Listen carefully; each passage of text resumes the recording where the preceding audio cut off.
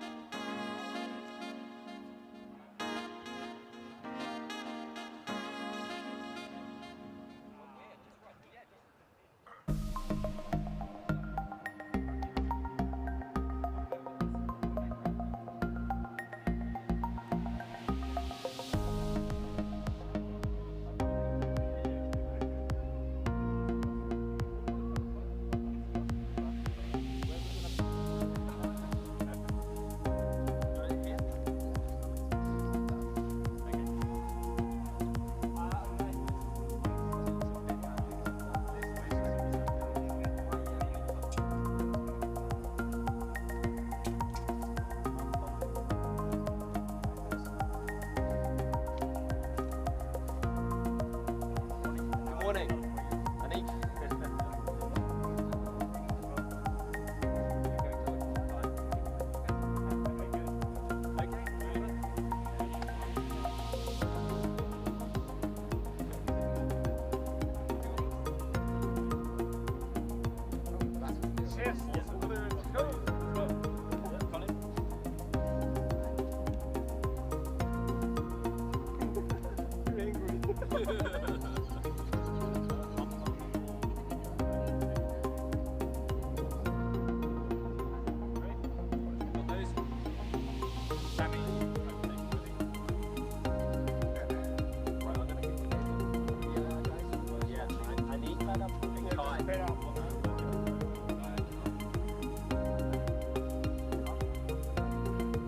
¿Has hecho llamarme? ¿Si eres mío? Espera, calma. En el chip.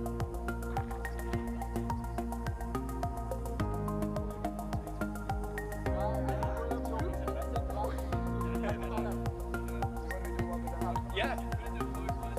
Yeah.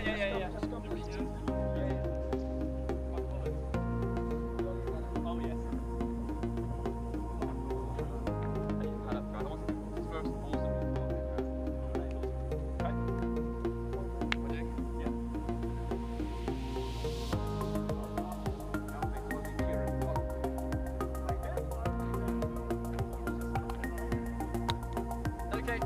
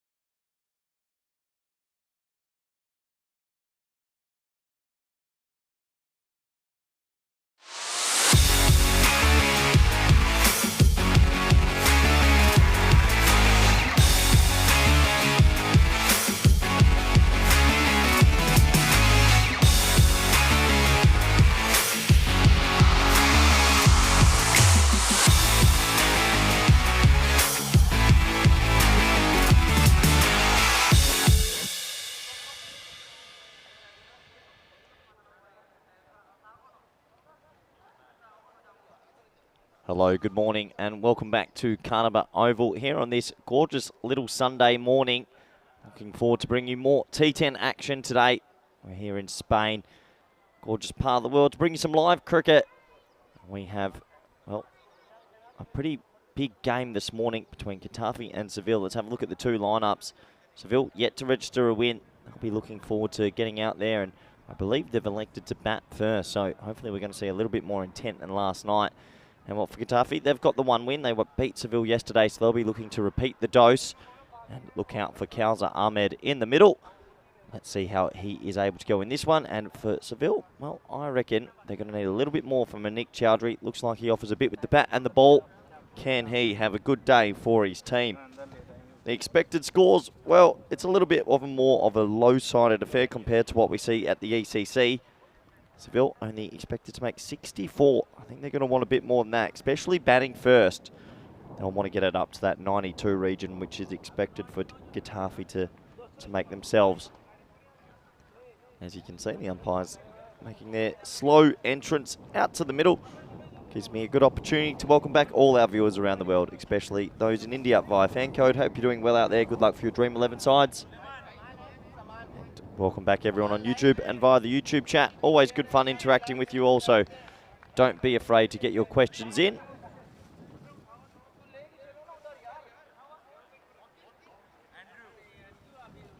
As it looks like the players are just taking their sweet time to get out to the middle. That's a Sunday siesta, you could say. Straight away, Ranja Sandhu in the chat saying, is there a final day? Today is the final day. There'll be a final tonight at 7:30 p.m. I have some disappointing news for you early, though. Breaking news, I won't be here. It'll be Vinny Sandhu, Mr. Maximo, who will be taking you through that one.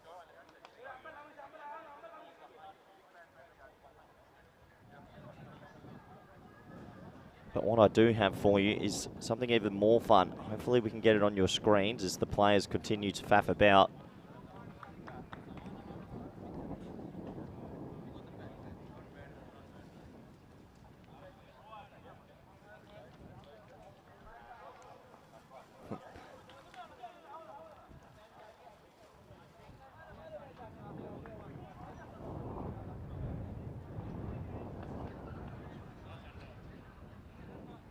So just a slight delay here as the players slowly come out to the middle.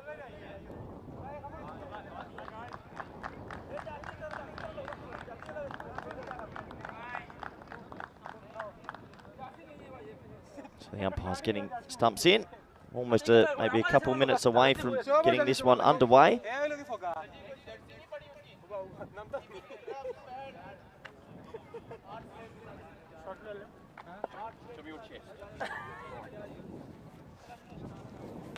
And, well, this is what I want to show you. This is on the far field here in Carnaby.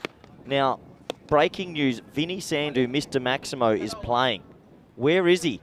We're going to be eagle-eyed on this today. That's not him keeping. So, I can safely say Vinny Sandhu's team has elected to bat first in the far game. We will keep an eagle eye on that, and we might even see if we can get some slight footage of Vinny batting today. That's going to be our sideshow, especially if this match meanders out. The players now making their way onto the middle. Both should be timed out right now. There should be 2 for none, and the whole fielding team should be timed out as well for being late. But it is a Sunday siesta sort of feel.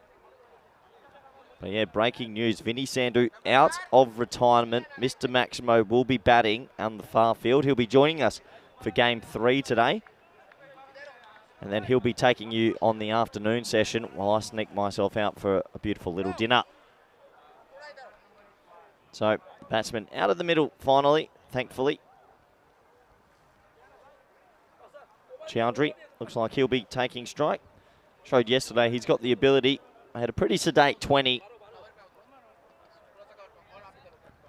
But at least he made 20, better than nothing at all. So the fielders just getting themselves into position. 12 minutes late we are here this morning. And, well, an early donation from Hashim Khan. Thank you, Hashim, in the YouTube chat. A little €2 sent in from Granada Cricket Club. Thank you, Hashim. Hope you enjoy all the live coverage today.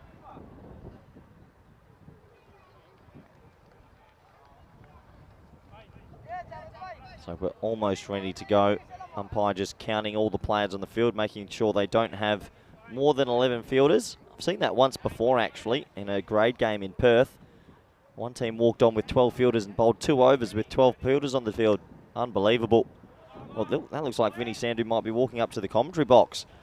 Well, interesting. Anyway, here we go. First ball of Super Sunday Finals Day. Oh, and it's the traditional late cut to the short slip. Oh, there's confusion. Well, he's thrown it to the wrong end, and Chowdhury's going to get off the mark. It's going to be a single. And they'll be happy with that, not to be run out.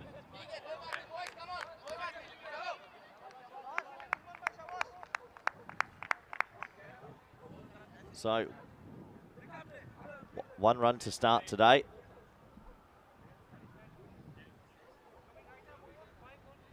Manson's going to beat the other man opening the batting. Well, yeah, news coming in. Vinny Sandhu, we'll get footage of him. He is in the box right now helping me with my graphics, but he will be batting first. Where are you batting, Vinny?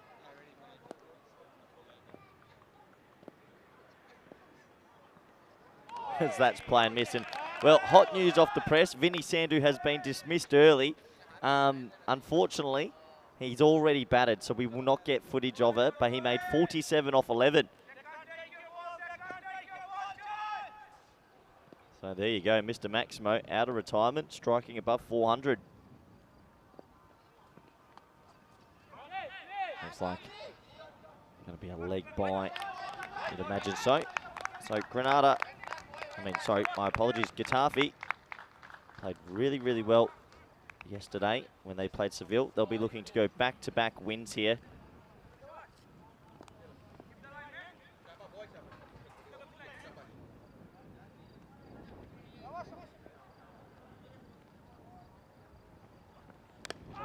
Chowdhury goes back to what he does best, block and running. He did it all night last night. And just a sedate start here. The players took 14 minutes to get out to the middle. They do like a siesta here in Spain.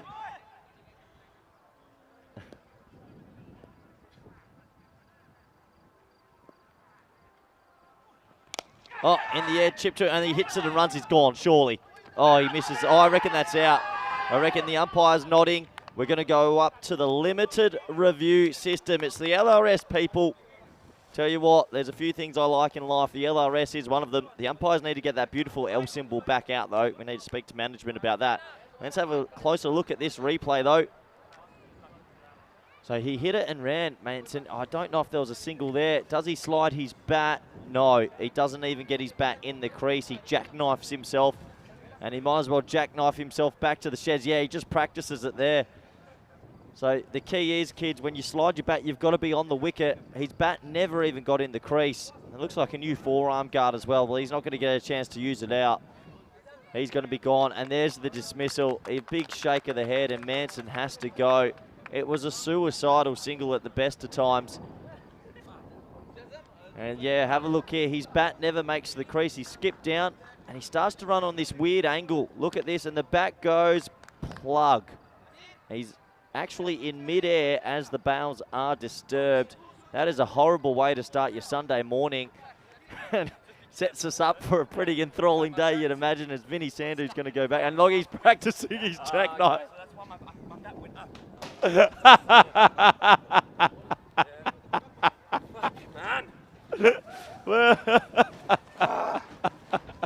Oh, he's practicing his jackknife as he walks off, just making sure that the grass is stuck.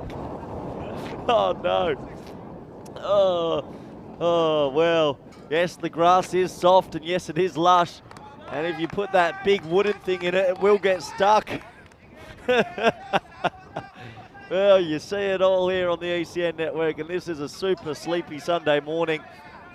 They took 14 minutes to get out there, and then he puts his bat in the grass. We've got to get a replay of that.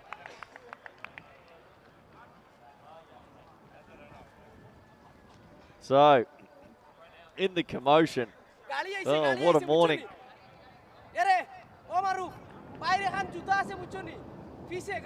Now the batsman who had gone to the wrong end, Chowdhury tried to sneak himself to the non-striker's end.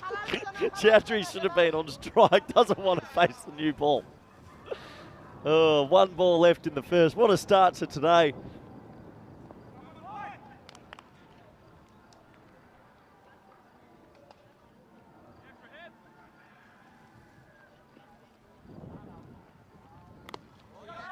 Blocking. Oh, please don't block and run it again. Surely not. That will bring us to the end of the first.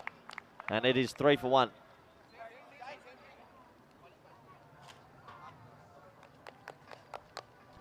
Anyway, top batters this week. Well, Chowdhury's got 42 runs and Esvav in third place with 23 runs. The strike rate of 100 at Chowdhury and Kamakara probably needs to be lifted.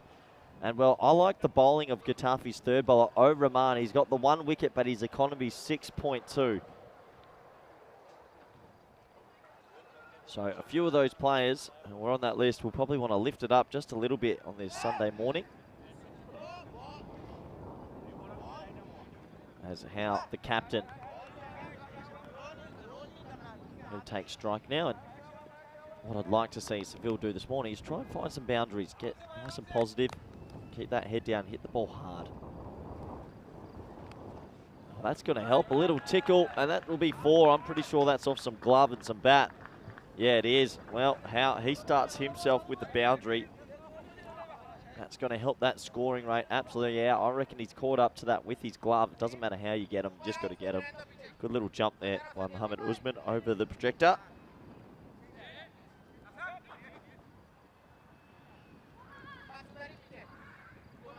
So 4 runs to start this second over. Mia. Yeah, sliding that one down the leg side first ball. Have to adjust his line.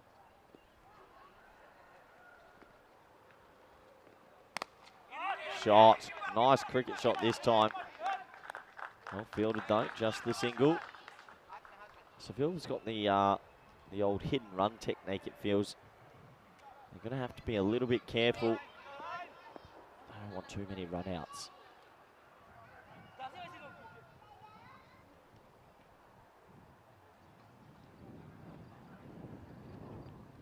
That is a play and miss. Looks like a few people in the YouTube chat have been timed out by Ian Johns. Just remember, only 5 emojis allowed at one time, as that was a wild play and miss from Chowdhury. Looks like he's done his analytics overnight, just deciding to swing hard today. Don't mind it at all.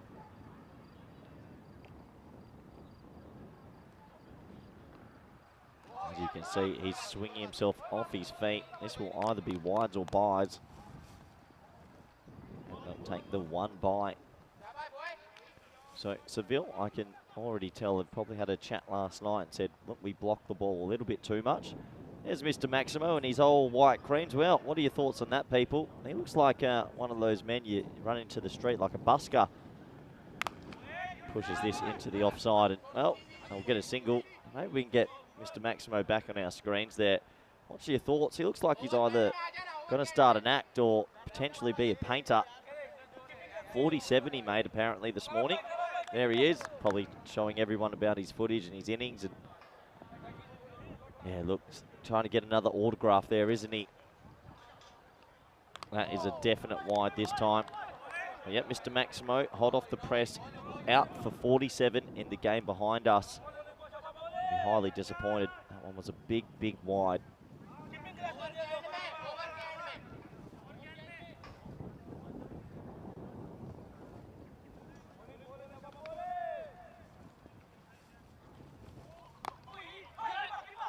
Chowdhury blocks it into the offside and he'll scamper through for a single. So that's good aggressive running. That does take us to the end of a pretty enthralling first 2. The score is 12 for 1.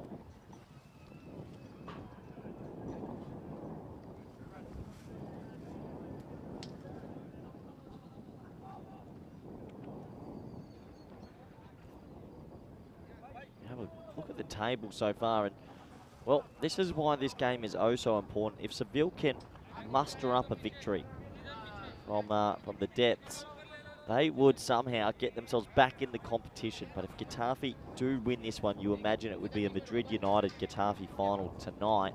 You never know though. T10's a fickle game. It's a different sort of game. And upsets do happen. Looks like Islam's going to be the bowler now, bowling the important 3rd over of the power play.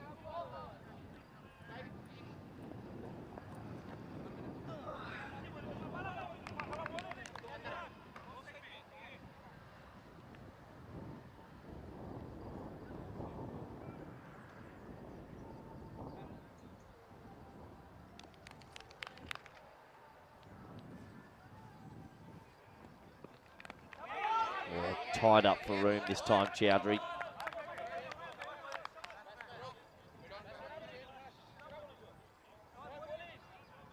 Good sportsmanship there. A few of the fielders asking if Chowdhury was okay, and he said, yeah, I'm absolutely fine. I think there's going to be a wild whoosh at this one.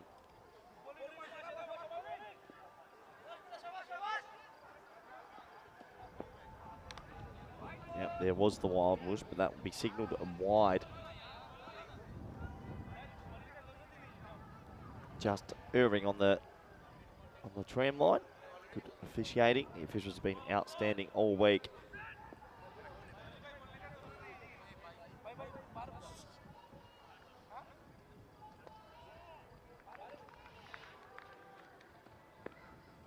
That's going to be a wide also. So the extras just creeping up a little bit here on this Sunday morning. Siesta Sunday.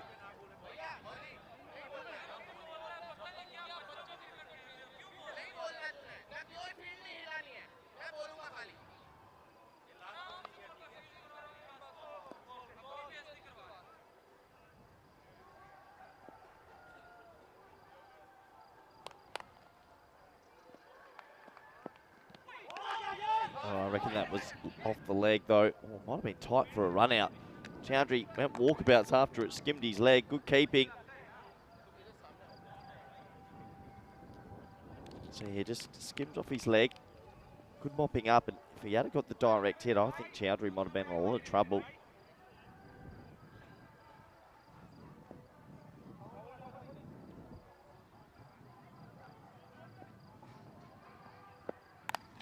Short, wide, splice. That'll have some top spin on it. That'll kick away for 4. Well, there's a first real shot of conviction. Chowdhury opens those broad shoulders of his 4 runs. It was short and wide and deserved to be hit.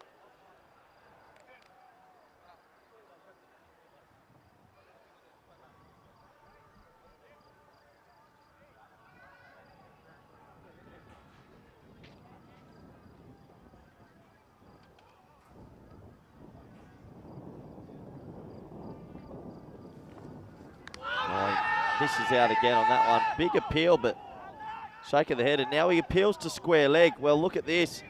It's a huge appeal to the square leg umpire. Unbelievable scenes here. He goes up for the appeal. The standing umpire shakes his head, says not out. So the keeper goes, well, you know what? If you're not going to give it, I'm going to go to the square leg. And then he tells Chowdhury, you hit that. Yeah, you did. Well, if you don't get it from one umpire, why not ask the other one? Unfortunately, in the rules, square leg cannot give out the court behind. Have a look. It's a big appeal, and then he just got up and started running to square leg. In the air, dropped. Well, there's the first one of the day. You imagine it's the start of a procession of what we're going to see. Unfortunately, this time he doesn't get low. The Ray-Bans look good, but the movement wasn't. It's an opportunity. It was spliced in the air, and yeah, just didn't get low enough. Maybe a little bit lackadaisical. But it's a life for Chowdhury nonetheless. Katafi now giving Seville a bit of an opening. Blocks it straight to that man, and well, picks it up cleanly this time. That will take us to the end of the 3rd over. The score, Seville, they're on 19 for 1. Hello, hello. Hello. Bakar bhai. Bakar bhai.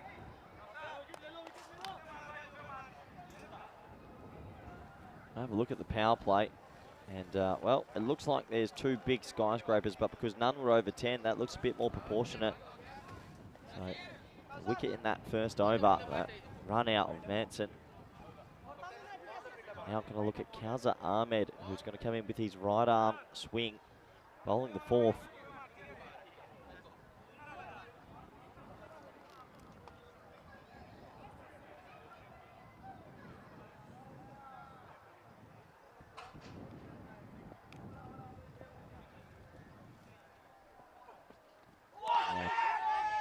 Chowdhury, little play and miss, a big appeal again.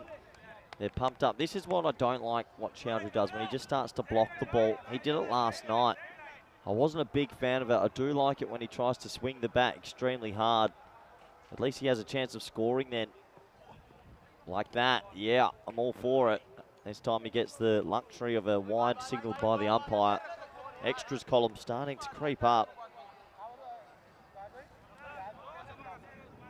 What a beautiful Sunday it is here. I reckon it's about 23, 24 degrees, maybe 25 with the cloud cover.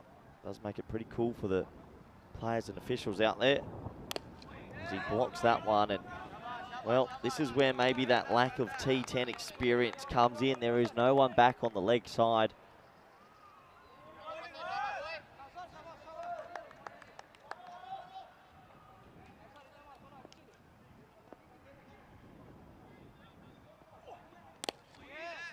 Blocked again. You have to wonder about his attentimeter. Something we created last week. He'd be getting the red marker would be out if I was coaching this side. I'll be saying I want to see some green markers. He's 8 off 14. Drag him.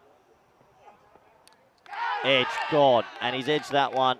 And they don't have to appeal to the square leg umpire because the standing official this time gives it out. It was a huge edge. It might be a blessing in disguise for Seville though.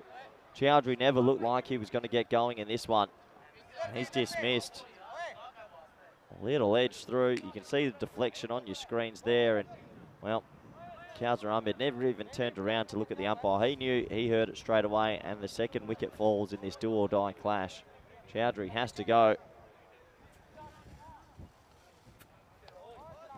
And Seville in mighty trouble now. 20 for 2. There's the old swap of the bat, I reckon. Yep.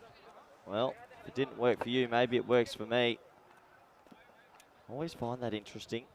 I never would have shared my cricket bat. I'd loved my cricket bats. I think I started with a Michael Bevan Puma back in the day. Then I went to Grey Nichols for a while. Now I'm using an SS. Oh, a good SS. It's like these two batsmen. Sponsored by GM. Always a nice cricket brand. I do like the Seville kit. I do like the orange and green. They do look good. What doesn't look good is that scorecard. Really got to get going here. It's like the batsman taking a leg stump guard. Maybe he wants to open up that offside and access the inner ring on the offside. There's only one man out there, deep cover.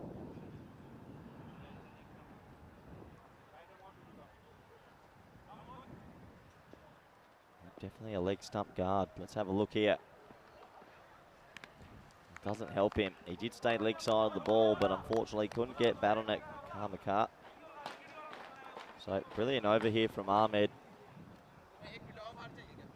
You have to feel that if he gets it straight, he's going to at least have a decent shot of knocking over some timber. He does get it straight, but Karmakat shows the wood, and he blocks that ball. Pretty good. Nice little defense. That will take us to the end of the 4th over. Seville, excuse me, a little croak in my voice. Seville 20 for 2.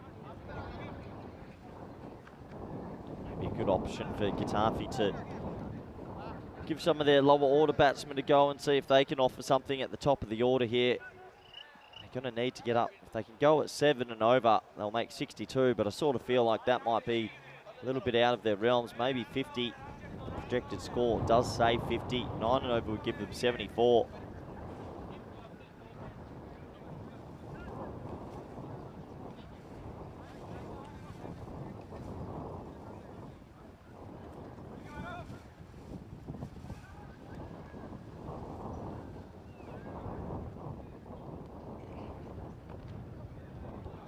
Oh, that's going to help. The extras column is helping. Oh, great fielding out there. That's Mohammed Usman.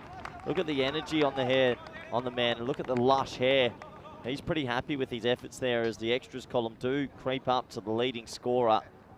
One hand pluck in the left Duke. Absolute fan of that. Well done.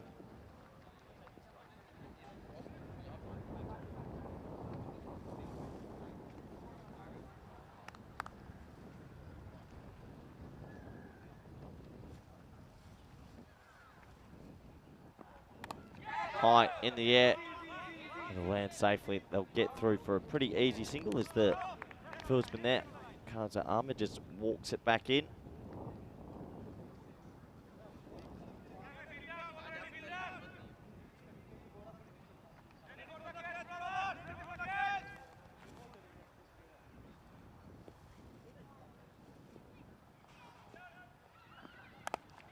pulled away. Not too much power, just on a single. Looks like Ian Johns is having a fun morning in the chat. He's basically banning everyone. Timed out for 300 seconds. Riasard, cop that. Gotta watch what you say in that viewer chat. But please get your questions in. Always great to interact with all of you. Really do enjoy the YouTube chat. I know plenty of you watching all around the world. Hit. Out. Yeah, and he gets a bit of taste of floor for his efforts. Oh, yeah, I hope he's okay.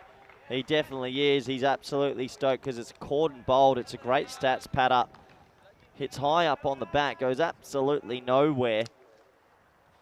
And he's gone. And Seville, well, what can you say? Back to the drawing board. Spliced, and yeah, good grab. And the elbows hit the ground pretty hard, but he holds on to that beautiful white kookaburra, which must be brand new. I don't reckon they've hit one out the middle yet. Jacob Lebbrook in the chat saying, great corn bowl. I'm glad you were impressed.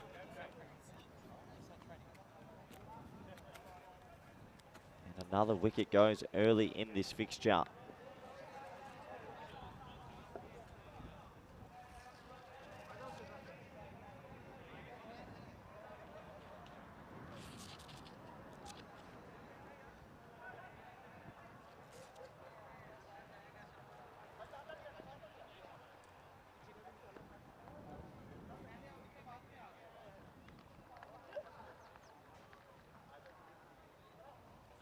Not too sure what the slight delay here is.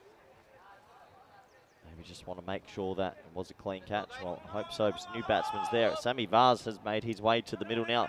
He is one man that we know can hit the ball hard. I would have liked to see him at the top of the order.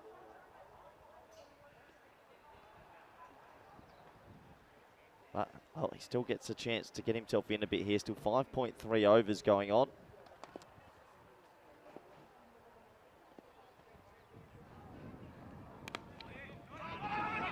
The old push and run. Point was deep, so he's off the mark. Nice good morning to Helix, who's jumped in the chat. Helix, hope you're well.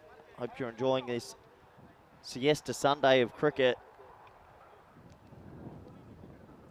Tomorrow, we're back for the ECC. Really excited to get in the commentary box with Vinny Sandhu and Rico Full. I'll be full-time back in the commentary box this week with those two gentlemen. And 5 brand new teams who I am sure will be landing today and absolutely pumped to get started.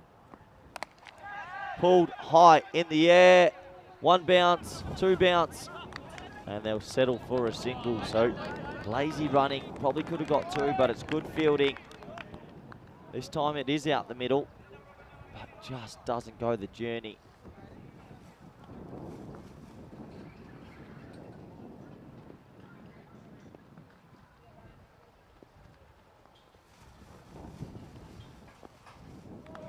So that is a play and miss. So that will take us to the end of the over. Seville, they're going to be on 26 for 3. And Helix saying congratulations on the win. Thank you, Helix. Much appreciated. Really do appreciate all the plaudits that have come through. Happy for the team and for management mostly.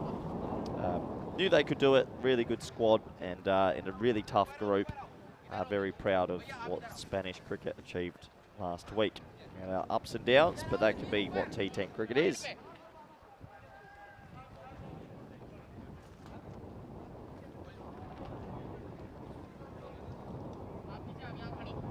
Helix asking in the chat, has Vinny gone to church this morning? Well, we'll see if we can get Vinny back on our cameras a little bit later. I know he's dressed in all white and he's playing a game of cricket right now.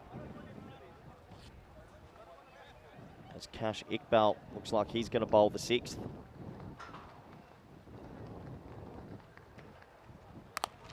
Swatted. Nice looking shot this time.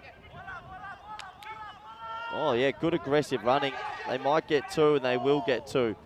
So Farsi, he turns and goes straight away on the throw. And Howell get 2 runs for his trouble. Look at this running, very aggressive. Turn and go. That's how you got to be. Every run counts.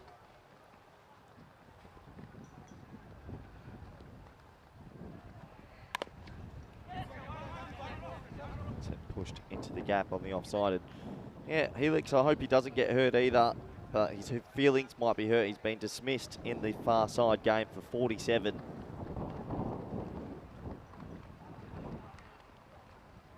There we go. Boom shakalaka, and that is 6 runs. So Varsi, who we've been screaming at to get up the order because we know he can hit the long ball, does hit the long ball. 6 valuable runs. And that is the first Maximo of the day.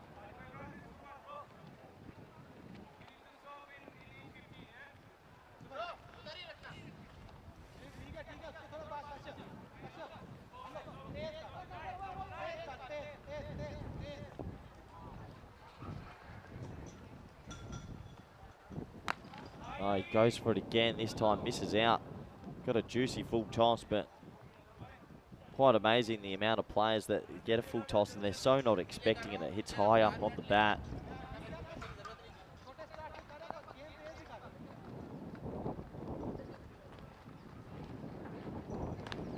That should be a wide, and it is called a wide. Seville, with this over going for 11 so far, starting to get themselves up to something they believe they could stop.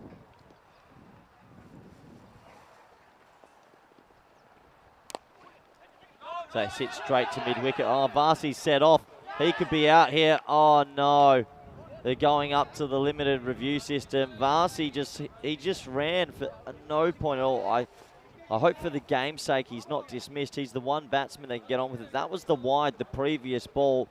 We're now looking at the run out, the next ball. Let's have a look. He hit it straight to mid-wicket. He said no. Varsi was off. I reckon he's in trouble. Oh, I reckon he's gone. If we go back slightly, I reckon he's in a lot of... Gone. Yeah, it's going to be out, and that is so upsetting.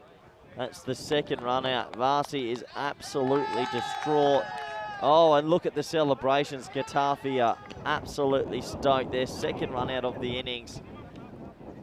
And well, that sucks the life out of this Seville batting lineup because Vars was the one man you knew that could clear the pickets. He just went, I'm not too sure why, it went straight to short mid-wicket. Turning circle of a slow bus in quicksand, and unfortunately, he has to go. You see him slam his bat down in the background. He'll be absolutely distraught. So, new batsman just asked him, is it coming onto the bat? The answer is yes.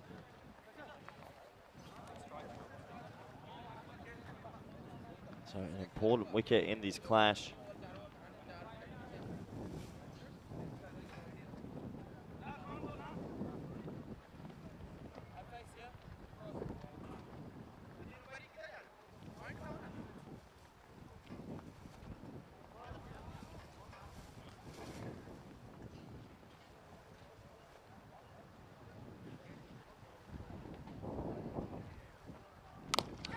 Hard dropped.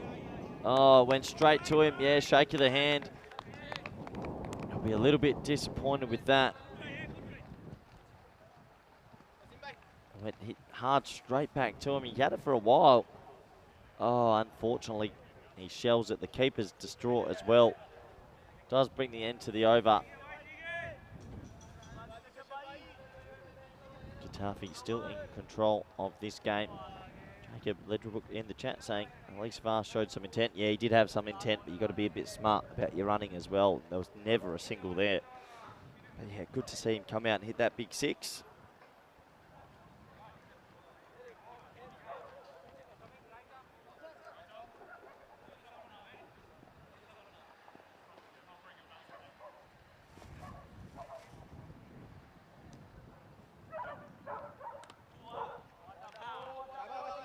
Well, interesting option. I don't think he was expecting that to stay inside the tram line, but it did. It was an in-swinger. It's Wazim Majid now. Sort of looks like Mohammed Kamran from behind with the big number 1. If he turns around here, yeah, looks like Cammy coming in.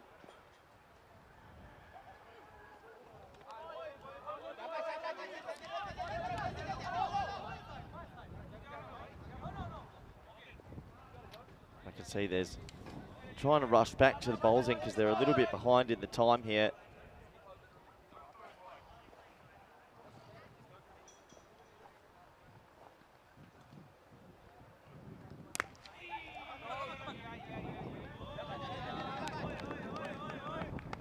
Sort of feel like Heath, I know it's not easy when you first go in there, but Maybe try get on with it a bit quicker here. Well, that's a good option. Take the winds if you can. Where can they find a boundary from?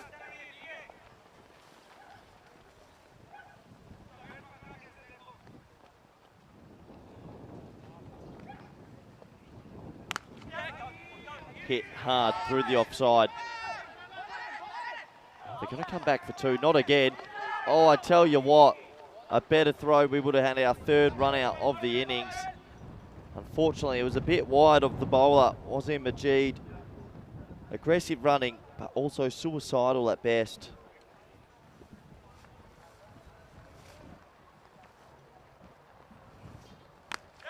That's a nice looking shot. Hit hard into a hole. Will they do the risky two? Not this time.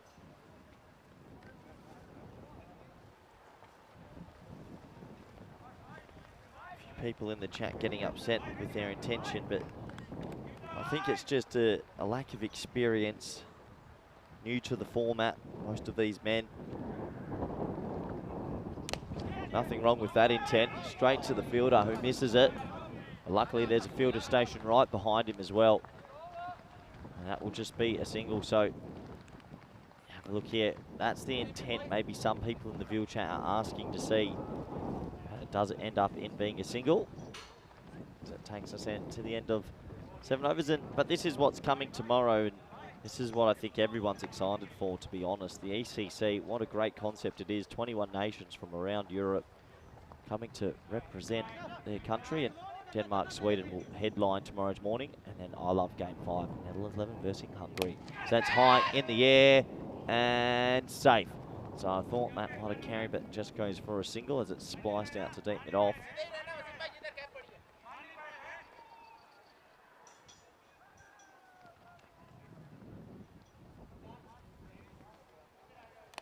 Oh, inside edge.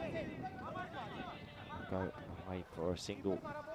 So yeah, tomorrow, 5 new teams we will get to see. Day one's always an interesting one. I think day one's likely potentially for an upset as well. Teams always take a little bit of time to figure out their T10 mojo.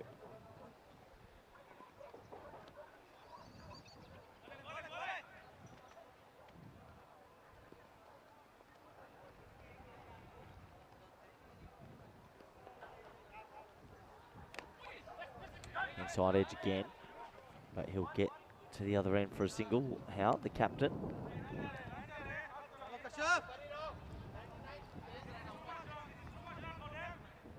As Ian Johns keeps up his spree of banning people in the chat today. Well done, Ian.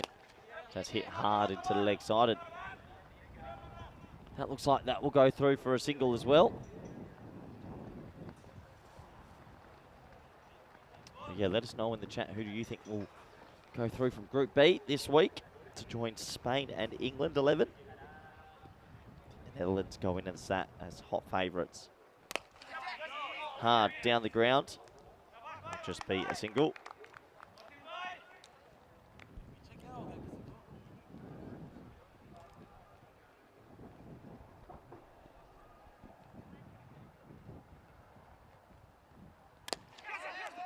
Oh, he goes with the one juke. Oh, he's going to run him out well. Here we go. I reckon that's obstructing the field. He might have run down the middle of the wicket. Will the umpires talk about this at least? If he turns down and purposely blocks the angle of the throw, that could be out. Have a look here. Oh, I tell you what. Did he change his line is what you have to ask. Maybe, maybe not. I think I'm more disappointed that the bowler goes with one hand than anything. I mean, the ball kisses him on the tush, but I think he'll get benefit of the doubt. He didn't really change his line of running, did he? And I think that'll be benefit of the doubt, not obstructing the field. That would have been exciting, that's for sure. Hit straight to mid-on. Could be a run out if they want it. Oh, play and miss again. Oh, sorry, throw and miss this time. So that man at mid-wicket in the hot zone, Nasser Mirza, almost another runner. If that hit, that was out.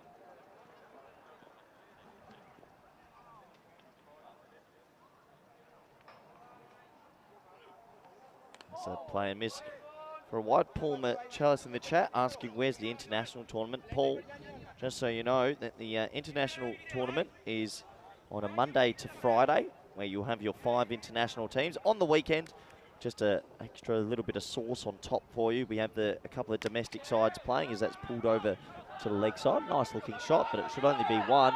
Oh, they're coming back for 2. If it's a good throw, he's in trouble. Good running, 2 runs. Yeah, so during the week, Monday to Friday, we have the international tournament, 5 weeks of it, 4 group stages, and then finals week. And then on the weekend, we have a couple of different teams that will come weekend after weekend, as that is hit hard down the ground. Will it go for 4? It won't. They're fielding well. Seems like they have someone everywhere. And then, yeah, in the next 4 weekends, we have 3 different teams coming from all over Spain, domestic sides. And there is a final each weekend, and then they will play their own T10 final later in finals week as well on the weekend. So join us, stay with us for today, but then tomorrow, yeah, the international teams will be back as well. That is hit hard, nice shot, and that will go for 4, thankfully. Oh, much needed. Heathy gets one out the screws. He absolutely laces it.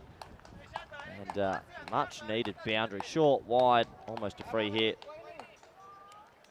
And that goes for 4. Nice comment from you, Paul.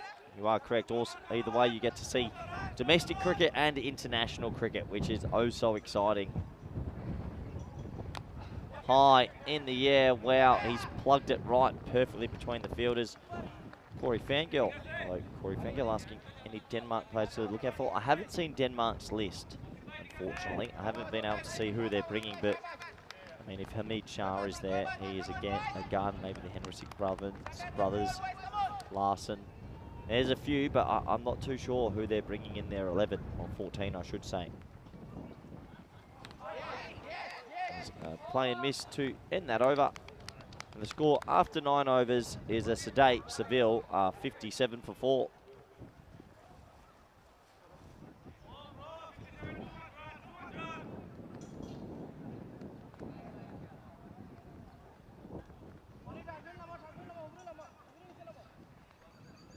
So going into the last over, Howe, he's batted through. The captain took initiative, opened himself in this one.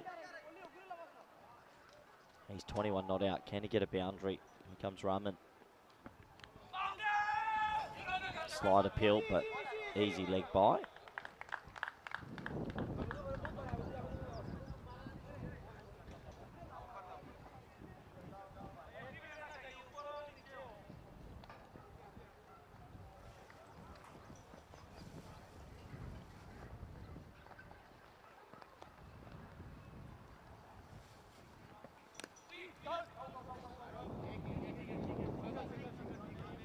Just a single there. Just think Seville, the more experience they get in this sort of format, they'll probably learn that they're big, powerful men. They look like they're 6'2", 6'3", these two. Just need to use that willow a little bit more aggressively like that, and he absolutely laces it down the ground for a single. Good mopping up once again by number 19, Maroof. Looks like he's got that plastic tape out this morning to make sure that 1 is indicated.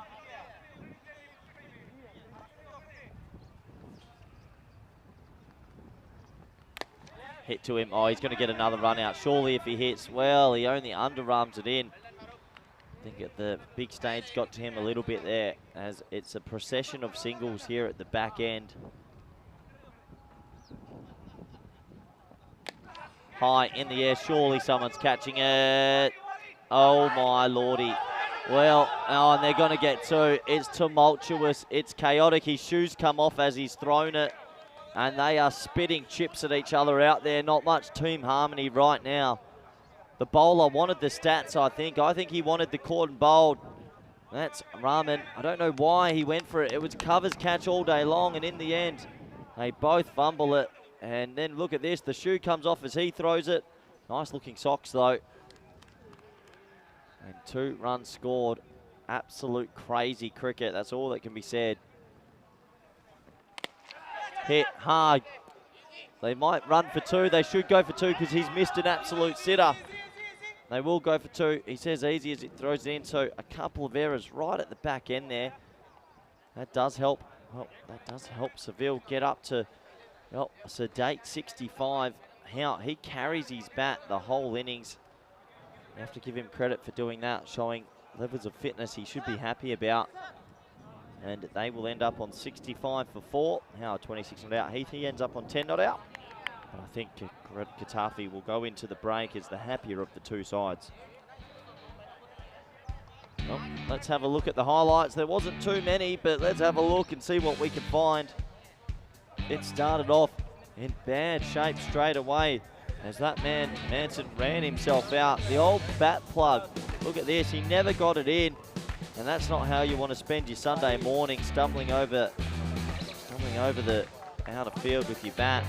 There's Vinny Sandu. Well, I didn't know if he was doing a painting job today or playing cricket. He's out back and made 47. Chowdhury got a little bit away over that offside. He does like it over backward point. Really impressive hitting. But this one gets the feather edge and had to be dismissed. He'll be absolutely disappointed to get out at that stage.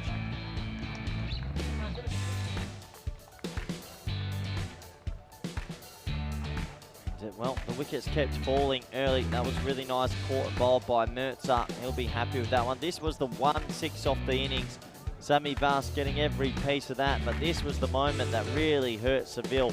It was a suicidal run and he was dismissed, and once he was out, you sort of felt, well, Seville, they probably won't make it in that 80 region, which they would have liked at the start of the game, electing to bat first.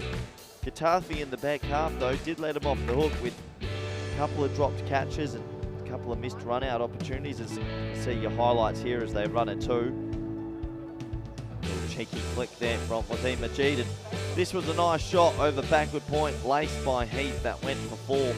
Helped them get up to, well, around that 60 mark. And a little bit of mucking around cricket right at the back end. The two players looking at each other, both trying to swallow it. And unfortunately spilling it. Mertzer lost his shoe as he threw it in. That brought us to the end of the innings. And Seville, well, 65 for 4. Now 26 not out. He was there in the first over. Heath, 10 not out. 12 extras also helped them get up to 65.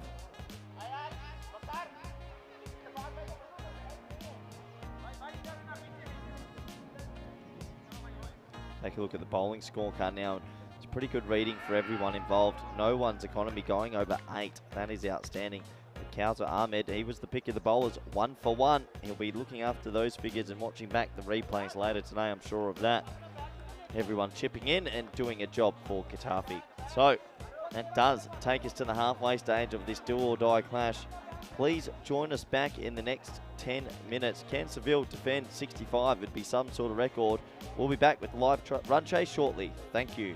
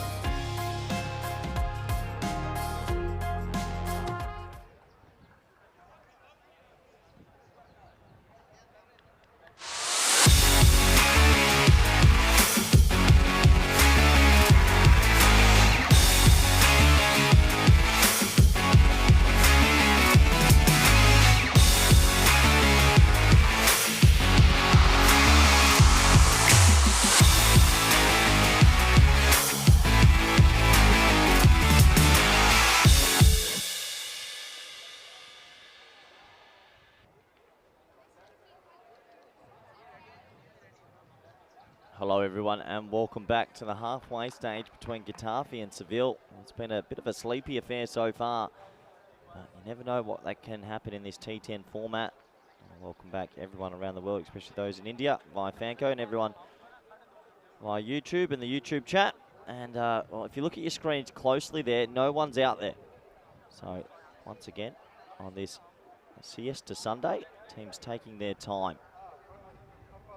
Good opportunity to welcome back everyone around the world. And, well, I might get into a question that came in on the air during the break, asking from Sajid, asking about where did most of the Spanish players come from, what teams, and good question. I'm going to try and answer this, but I'll probably get a few wrong. I know that we had 4 players from Pack Care in Barcelona region.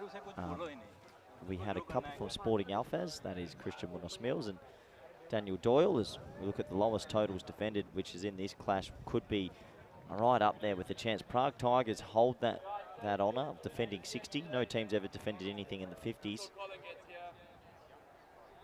So it's going to take a monumental effort. They will go on the list if they do it. But yeah, we had a couple of players from Sporting Alfaz. We had a couple from, where did young Gorang play? We had Hamza at a different team in Barcelona, Gorang at a different team in Barcelona, Prince Daman also plays for a different team in Barcelona. So it was a pretty split up, but Sporting Alfaz and Paco Care, I think, had the most representation as the players finally make their way to the field. Obviously making sure they're all hydrated. I do like answering all your questions, so feel free to get anything in over the next hour or two while I'm on the air, and then it'll be Mr. Maximo will take you through the afternoon session.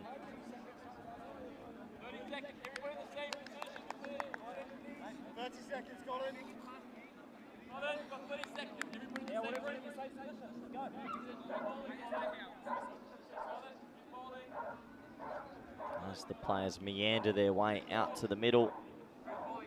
Obviously, not in a rush. They want to lap up their time on this outstanding field with all the boardings around them as well. And you can understand why.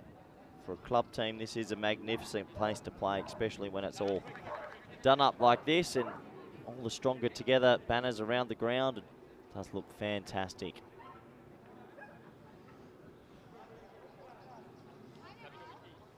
As it looks like Sammy Vaz is going to open the bowling. He's been very handy with the ball yesterday. Let's see how he goes here. He's going to need to get some wickets. You imagine Seville will need to get 3 wickets in this power play to stand a chance in this match.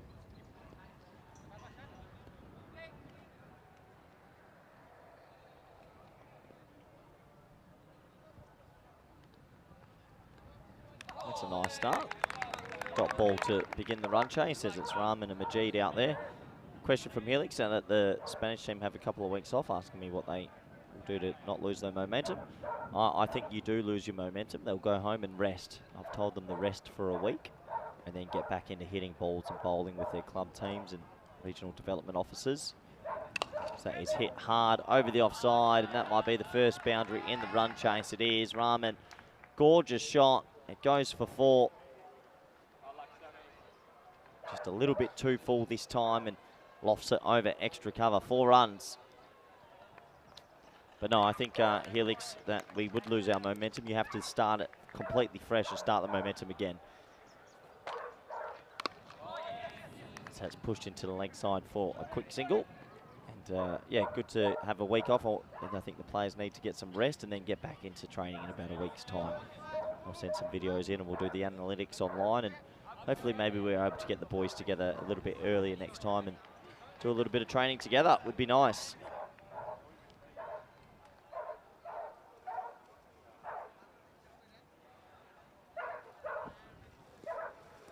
So Majid facing his first delivery now. Respectfully played.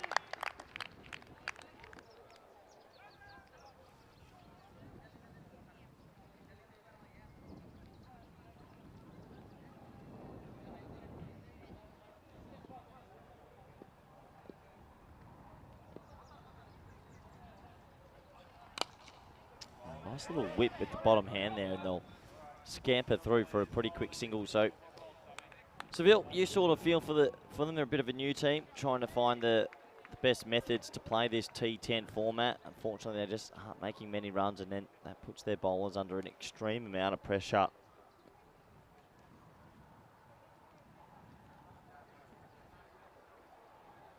Well, that doesn't help either. Gotta hold on to the ball as you run in. A little smile on his face, a little bit of a blooper. Yeah, just a bit of a slippery soap that time.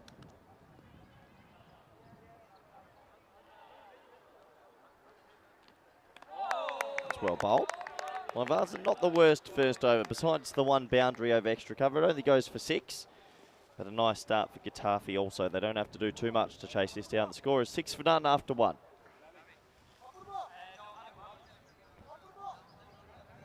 So that's how many games it's been since a golden ball. I haven't seen one personally in quite a long time.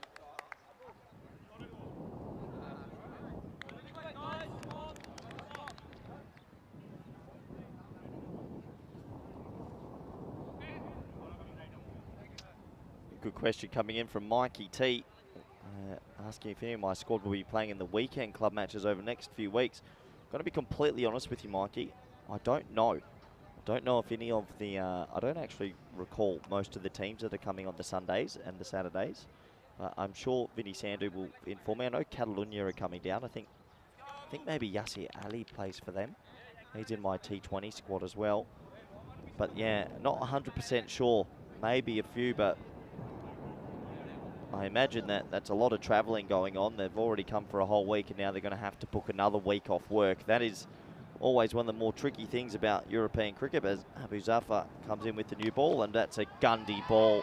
It's a no ball 6, and that is not what you need to start your day. Well, maybe he's still in that siesta mode. It's a shocker, really. Slips out his hand, no ball signalled, and did it go all the way? You bet it did. So 7. And that takes away all the good work of Vasi's first over. But yeah, Mikey, I imagine maybe some are coming down. I'm not too sure. But I do know that most of the players need to go and talk to their bosses tomorrow and say, well, sorry, sir, I need to take another couple. Sorry, sir, or sorry, madam. I need to take another 5 days off coming up on October 10 to October 16.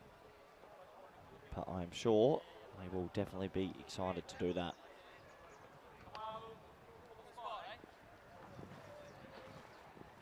Free hit time. Hit straight to the fielder, so that should just be a single.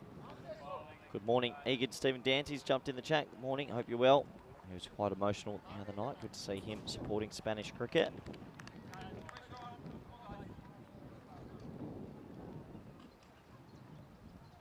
Oh no. Oh, great slip fielding. Well, you've got to read the play, and that's exactly what Colin Howe does there. Zafar is just losing his line of length here.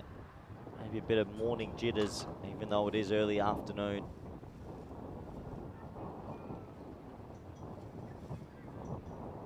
High in the air. That's to be in the commentary box. I tell you what, if that was a metre to the left, I'm catching that. What a nice shot that is. That got me off my feet for the first time this morning. 6 runs. It's a half volley. And you still got to put it away. And Seville, well, you can only say they've been put into the sword at the moment. Getafe look like they're going to chase this down in a bit of a canter. James Canter.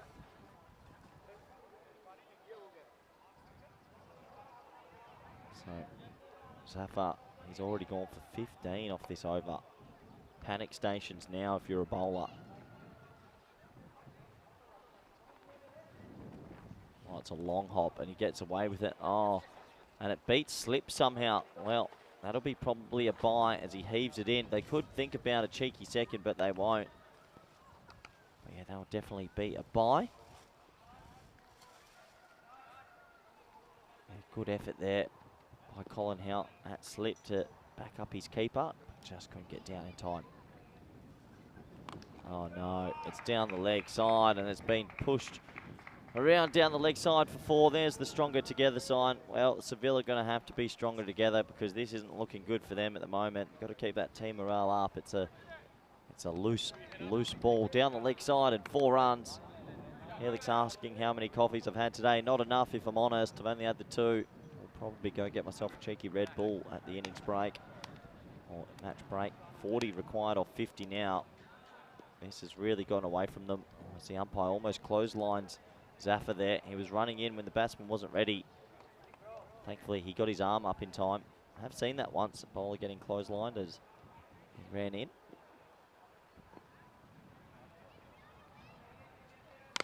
That's a bit better. That's a better length. Well bowled. Good comeback. Good foxing there by Derek Barker at cover.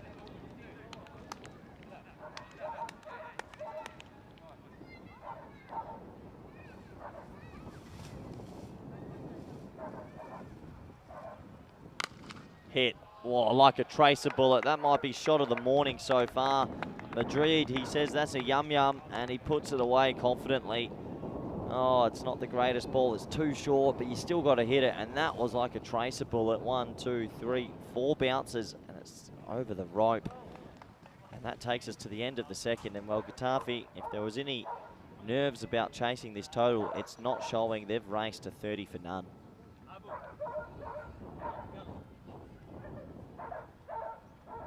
I guess on days like these, you've got to ask yourself, why do you play the sport? And it's out of pure passion that Seville play this game, because they're going to be 0 and 4, you would imagine, with a shocking net run rate. But cricket has its ups and downs. I've seen some of the most amazing comebacks and upsets before in this sport. So they'll be telling themselves that maybe later today they can cause one. I can't imagine them doing it now as the captain brings himself on and says, "I'll steady the ship, Colin Howe."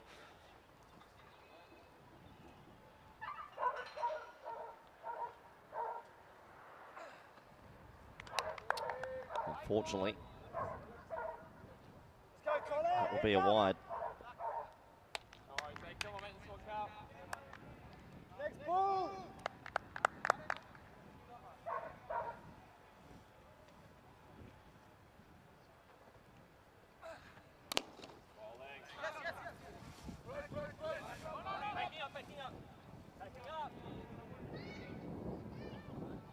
Good running there.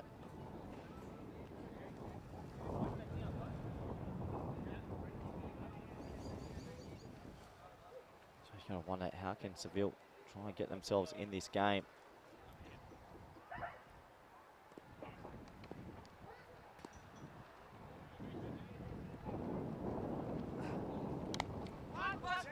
Pushed into the offside, and good running from Majid, who says yes straight away. And good question from the Robot, asking why do you play cricket? That's what we're touching on. Even though when you're losing, you do it for many reasons. Well, he's given you 4 options. I'll read them out in a moment.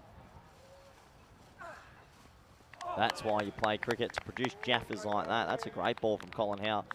Yeah, option A for pure passion. Option B for the tea breaks. Option C for the love of the game. Option D for the contest. What about option E? All of the above.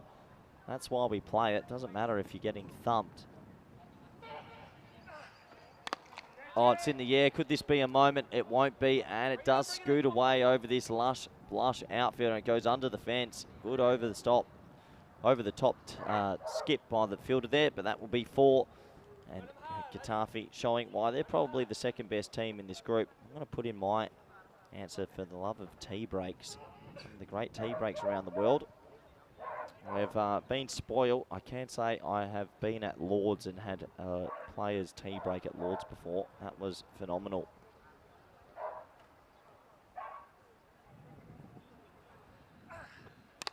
Oh, shot. Yeah, give me some of that. 1 bounce 4. And, well, Seville looking around without an answer at the moment. Maybe a little bit out of their depth, to be fair, but they're giving it their best. Colin Howe, the captain, strays on line, and 1 bounce 4. Khan Alley with a nice compliment, saying myself and Tyrone Peters are the only commentators that can do it alone and manage it well. Well, I appreciate that, but I reckon Vinny Sandu and Rico Fool and Charlie Hunt and a lot of other commentators sound very good on their own as well. I'm sure they'll want to come and step up and do some weekend work for us shortly. As Colin Howe comes in for the last ball of the power play. Well, that's better. So you can see there's moments there, and that will take us to the end of the third over. It's 41 for none, but yeah, expanding on that, I think players play the game irrespective of the level because of the passion. Deep down, everyone's very passionate. It only takes a moment. You might lose this game. Well, they will lose this game. Let's be honest. Getafe are going to roll it home. But it's about a moment. Can you create a moment live on the air and maybe do something in front of friends and family around the world? As we look at that second over going for 24. That really was the backbreaker. Here's a man who I've got a lot of time for, Kai Manson. Well, he ran himself out earlier today and got his bat stuck in the grass and then practiced it afterwards. Gave me a bit of a morning chuckle. What can he do with the ball?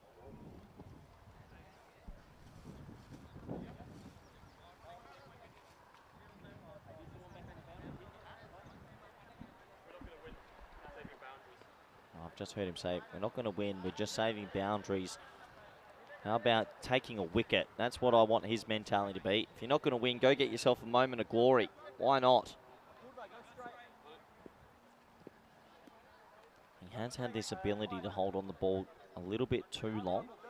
Sometimes bowls are wide, but can he get into some rhythm? I like that he's taking his time to get that body warm. They're in no rush yet. Okay, here we go. Over number 4. Oh, well. Yeah, there's a moment. Well, right on cue.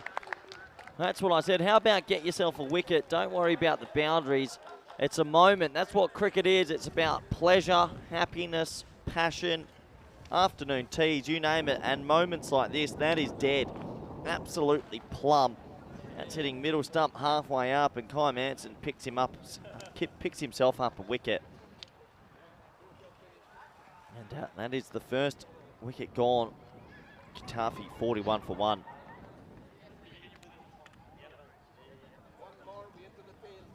Aussie Madrid has been known to think he's never out. A lot of club cricketers are like that. But that was plumb.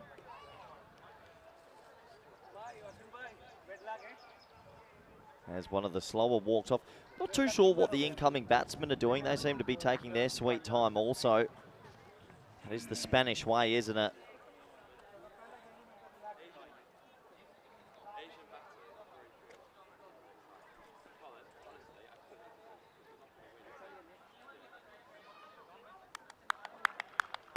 As he does take a siesta to get out there.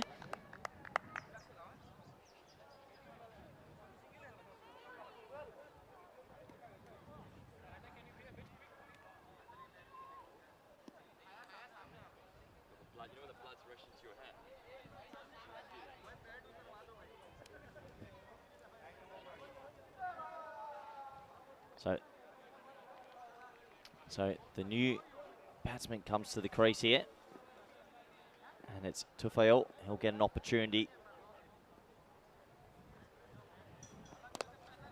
A nice shot. First ball, 4 runs. What a shot that is. Well, no one's going to stop that. It was a full delivery. He jars it out. That wasn't the worst ball you'll ever see. It's a great cricket shot. 4 runs.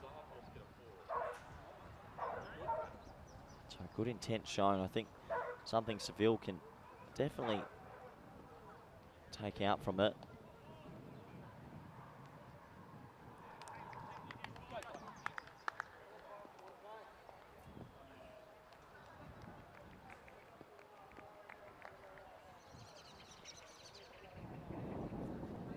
And I have a chuckle to myself because I had a feeling he was going to go for 6 and has caught. Well, we said moments after all. He spikes the ball in. And that man again, Kai Manson, who said, oh, I just want to protect the boundaries, has got Tufa. I just had a chuckle to myself because I knew he was going to try hit this for 6 and I knew a moment was going to come. And Kai Manson, well, there's something for the highlight reel. This will probably be another 4 minutes till the new batsman walks out. I wish there was a timed out. I'm actually going to stop watch it this time. I reckon it's already been about 15 seconds. Now, hold on. Breaking news. Where is Vinny Sandhu? This is the club game out the back. Can we see Mr. Maximo? This is while we wait for the new batsman to walk in. Where is he? I know everyone in the chat's been asking, where is Mr. Maximo? I don't think he's out in the field yet, maybe. He's been dismissed for 47. That's not him keeping in the teapot. Yeah, unfortunately, we will keep an eagle eye out for Mr. Maximo as the new batsman probably makes himself a cake and pours himself an orange juice before he comes out to bat. I'm getting my stopwatch ready. If there's another wicket, I will appeal for up here. They are taking their sweet time. We did mention a few times. And there we go. Oh, he must have heard me. He's got the earpiece in. He finally gets a steady jog at best. No, new man in. Doesn't take guard. Always something I find quite interesting. Yeah, Manson pick up a third in the over. No, he can't. It's swatted out, and that will be picked up by Chowdhury at point, who's like a little jaguar out there. So just the one run, but yeah, really good bowling by Kai Manson here. We're just talking about why do we play the game, even when you're losing and having long days on the field. But these are the moments why you do play, for moments.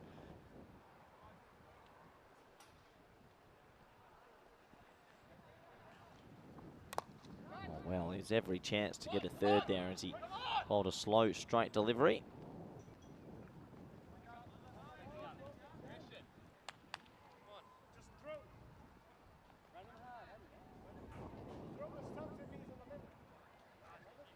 Good to hear that Seville are out there still spurring each other on. Good to hear that confidence.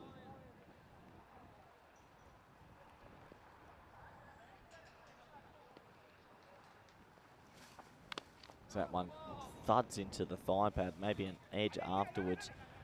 It will be given as run. So a good over there for Seville. A little bit of consolation for our man there, Manson, who picks up 2 for, and the score after 4 overs is 48 for 2.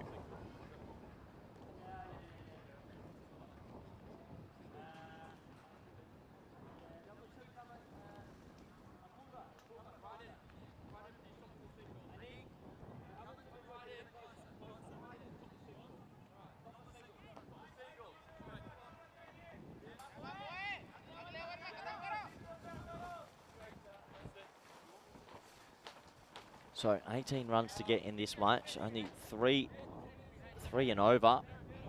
This, I think, would be an opportunity for Colin Howe maybe to experiment with some of his bowlers that haven't bowled.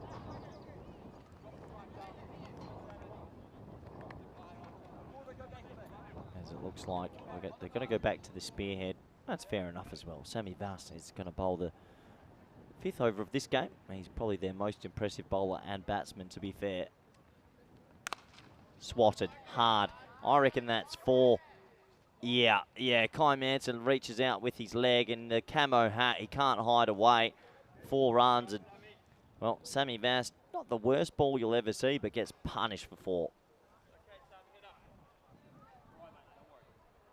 So this game coming to a close almost. Only 14 runs to get. Means we might have a bit of a lengthy break. That's a bit of a shame. Swatted. Oh, that's a great shot, but this time he picks out the man on the boundary out there. And, well, that's great fielding. That's our man Callum Heath out there doing some leg work. One of the better outfielders we've seen over this weekend.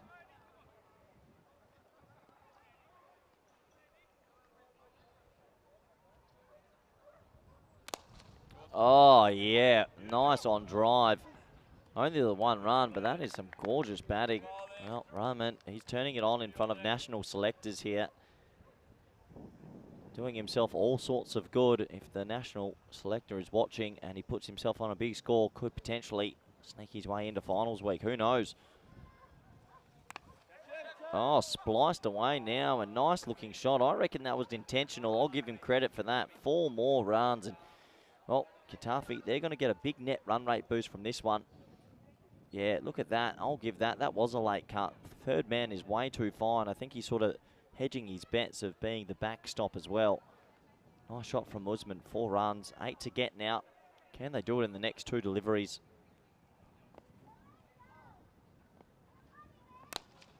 Hit hard. Nice into a big pocket space. Probably a certain 2.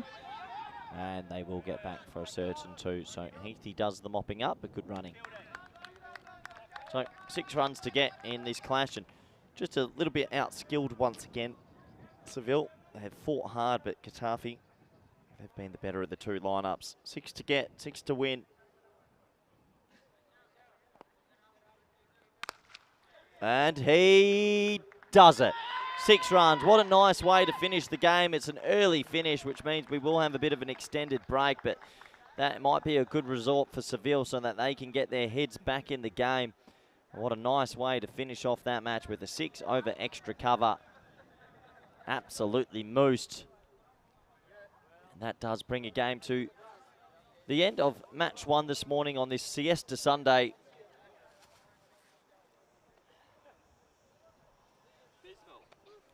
And you can see the two batsmen walking off. They'll be happy with their efforts. So we'll go have a look at the highlights. And, well, it was in and out, 5 overs of batsmanship, and they chased these runs down easily. That was a great way to start with the little Chippingtons over extra cover. And this no-ball 6 really broke the backs of Seville. Their hopes of winning this game went right out the window straight away. And they turned this second over into 24 runs. And when you're hitting that many off an over, maybe it was 27, I'll have to check the scorecard. It was basically all she wrote straight away. Seville tried their best to get themselves in the game, but let's be honest, it's not easy when you're coming up against such dangerous batsmen. If you err in your lines at all, you will be punished. And this was a nice moment, though, as Kai Mainton came into the crease, and we were just talking on air about moments in cricket. He had 2 of them, and he'll be able to reflect back on a job well done. He took 2 wickets in his over. But this took us to the last few runs to win, and 6 over extra cover did it. So it takes us to the end of this one, and the next game, well, tell you what, if you like fixtures, this is a doozy. Seville are going to come up against Madrid United, and some good news coming in. Seville have won the toss and elected to bat first, meaning that they might be able to post around 80 and defend it later. Madrid United, they're 4-0. They're a very good team. They're going to be hard to stop. A bit of a David versus Goliath battle. I'm pretty sure David won a couple of those battles, so we'll have to wait and see. That will be at 1:30 though, so around 30 minutes time, we will be back for that do or die clash. We'll have a quick look at the scorecards as we wrap up the morning fixture here. 22 off 13 for Rahman, 19 off 7 for Usman. That went away quickly, but it's back. 17 off 9 for Majid, 4 extras. They were scoring at 13 and over. I think Getafe will be disappointed they didn't win the toss and get to bat first this morning, but hey, can't control the toss, that is for sure. Look at the bowling scorecards. Well, one man I want to touch on, Kai Manson at the bottom there, 2 for 7. Well done to him. Bit of highlights to show the kids and the wife back at home, who I'm sure have tuned in, and they'll be absolutely rapt for him. Everyone else got a little bit of tap, but that's what the T10 format can do. So that takes us to the conclusion of the morning fixture. Well, I say morning, but it's early afternoon. Getafe, they run away 8-run victors. They were the better of the two sides and definitely deserve the spoils. We'll be back in 30-odd minutes for the second match of today. It is going to be Seville who will play Madrid United. News from that match is that Seville have won the toss and they have elected to bat. We'll see you in 30 minutes for match 2 on this Siesta Sunday. Thank you.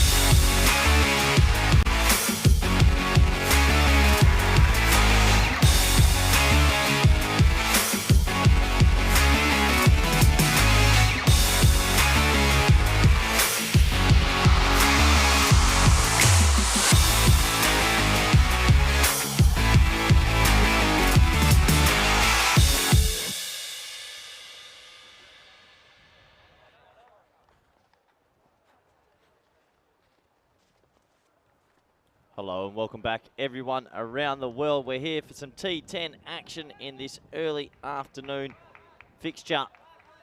Looking forward to this as it is Madrid United versus Seville. And the players look like they're going to be on time. That is for sure today. The umpires make sure they get out there.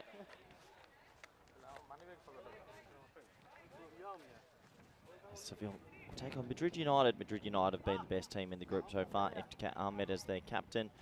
Tosif Ashard with the new ball. We'll probably see him. And well, for Seville, it's a bit of a learning curve. As the expected scores aren't too high, but you never know in this T10 format.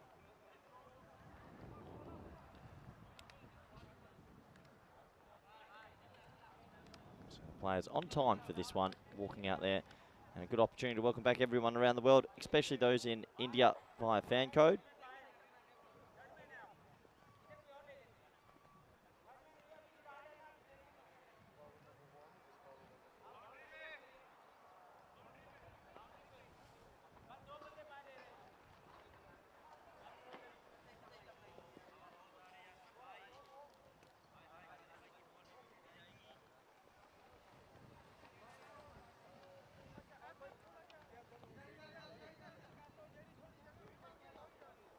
So, nice steady start here in this early afternoon fixture. Seville taking on Madrid United. Seville opting to bat first. I do like that they've done that. I know they haven't made as many runs as what maybe some of the viewers would have liked, but you've got to keep putting yourself in the deep end to maybe get something out of it one day.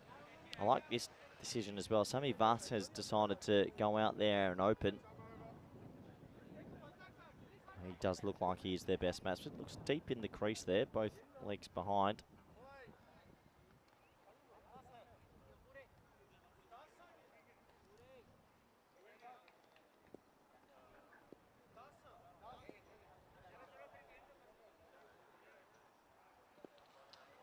Here we go. First ball of the second game today. It's the old double hit. Oh, no. Don't tell me he's run himself out. No, just a single. Hit high up on the bat. I reckon he actually had one of those funny ones where he's hit it twice.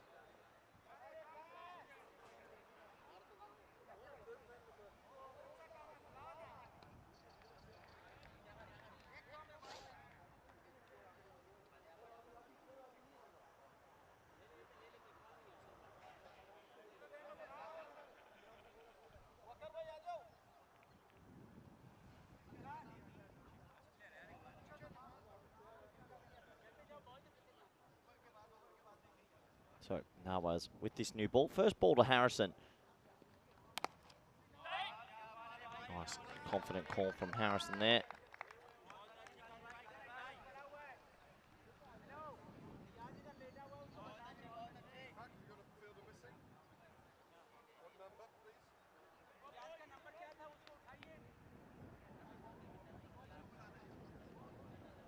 So what can Harrison do here for his team? Can he find a way to get a couple of early boundaries? Well, a hit and run.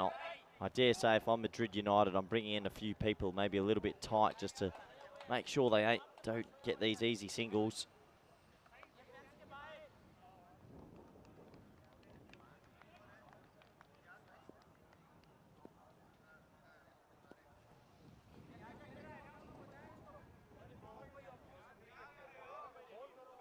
So, dead ball signalled from the umpire there. Not too sure what was happening.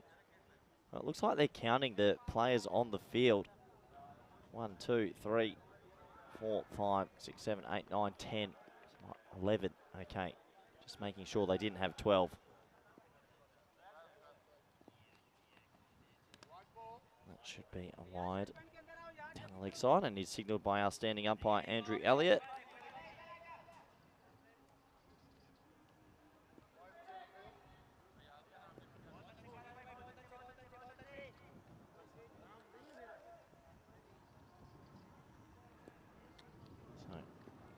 Got some interesting news to give you from the other game as well. That is spliced down, and well, tight single. If he hits, he's going to be out here surely. Oh, I reckon that might be close. Will he go up to the third umpire? Did the keeper have it? I'm not sure. Let's have a look here. The run was never really on. And bit of yes, no, maybe. Yeah, he's fine. I don't think the keeper had the ball also. So they'll sneak through for the single.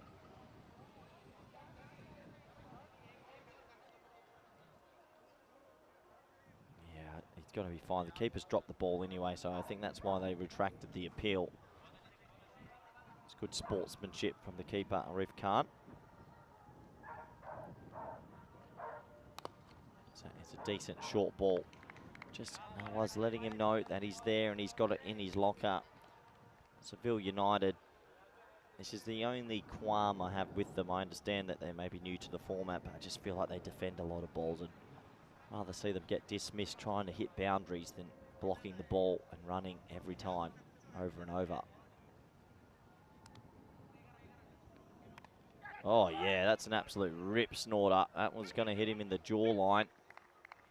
Well played in the end, gets it down, takes us to the end of a pretty sedate first over from the Was in Seville. They are 5 for none. So this is what's coming up in the next few weeks, especially starting tomorrow. Netherlands, Denmark, Sweden, Hungary and Finland are here today and they'll be gearing up for their first game tomorrow. I'm sure they'll be super excited. And then Group C, Group D and then Championship Week. England have automatically qualified and they've been joined by plucky Spain. Very exciting indeed.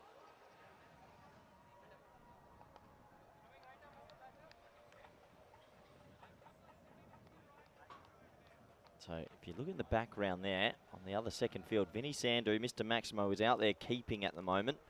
I'm going to try to keep an eagle eye out there if we do get a break in play.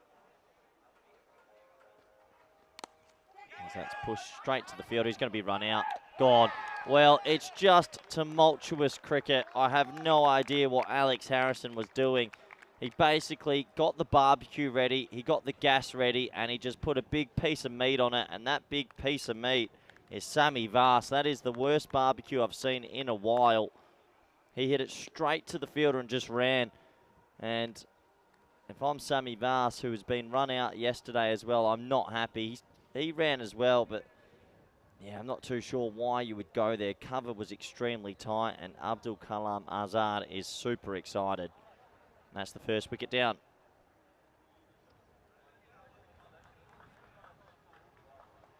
So new batsman taking his time to get to the middle. And well, hold your hot phones. That man in the yellow helmet, that is Mr. Maximo.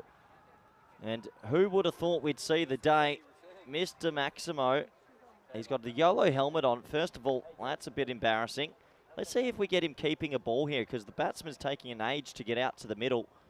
How about this? I'll commentate Mr. Maximo's keeping skills here. A little bit of a side view. I know Vinny Sandu has a lot of followers around the world. Will we sneak a ball in? Oh, we might be a little bit unfortunate. The new batsman's taking an age to get out there. We might be lucky. If the umpire gets out there, yeah, we're going to get a ball in here. Here we go. Vinny Sandu, Mr. Maximo keeping. Let's look at the technique. Gets low. Oh, I reckon he's a little bit nervous out of retirement. Don't you worry, Vinny Sandu will be here a little bit later. He's joining me from the next game onwards. As the new batsman does get to the crease 2.5 minutes later. Should have been timed out by my watch. We will keep an eagle eye on Mr. Maximo Vinny Sandu keeping in the other game.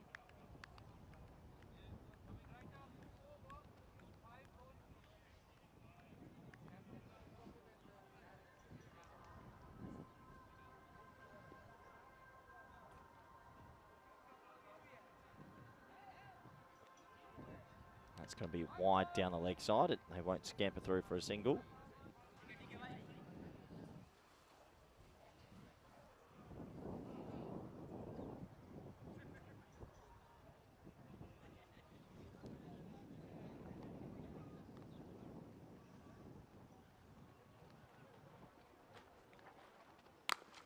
Hit hard to the offside, and that's better. Bit of a waiting call first. Helix saying in the chat that he'd love to have a split screen. Yeah, that would be pretty funny. Don't you worry, anytime we get a chance, if there's a little break in play, we'll see how Mr. Maximo is going out there. Used to be a first grade wicketkeeper, did Vinny Sandu. As that's hit hard into the ground. Oh, it's a tight one again. This time they get there, though. So that's a better, confident call. It goes into a pocket of space. And Seville doing what they do best, hitting ones.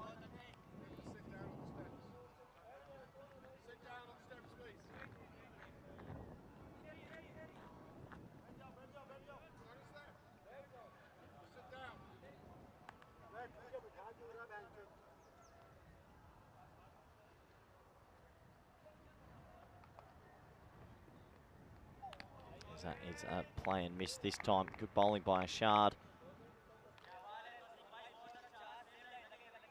Seville are going to have to try and get themselves up to 80.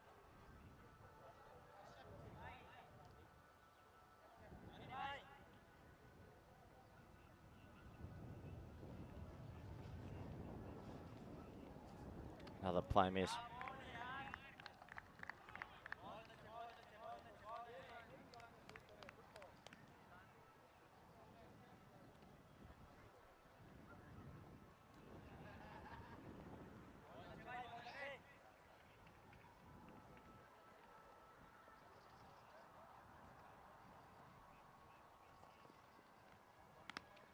That's going to be signalled a wide. Just getting a little bit too close to the tram line there. Ashard, I think, if he keeps it nice and straight, he's got every chance of getting himself a wicket here. Seville looking a little bit out of their depth at the moment. Beautiful city, though. Can't take that away from them.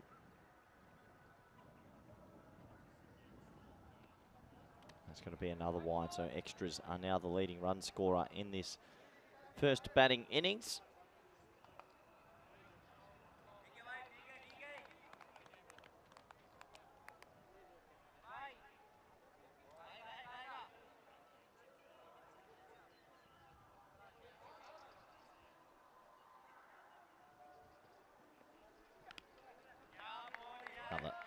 Oh, it's going to be over. I thought he was signalling an no-ball, but that will take us to the end of the second over. It is 9 for 1.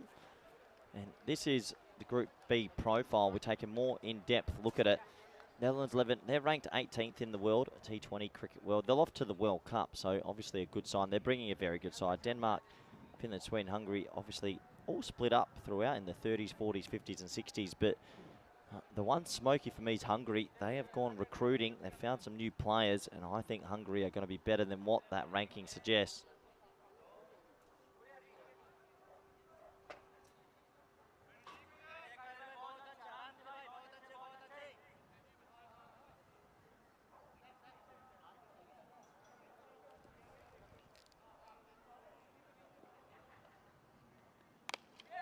So it's pushed into the offside, and they'll scamper through for a single. And I tell you what, I reckon with that sort of reaction, a direct hit would have been out. You can see not really backing up, sort of stuck in the crease. Yeah, direct hit, and he was gone. A little bit of luck there for Seville.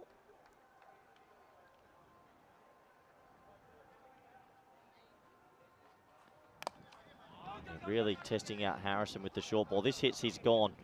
Well, not this time. It's a terrible throw from Nawaz. Seville really trying just to scamper through for some singles that maybe are a little bit suicidal. But if you go straight away, usually you will make it.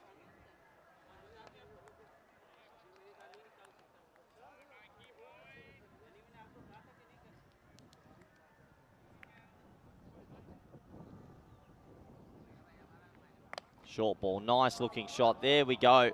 What a nice shot that is by Howe, the captain, Colin Howe, and that is 4 runs. Some people might be saying, how have they hit a 4? But not a shock to Colin. Gets a short ball, rides it well, and that is the first boundary in this match. Can Seville United get themselves up to some sort of total?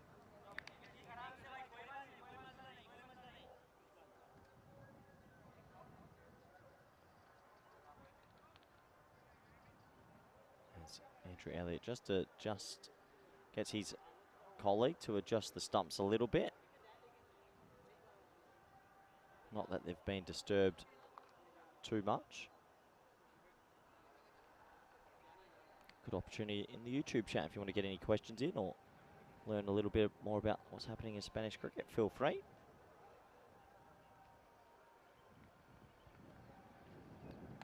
Oh, it's a carbon copy, but this time doesn't get as much wood on it. I'll just have to settle for the single. Colin Howe made 25 not out in the previous game. He's probably the glue for the Seville team.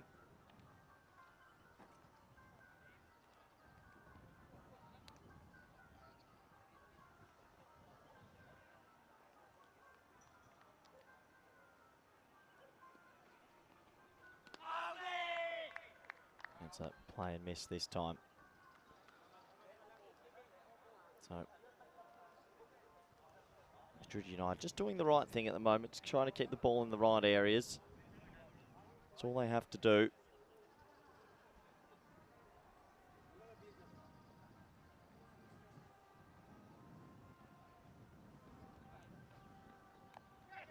Oh, it would have been an absolute traditional slip catch.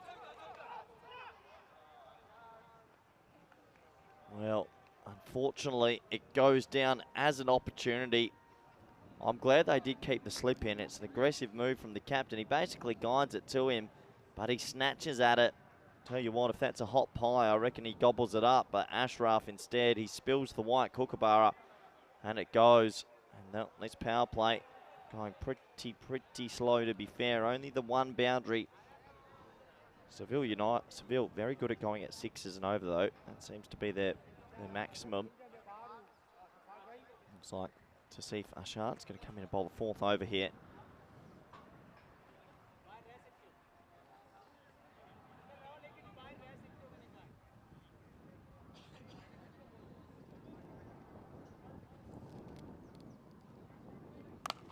Oh, wow. Eat my own words. That's a gorgeous shot. That's what we want to see. Colin Howe. There's no blocking of the Nurry there. He gets a short ball back of a length, and he absolutely laced that.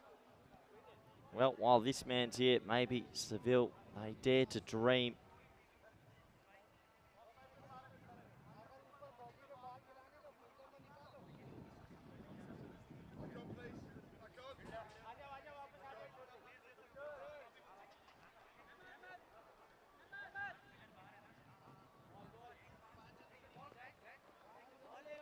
So, looks like we're going to have to get a replacement ball because that's been hit into the bushes. But nice little highlight there for Colin Howe.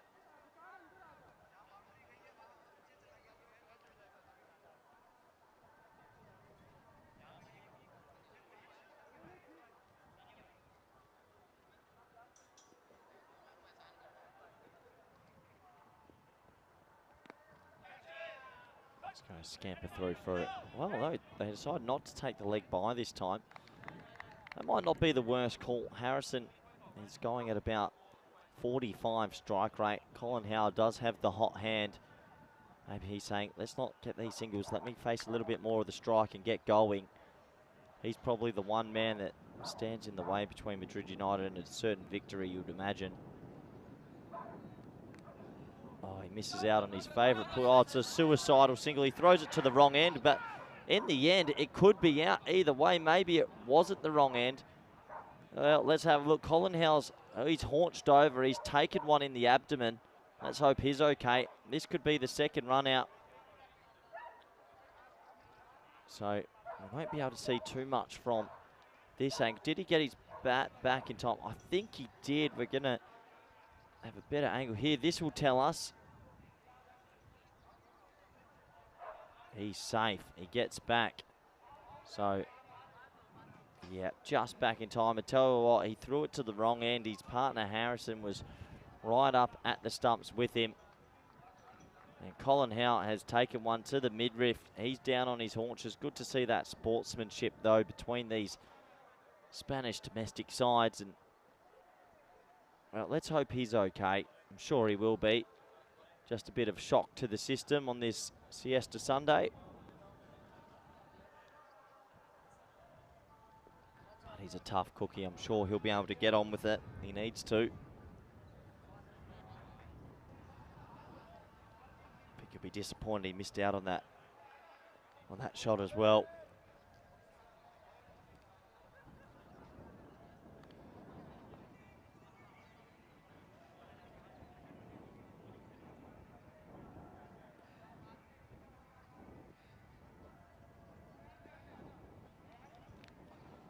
cops another one. So insult to injury. Naheed Empire in the chat saying Seville win today. Love the optimism, I have to be honest. There's no reason why they can't, but they're going to have to get at least 75 on the board, you feel, at least. Nice looking drive that time from Colin.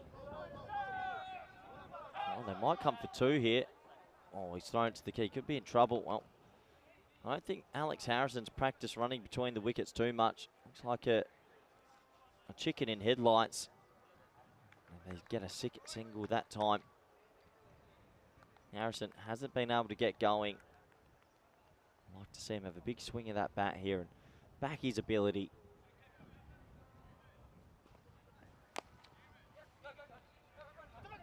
I think Iftikhak there at mid-wickets probably let him get that one pretty easily, thinking let's keep Harrison in the crease. And that does take us to the end of the fourth over. Seville, who won the toss and elected to bat first, probably the right decision on 24 for 1. This is our schedule coming up for the rest of the season, the ECN cricket season. After the chaos that is the ECC, we are off to Croatia. I believe we're in Zagreb for the very first time. And back to Rico Full's favourite place, Malta. And then we're going to be ending the season in Spain. And the season finishes on the 11th of December. And we're going to be in Barcelona for 5 weeks. So looking forward to seeing all the cricket action up there, that is for sure.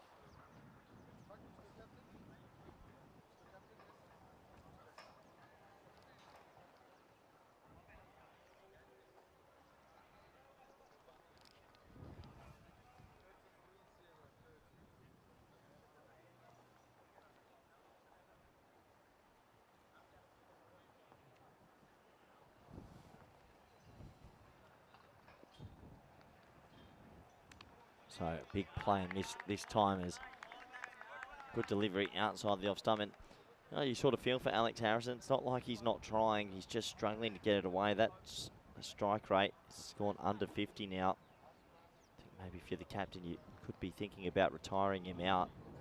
Maybe look to someone else as Andrew Elliott, the standing official, just checking something with our third officials. Not too sure what.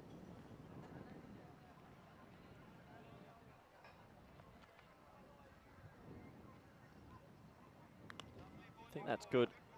Oh, signal to wide, just touching the tram line. The tram line does belong to the batsman. Let's have a closer look. Yep, that's fair enough.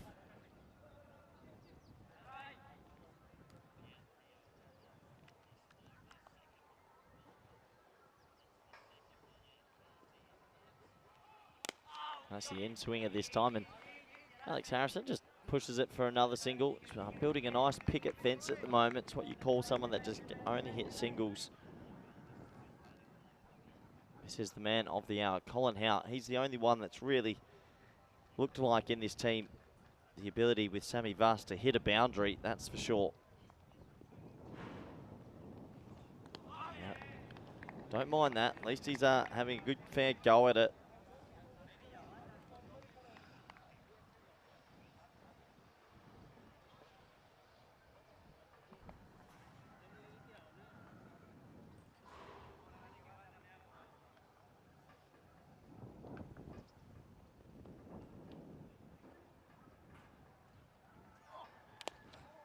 There's another extravagant looking drive, and underneath edge he'll get himself through for a single. So what can Alex Harrison do? Maybe get a little bit funky, bat off stump, or try a scoop shot, or I don't know, try something, maybe even left-handed. I mean, you've got to give yourself some options out there.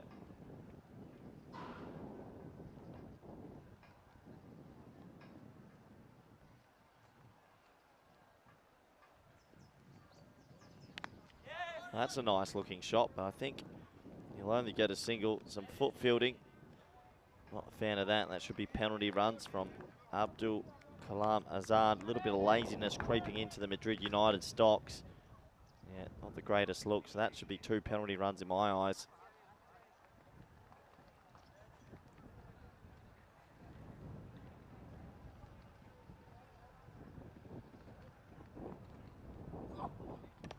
Gone. Well, Usman gets it right. He swings this one back in, and Colin Howe, who's given it all he could, couple of bruises for his trouble. He'll have to depart, off stump removed.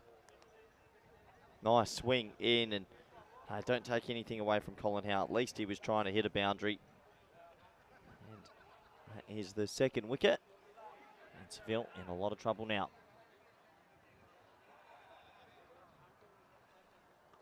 So umpire taking his time now to get something. Well, we'll cut over to the game on the TV. There's Vinny Sandhu from the front on camera. Here we go. Mr. Maximo with his gloves on. How's he going to go here? He hasn't kept. I think he retired 12 years ago. Oh, Vinny Sandhu, Mr. Maximo. Nice hands. I think everyone just saw that. That was a clean take. Looks like bowler's bowling right arm outswing. Imagine if we got Mr. Maximo actually making a stumping or a catch here. I reckon we've got time for one more ball of Mr. Maximo behind the stumps. Oh. Oh.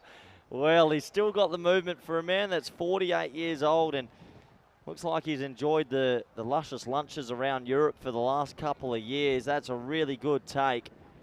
We'll get back to the live action now, but two adjacent games. I don't know where to look. There's so much excitement. And that was very good for Mr. Maximo. Down the leg side, moved to his left and took it cleanly. I'm sure we'll have to put that one in the archives. He'll be wanting to watch that later. Back to the action though. 28 for 2. Akib with the ball in hand. And Harrison, he loves hitting singles. So he'll just go and hit another one. I think Helix and Johnson, everyone must have enjoyed seeing that. Our lead anchor, basically our main commentator, showing his silky skills. Maybe Seville could recruit him and he could come back for them as well. That is going to be no run. So Pandita has come out up the order this game. Let's see if he can throw the long handle at it and get himself into this match.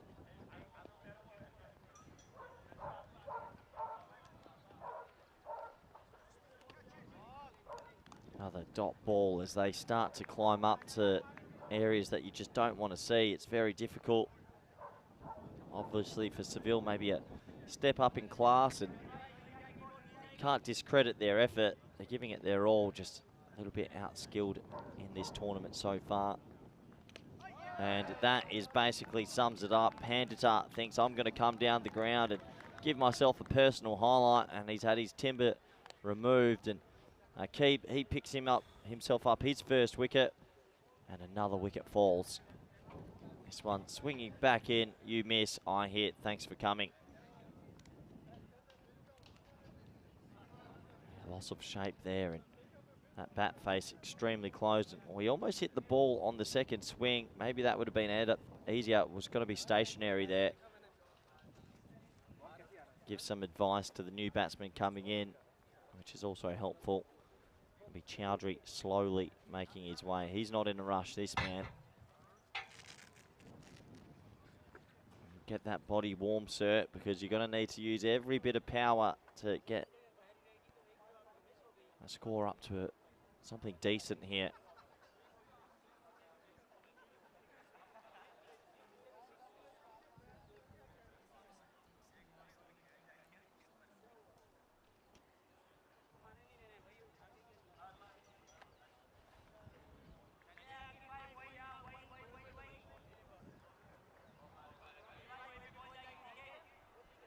So Akib, he's picked up one. Chowdhury comes out at number 5 this game. Tell you what, if I'm Akib, I'm probably thinking I'm a huge chance of getting a hat-trick. All you have to do is get a couple straight in a row. Well, eat my words. Chowdhury goes, I'm going to block that, and that is a good defensive play.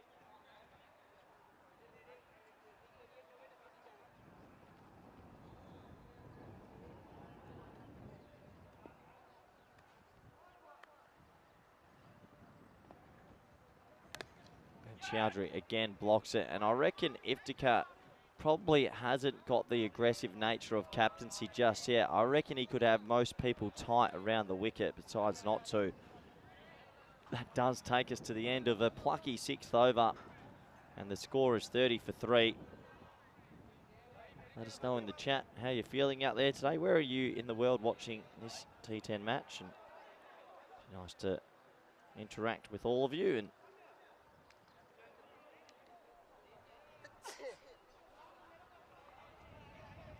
where are you watching from?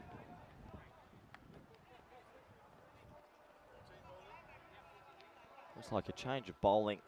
Russell Ahmed.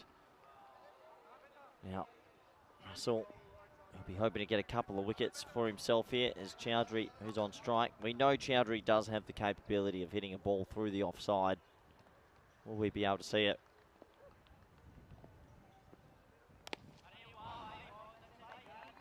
Well, it's hard to sugarcoat it sometimes in the commentary box, but would like to see Seville hit the ball. It's 10 overs. And Helix right behind me in the commentary. Thanks, Helix. We've got Josh Sayers here from Indiana, US. Tell you what, if you watch the ACC tomorrow, you'll see sixes galore. You won't see defensive shots like that. There we go. Straight to the fielder. They run and gone. So thanks for coming, Alex Harrison. He'll be gone for 9 of 16 deliveries.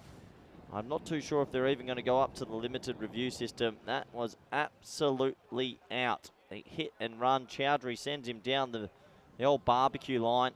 Never a single there. Yeah, he's gone for my money. I think they are going to go look at the limited review system, but the only thing that needs to be reviewed is the intent of Seville. He's gone, so that will give someone else an opportunity.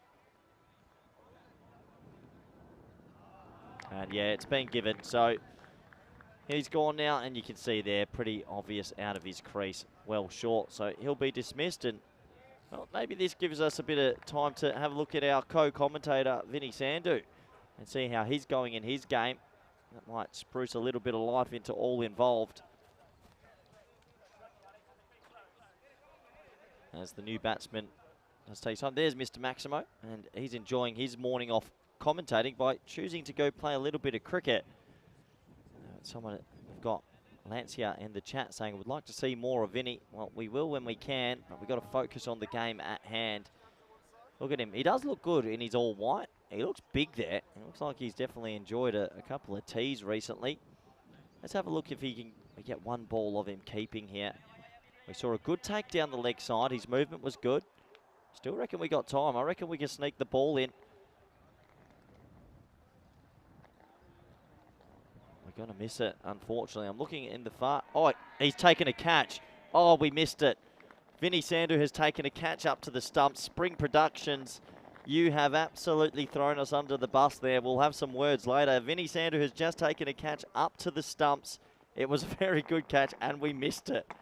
Well, back to the live action now. And play and miss. Vinny Sandhu, well done. Oh, you were about 5 seconds away from that being caught on film. And, well, we'll never be able to see that in the archive. So he'll tell us later about that, but I want everyone in the viewer chat to pretend we did not hear about it.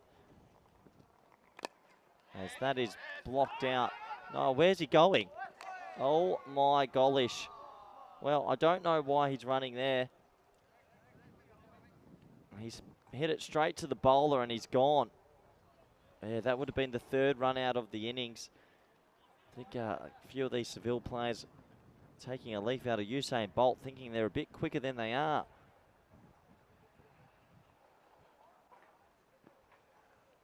That might be a wide. Yeah, it is. Good call from Andrew Elliott.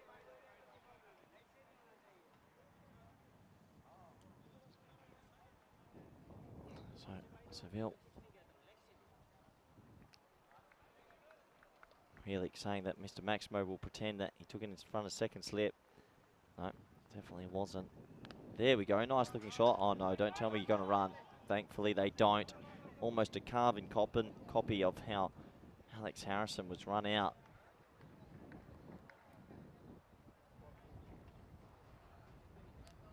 Can they get themselves to the magical 50 mark?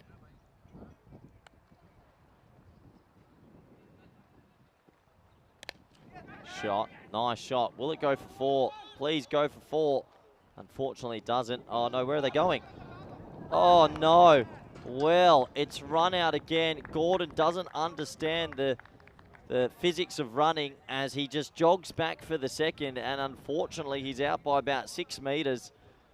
Not too sure why he ran for a second there. Went to third man pretty quickly. It was a nice looking shot. This is the third run, and he runs the first one a bit wonky. He turns blind, and then he jogs the second, and he's gone by a long way. Maybe feeling like he was a bit quicker in his track and field younger days, but he's definitely a bit older now. And yeah, I can hear in the effects mic they're saying terrible communication. Well, that segues us into this. This is good communication. You can follow us on Twitter, Instagram, YouTube, TikTok, and Josh, one of my favorites. And feel free to get your question. Give me some questions, please. Don't mind anything. Send them through to C Rutgers _28 if you want to hit me up on Instagram or on the YouTube chat, and I'll get around to any questions you can give me. That would be nice. But another chaos bit of running, it must be said. Seville United just trying to outdo themselves at the moment.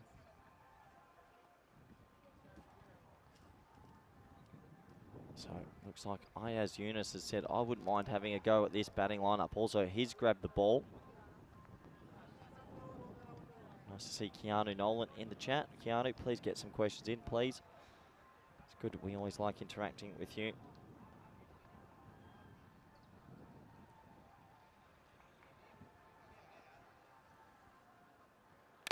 Shot for one. Oh, don't tell me it could be another run out. Oh, I tell you what, it was close. That could have been the 4th run out of the innings. Nice fielding. It was actually quite a nice shot. Nice and straight, but they're not the quickest between the wickets. Direct hit. Oh, I reckon that's gone with the direct hit. Wasn't far away. That's Baji.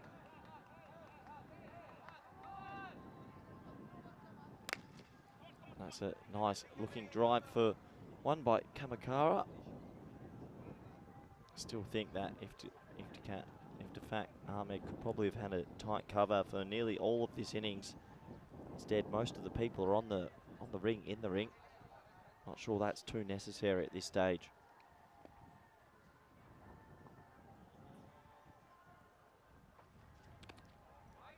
Be a wide ball. Yunus with that slingy sort of action, trying to hone it in at the stumps.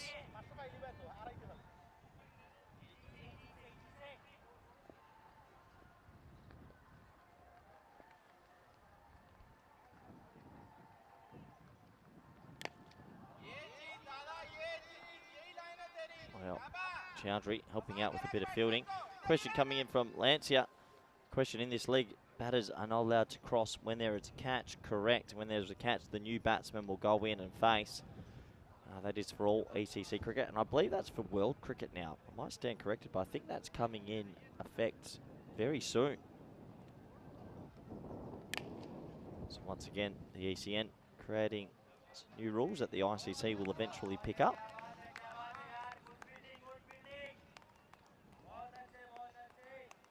And happy birthday to your sister, Keanu. Any well wishes. Andrew and Riley. Hi there, you're right. Telling us that that rule does come in effect in world cricket in October. As that one is put near the nose, near the badge. And a little bit of bullying from Yunus at 5 for 36 or 36 for 5. It depends if you're North or South Hemisphere, hey say. I don't know if the bounce is required against this plucky Seville. Probably would just keep it full and not try hit them.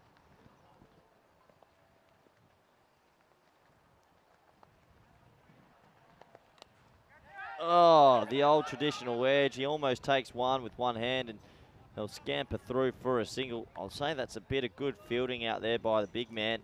Gets low, puts his hand down. It was more the ball hitting hand than the hand moving to the ball. But in the end, he stops a certain 4 runs. And Yunus, showing that he's got a bit of variety with that slinging action. He'll be pretty happy with that over. So 37 for 5. There's the worm. And this is why I'm not the biggest fan of the worm. It always looks like they're doing so well because it always tracks upwards. Looks like Akib has said, I'd like another over, so he'll get his second.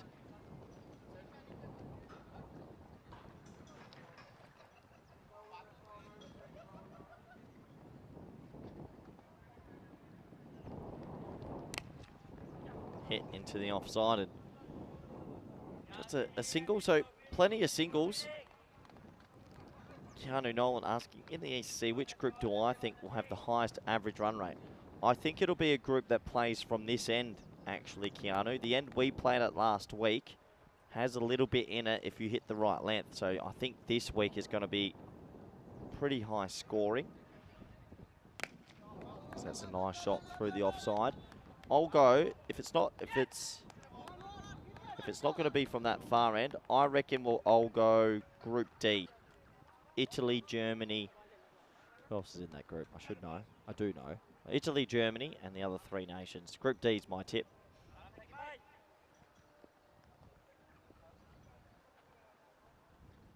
That's well bowled and sneaks it under the bat as Seville really struggling to get the ball away and get themselves to that magical 50 mark.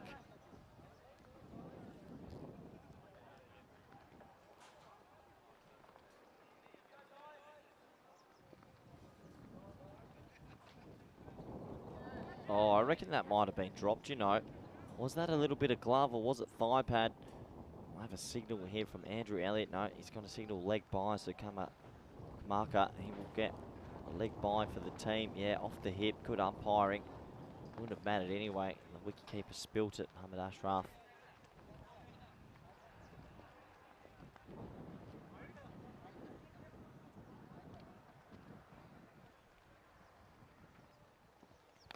Oh, pulled in the air. There we go. A much needed boundary. It goes into the stands there where the three ghosts are sitting enjoying the action.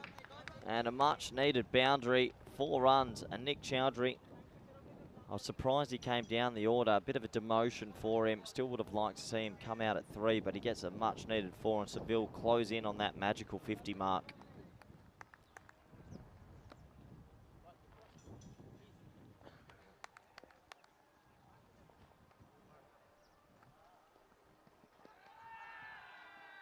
As he heaves that to the one lone man standing at deep mid-wicket. That will close out the 9th over, and Seville at a pedestrian's pace at 45 for 5. Well, I'll change this round. I'll ask you viewers a question. Helix, Keanu, Adrian, I know you're out there listening to the soothing tones of Mr. Rutgers right now. Who's going to win Group B, Group C and Group D? I'd like everyone's tip. Who do they see getting up in the 3 group stages? Yeah, curious what everyone's thinking and who they see being the next 3 nations to join England and España in the finals week.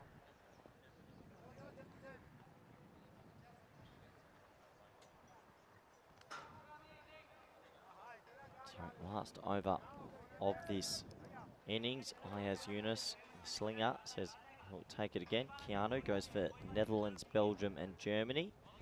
Ian Johns gives us Netherlands, has to give us 2 more. That's pretty well bowled. I think Belgium's not a bad shout. We know how good they can be. Belgium and Scotland probably go into that as the heavy favourites. Adrian Riley with the Netherlands, Italy, Belgium. Yeah, not a bad shout. So a lot of people tipping Netherlands and Belgium. Can Denmark maybe cause an upset next week, or Hungary? And then I guess Belgium. What about Scotland? No one's saying the Scottish has hit hard and straight for a single. Yeah, don't write off Scotland. I think they'll be very, very good indeed. Ian John saying Belgium and Italy as well.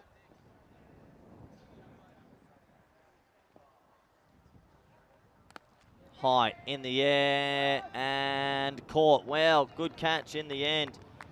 He'll be pretty happy with his work, Arif Hassan. I didn't think he was going to get to it in the end. And Chowdhury, well, he loves that pull shot. Not this time, though. Skies it, and he'll have to depart. And another wicket goes.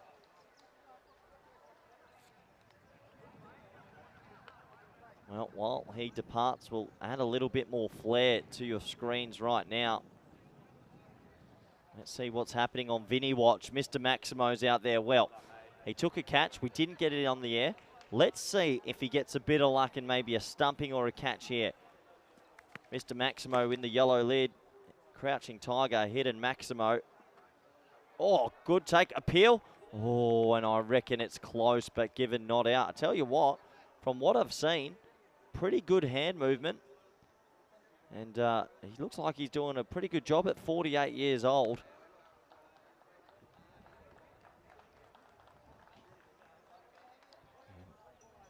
I'm sure you'll all be excited to know that Mr. Maximo will be back and joining me for Game 3 today. We'll get back to the live action as Ayaz Yunus, he's probably thinking, I want a wicket. And well, Manson, he comes out with 3 balls to play in this innings. I would love to see Manson try and hit a 6. That would be good.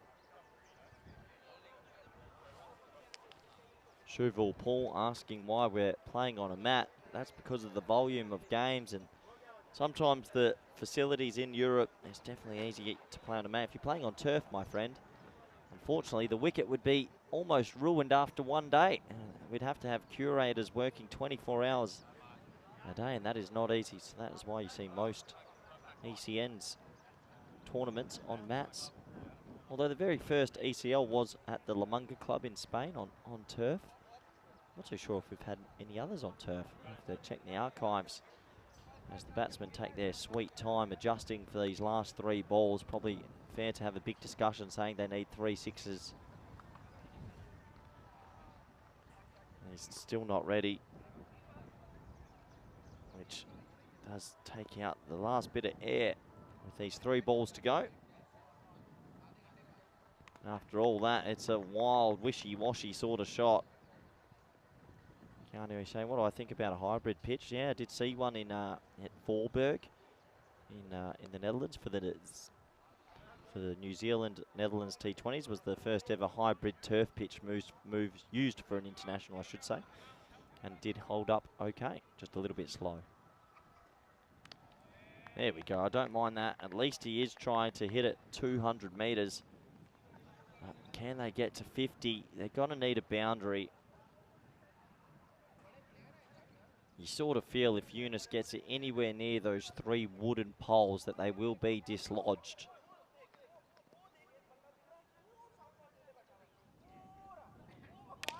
Well, he doesn't, and it's good shot from Kyle Manson, who should definitely take the not out. Enjoy your not out as he hits a single off the last ball, and that will bring an end to what has been a tricky last 45 minutes for Seville.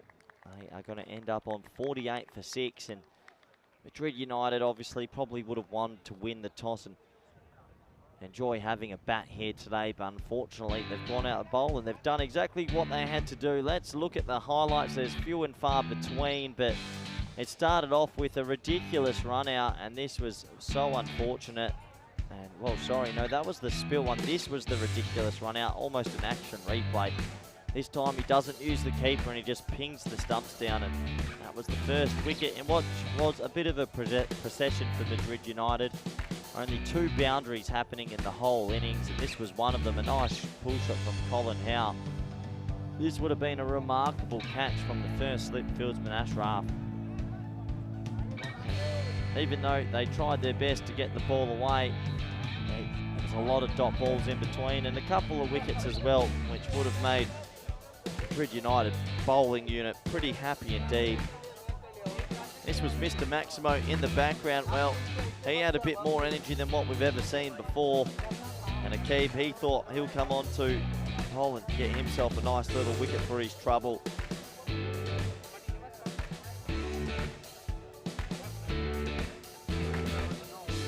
This one, run out also. I think that's definitely something they can work on. The running between the wickets have to be was a little bit poor. This one especially, he was out by so far. That is such a misjudgment. And good work by the keeper, Mohammed Ashraf.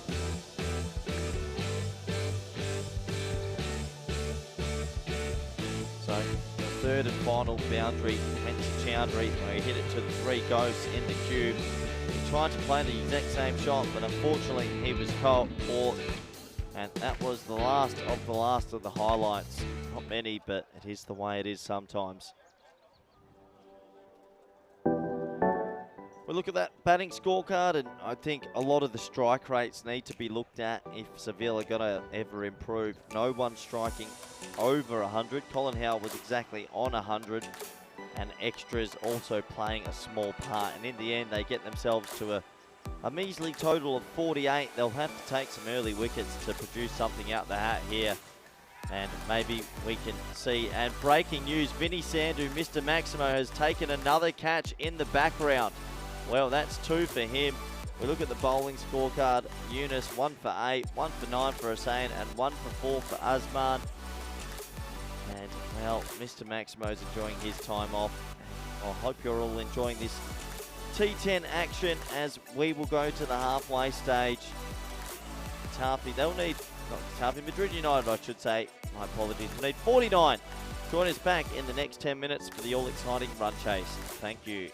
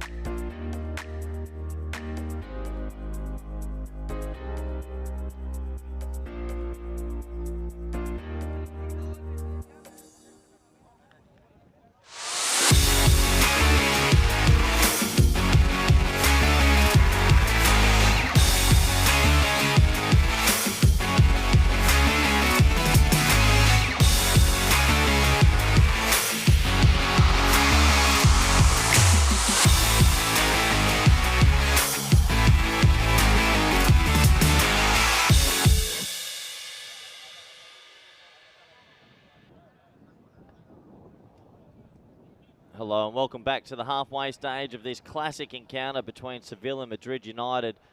Seville making 48, Madrid United, I think they'll chase it in about 4 overs, but you never know. And welcome back, all our viewers in India. Hi FanCode and everyone on YouTube via the YouTube chat. Lowest totals ever defended, 60. So it would be a miracle if they defend 48, and I just don't see it happening. But you never know. Cricket's a funny game. David versus Goliath. David won. You never ever know in this funny world as the players make a very slow entrance out to the field. Definitely the Spanish vibe all over today so far. I think the only thing Seville can do is keep fielders tight and just try and create some unwanted pressure. We'll definitely be giving you some live highlights of Mr. Maximo in the background as well. He seems to be having a good keeping day. As everyone makes their way out to the middle. Great to have you all on the YouTube chat again. Feel free to get all your questions in, and always happy to answer and interact with you all.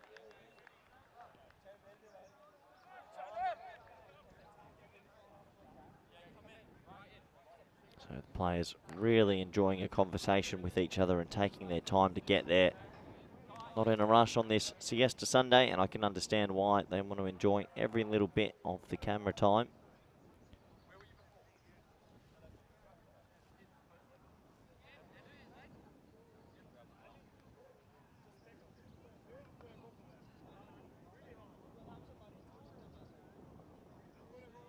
So it looks like Kai Mainson's going to take the new ball this time. He took 2 wickets in the previous game, so has probably earned himself that new ball.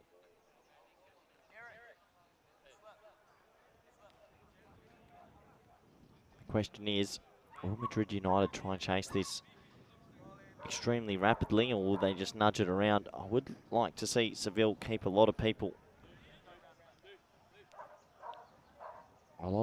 in the ring and try and create some pressure.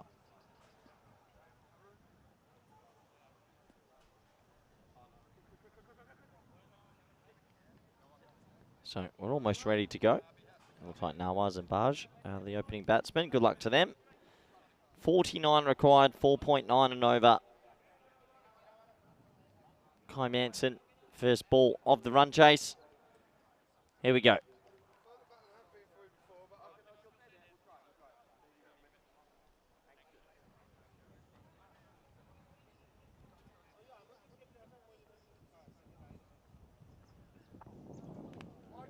That'll be a wide to start, unfortunately.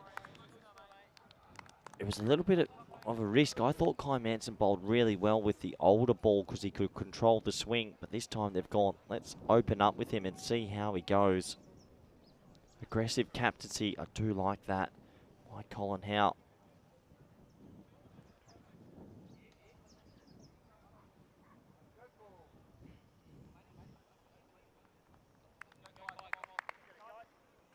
Kai Manson really takes his time with his run up.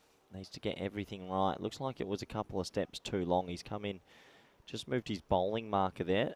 Interesting that he has his bowling marker there and then is about 3 metres behind that. I don't see that too often. Maybe it's a trigger for him, as that is hit hard down the ground. And, well, Sammy Vas will do the mopping up. But, yeah, interesting that he has his bowling marker maybe 3 metres in front of him. Not too sure why, but it might be a trigger, a visual for him. And it's one of the best batsmen in this weekend group. Baj looks like he's going to take his first ball. Looking for a leg stump guard.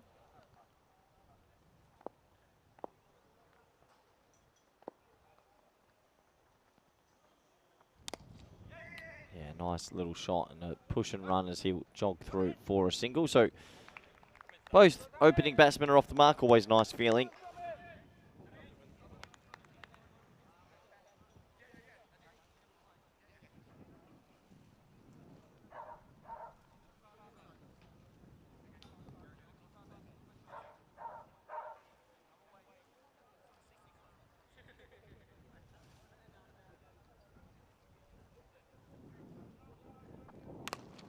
Another nice looking shot, but doesn't get the middle of the bat. And oh, that's great fielding there. Gets his body on the line. Abu Zafar saves a couple of runs.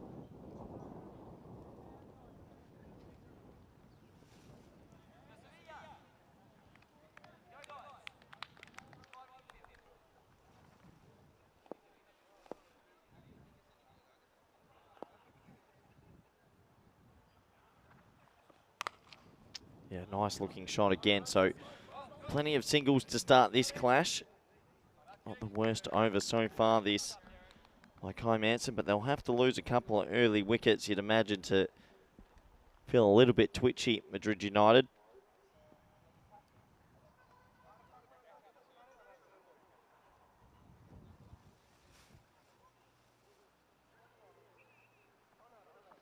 That's a gorgeous looking stroke. Skips down the wicket, one bounce four, and Nawaz really putting Seville to the sword there. That's a gorgeous shot. Shot of the morning so far. Little skip down the wicket, and there she goes. Valuable four.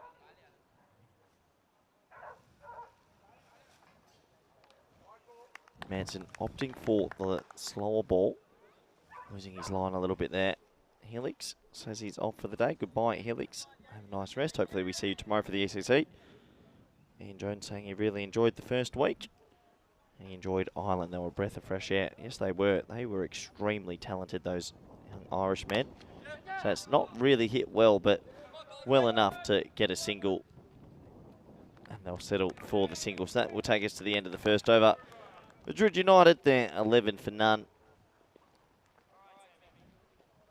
But yes, 60 balls without a golden ball. 60 matches, I should say. Hopefully we get one. Maybe even tonight, but I reckon we might get one this week. There's a lot of teams there that are evenly matched. Ivan B saying, had the thought that Ireland would qualify, but didn't do the job in the final.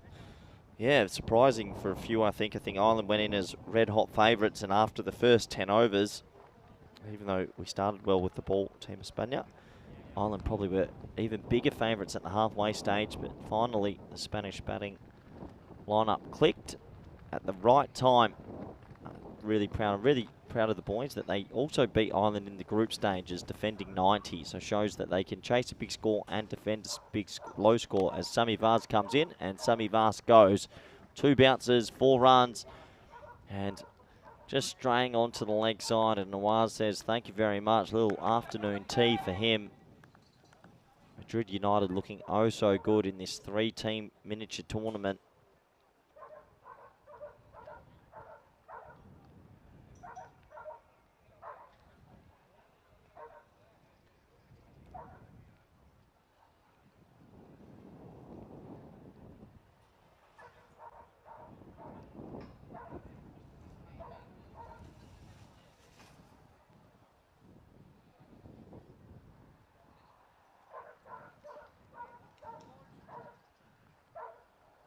Seville really taking their time in this bowling inning so far. It's taken about 12 minutes to bowl 7 deliveries. Just easing their way into it. Slow ball, and that is absolutely mowed. Boom shakalaka, 6 runs. Nawaz, he's looking for an early lunch. Not a bad shout, really. I guess that sort of loopy, slower ball, but it's too slow, so he's able to make that adjustment. And it's not looking good here for Seville.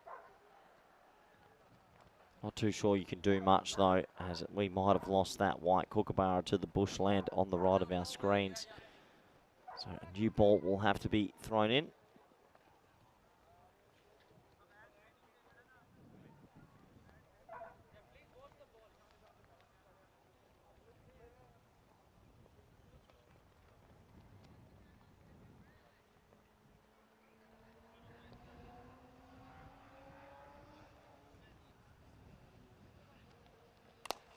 Hit hard down the ground. That should just be a single.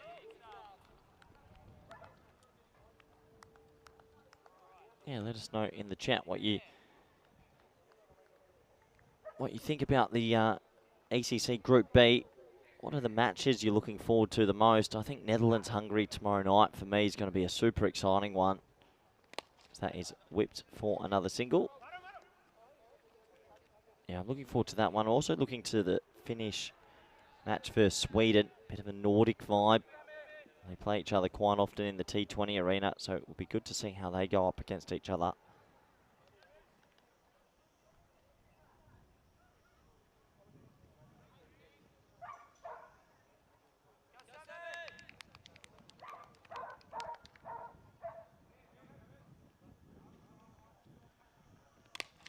Oh, that is laced. Nice shot. Will it plug? No, it skips on.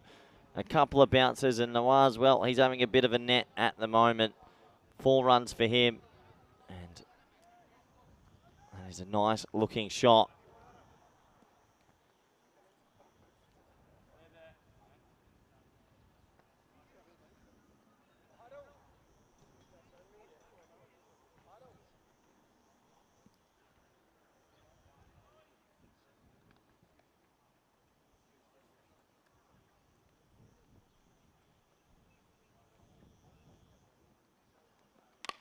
That is hit high in the air. Catching chance. Oh, no. Oh, it would have been a highlight for Abu Zafar. He got himself under it okay, but unfortunately just spills it at the wrong time. Have a look here. He actually tracked backwards. He made good ground, but just didn't. Yeah, he didn't close his hands in time, and he'll be disappointed. You can see there he's practicing in the bottom right of your screen. This is our official timekeeper for the ECS. We've got the big shot clock now, which tells all the batsmen basically you've got 90 seconds to get out there, and if you don't, you're in trouble.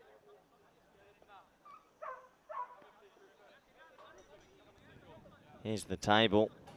Yeah, you can see Seville United have had a tough time of it.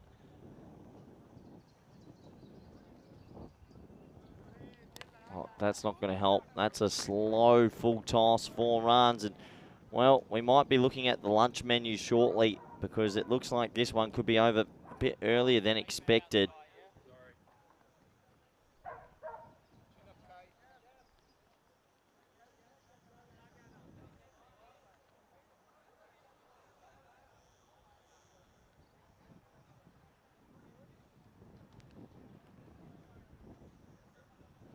So it looks like that ball is being looked for in the bush again.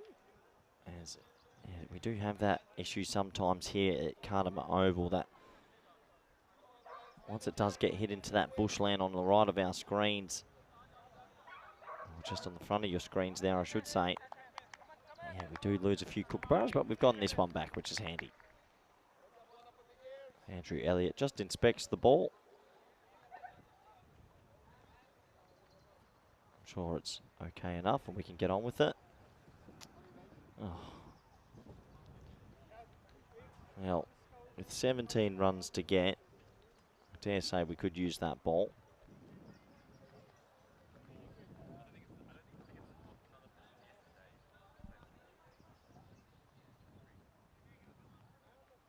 They're going to call for another one, so small delay here as the umpires feel that that kookaburra has been hit out of shape.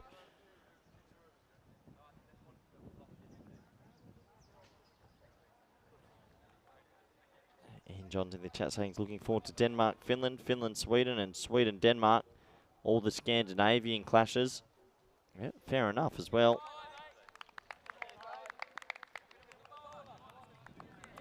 I mean, a lot to play for these nations live around the world.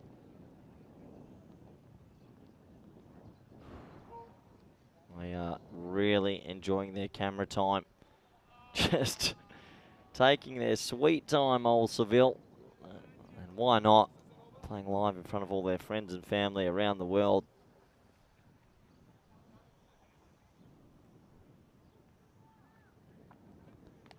Oh, there's a little highlight. Oh, he goes for the 10-pin bowling, does the wicketkeeper, Alex Harrison, and he misses from about 4 yards.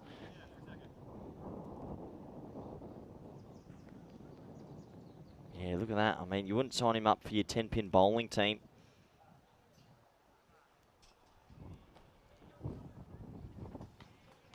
That'll be a wide this time. And John saying looking forward to Scotland versus Belgium in Group C. Yeah, that'll be a doozy. That'll be an absolute doozy in Group C. I think also in Group C, the French. Now, if they've got a few players that I know about that play for Drew and around the French teams that have qualified, France are the smoky in that group. They could do something crazy. High in the air, splice, surely it's out. Yeah, nice catch. It's another individual highlight. And he spikes the ball for some reason. I'm not sure about that. Sammy Vaz gets up and pegs the ball into this plush outfield. And it's another wicket for Kai Manson. Takes a nice catch and maybe wants to release some emotion. Bang. Interesting celebration type. I think Andrew Elliott, the umpire, might want to have a word with him.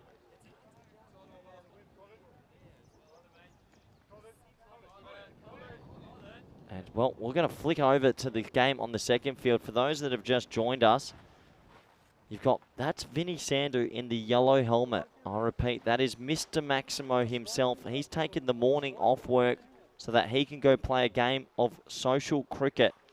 Now, you can't say that he doesn't love it. Look at him barking orders. He's already probably thinks he's the captain of the side. Bit of a control freak at the best times, Mr. Maximo. But that's how he spends his day off. And looks like we're going to have something happen here. So I think that there has been a few words spoken to from the umpires to the captain, Colin Howe, about how Sammy Vaz was throwing the ball into the turf, and a stern warning from Andrew Elliott. And that's fair enough. No need to spike the Kookaburra down.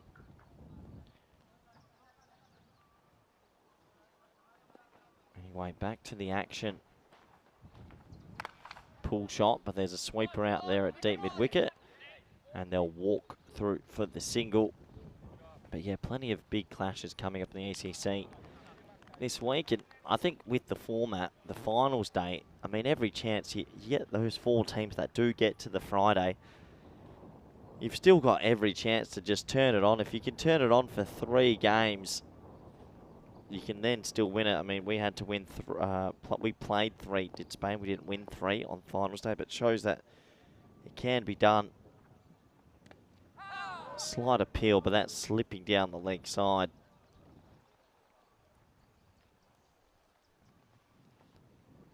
Yeah, I think there'll be a lot of talk about the Scottish 11 and who they bring. And then obviously we know Belgium. That Belgium sort of hitting style, really impressive last year. Lost in the final, couldn't defend 144. I think if Belgium are going to make it, they're going to need some bowlers to do pretty well.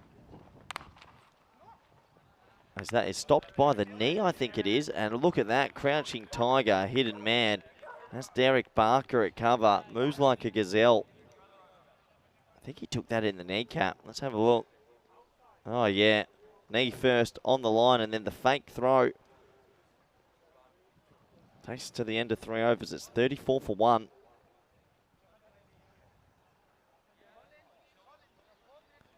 Yeah, you can see those big skyscrapers, pretty different to what Seville did.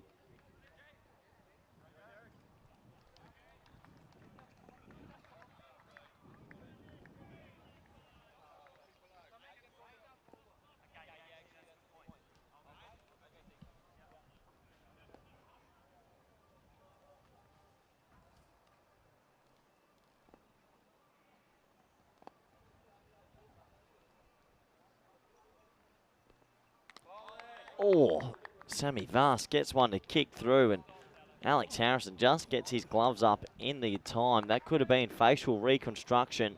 Oh, yeah, good stop in the end.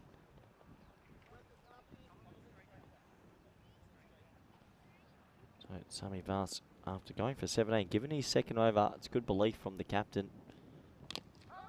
Inside edge onto the pad, and oh, they'll try scamper for a nonsensical single. He'll get sent back though.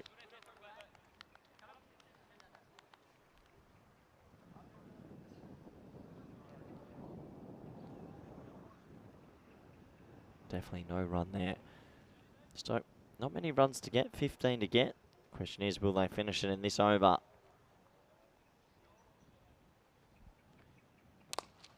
a nice looking shot. Just a single. Keanu, the geography of Spain's big. You've got teams from all over. Seville and Madrid are quite a long distance away from each other.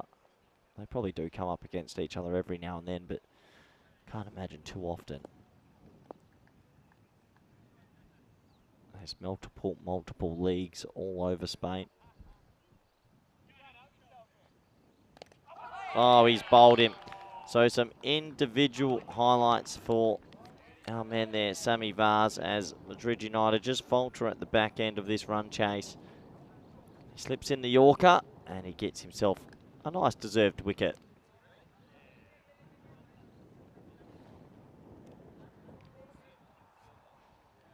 So, second wicket falls. And yeah, the good Yorker, slipping it in. And really well done there. So the second wicket of this run chase. So that gives us another chance to go back onto maybe Maximo watch. There he is. Oh, here we go, Mr. Maximo out there. Let's see. He's got a chance because the new batsman's taking his time. We've got a chance here of a moment of brilliance. Will he get a wicket live on the air? Here we go, Mr. Maximo, your keeper. Oh. Well, interesting bowling technique over on the far field. Wouldn't go too bad that over here, I reckon. Good take from Maximo. He doesn't fumble them, does he? He is pretty good with the gloves. We're going to sneak another ball in here. Vinny Sandhu keeping from the northern tree end. Oh, that's a Cundy ball there. Look at him with those hands out. Oh, see, getting a bit funky. He's always a bit of a different man, is Mr. Vinny. So, back to the live action. Sammy Vaz just picked up a wicket. He'll be looking to get another wicket soon.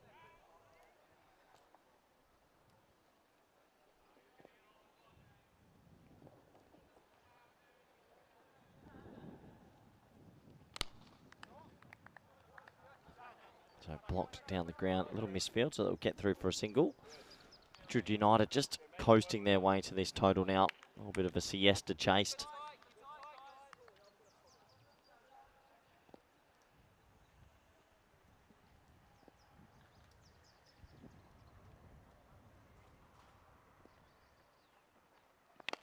Oh, that is absolutely moosed, and 6. Had more height than distance, and that's all it needs to clear the pickets. 6 runs and a nice looking stroke there. It was a half volley. It went so high in the air. I thought it was going long, but no, it was just high. And yeah, you can see it land right near the fielder, but just over that lovely white rope. And 6 runs, and after 4 overs, Madrid United, they are coasting at 42 for 2. Maybe a good opportunity for Colin Howe to give someone else a bowl. Here's the next match. Don't turn your screens away too far because Getafe will take on Madrid United, easily the best 2 teams in this group stage.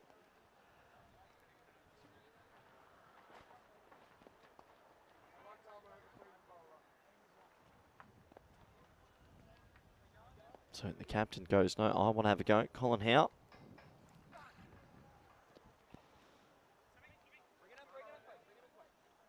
So I think that could have run a by there, but decided not to. Keanu saying Vinny doing well. Yeah, he is actually.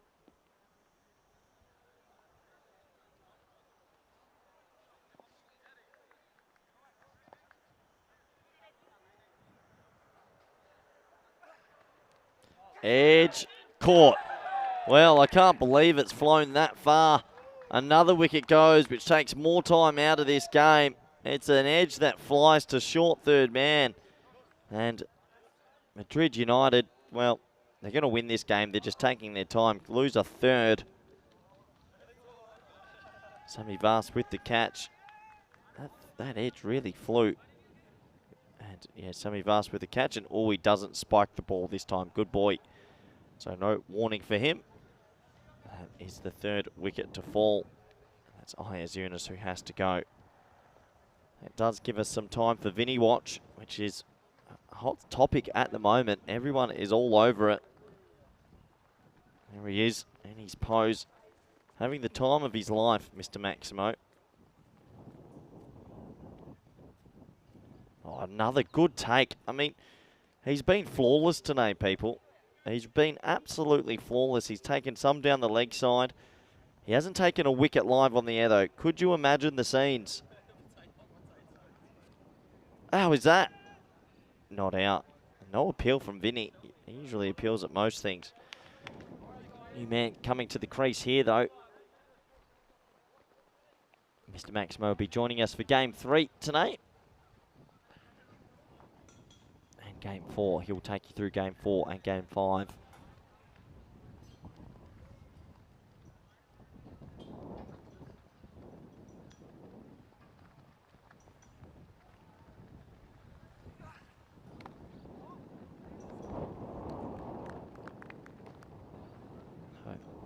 New man starts with a dot ball. 7 to get. Don't need to take too many risks here, do they? There's plenty of time. Jay Wild sending through a message that Vinny took a fair nick. Yeah, we did see it, but we missed it live on the air, so I'm sure I'll hear all about it all afternoon. There's another ball defended. And, well, if I'm Hassan here, I'm thinking an early lunch. I don't reckon I'm going out and blocking the ball. I think that's what Sammy Vass is saying to him. Let's just get these runs and let's go enjoy a bit of food together.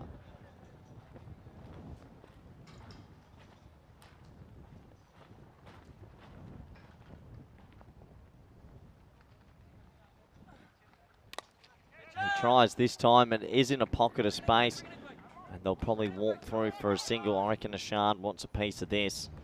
Not even thinking about a 2.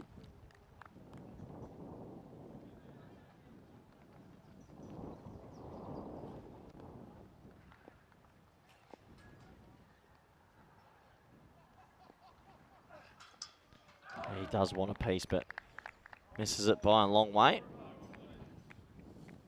That's a great over from the captain, and we do finish another over, surprisingly.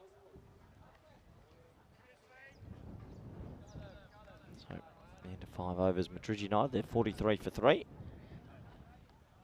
So take a quick look on Twitter and see the Finnish team are flying in right now. So all those ACC teams coming today. No one's with the 27 off 12. No one else really getting going.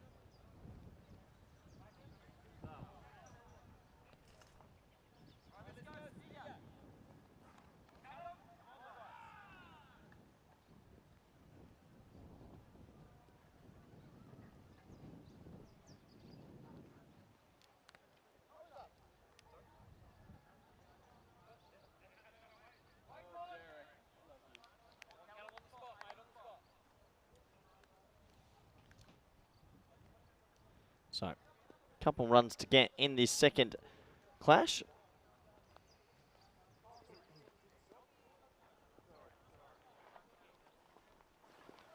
Heath gets the honour. There we go. Nice shot. 4 runs, I reckon. Yeah, it is. So, a nice boundary there. Gets us a little bit closer to the lunch break, thankfully. Bit of a loopy half volley, and yeah, not mucking around anymore. So 1 run to get now in this second game on finals day of Group A.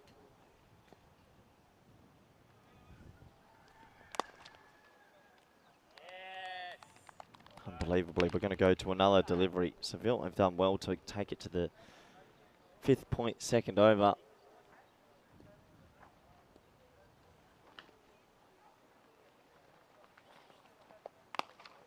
That's pulled, and that should be the game. That will be the game. They only needed 1 run, and they will walk through in the end. So that is game, set, match. Seville, they lose 2 on the trot this morning. Unfortunate for them, but a good learning experience, you could say.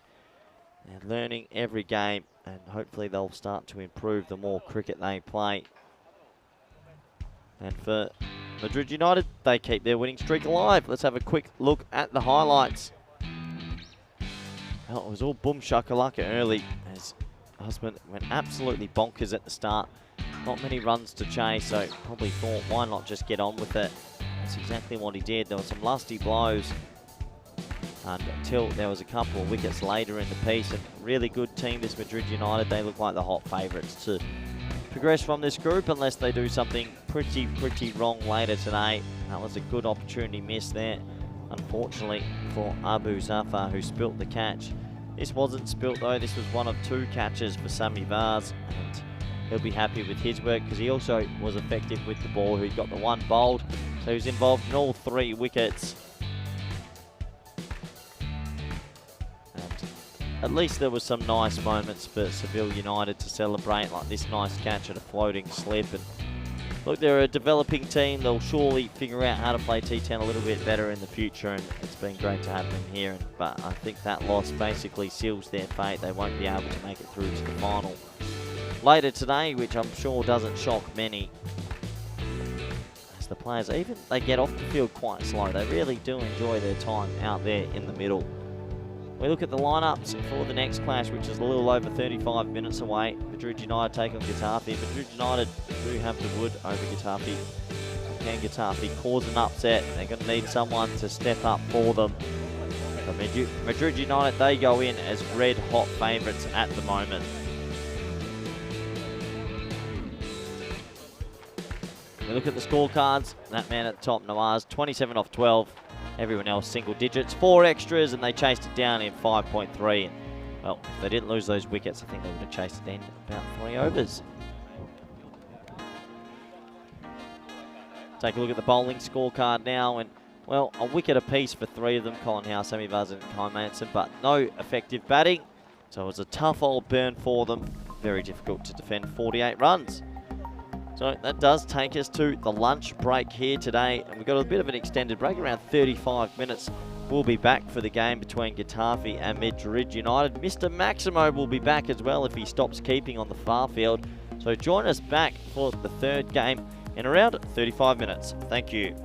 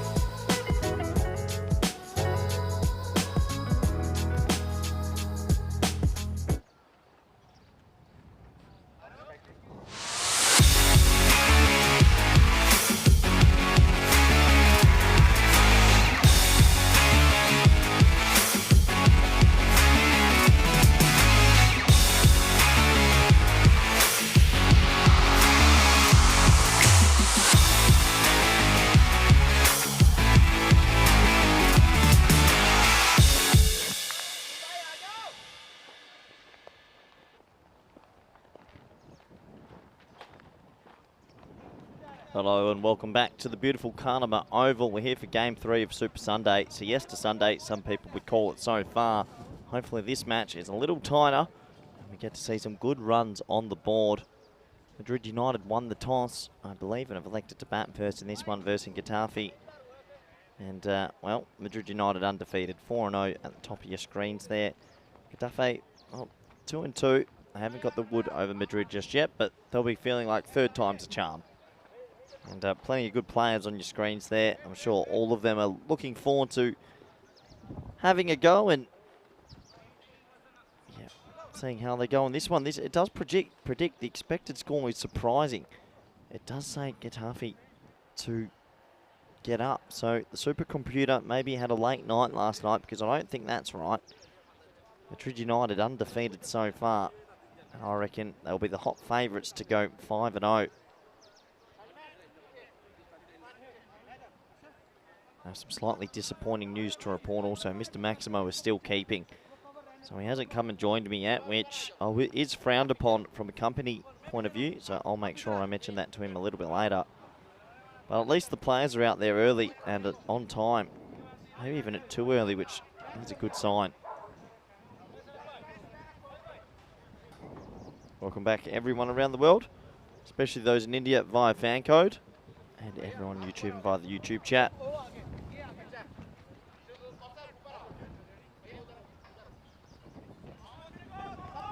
So just last adjustments as the fielder keeps moving everyone everywhere, just wants to get the combination correct.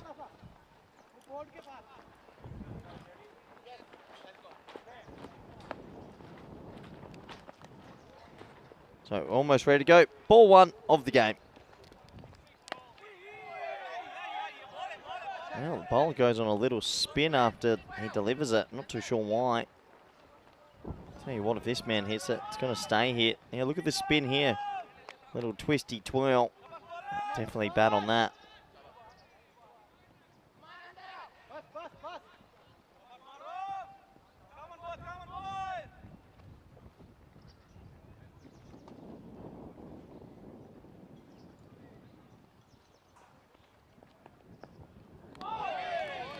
Playing this time, so nice start there.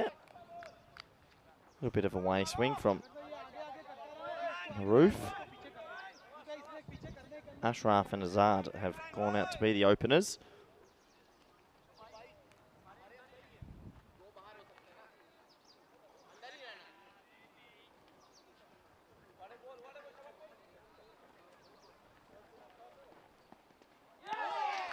Three in a row, so 3 dot balls to start this clash, and sort of follows suit of how the day's been. It's been a bit sedate with the batting, has to be said. He looks all at sea, as Muhammad Ashraf at the moment. I mean, he's a powerful man. You can just tell by the stature of him. I'd like to see him try and wallop this ball.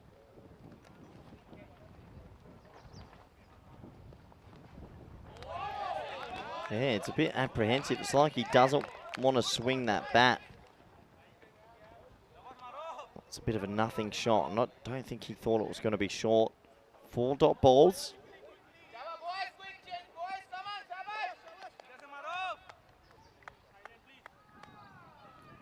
Let's watch the non-striker here just go wandering out of his crease as well.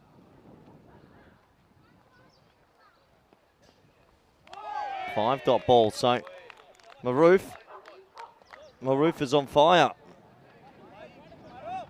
We don't need no mothers. He's bowling very well here, this old Maroofy. He's got 5 dot balls to start this one, and we're looking at a maiden over to start this T10 clash. I don't think that's happened too often. Big man just struggling to get it anywhere near the bat, actually. Oh no, there's a delay. Andrew Elliott saying that he's got something between the thumb and the fingers. He's found a fielder on the field. And he said that he can't have anything between the thumb and the fingers. There you go. Well, yeah, if that's in the rules. So, saying that can't have that bandage, sort of like a mitt. Interesting one. But that's been changed. Anyway, last ball in the first. Oh no, young man, you've just ruined your chance at a maiden. That will be the first scoring run. That's an extra to wind down the leg side.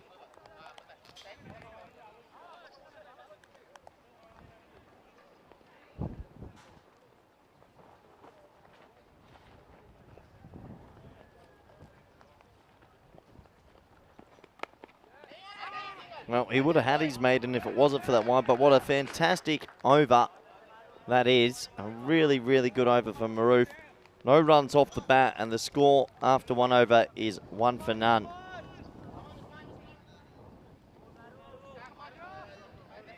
These are the two lineups for this clash.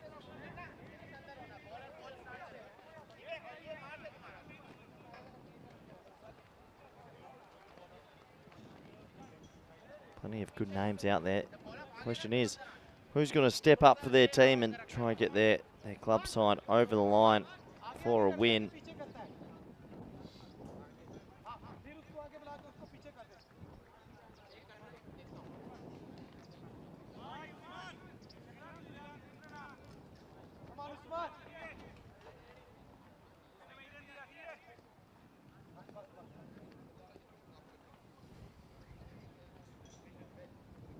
So, second overtime. Usman coming in for his first delivery. Well, this is the thing, if you open with the big man as well, Ashraf, he ain't going to be running between the wickets quick, is he? He looks like his 2 feet are grounded into that turf because he didn't even set off, which was definitely a single there. That probably tells Kalam Azad that he's probably got to clear the pickets or hit it to the boundary to get that one. There will not be any quick singles.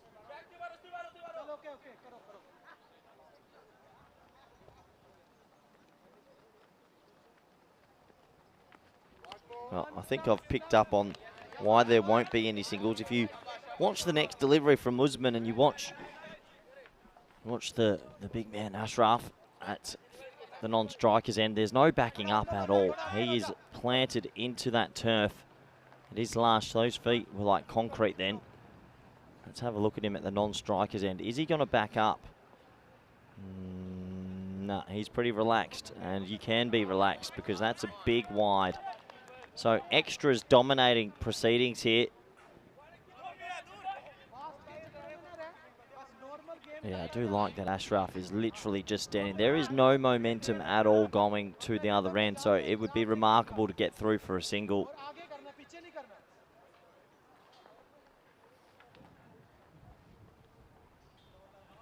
And we're back to dropping of the ball. So slight delays here as Getafe just need to steady themselves here. Yep, got to hold on to that cricket ball, kids.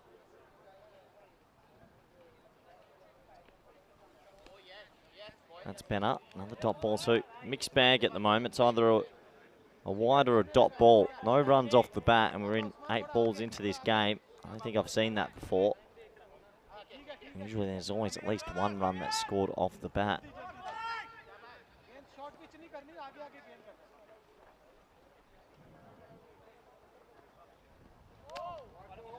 Go back to the wide. Keanu in the chat saying, talking about maidens, I wonder who has the most and also what is the most maidens consecutively bowled.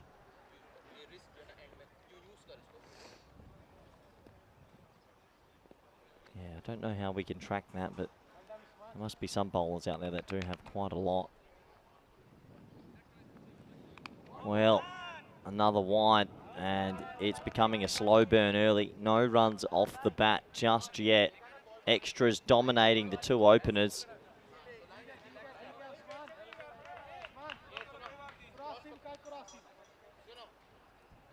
You can hear a few people in the effects mic saying cross seam, cross seam. As Ashraf at the non-striker's end is just practicing his powers, hitting and standing.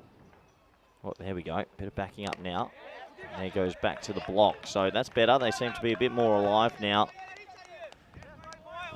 Yeah, I don't think I've ever seen 2 full overs to start a game without a run off the bat. Is it a chance?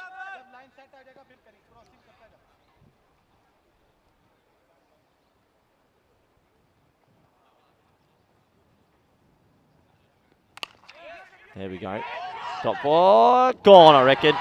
Out, and it's been given out on the field. So what a weird start to this game.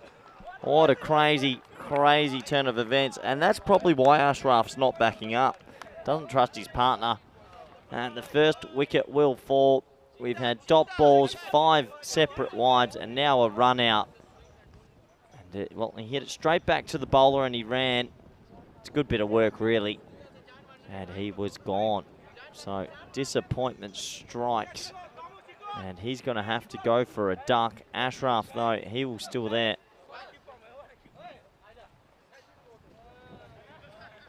And the score is 5 for 1. Question coming in from Keanu and Sujit.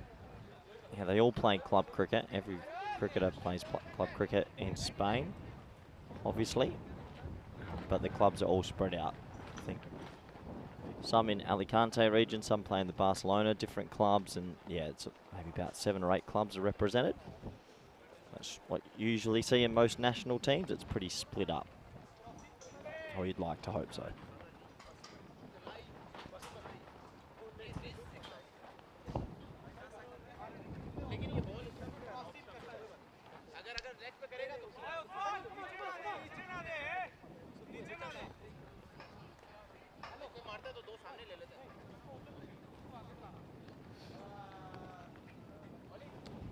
Right, back to the action.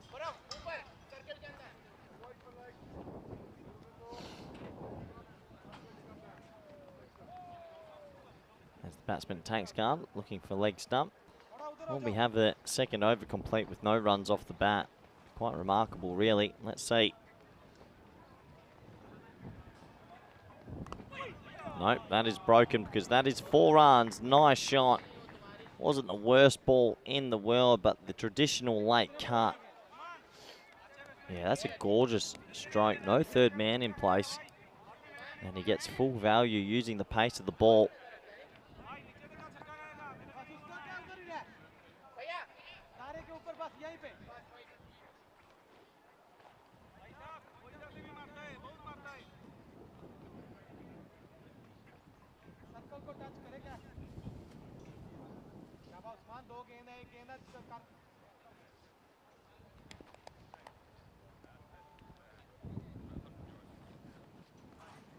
Oh, good comeback delivery.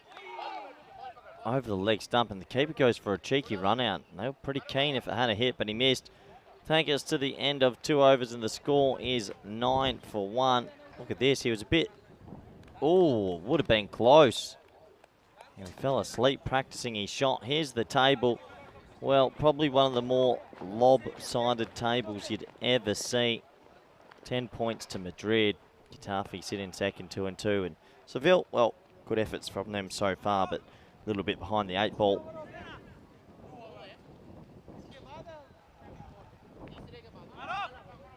So, Mr. Marouf's on fire. And he's going to be bowling the second over for himself. Third over of this match. Yet to concede a run off the bat. Ashraf, 0 off 6. Well, Ashraf has arrived. He's running it for a single. This is dangerous. Oh, I reckon a better throw there has him in trouble. He absolutely cannoned it to mid-on, but wasn't out the blocks too quickly. If that throw was straighter, you never know.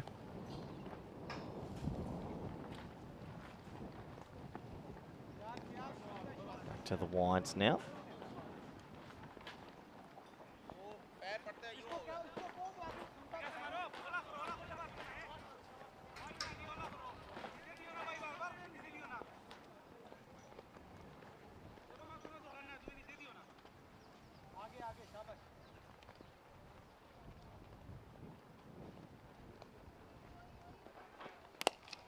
Nice looking shot over the offside, and that'll go for 4.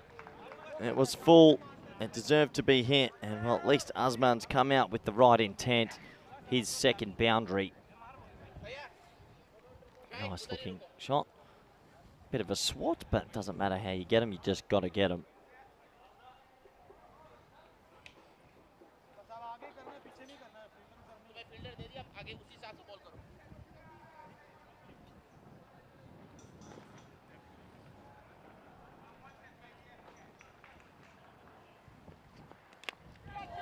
Well, another boundary this time, and finally the shackles are a bit relieved. That's a nice shot. Azman's third boundary. This is probably the first time that Roof's gone a little bit too straight, and he pays the price. So the fly up from Maroof is just dwindling a bit here.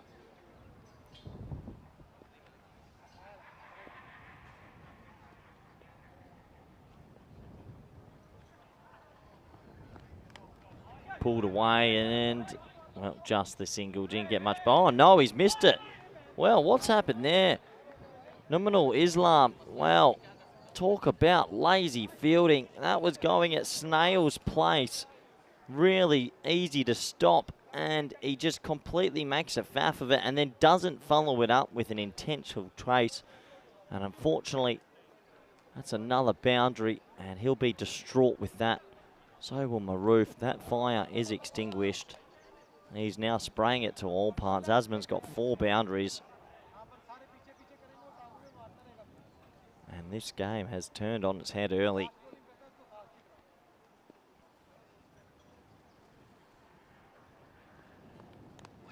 And there's another 4. So Azman's come out, and out of his 6 deliveries, he's hit 5 to the rope. You can hit 4s in this format. And real pleasure to watch.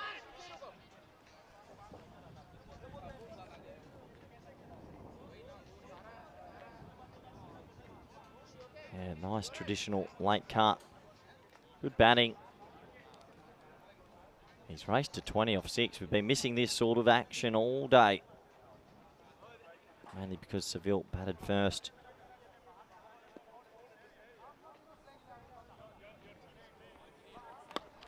That's a wild shot. Oh, surely, yeah, there's the big fridge saying no. Well, I love it. I love it because big Ashraf, we spotted this last over. The flying bus was never going to go flying there. He stayed rooted to the ground. His legs were in concrete. And he turns Azman back and says, you got to go. And it was a brave single at the bed. Look at him back up there. That was just never going to happen.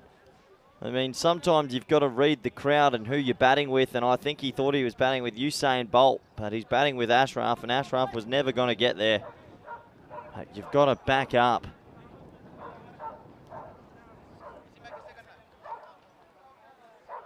Yeah, we'll have a closer look at the running here, but Ashraf, well, let's look at this. Yeah, he's stuck. He's stuck in motion. It's like the matrix was broken. And they do tell you back home, growing up, you need to come a couple metres outside your crease. And a little click of the bail off. So that is disappointing because Azman was lighting it up.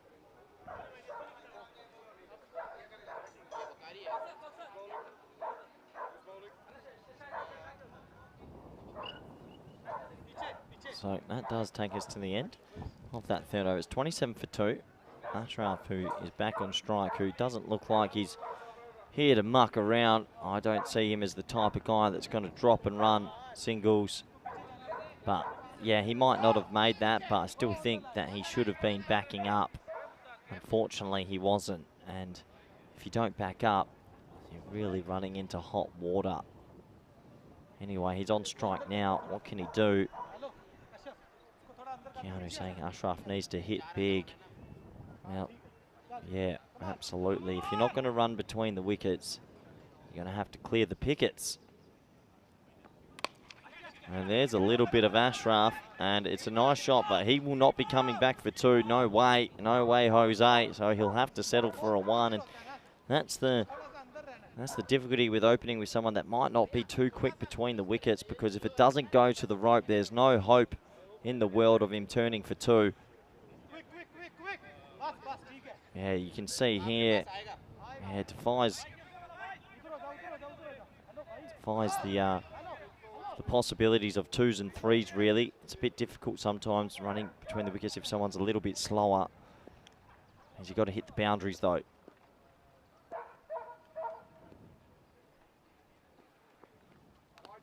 We'll be back to the wide. Still the wides hurting them a little bit at the moment.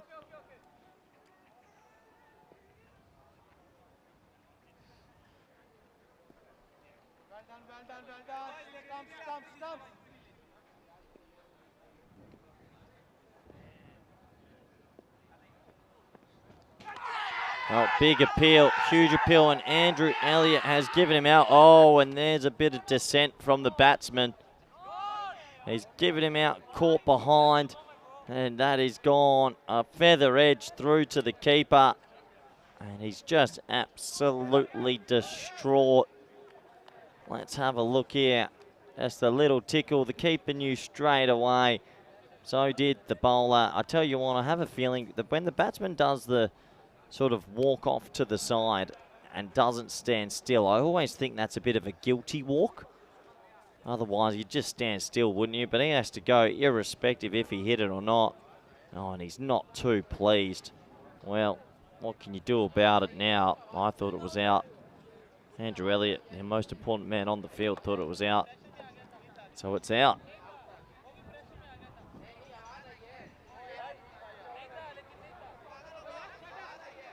So Getafe maybe causing a bit of a surprise at the moment. Right now, Madrid United, who have been pretty immaculate over the last 24 hours, on the ropes a little bit at 29 for 3. Looks like Kamil Ahmed coming out now.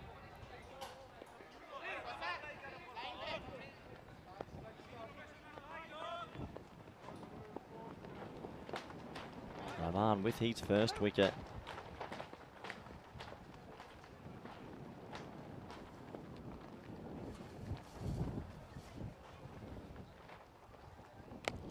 Oh, in the air, and well, he's misjudged it. He's gone back and he's dropped it over the rope.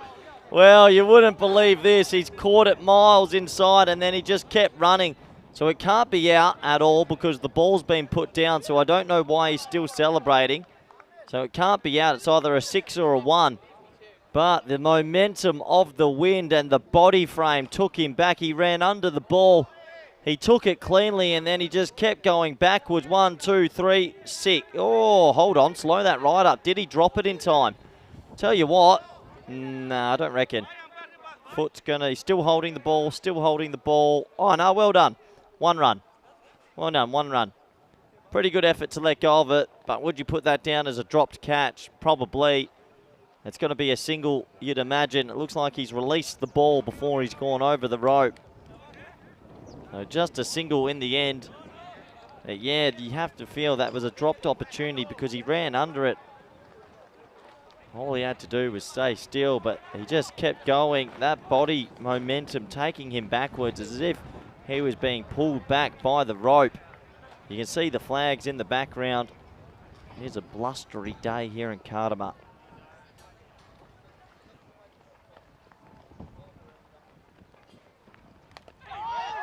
Oh, and it's bowled him well. I don't think that's a good wicket for Getafe. I think it would have suited him better if they kept Ashraf at the crease because he was going nowhere. In the end, the big man goes. He gets an inside edge onto the leg stick and never looked comfortable, did he? Not too sure. I'd use him back at the top of the order. Unfortunately, he gave them a run out and only scored 2 off about 9 deliveries. Yeah, you can watch this big inside edge and that leg stump gets pinned back. Probably one of those ones where the wicket might actually hamper you more than help. And Ashraf has to go. Not too sure what advice he'd be giving to his partner.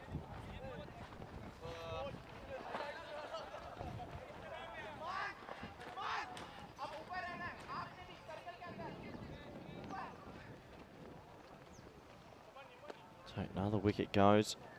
Looks like the batsman hasn't put his helmet on correctly, so he could get a little bit of strife here. I always wonder what the batsmen are doing on the sidelines, how they can come out not dressed and ready to go. There he goes, good sportsmanship.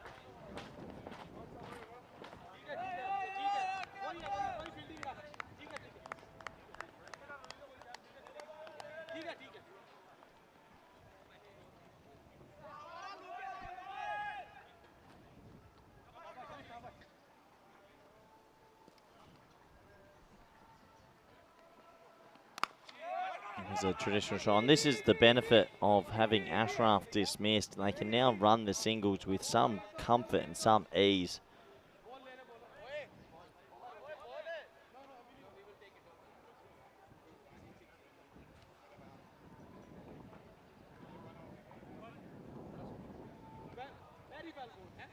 Rahman, he's picked up 2. I'll be pretty happy with his efforts so far. Madrid United, they're on the ropes so far in this one.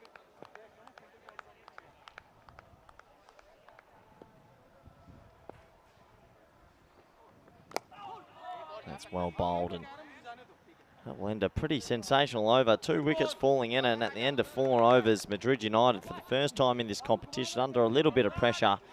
They're 31 for 4. This is what's coming up in the next few weeks. The ECC, which everyone's talking about, talk of the town at the moment. Group B starting tomorrow. Group C, I think Scotland, Belgium, France, that'll be hotly contested. And Group D, maybe Norway, Romania or Switzerland can spring a little bit of surprise in that group. Who knows?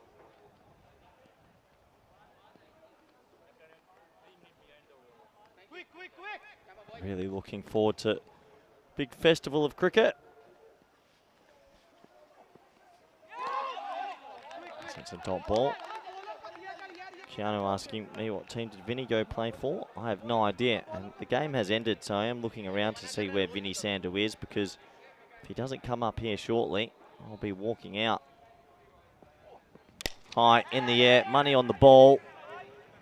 Yeah, safe as houses. Lands in a big pocket of space, and he sets off running. Oh, they throw it to the wrong end. There was never a 2 there, though. So Getafe just doing enough to keep this dangerous Madrid United team at bay.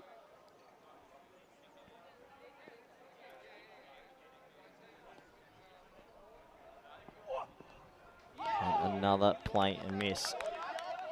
So all happening at the moment for Getafe. They're getting the ball to move quite a lot.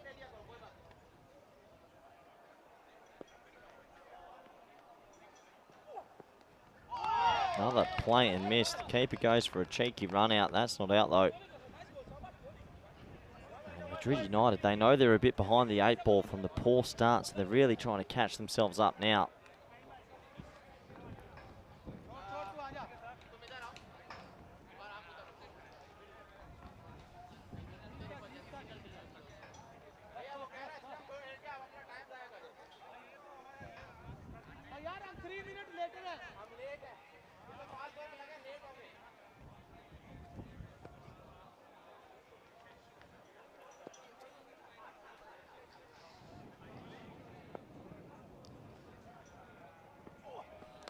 Good delivery again, as it's sort of blocked down a 3rd man, and they'll scamper through for a single. So Getafe doing a good job at the moment, just keeping Madrid United at bay.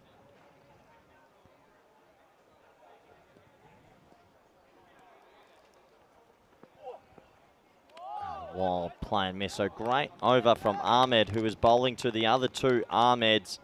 And that is an Ahmed type of over. And it's 5 overs gone, 33 for 4. And, well, who's that I see? That's Mr. Maximo, I think. I'll go back. No, was that him? I don't want to look at this. Was that Vinny Sandu in the fan zone? Better not have been. Well, that's the scorecard so far, but that might have been Mr. Maximo hiding away. Let's see if we can get that again shortly. Coming on, Rahman now.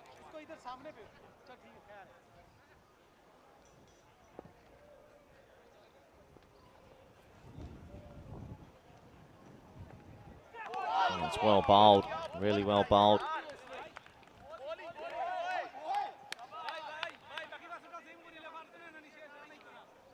I think I'm just seeing Luke Belgium in chat saying why people would get wound up in games that don't have much on it. But there's Mr. Maximo. What's he doing out there? My word, he's meant to be in here. Vinny, I know I'm watching you. Well, goes for the ramp. Misses it. Not given it yet, given a wide. Yeah, I think it's, Luke, it's mostly people playing for the badge and the pride of the club. There's a lot of games in sport that are dead rubbers. But if you have pride in your club and pride for the sport, you'll give it 1,000%, and emotions will naturally come out. So you don't just go out there and pretend you don't care. That is blocked straight to the fielder. Oh, he's going to be run out if he hits. Oh, he misses. Fully misses. He'll be disappointed. He'll be really disappointed. It could have been a simple run out.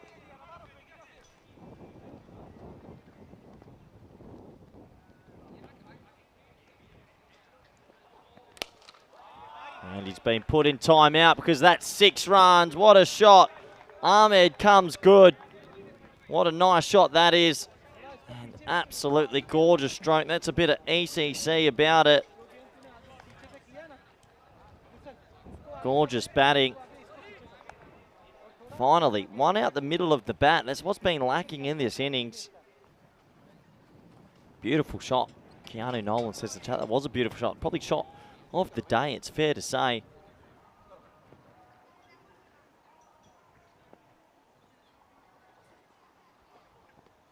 Oh, that's a good little shot as well, but picks out the fielder this time. And Getafe, who have started this game so well, just need to keep their nerve here. They don't want to let this get away. Kitty Huntley says it looks like Vinny is lurking. He's over there on his phone doing something. Not too sure. He's meant to be here though.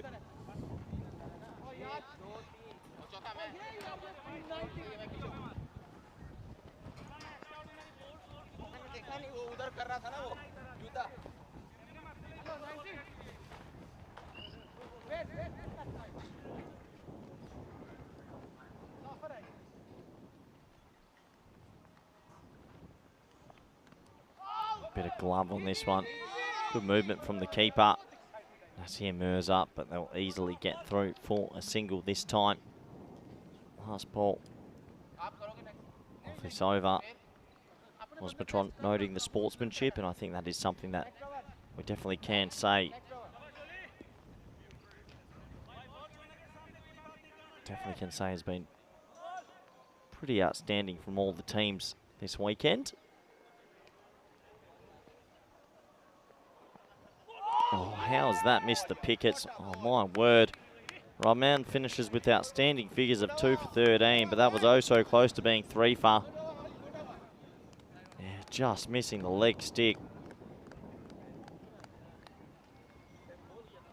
It does take us to the end of the 6th, 42 for 4.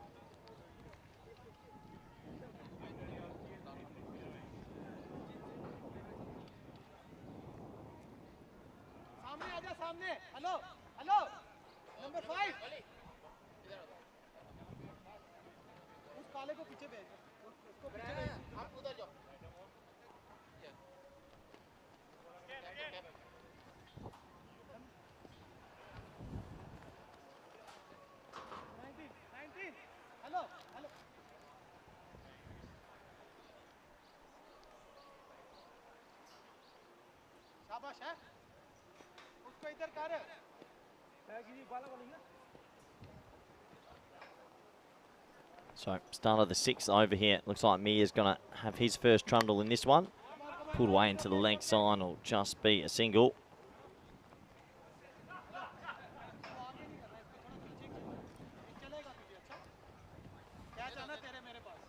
Looks like the European Cricket Network's just come out with a tweet and they've picked a Group A All-Star team. Nice to see 3 Spanish players in there. Looks like 4 Irish players as well.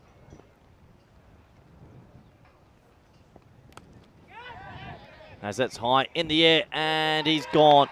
So nice catch in the end, a big wicket, much needed. And Getafe keep doing the business here. Just picking up wickets at the right time, and well, they've got Madrid United in a spot of bother this time.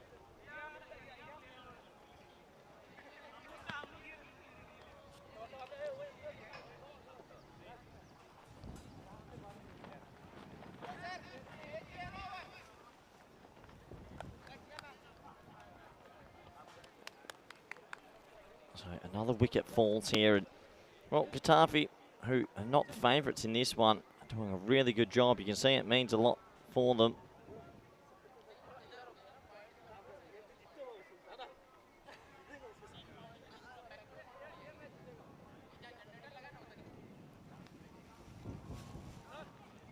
Yeah, just looking at that team of the week, it looks like 4 Irish players have been selected, 3 Spanish players, 2 Austrian players, I should say, and 1 Portuguese player. Unfortunately, no one for Czech Republic. They didn't have a great week. They're much better than what they showed, though. They're missing a few players, it can be said. So Madrid United, who are under the pump here.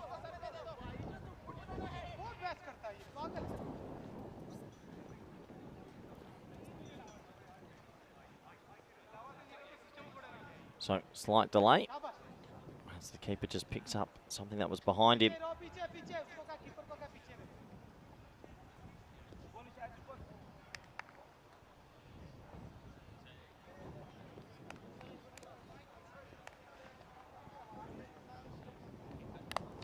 Cut away, nice looking shot, but they've got the deep backward point in operation, so just a single in the end.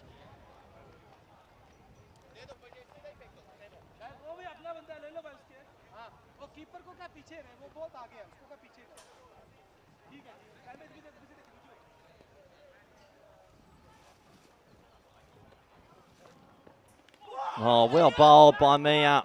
He's pumped up. He picks up his second for the over.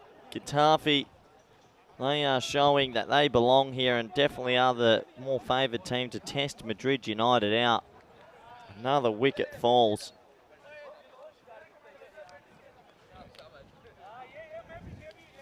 Yeah, good bowling. You miss, I hit. And right now, Madrid United really are being tested for the first time in the last 24 hours. And if they can keep them down to 75 to 80, I believe they can definitely chase it down.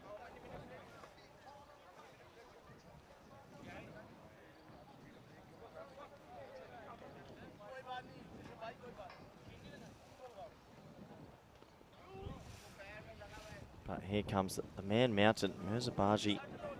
He's a very good player, probably their best batsman. Bats with the sunnies on. Bit of alphaism when you do that. Looks like a smooth character. He's coming down the order in this one.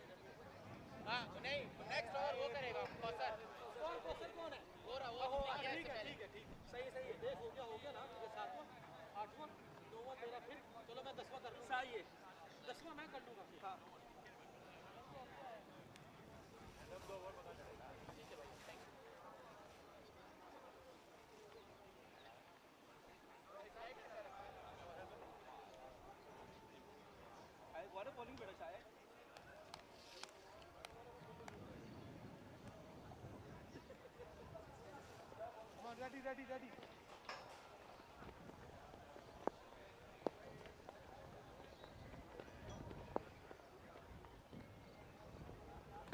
Oh, that's out. Yeah, he's gone. The big fish gone. Well, we just said Barge is their best player. That was absolutely salmon trout. That was plum. Oh, I gave it out from up here. I'm glad the umpire gave it out down there as well. No question in my mind. Another wicket falls. Madrid United floundering big here. It pitched on middle. It kicked on and hit the back leg in the end. That's hitting middle and leg halfway up. Getafe, well, there is no dead rubbers in this sport. That is for sure. Plenty of emotions on the line. And they're just getting it in the right areas at the moment. That's his third wicket for the over, Mia. He's on a hattie. What a great opportunity to get it as well. Madrid United 44 for 7.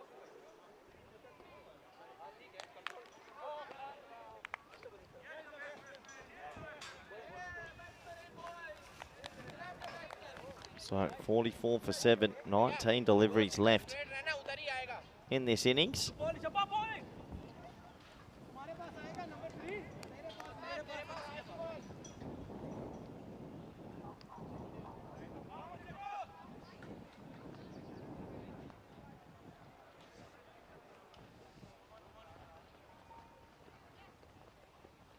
Oh, he doesn't get the hat trick. It's a nice looking shot though, and they'll get around just for the single. So what a sensational over that is. Mia, he takes 3 for 3. Rasvan Hidroy saying that was going down leg. I don't know what you've been watching, but that was definitely not going down the leg side. That was absolutely plumb. But here's what we're talking about. The Group A All-Star team. Lynch, Greenshield, Shigawal of Austria, DDC, Burton, Wilson at top 6. Dangerous, MS, Parker, his all-round abilities. Hitman, Cameron, Humphreys with his left arm offies, O'Reilly, left arm seam, and Atif Muhammad. So you've got pretty much an all left arm bowling lineup. Zadran is the 12th man, but what a team that would be. I don't know why they've given Greenshields the captaincy though. No way. So that's high in the air. just the single. I definitely wouldn't give it to Green Shields. Not my captain of the week. Maybe my clown of the week, if anything.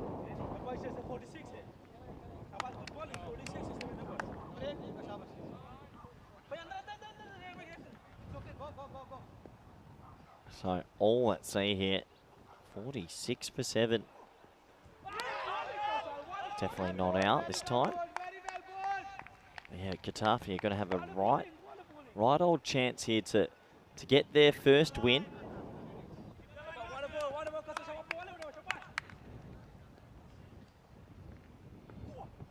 So it's hit hard down the ground, probably just for a single this time. Oh, no way. You've got to be joking me. Your team's well ahead of the game. He can hear everything I'm saying. That is disgraceful fielding. That should have been a single. He's let them off the hook here. It goes for 4. And that just releases the shackles just a little bit. And little things like that go a long way to letting the team down. Back to a play and miss. But yeah, you can't be doing that at such a crucial stage in this game. Tuffy trying to cause an upset here. And whoa, look at this. There's Mr. Maximo with a beer in hand. This is disgraceful behaviour. I'll be changing my wage packet, that's for sure. He should be up here. I'm ready for my rest, as that's another play and miss. At least I'll remind all the faithful viewers out there, I'm working my 7th day in a row. Mr. Maximo just enjoying a little siesta. Probably let through about 42 buys.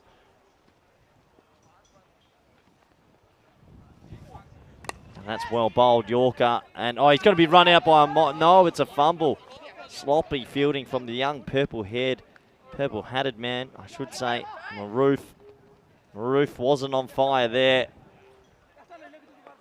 And unfortunately, there he is. Now, not sure about this. There's the boys in the fan zone enjoying a pot. I'm stuck in the cube. I think I could go a Victoria Cerveza myself. I'm in my 7th day straight at work while Vinny Sandu just relaxes in his painting clothing. Not sure about that. And I'll be sending in a letter of disappointment to the company soon if I don't see him up here in the next few overs, that is for sure. There's the worm. Of course it's going the right way. That's high in the air. Money on the ball, surely. Yeah, definitely. Big spot of space. And don't go for a suicidal second, which is highly recommended. Some of the running today would be best described as suicidal. Madrid United well behind the 8 ball here. Keanu Nolan saying, ask for a raise. Don't you worry, Keanu. This is my Sunday. This is how I spend my Sundays.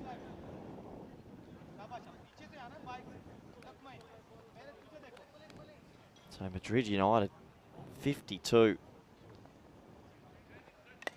High in the air, and it's going to trickle away. Will it go for 4? Well, it almost does. The two fielders get a little bit of the heebie-jeebies right next to each other. It just goes for a single in the end. Tell you what, they've bowled pretty well. The fielding a little bit questionable. I think they could have stopped a couple of extra runs. But yeah, a little bit more communication needed. Lucky it didn't trickle away for 4.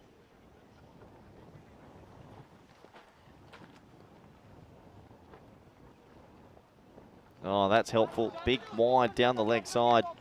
So Mia, with the outstanding figures at the moment of 3 for 6, just has to make sure he gets it right in this back half.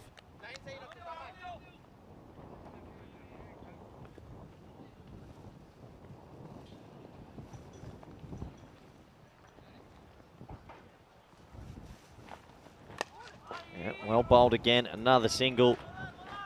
I'll tell you what, the scoring rates today have been remarkably low. Siesta Sunday. Sort of feels like Madrid United might only get themselves at best to around 70. I mean, they'll have to go at 11s to do it. An absolute siesta sort of day here in Cardamom. That's not a wide because he moved early. It's good umpiring. Getafe right up for this one. Definitely showing they belong in this competition.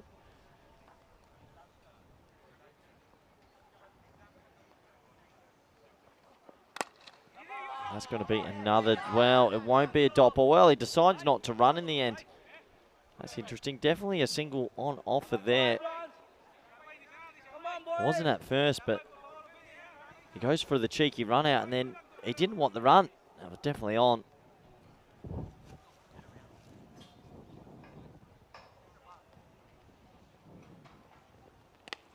Oh, nice looking shot. I reckon that's going to go for 4. Yeah, it does. Well, good batting that time. That's probably why he didn't want the run in the end. He does get the 4. Just splices it away. Didn't really go in the direction he was hoping for, but in the end, the result that matters, 4 runs. And after 9 overs, Madrid United on a paltry 59 for 7.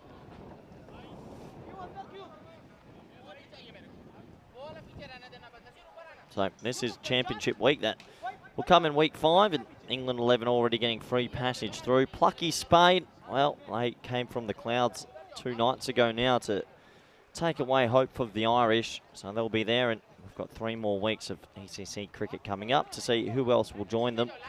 Pretty exciting indeed, as Kashik Bell looks like he's going to bowl the last over of this first innings.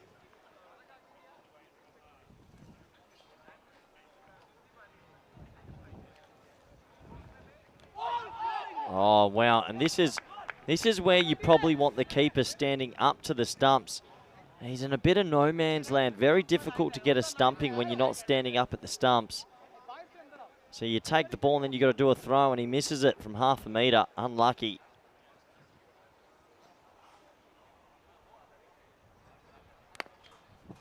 It should just be a single, and will be a single. So great defensive bowling so far by Getafe.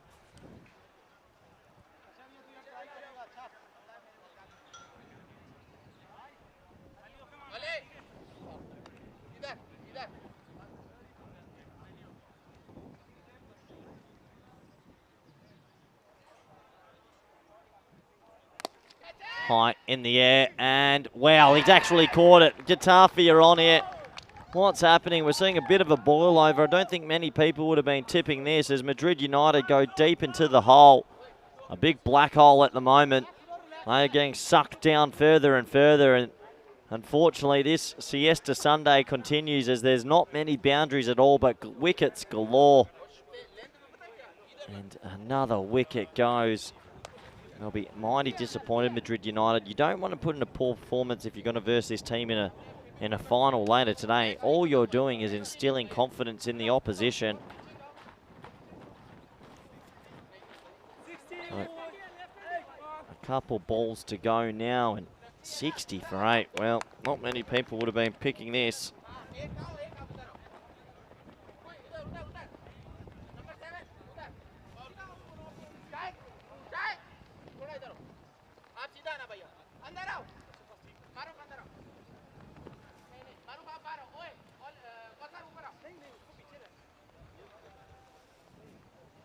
So a couple of deliveries to go in this first innings.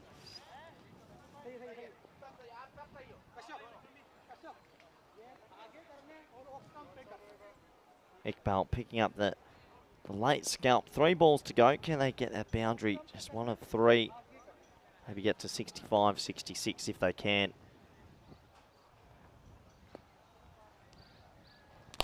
Well, that helps. He's hit that pretty hard. Oh, plugs in the ground, and this time he makes sure of it. Oh, it's a suicidal 2 if he throws it to the keeper's end. Thanks for coming. See you later. Madrid United, well, they keep sucking themselves down into the vortex. And they're having an absolute shocker here. Getafe, they're all over it. And this could be a boil over for the ages. There was never 2 there, but I do like the aggressive running. And he's going to have to go. Oh, a direct hit from Kashik Bell, the bowler, turned fielder. And Getafe, they are cock-a-hoot. Look at this, and it was pretty lazy running. I don't think he ever wanted it. They're not looking at each other, and then the direct hit helps. And definitely out, not even in the frame. And, well, Madrid United just having an absolute shocker here.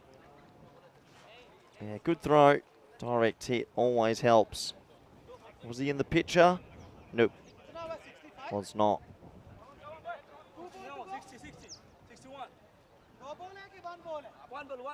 This is why you've got to love this T10 format. There's always twists and roundabouts. Who would have been tipping this? Here comes the captain, Iftefak Ahmed. He's got his team in a spot of bother. 2 balls remaining. The score only on 61. Doesn't ask for middle. I like that.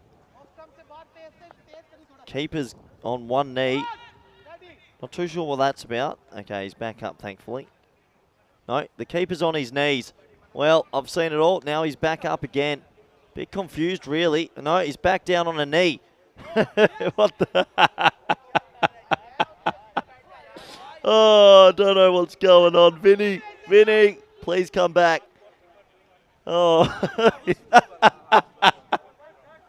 He's keeping on one knee. Well, kids at home, I don't know why he's keeping on one knee. Vinny, you enjoy your Victoria Cerveza. Oh, my word. I don't get it. He's kept the whole first 59 deliveries. It's been given a dead ball. What is going on? Why is it a dead ball? I don't know anymore. The cows have come to roost. Why is it a dead ball? Can't you keep on a knee? Well, I don't know anymore. I don't think I've seen that before, the one knee keeping play. Now we've got a delay. Let's just take this Sunday any slower, please. Let's just eke out every bit of time from today.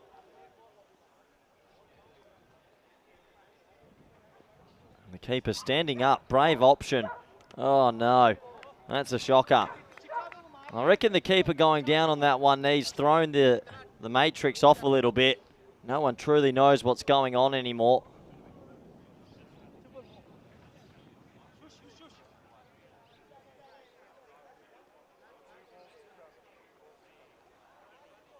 So 2 balls remain.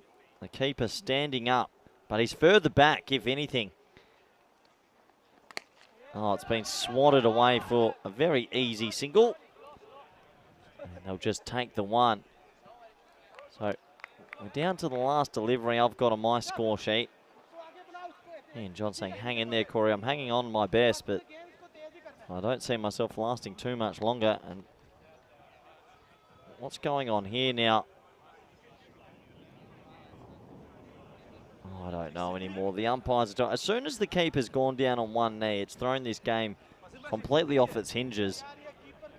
And no one truly understands what's happened. Just from the keeper going down on one knee, I reckon the umpire saying to him, you've confused us all.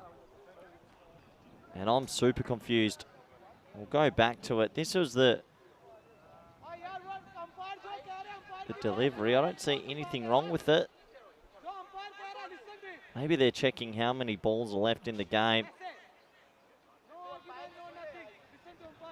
Well, maybe my good friend and co-commentator Vinny Sandhu knows what's going on in the fan zone, because there's 1 ball left. Just call it off at 9.5. Why does this last ball have to take so long? There he is. He's enjoying his beer. Oh, no, maybe not a beer. Maybe a nice refreshing water from a can. But yeah, let's just take our time for this last ball of the innings and take as long as we can to finish the innings. That's exactly what we all want. Just eke out any bit more of this Sunday afternoon.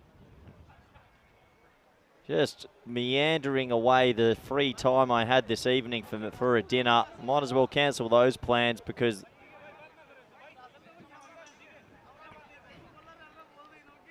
it's a Sunday night. The fan zone is absolutely pumping. And I tell you what, we don't know why there has been a delay since the keeper got on a knee.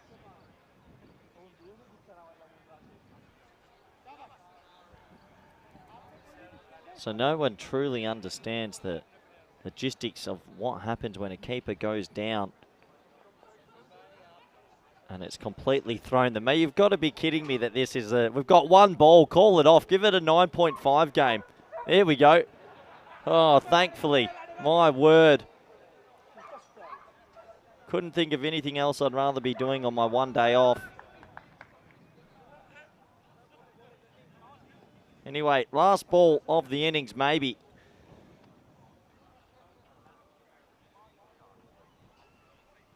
Oh, and he swats it away. They're going to go for 2 here. This will be a run out. If they're running hard, they probably should, but they won't. So just a single, and that delay. Well, he's out of his crease. Run him out here if you want.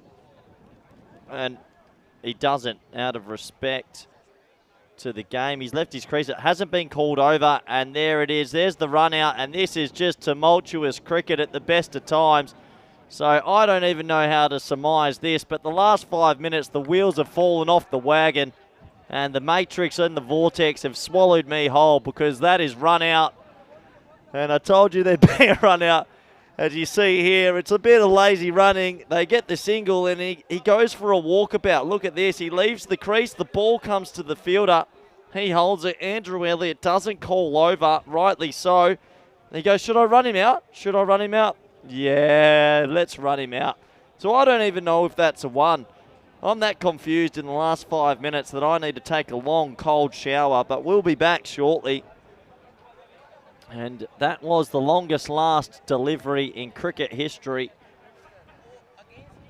And they'll walk off. They'll be bowled out in the end. The 1 run will count, I believe. I don't even know anymore. But that is it, and we can't take it away from Getafe. They have been the better of the 2 sides as we take a quick look at the highlights. And it started with an array of dot balls, and then this run out. Great fielding from the great man. That was our man Usman. Sensational fielding off his own bowling.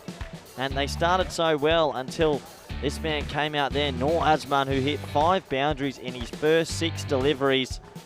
Gorgeous batting. He didn't hit 6s, he hit 4s, and if you keep it along the carpet, you can't be caught.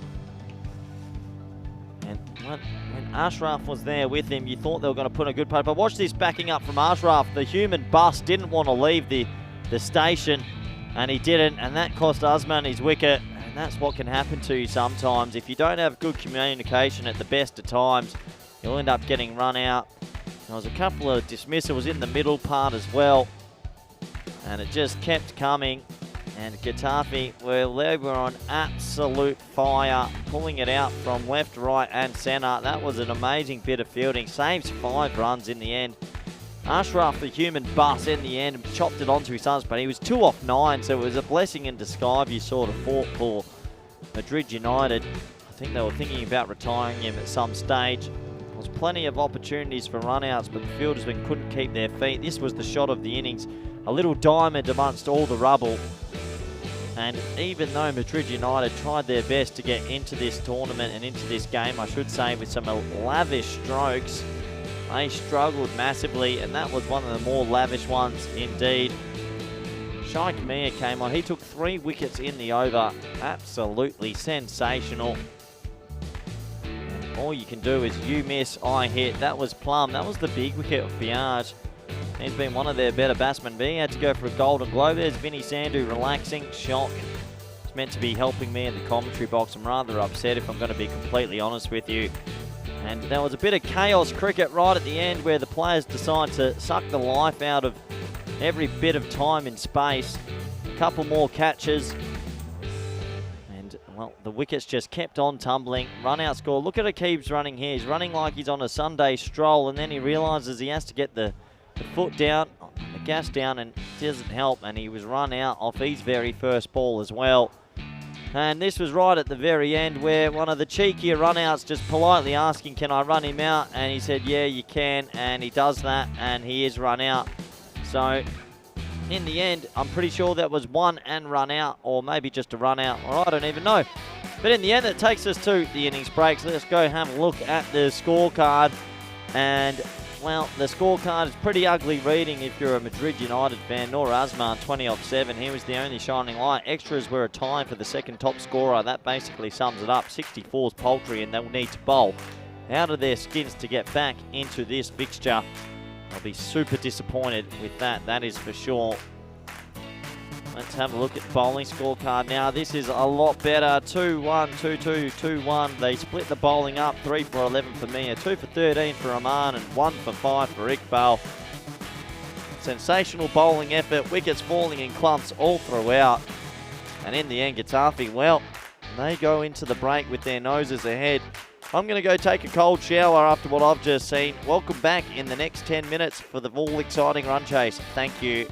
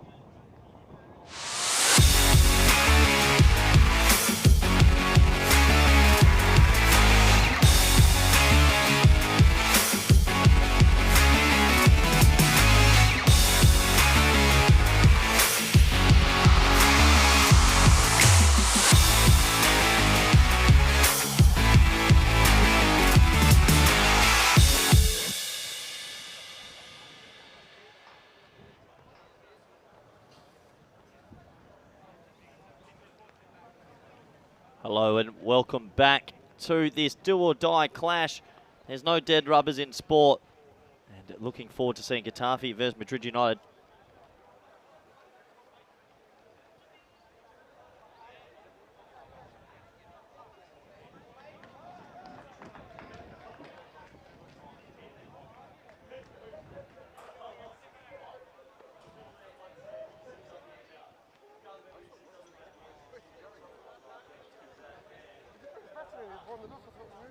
So looking forward to this second inning. Sorry, I was just adjusting my headset. As good news, my co-commentator will be back in here in a couple of balls' time. And Madrid United, well, they're slowly making their way out to the middle here. And they don't have many runs on the board. They got a bit funky with their bowling lineup, batting lineup, I should say. And, well, the chickens come to roost. It might catch up with them. But, yeah, looking forward to this second innings. Great to welcome back everyone around the world, especially those in India via FanCode. Everyone on YouTube via the YouTube chat. Good to have you with us, Keanu and Wasmatron, and everybody out there. Just make sure you don't get banned or say anything a little bit out of line, because we're on top of you today.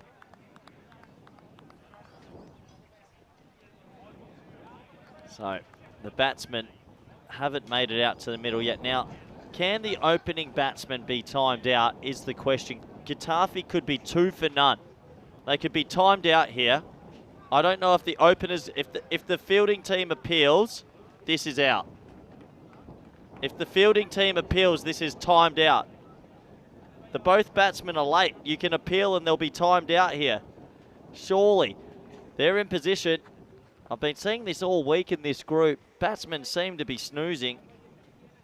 I've called it, I'll be telling Vinny when he joins out, I'm calling it Siesta Sunday, because that's how it feels. Scores of 40, 50 and 60 from the batting first teams. What a day to be alive. And, well, the batsmen slowly getting out there. I've got them behind the clock, though. I would like to see it happen at least once in my commentary career. Ian John saying he's bitten between his teeth today. I can imagine. It's good to have you all with us. Looks like Wasim Majid out there. Now, this is their chance, Getafe, to get one over their rivals, Madrid United. And this is definitely a big opportunity for them to get potentially a win over the side that they'll potentially play tonight. That would be massive for the competition. So, looking with the new ball. Carter Nawaz, here we go, ball one in the run chase. And it's cut away gloriously, and that's going to go across the grass, and 4. That must be 4. Well, that little skip back's made it, yeah, it's 4, has to be 4. I'll have a closer look. He went with the foot, which I don't advise defending 60 odd.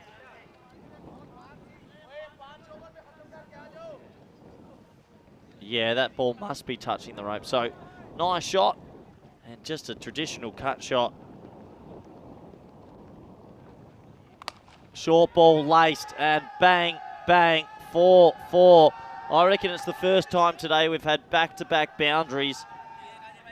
And Getafe, well, they went into this game as the underdogs, but right now they're putting in a stellar performance.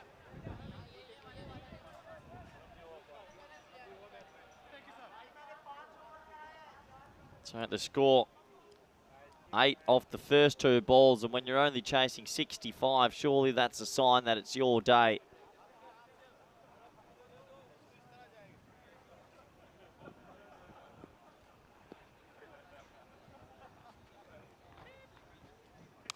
That's well defended back. Oh, it almost takes a wicked deflection and wears Nawaz in the face. Thankfully it didn't.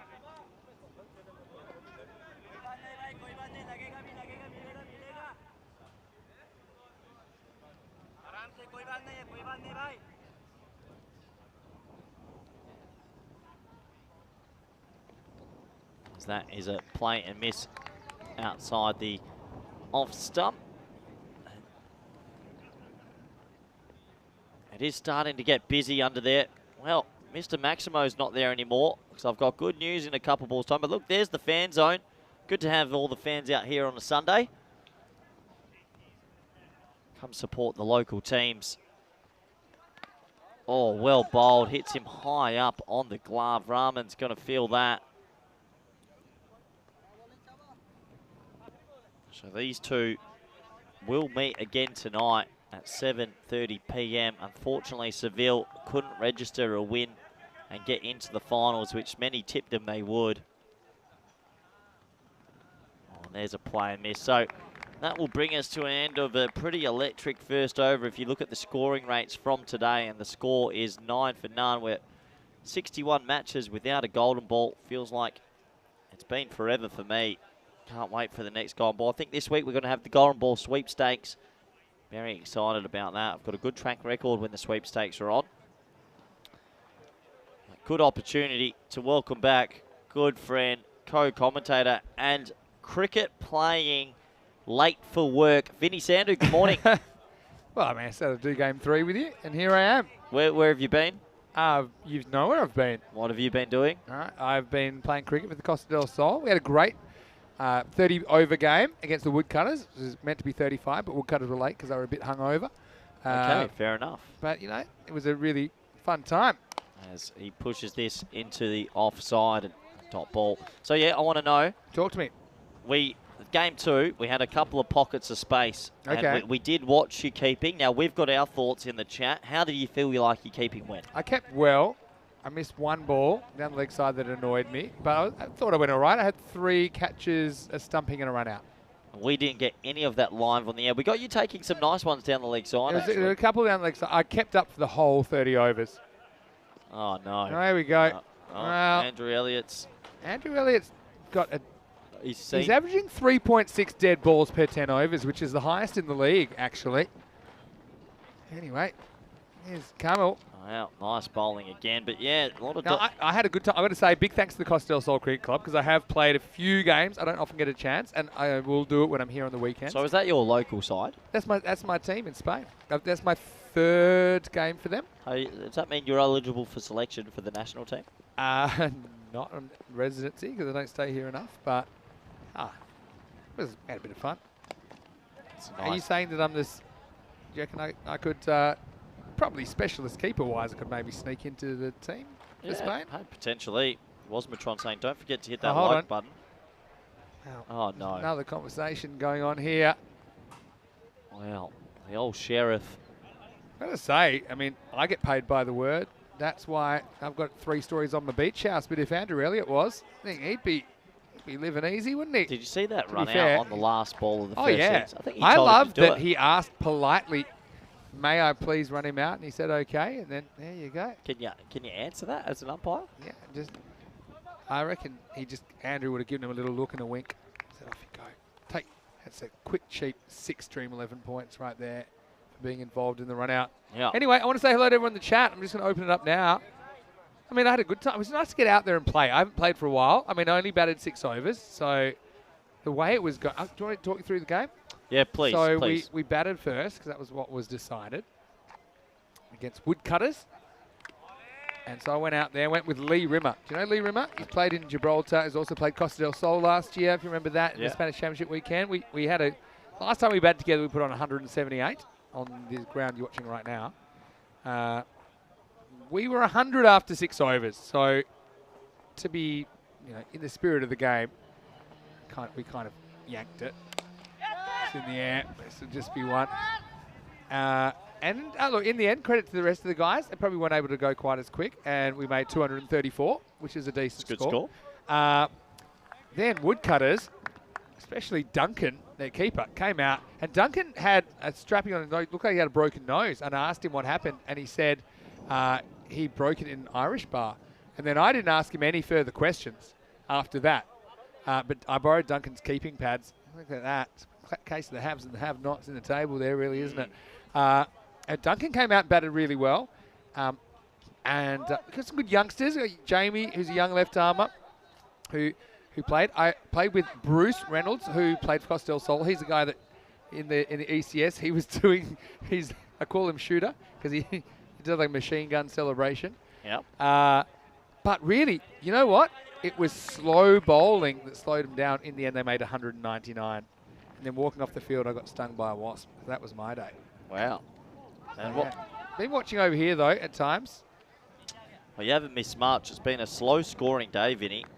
I think the highest score of today is 66. I suppose my question for you is, do you have a theory on why the players seem so slow getting from the dugouts to the middle? Because it does seem like... Sunday, I've called it Sunday siesta. Siesta Sunday. Yeah. I like it. All right, let me get into this chat because I want to talk to a few people. I enjoyed keeping it. I felt I kept reasonably well. It was nice to get into my routines of what I used to do. I don't really play very often, as you know. Well, this is in the air, and this is going. It's going. It's 1 bounce, and it's 4. So, I mean, what we haven't really seen in this group is an upset yet, right? It seems that every time you got kind of 3 kind of rankings now that are pretty clear. But, you know, potentially, I mean, Getafe, they could pull this off against Madrid United. And here's the thing, Madrid United, they could win every game, but then the big one's tonight at 8:30 local, which is midnight in India. 8:30. Yeah, 8:30 because we have a 1 hour break, don't forget. Oh, that's a good shot as well. Oh, is this a chance though? Yeah, I think it might have been, Vinny. It was hit hard. I mean, they're going to have to take every opportunity and some if they're going to pull off a win from the hat here. So I meant to mention this to you because it's a final. We need a 1 hour break so we know exactly which 2 teams will be playing, even though we do know exactly which 2 teams will be playing already. That gives me a chance to have some dinner. Corey, maybe you'd like to stick around for that one? Oh, it's unfortunate I've been called up for something else. It comes in, and that is absolutely mowed. Well, we didn't think we'd see an upset, but we're seeing a cantering of a game here from Getafe. What a shot. I've got to remember to hit the like button in the YouTube telecast. I'm doing that right now. But, yeah, I mean, that's a proper shot, isn't it, really? We could have an early finish here, Corey. Well, blessing in disguise. A Group A All-Star team was announced as well on Twitter. We had it. We talked about it, didn't we? Yeah. And then it's a cool graphic. I bet you're happy to see that. That was my idea, the Well done to the team guys. of the week. I want to take full credit for that. Yeah, but I told them to do it. So, partial credit. Come back for 2 here. I still feel they can fall in a heap here.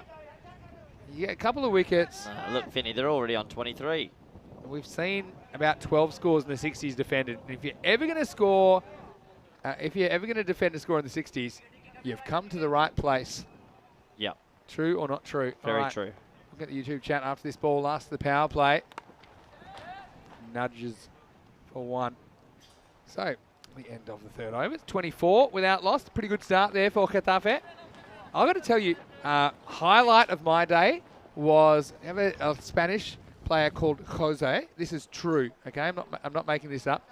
So Jose unfortunately made a duck, but before his duck, he was I was giving him a few tips with the bat, okay? Because he's picked up the game. You know what? He picked up the game by watching the European Cricket Network, and he just said he wanted to try it. So I think it might have been his 3rd or 4th game. Okay, so I gave him a few pointers with the bat, about how to hold it, how to set up, especially like pull shots, because you get a lot of those kind of loopy ones that you can pull. That's a fairly natural shot. But then he came on to bowl the 3rd last over. I think they needed about, I don't know, 40 or 50. He bowled a really good over. Maybe bowled 1 wide, but he slung it like Malinga. Like it. So Jose, keep at it. I think it's great, and I love it that the European Cricket Network is the reason that he's interested in cricket. Oh! Bounce first. No, well fielded. I thought that hit him right in the Jats cracker, but that's good fielding. Well, that's the hits him in the bread basket, and it's kind of the bread basket that's industrial sized, really. Oh, that's wow. close. He didn't flinch. Oh well, I mean, I saw plenty of that today. Did you see called a wide. Did you see the knee fiasco? The keeper keeping I on a knee. couldn't work out why it was called dead ball, just because he was on his knee. That's very baseball catcher, you know. They go to that stance sometimes. Eddie Fark's one of my favourite bowlers to watch. He's asking for a bat before wicket, which is a very controversial appeal. Let's just see if we have any signal. Well, it has to be bat because there's no way the ball would go all the way to fine leg with that pace. I mean, he's saying, how dare you flick me off your pads. And Andrew tells his story walking. Right, trying to get in the chat here. Also had a Victoria Cerveza, sin alcohol, of course, because Sunday afternoon I've got to go to work. But they also have that option. Rico also always mentions it. Anyway, let's have a look in this chat. Who's in here today? Hello, Keanu. Welcome to Siesta Sunday.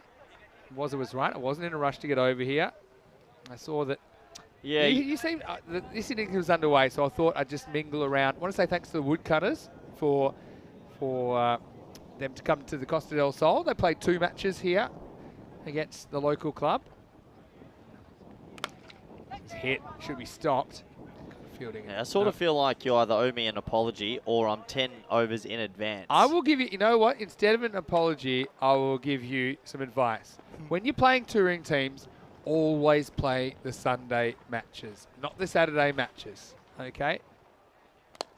This should just be one. Again, he's fielding just 5 metres outside the circle for no reason in particular. That's Kamil Ahmed.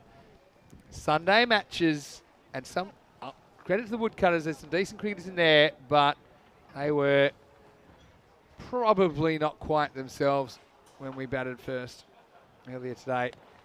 Goes for it again. So, I mean, let's just say it's a kind of Sunday morning, a stroll. That's, I suppose you know what it's like when you're on holiday on a Sunday morning. You might not quite be springing out of bed. Anyway, right here, it's 4 overs down. Getafe are 30 after 4. Well, here's a good idea. Yeah, I want a new photo this week. All right. Deal? All right. I'll dress up tomorrow. Next time, maybe you can take your sunglasses out of your pocket. Yeah, I've Just lost a gonna bit of say. weight, and I don't wear polo shirts anymore. Have you? I'm the You're Peacock Corey. Nah, I'm button guy. I'm professional swami. I don't think if having buttons in your shirt is like a unique identifier, because I hate to spoil it for you. I wear buttons on my shirt every day. Anyway, let's have a look. Ian said it's been an interesting day of cricket today. Yeah, Ian, how could maybe you could sum up the day of cricket in the chat using one word? Because I've got a few superlatives I'd love to use that I can't. Keanu said he'd like the look of my keeping. That's nice. Oh, news flash as well. Wait for this, though, because Noor Azman is coming on in the 5th. Swing and a miss. We're doing a night event after this as well or something like that? No, I got my 99th career stumping today. Oh. I was on 98, and it's something we talked about with Rico. So, actually, I think I got my 100th as well. I'm on that list. Yeah, I stumped you once. Yeah. That's a while ago now. Was that 20 years ago? I want to find that on my cricket. It must be somewhere. Probably. Smart batting here. Unless you get run out, in which case it's not smart batting. Got to say, I've really enjoyed your commentary. I got to say that I went to the Carvery last night, as you know. It's one of our favourites. That hurt me. That hurt me so much. I could not That's the one stop place. listening to your commentary at all. And I want more. I think that you should be Don't give the viewers weekend specialist. What do you think? What do you think in the chat? Corey should be the weekend specialist. You can own this, okay? You know, you're not in the top 2 at the moment. I don't want to be. This is a great opportunity for you to press your case. Listen, they say in sports the best position's third QB. First quarterback has to get his body in line. Second quarterback plays a bit. I'm the third QB. I don't have to do as much, but I get the same level of respect. Well, besides being put in the worst room at the hotel. Shot. Someone's going to have to chase that. I can't see this being stopped at all. Foot fielding attempt. Oh, of course. Oh, sign him up. Oh, it's out. Well, this is gone. Oh! Wow, he's running in quicksand here, really. That's great fielding. That's definitely out. That's Wasim Majid, and he's going to start walking. And actually, when he's walking, he's moving quicker than he was running when he was trying that too. So that's just something they needed. They needed a wicket from somewhere. And so, well, they're going to check the fielding. Andrew Elliott wants to go and make sure that it was saved in the front. Oh, I wonder if that was saved.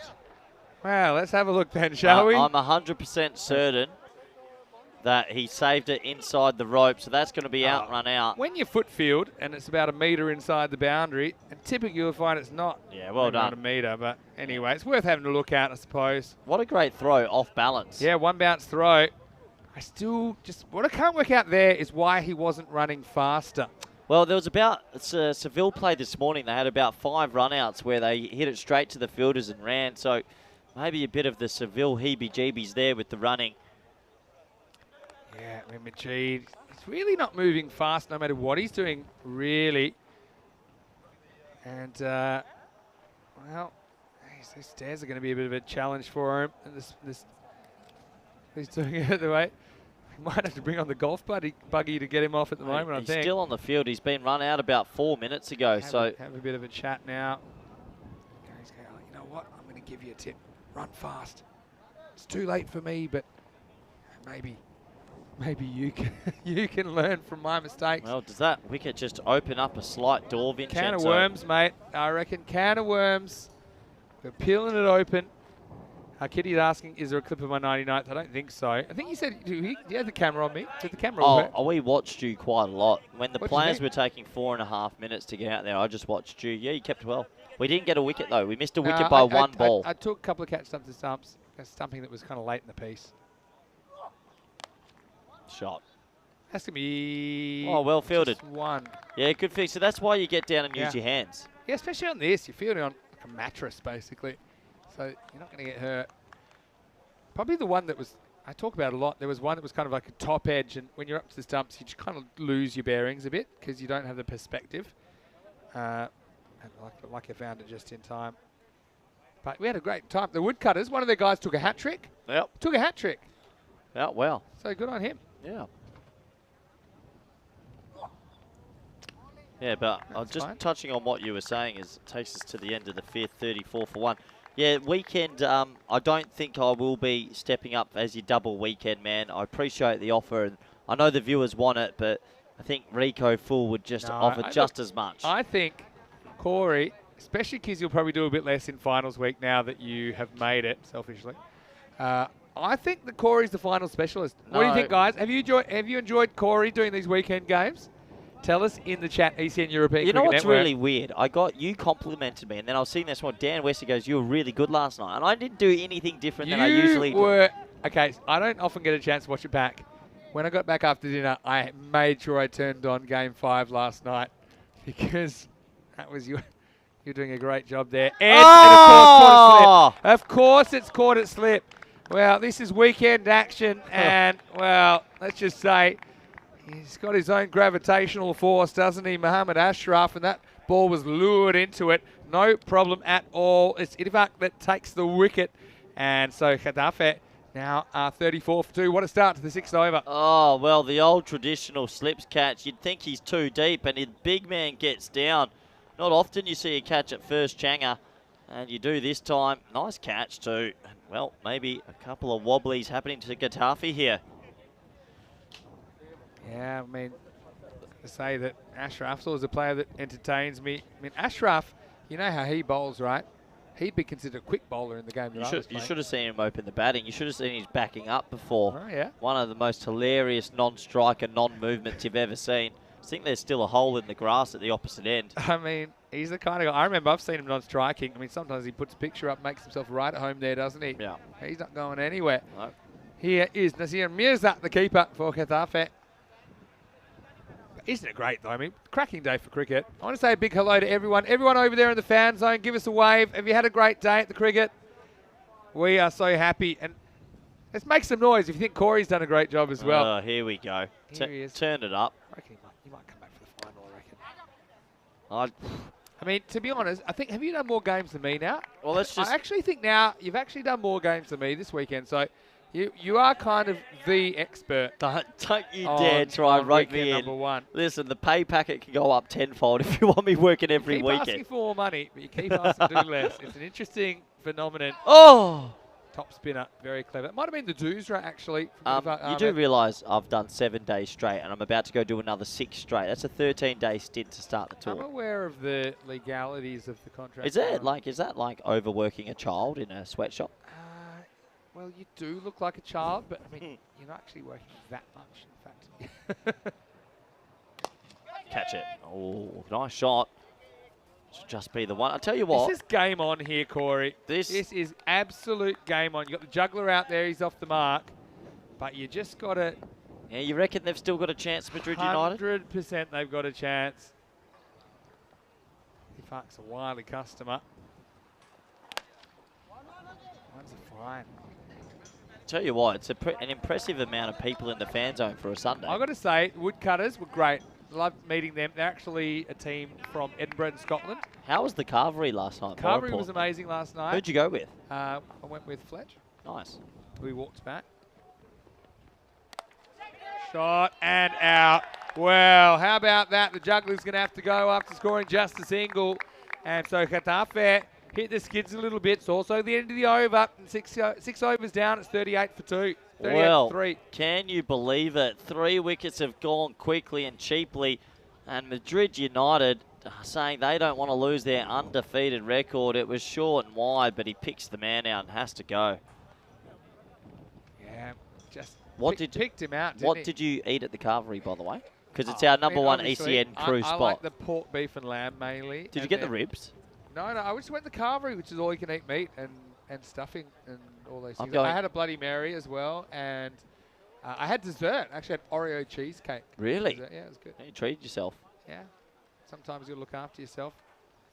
I've got to say, Lee Rimmer, who was playing for the Costa del Sol today, also played for the Calpe Giants earlier in the season in the Gibraltar night series. He might be coming up for an innings, maybe in fourth game of the day, which it'll be Sevilla's last game because we know they won't make the final here.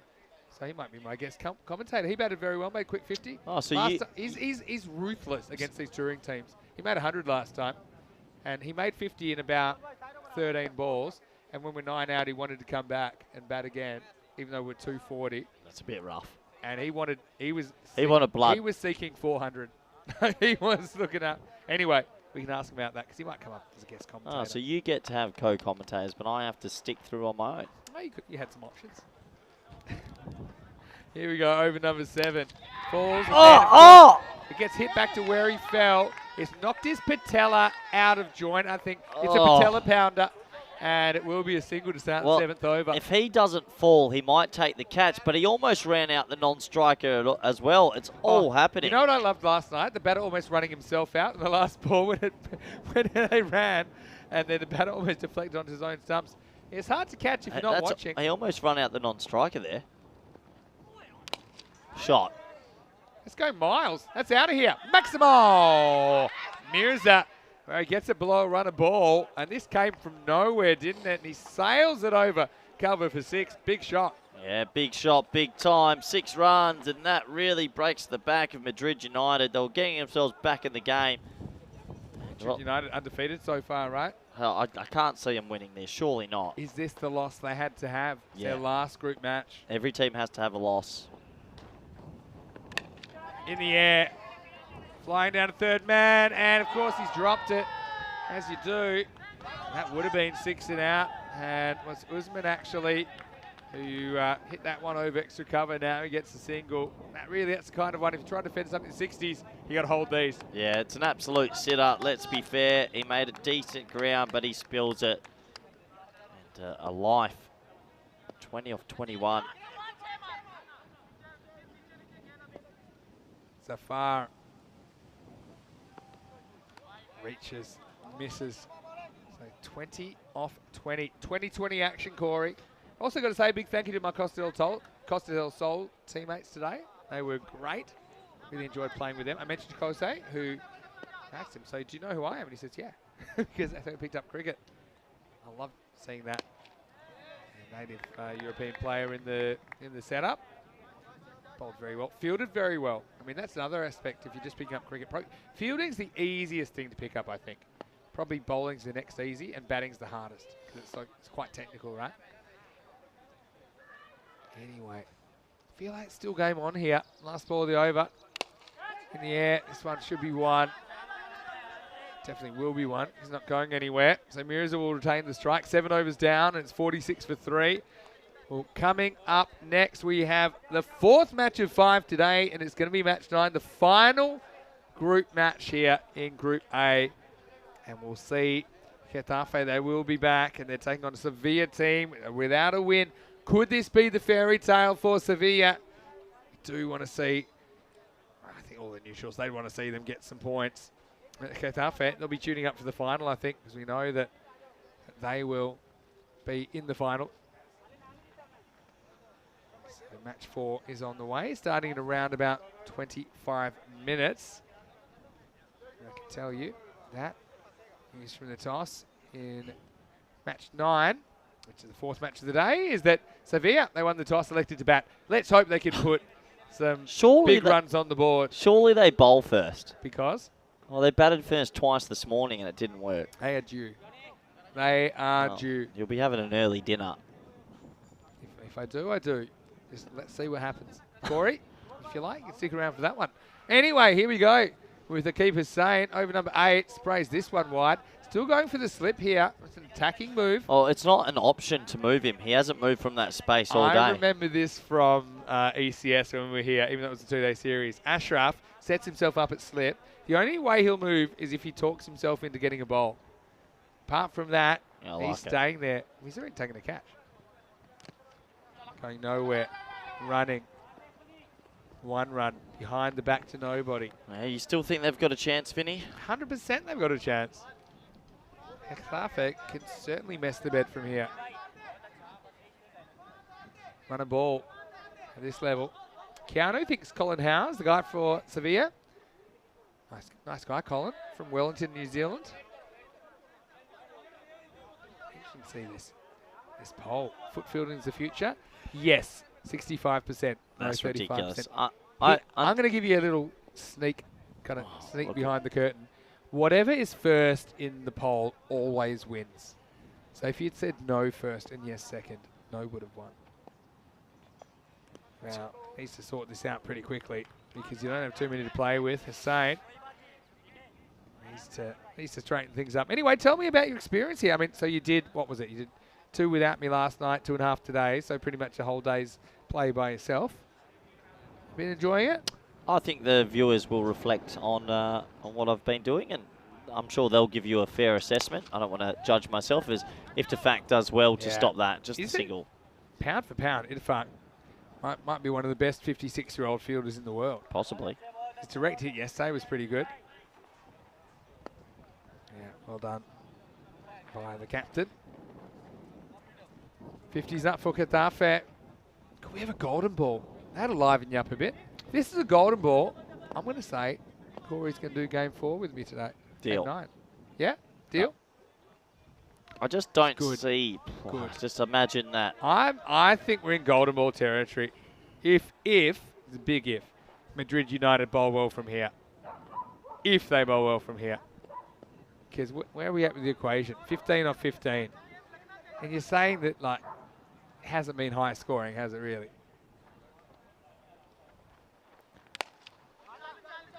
Bunts of 1. I would dare to say this would be the most low-scoring day we've ever had on the network. Maybe. We've had scores of 40, 50, and now 60. Let me have a look at... That must be one of the... Let me catch up, because obviously I've been playing. So let me have a look at what's going on. Batsman keeps standing on the wrong side. Yeah. Hey, that'll happen, you know. Couple to come here. Oh, he gives him the upstairs treatment here. Yeah, well, it's been called a wide. How does he get it over his head here at this pace? Just slingy, just real slingy. Bangs in very short. I still want to know how this gets over his head. Let's have a look at this. Is this over his head? How is that possible? Here we go. Oh, yeah. Because it was over his head.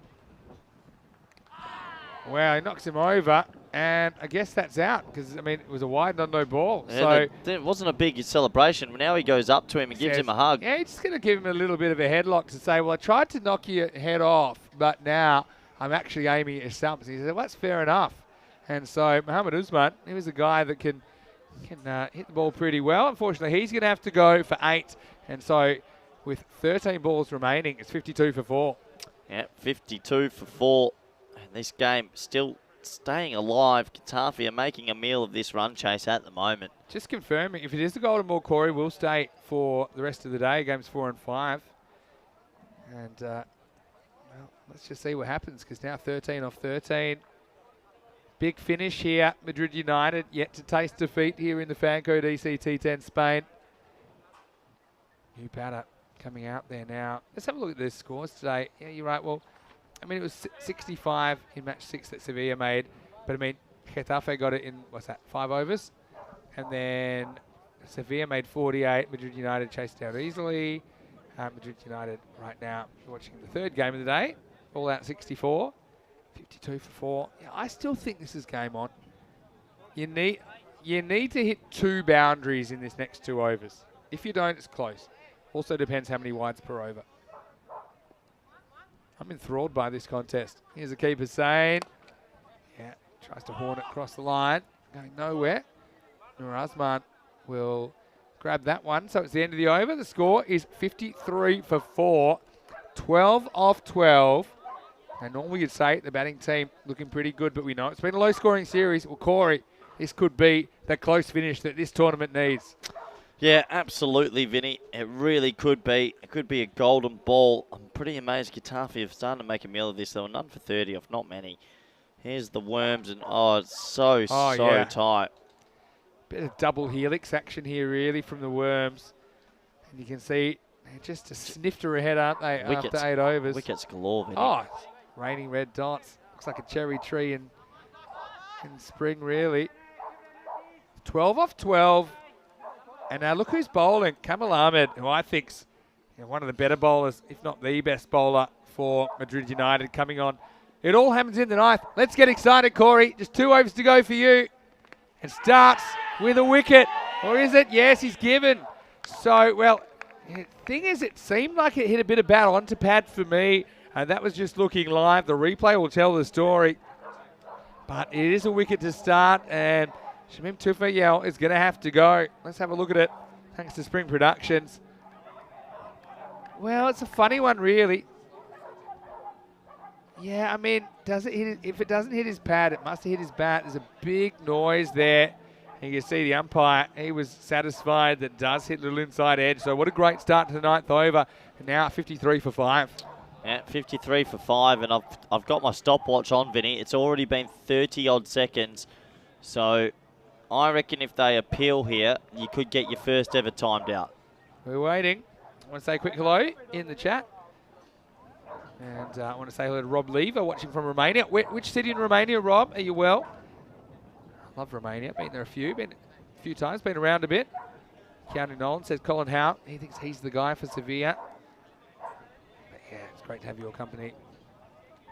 And Keanu saying great to see everyone in the fan zone. Well, it's one of the nice things. You know, I don't do it very often. I might play 3 or 4 matches a year if I'm lucky. But to play a social game of cricket, basically, 30 overs aside, everyone has a beverage afterwards, and also the food's going on now. So that's what cricket's all about. You see, this shows you how long 90 seconds is, right? Because that's about 82, and now he's pretty much ready to go. 123. Yeah. So 90 seconds is actually a bit longer than you think. I know that from when we timed it. How about Camel, though? This 9th over is the most important match of the most important over in the game here in match 8. And here he is to the new batter, Shaq Mia. Can hit it, but doesn't hit this. He gets a little bit of luck there, I reckon. I thought that might have been a wide. Thought maybe he grabs a bit of blue here. Let's have a look. Tafe trying to sneak a victory. Yeah, straight to the line. Should have been a wide. Who cares? A little bit of luck. Low-scoring game. Nilkesh getting on board with a good contest here. 12 off 10 now. Cut away. Must stop this. Does stop it. Clean as a whistle. Hand fielding. Hand fielding doing the job at this stage of the week for Madrid United. Surprising that using the hands that have a little bit more flexibility than the toes does work. Look at that. A bit of extra bounce as well. It had that clean as a whistle. Madrid United really coming home with a wet sail here. How have Getafe made a meal of this chase? I knew they would. 11 off 9. Winning's a habit. Madrid United been winning. Now this is in the air. It's going nowhere. They should get 1. They think it's 2 here, but that would be madness. This is a ridiculous run. And now I think he's going to be gone. I tell you what, he might have made it because the keeper missed the stumps on the first swing. Wow, what is going on here? Well, crazy cricket. It was never a 2, but I have a feeling the keeper missed the stumps on his first swing. You think he's giving it a fresh air swing? Yeah, I swear I saw a fresh airy. Let's have a look. You mean first he just kind of do-si-dos around his partner, comes back, and keeper. Yeah, you're right. I reckon this is home. He misses the stumps. Here would have been out, I reckon. Oh, no, try and give us. Oh. Yeah, he misses, and that's the forearm coming back. He's safe. Yeah. Unbelievable. So fresh air. Why is he looking at the batsman? Yeah, because he wants to know if he's out when he hits the stumps, but he doesn't know where the stumps are. Wow, that's a big moment because it's 2 runs instead of 1. Yeah, true. So that'll make it. What's that? If he doesn't do the fresh airy, Vinny, that was all out. I think you're right. What a contest here. It's exactly what we need. Here's FanCode ECT10.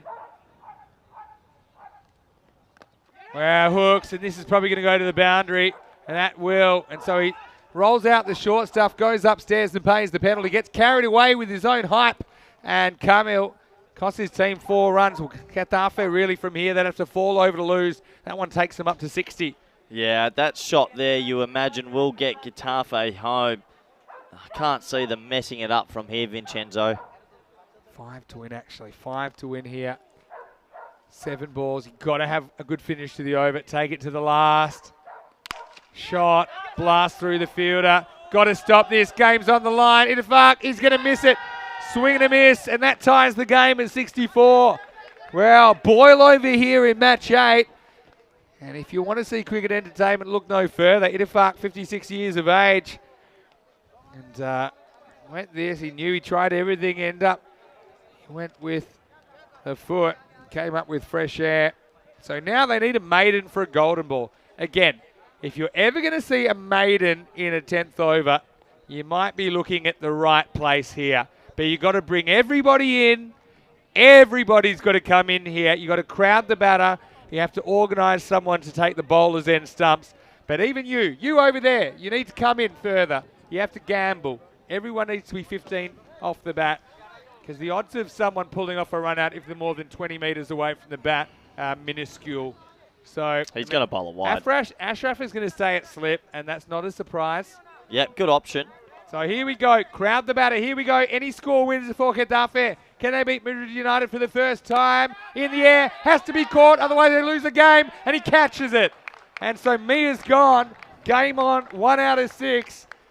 You got to get in. You got to get in. We've seen a few things on the European Cricket Network in over 2,000 matches. We've never seen a team pull out a maiden to force a golden ball. And I think if you're ever going to see one, you are in the right place at the right time. So disappointment for Sheikh Mia, because he's got to go. The score now 64 for 6. Oh, well, look, I know you're booming this up, but there's not going to be a golden ball here, Vinny. There's no way. Surely they're going to hit 1 out of 5. Look, you've got more chance of a golden ball here than winning the lottery. I'll tell you that much. You got Don't think so. You need 5. What are the odds of a dot ball? Okay. Okay. Give me a percentage. What are the odds that they don't score off the next ball? There'll be a wide. Okay. What do you think? 20%? 30%? Let's say there's a 50% chance of a dot ball. That's okay. You need that 5 times in a row. 1 in 2, 1 in 4, 1 in 8, 1 in 6. We're a 3% chance. But point this is going there. All right, here we go. Just got to score here. And I like that. That's another dead ball. He leads the league in dead balls, Andrew Elliott.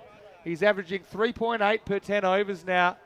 That time, it's just because someone moved slightly. He moved slightly. And it's not easy to watch all 11 fielders at once, but he was all over that. All right, Getafe, 1 run to win. Just got to score.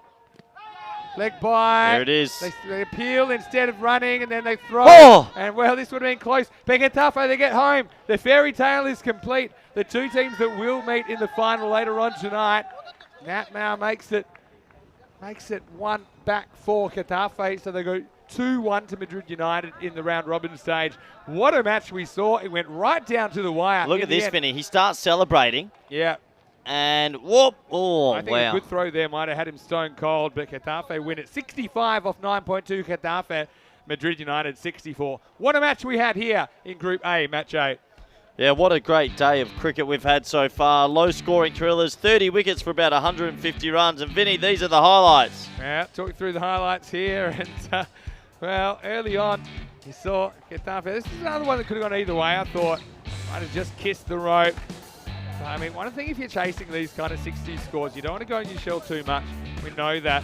See, this is a real spicy one that went down there.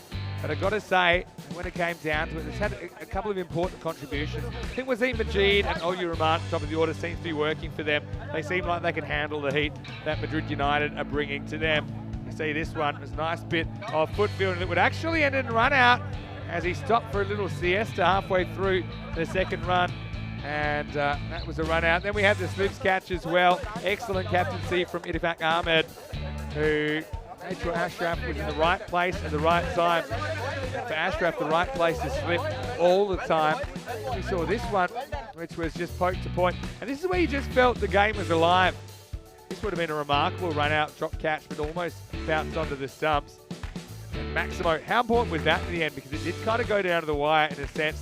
Really nice in-swinger. Got rid of Mohamed Usman, who hit a 6 but couldn't do a lot more. Got a bit of a headlock from Aqib Hussain for his trouble. And this was a slightly controversial one because I'm not sure it was the bat or the pad that Kamil got the wickets in the night. And this is where a bit of chaos. This is where the keeper air swung the stumps at the critical moment.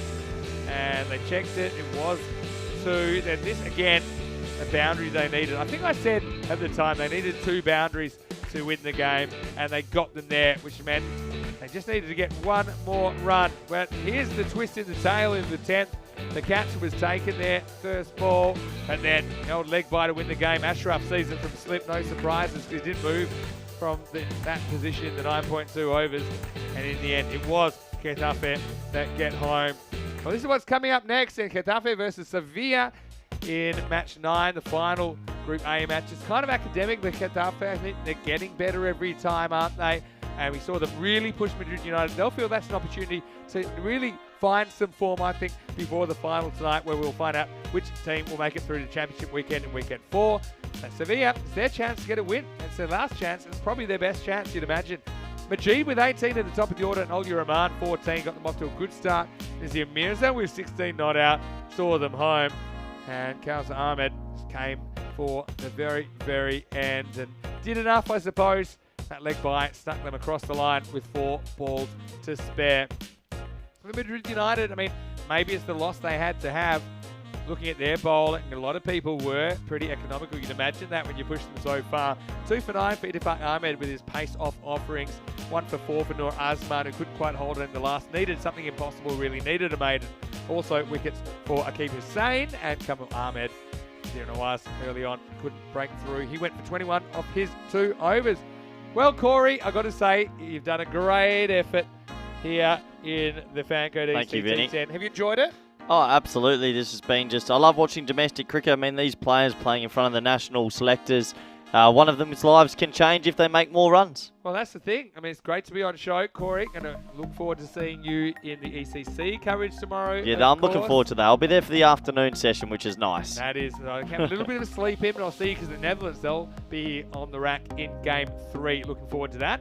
But until the next game, which starts in around about 10 minutes, Vinny Sander here, Mr. Maximo for the European Cricket Network. Corey Ruckers with me. I'll be back very shortly, take you through the rest of the day. One more match, and then the Group A final. This is ECN, and you are watching the FanCode ECT10 Spain.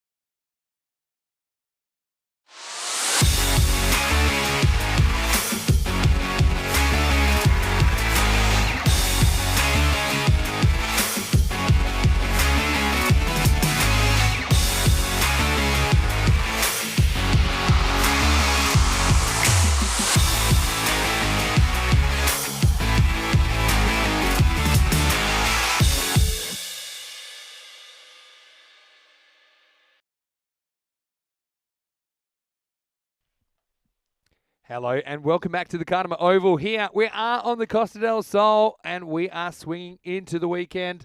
It is going to be the final group match now. What has been a very, very entertaining weekend. Of course, 3 teams every weekend here in the FanCode EC T10. We'll have 9 teams over the first 3 weeks. Only the winners from every weekend, though, they will go through to the 4th and final championship weekend. And now it is time for match 9, and it is Getafe versus Seville. And news from the toss. Seville, they won the toss, elected to bat first. So let's see if they can get some runs on the board. I mean, I suppose the issue with them is they have struggled to get kind of defendable scores. You look at Seville, off their 10 overs, this is what they've scored: 55, 64, 59, 65, and 48. So obviously, a best of 65 is not really going to cut the mustard too often on ECN cricket, but Seville are kind of listed, expected to score 62. You see the average runs for is not quite a runner ball. Getafe, though, I mean, they really pushed Madrid United in the last game, and they pushed them so far. In fact, they got over the line, so that will give them a lot of confidence that they have beaten the team that they will see in the final tonight. That final's about 3 hours away, and it is good. Getafe have registered their first win over Madrid United in this series, so obviously throws up a few question marks as to who will qualify, because Madrid United, before that, they've won all 5 of their matches. So they'll go with a 5-1 record. If Getafe can win here, then they go in 4-2. So not a world behind. I mean, the issue here at Seville, they haven't been able to register a win yet. But I was sent quite a few photos, actually, of where Seville play their cricket and where they kind of originated. And they've been playing under bridges. They've really come together with a lot of help from clubs like the Costa del Sol club, who donated a lot of equipment. Some of that equipment failed, such as the right pad that really shot into the headlines yesterday when it bounced off Alex Harrison. But let's just see what they can do here in their final match. So we know Sevilla, they won't be making the final tonight. So it's their last chance to impress. Can they get a win in their last game? We saw Getafe pull off an upset in the last one. Are we going to have back-to-back upsets? Special guest commentator standing by. I'll come to that in a second, but right now, here's Hussein Maroof to get us started in Group A, Match 9. And he goes through him pretty quickly as well. Vinny Sandu here, Mr. Maximo, and my guest commentator I have, well, he did play for the Costa del Sol today. He also played for the Costa del Sol in the Spanish Championship weekend last year. You may know him also from the Calpe Giants in Gibraltar. He took part in the first night series this year as well. It's none other than Lee Rimmer. So, Lee, welcome. Afternoon, Vinny. Afternoon. How are we doing? I'm just really excited to get you in the commentary box because I thought you'd be a natural at it. So I thought, why not spend a bit of time with me here? Yeah, let's see how it goes. Maroof is in the air. It's going nowhere fast. This will just be a single.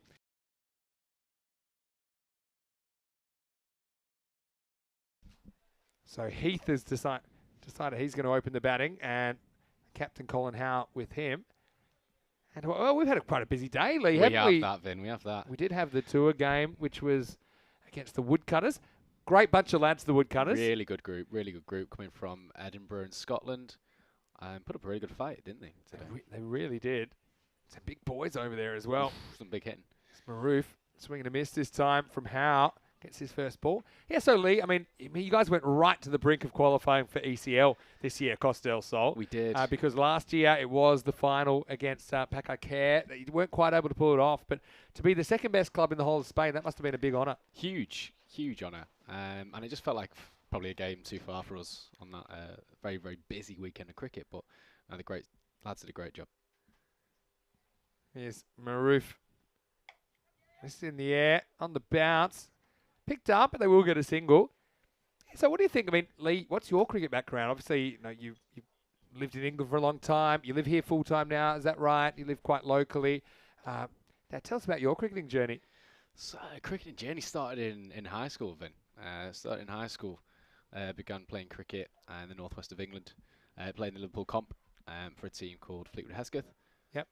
I think I've heard of them, actually.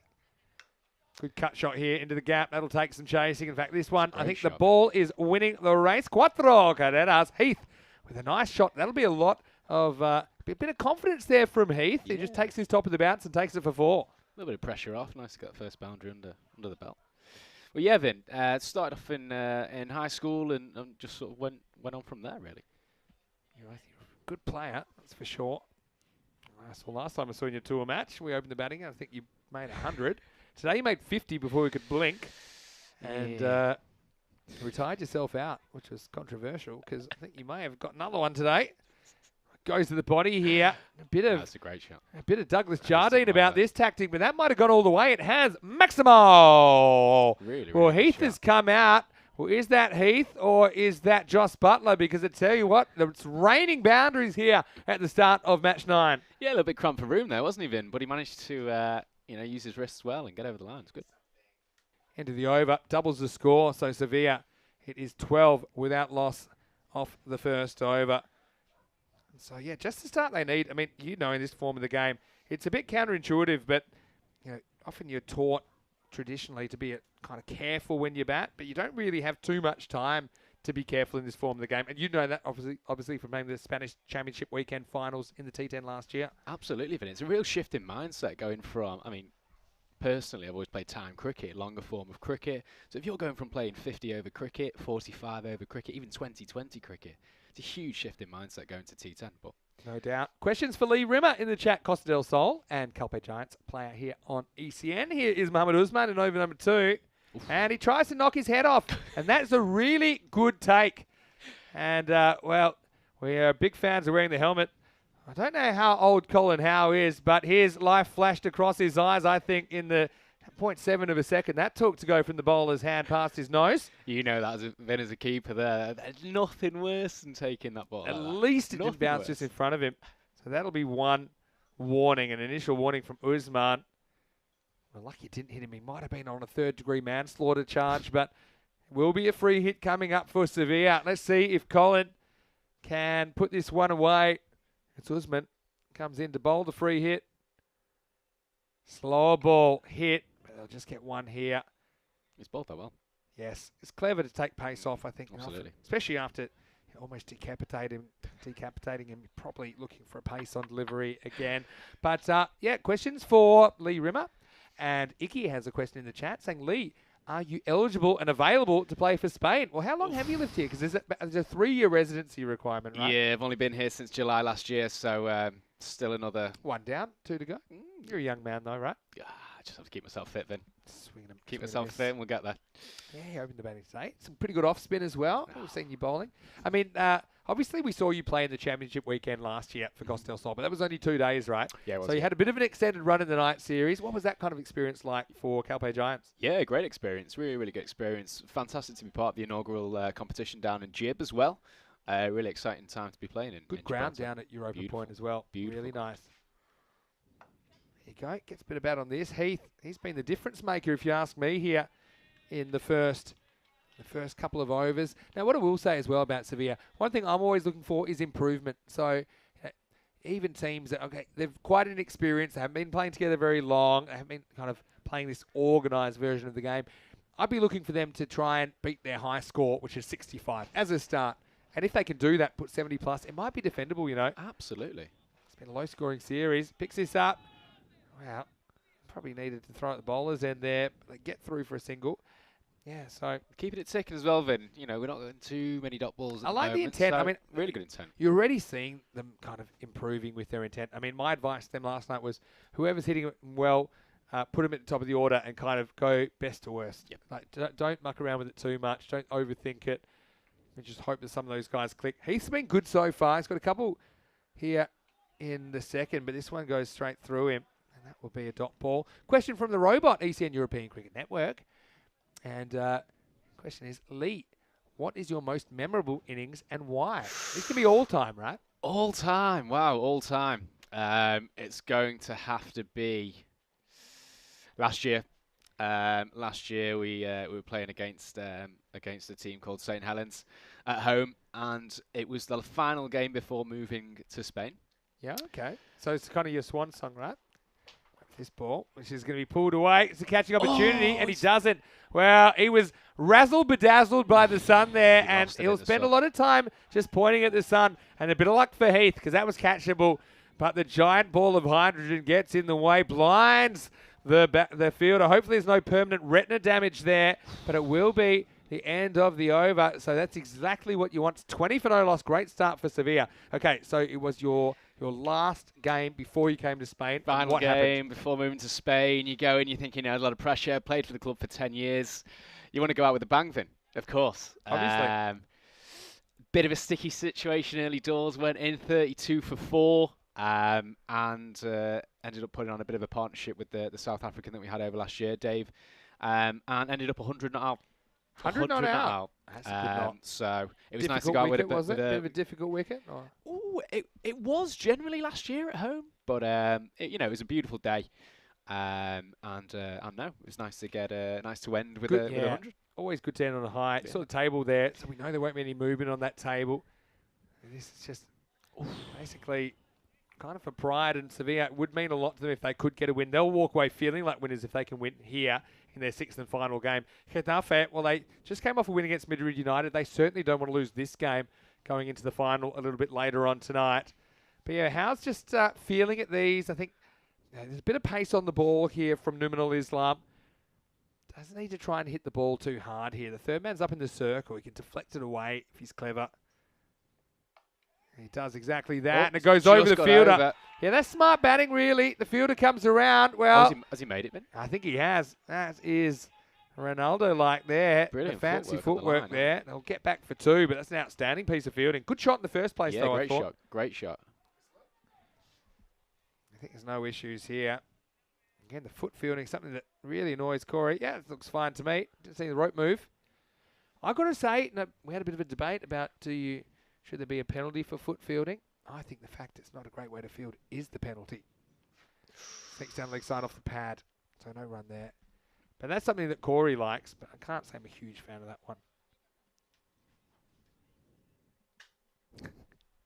So, Do you enjoy your knock today, Vin? we didn't bat for very long together, Yeah, it but wasn't long enough. I just think it's nice to experience playing. For me, I suppose keeping. That's what I did for. It's kind of a routine thing. It kind of almost meditative, I suppose. Could I just say for those in chat that have not had the pleasure of seeing Vin live, and all the viewers back home. Now, this is somebody that will no doubt play down his cricket inability, but the man can play. The man can absolutely play. Serious cricketer. And for somebody that doesn't get time to practice, big respect, Vin. Big respect. I really appreciate that from someone like you.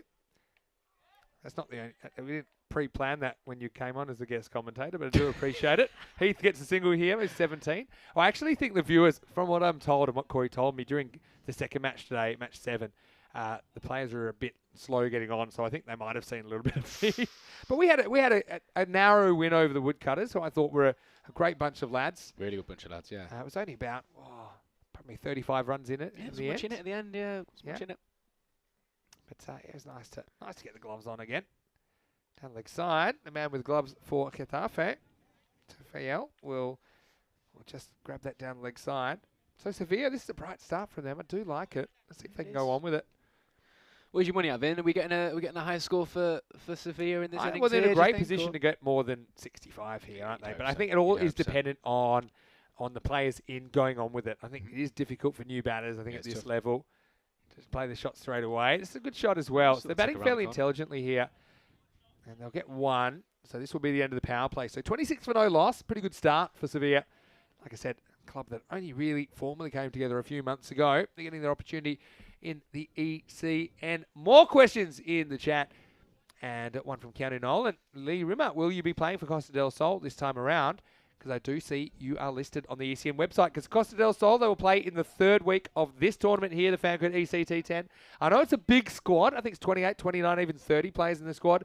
Do you think we'll see you out there in a couple of weeks? I'm hoping so. All being well, Vin. All being well. Yeah, I'm hoping to be out there for the Costa del Sol lads. Nice to be playing in Costa del Sol colours once again. No, looking forward to it. Looking forward to it. Slightly different squad to what we had in Alicante, for those of you that watched us last year. But nevertheless, no. Really hopeful for a successful tournament. I mean, also we saw Costa del Sol in the ECS earlier this year in Cartama as well. That's where Bruce Reynolds. Bruce came up Reynolds. okay, I'm going to tell you my highlight of the day. This is going to be knocked away. Well, he won't pick this up, so he won't get the opportunity to get a run out Keeping here. it ticking, of Vin. Howe. They're keeping it ticking, aren't they? They are. No, I do like what I'm seeing from Sevilla so far. Well, I was able to take our catch off Bruce Reynolds, and he did the firing the gun celebration, and I fired the gun back at him. And I think, actually, it's my cricket moment of the year as far as playing. I don't think I'll beat that. Signature from Bruce, that signature. He's a legend, isn't he? Big wicket as well. Yeah. Opening batsman, It something was the opening batter at the time. It's a good shot. Picks this up. Again, this is the thing. Too many fumbles here. If you pick any of these up cleanly, you can have it and pop at the stumps for the run out. But I think Sevilla also, they're taking these runs on. So if you're not hitting boundaries, it's something I said yesterday when I saw them play. Don't get bogged down. You've got to find a way to be aggressive. And one of those ways is to take on the field. And I think at this level, it's a perfect piece of fielding that runs you out. You're not going to see it that often. And Howe, originally from Wellington, New Zealand, faces up.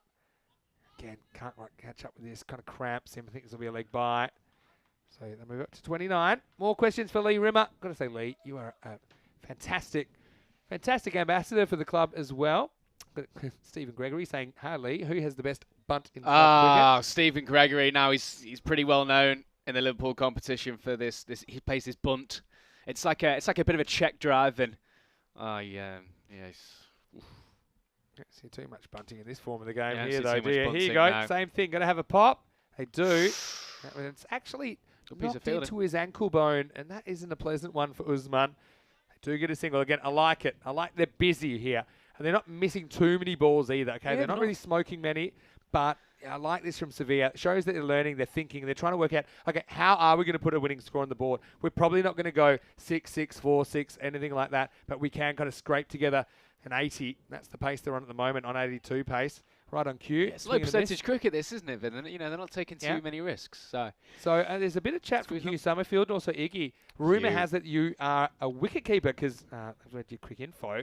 What happened? I mean, you've been doing a bit of keeping, right? You told me you even got 5 dismissals recently. I'm a wicket keeper. That's what I do, Vin. That's what I do.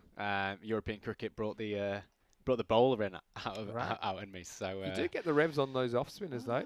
Last ball over here for Usman. Last ball is spell.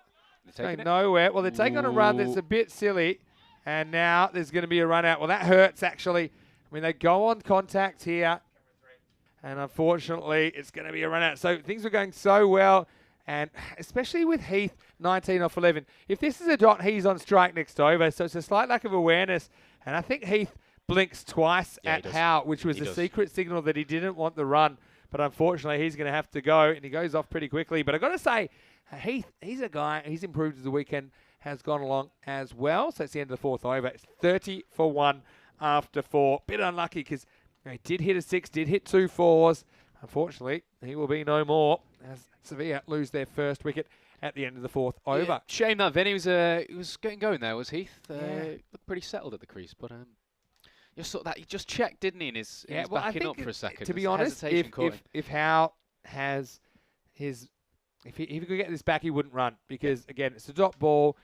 He won't be on strike. You'll have Heath on strike, who's been the better of the two batters. It certainly wasn't taking on a marginally suicidal run there. You saw how easy it was for the bowler. So that's one thing that I've noticed about this game. So I haven't played a lot of this form of the game, but I have played some T20 cricket. But this is kind of T20 cricket on steroids.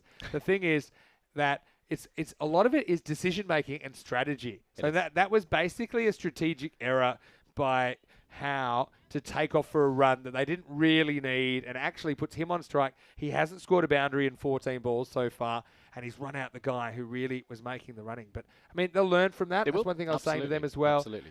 That one great thing about the ECN is they can watch back and they can kind of see where they went wrong. But, yeah, Sevilla, let's see who can pick up the pace for them. So it will be Howe on strike. Abu Zafur is their new batter. Good hit. But this is well struck. Well, maybe it's IQ level 200 from Howe, who knew he was going to get a half tracker, and he smacks this away. Well, 15th time lucky for Colin. Cuatro carreras. Yeah, nice stable base there, Vin. Nice stable base. Hits through the line. Deserved it for. Yeah, nice batting.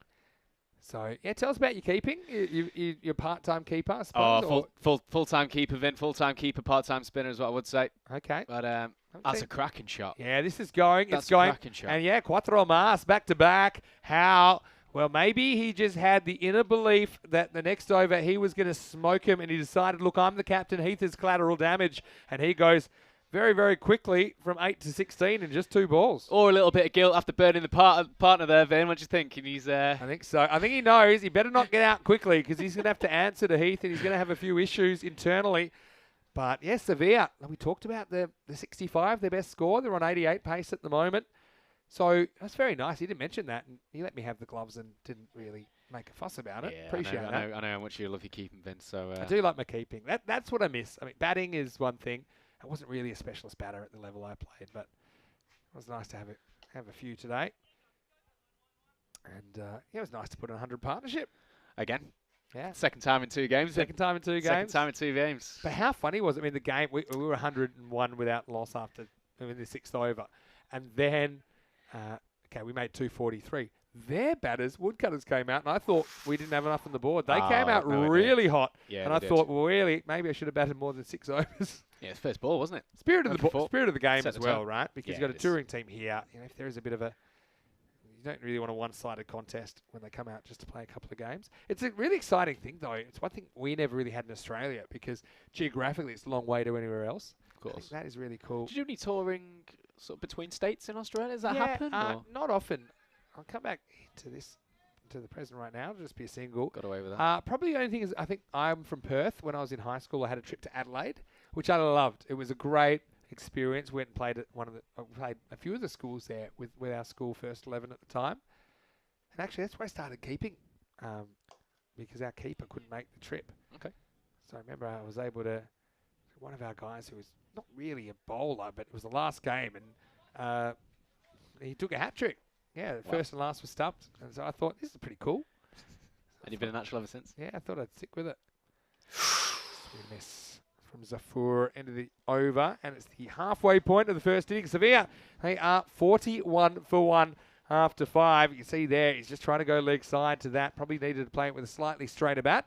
Looking at the scorecard, you can see Heath still the top scorer, 19 off 11, but how signs that he's getting going. Sammy Vaz, I think he's a pretty good player to come in next. Also has bowled really well in this tournament. Someone like Kamakar and Pandita, they're a bit down the order. I think the issue they've been able to bat for long periods, but they haven't really been able to score at the rate required. They're kind of struggling to crack that kind of run a ball. So I like the strategy here from Sevilla as they try and pull a win out of the fire here in this FanCode ECT10. Still got Chowdhury to come as well. Let's not forget, Vin. Yeah, Plenty of power down that. Looking at the chat, a few more questions for Lee Rimmer of Costa del Sol and Calpe Giants.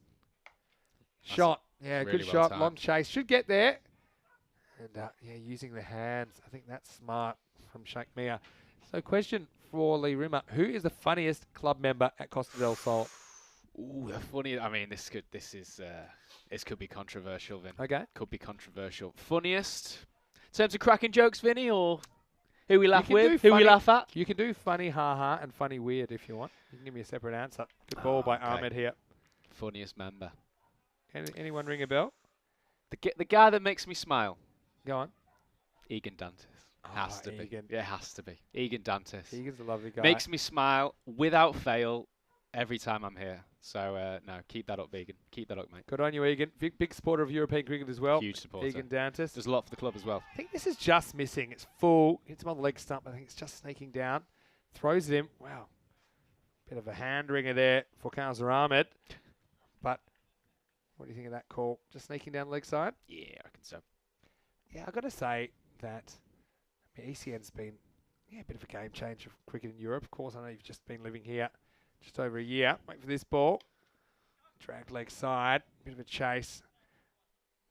Usman decides to leave it for Ulya Rahman. So I'm looking forward to seeing him as well for Getafe because he hasn't bowled yet in this innings. So, this form of the game, what I would often say about T10 cricket, I don't think many cricketers would say it's their favourite form of the game because it makes you a bit uncomfortable. It makes everyone a bit uncomfortable. The bowlers, they know they can get banged. The batters are coming after them. The dimensions of the field, pretty batter friendly. The batters also, they're forced to play shots before they feel comfortable. But I think that's what makes it such great viewing because everyone's kind of out of their comfort zone. So for the neutrals, I just think that's why ECN has been really successful in getting people hooked. Yeah, absolutely, Vin. For me, it's a real leveler. You've got small boundaries. You've got bowlers that can bowl good areas, but they can get punished. Really, really good viewing. Really, really good viewing. But it's really, really uncomforting coming in. You're going to have to start throwing the hands at the ball from ball one, which is not easy to do. Particularly with these white kookaburras as well, that they can go all over the place. You get dew involved as well they sometimes. Go a bit, don't they?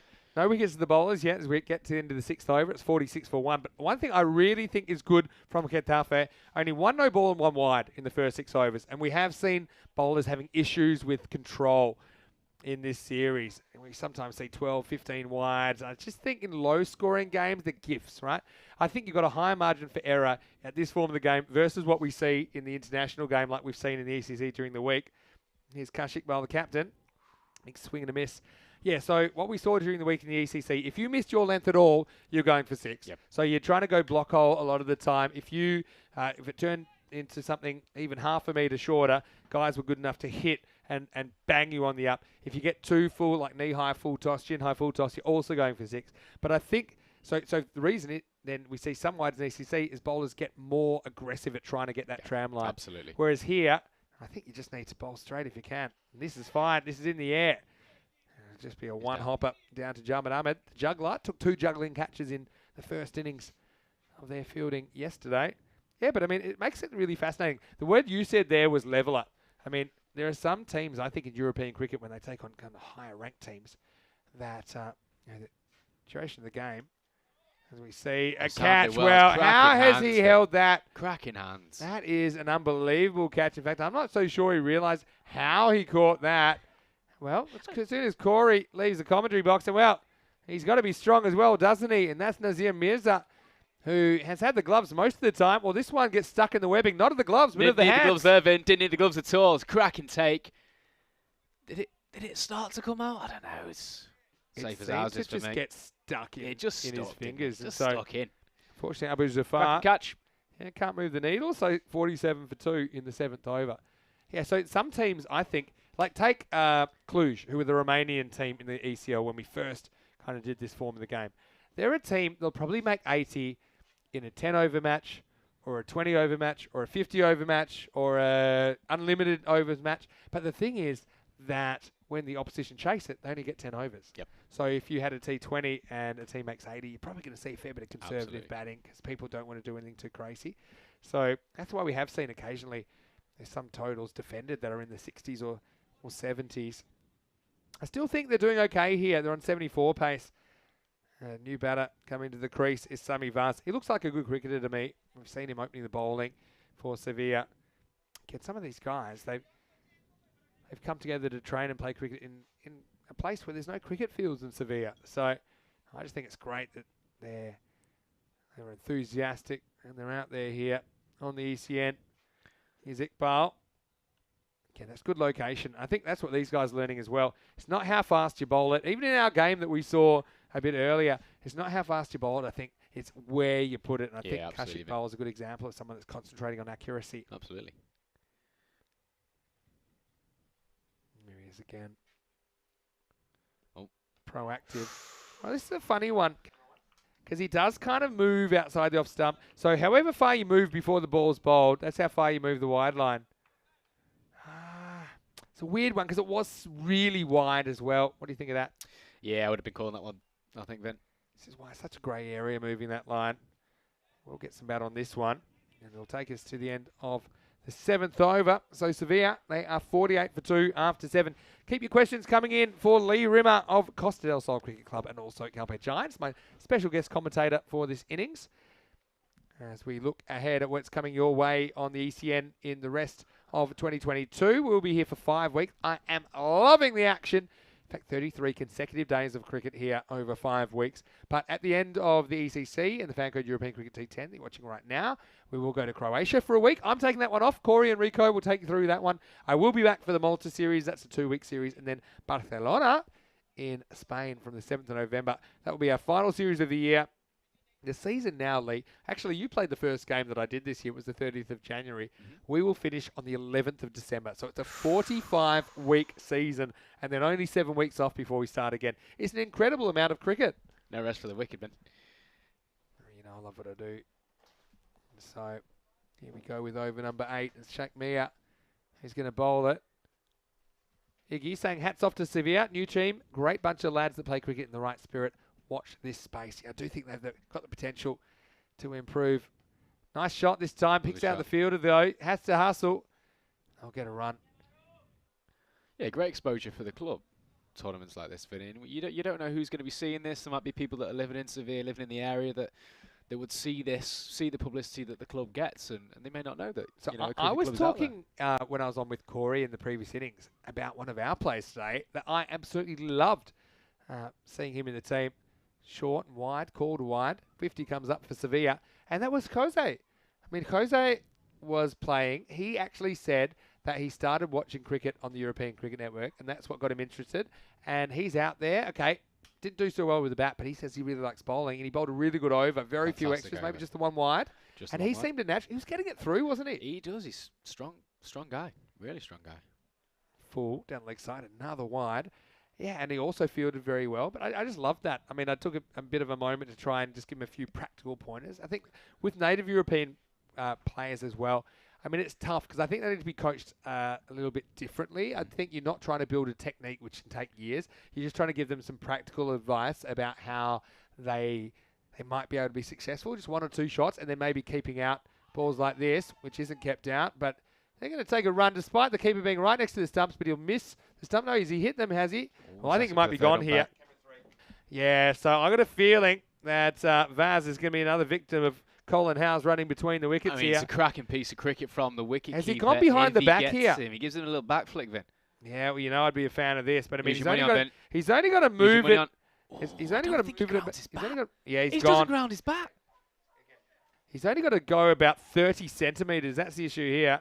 So you've got to say, look at that. Time for party time. And Tufiel, who's not normally a keeper, he's going to run out Vaz. And that's a big wicket because I just don't think that the run's on there. I mean, a relevant factor, I've seen a lot of these, is how close is the ball to the stumps. And in that case, very close. Yeah, so even with the party trick, I mean, you couldn't really miss from there. I mean, you are so close to the stumps. Tufiel says, have I got it? The umpire says, well, just wait a minute, we'll check. I still think the keeper's got a bit to do there, Vin. I don't think we should be talking that little party trick down a little bit. I suppose what I'm saying is, I don't think there's a run there because of how close the ball is to the stumps. And so, well, it's just not working out for Vaz here. Drops his helmet on the way off as well. But he is the third wicket to fall. It's 51 for 3. So is that two partners? Yeah, we saw, I think, Sabu Davici of Czech Republic run out 4 partners. He had more partners than the quarterback at the box social in Group A of the ECC.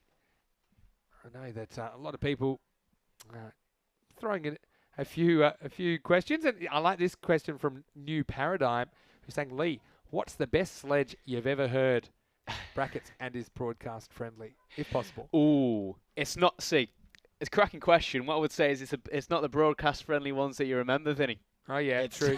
I'll tell you mine. I've said it before, and it was a guy called James Ormond that played some Test cricket for England, as heaps of people get to because you'll play anyone. But this is back in the 90s, I think, or maybe early 2000s, and Mark Waugh was getting into him in a Test match in Australia, and Mark Waugh was giving him heaps, and Ormond was a kind of a bit part player, bowled a bit of off spin, kind of batted 7 or 8, and Mark Waugh was getting into him. You're hopeless to this, and blah, blah, blah. And James Ormond just turned to him and said, well, maybe so, but at least I'm the best player in my family. Ooh. Which I think is kind of broadcast friendly and a bit clever, right? I'd say so. Well, it's a good takes shout, this Vinny. on. I think he might have got a bit of bat on this. But tell you what, he's not really really rapid between the wickets. I think you'll find that with Derek Barker. And yeah, you see this gets a bit of glove. So I'm not sure if that's his first run in the series because I only saw him last night when he actually was struggling to keep his pads on as he was walking down the stairs and then almost had that pad blown off. But it's nice to see Derek get a run. He's a lovely guy. I saw him at breakfast. And, well, let's see if they can put together a bit of a partnership here. 51 and climbing. Again, this one's going down the leg side. I'll tell you what, the bowler's bowling good areas here at the minute. He's right up there. He's not giving them much space to throw their hands at. I think that Mia's a pretty handy cricketer when it comes down to it. And well, let's just see how can recover from this. 22 needs a boundary. Hits it pretty hard. I'll just get one here. I'm calling now, Vin. I'm calling it. It's going to be 3 run-outs on the bounce, I think. You think It's so? going to be a 3. It's going to be 3 on the bounce. I mean, they've just lost a bit of momentum here, haven't they? I mean, it started when Heath got run out. Now you can see that their run rate, they're more on that kind of 68 pace now, so it's been dropping. Here's Derek. Wow, gets it right in the abdominal protector this time, Barker. But you see, even at his height, that's probably going over the top. Check it out on the replay, thanks to Spring Productions.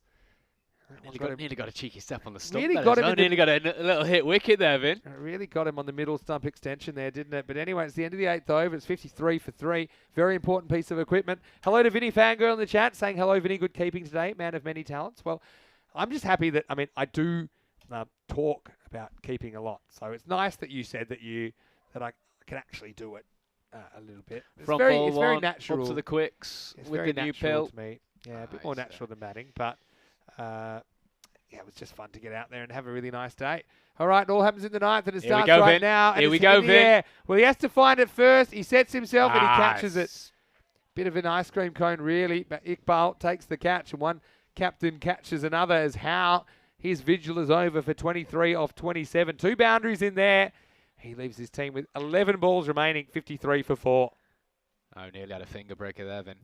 This is an ice cream cone. I call it that because it almost pops out of the hand, and then it's almost like, your hand's the cone and you're having an ice cream. But yeah, Howe, I've got to say I didn't mind it. His innings, I like that he's taking the responsibility to go to the top of the order. I think he'll just have, particularly that moment with Heath. He'll look back at that and think, okay, that was a strategic misstep.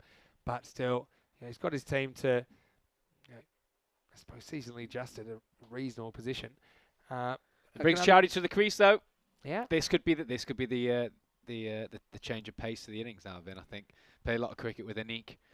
Very, very, very strong player through the leg side. So yeah, let's see if they fancy can a couple of balls on the back. Boundaries. I mean, what can they do here? There's 11 balls remaining. Look, even if you can get 2 a ball on average, right? That's 75. I think that plays in this league. I think that plays this weekend. Obviously, we saw slightly higher scores at the international level, but you'd expect that as well. Credit to Kaushik Iqbal, who gets it pretty right there as well. All right. Corey had some issues with the pace of the game, but I feel like it's going pretty quickly. Lee, you can see how it goes. I mean, it's done 8 overs already. Here's Iqbal. Bangs it past the fielder. Bit of work there for Majid. Takes it without a fuss. So I'll say hello to everyone in the chat once again. I've got Vinny Fangirl in here. There was a Vinny's wife account for a while that popped up when I got back from my vacation. But I believe... Well, I'm just looking here. We're seeing the field really crowding in here. So it's breaking news here, really. Barker, 1 off 2. He's getting the proper crowding treatment. I'd love him to smack a 6 here. Well, it's a big swing, but it's a wide. So good eye there from Barker. Yeah, Seville, loving their work. I think a question from New Paradigm as well. Lee, what's the funniest thing you've seen on a cricket pitch? That's another question you might want to think about in a minute. There you go, deflects it away. Well, if you're not running now, you probably never run. Don't think there was one there. But I got to say, it's clever captaincy, right? Because sometimes, I don't see this enough. Sometimes I think batters get too much respect and they spread the field. Occasionally, I think you can crowd it and a fairly new batter because they're looking just to push a 1. You see the slip there. He's ready for action. That's a good shot by Derek. Well, if he gets a 2 here, I might retire from commentary, in the famous words of Corey, but they'll just end up getting the 1. And so, yeah, the crowd likes that. They move up to 56. And Nick's got 2 balls to face here. I think he's going to have to go big. End of the over here. Yeah, end of the over, is it? Not quite yet. 2 balls left. Funniest thing you've seen in a cricket field? Oh.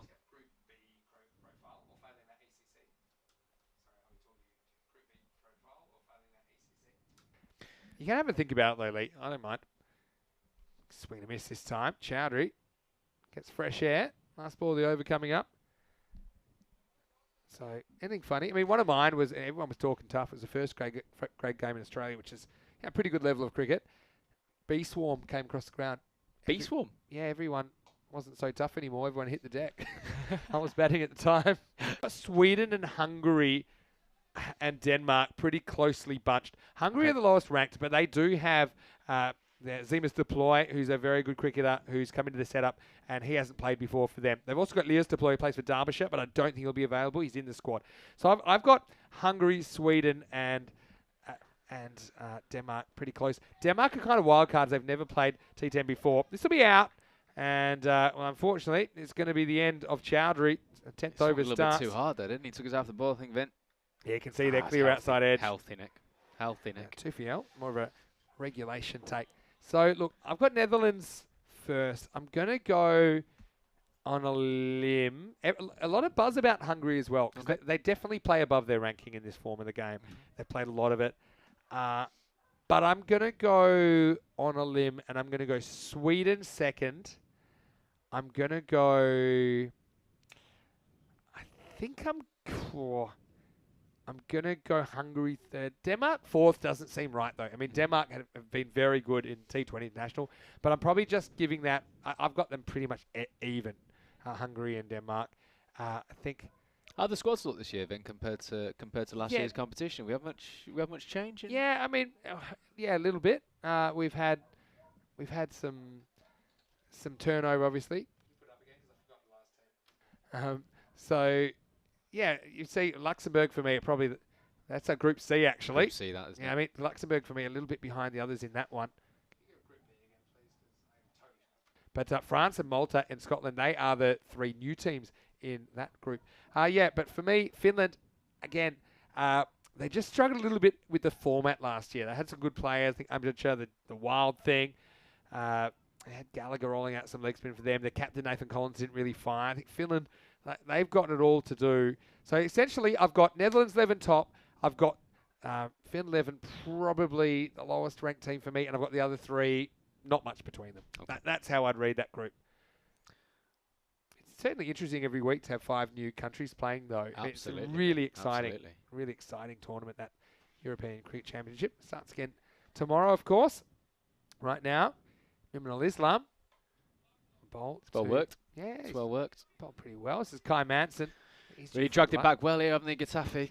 Really dragged it back well. Same old story, isn't it? I mean, you could throw a blanket over their scores in their 10-over innings so far. But you can see, this is a guy, though, they've got a lot of time for a lot of support for Barker on the sidelines, man. Yeah, crowd's firing up. There's a slow ball. Somehow edges it, and now he'll be caught. Well, one of the slowest outside edges in world cricket is Derek Barker. He just had his weight going the wrong way.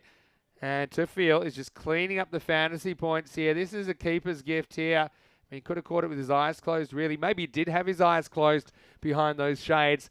But Barker, he battles bravely for 2 off 4, but he's going to have to head up the stairs. And the score now is 58 for 6. Yeah, that happened in slow-mo there, didn't it?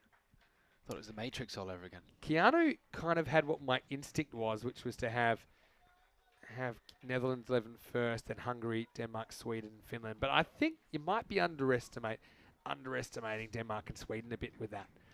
And I think it'll be close. And the fact that I really can't split them. Same as Ireland 11 in Spain this week was always the question, and even Austria.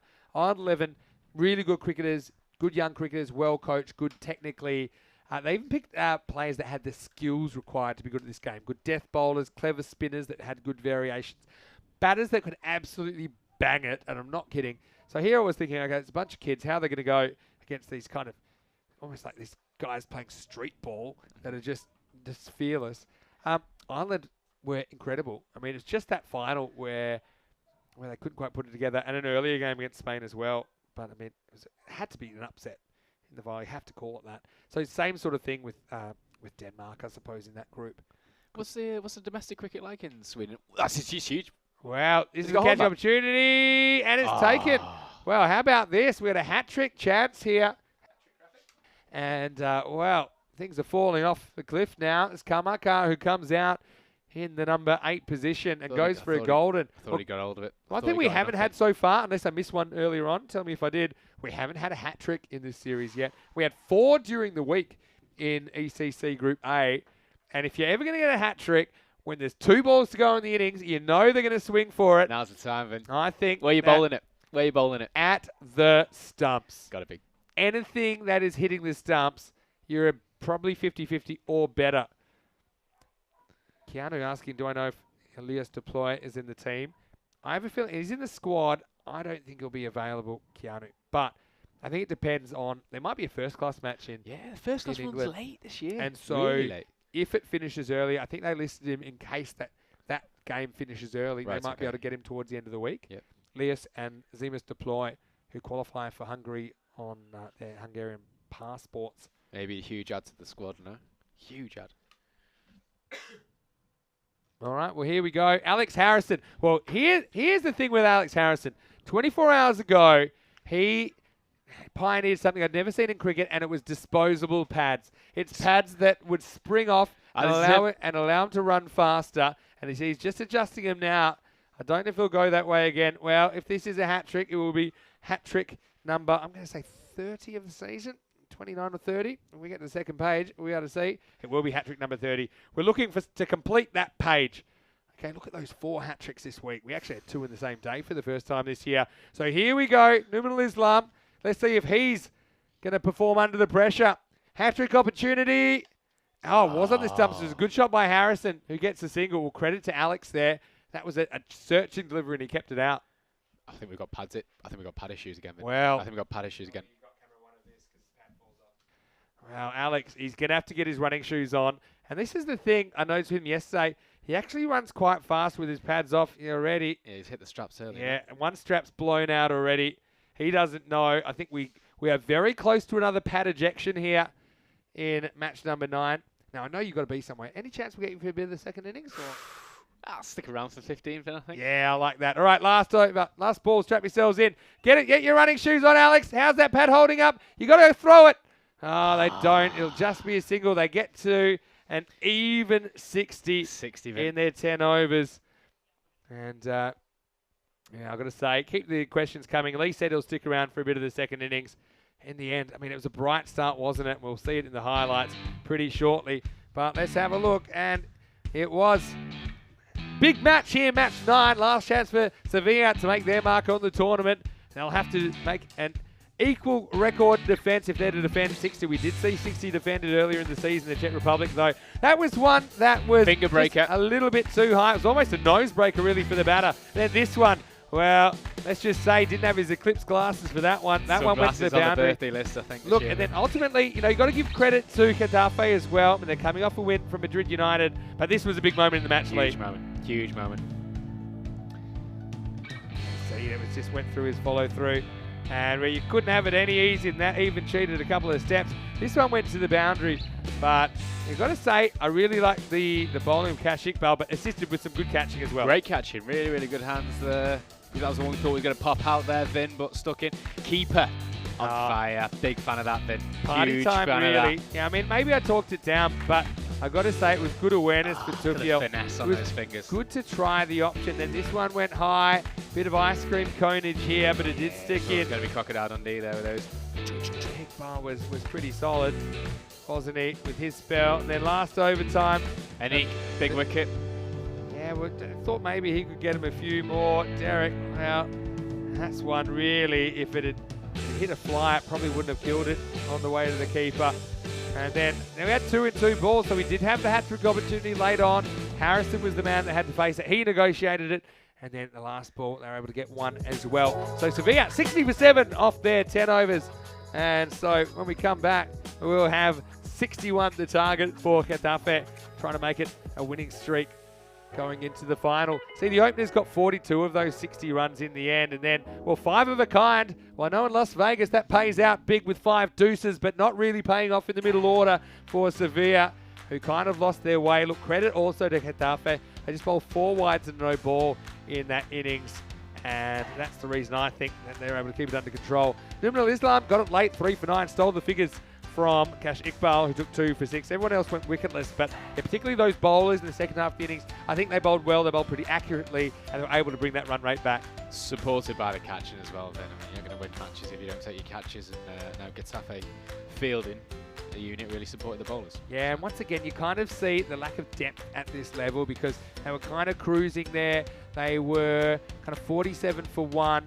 And then they lose 6 wickets for just 11 runs. In fact, they lost the last 5 wickets for 7 runs in there. So a bit of a collapse towards the end. Look, it's a learning curve for Seville. Let's see if they can equal the record of the Prague Tigers and defend 60 when we return. Lee Rimmer with me. He will be back for the start of the second innings, but it is Vinny Sandu here, Mr. Maximo for ECN. Back very shortly with the second half of match 9 in Group A. You're watching ECN, and this is the FanCode European Cricket T10 Spain.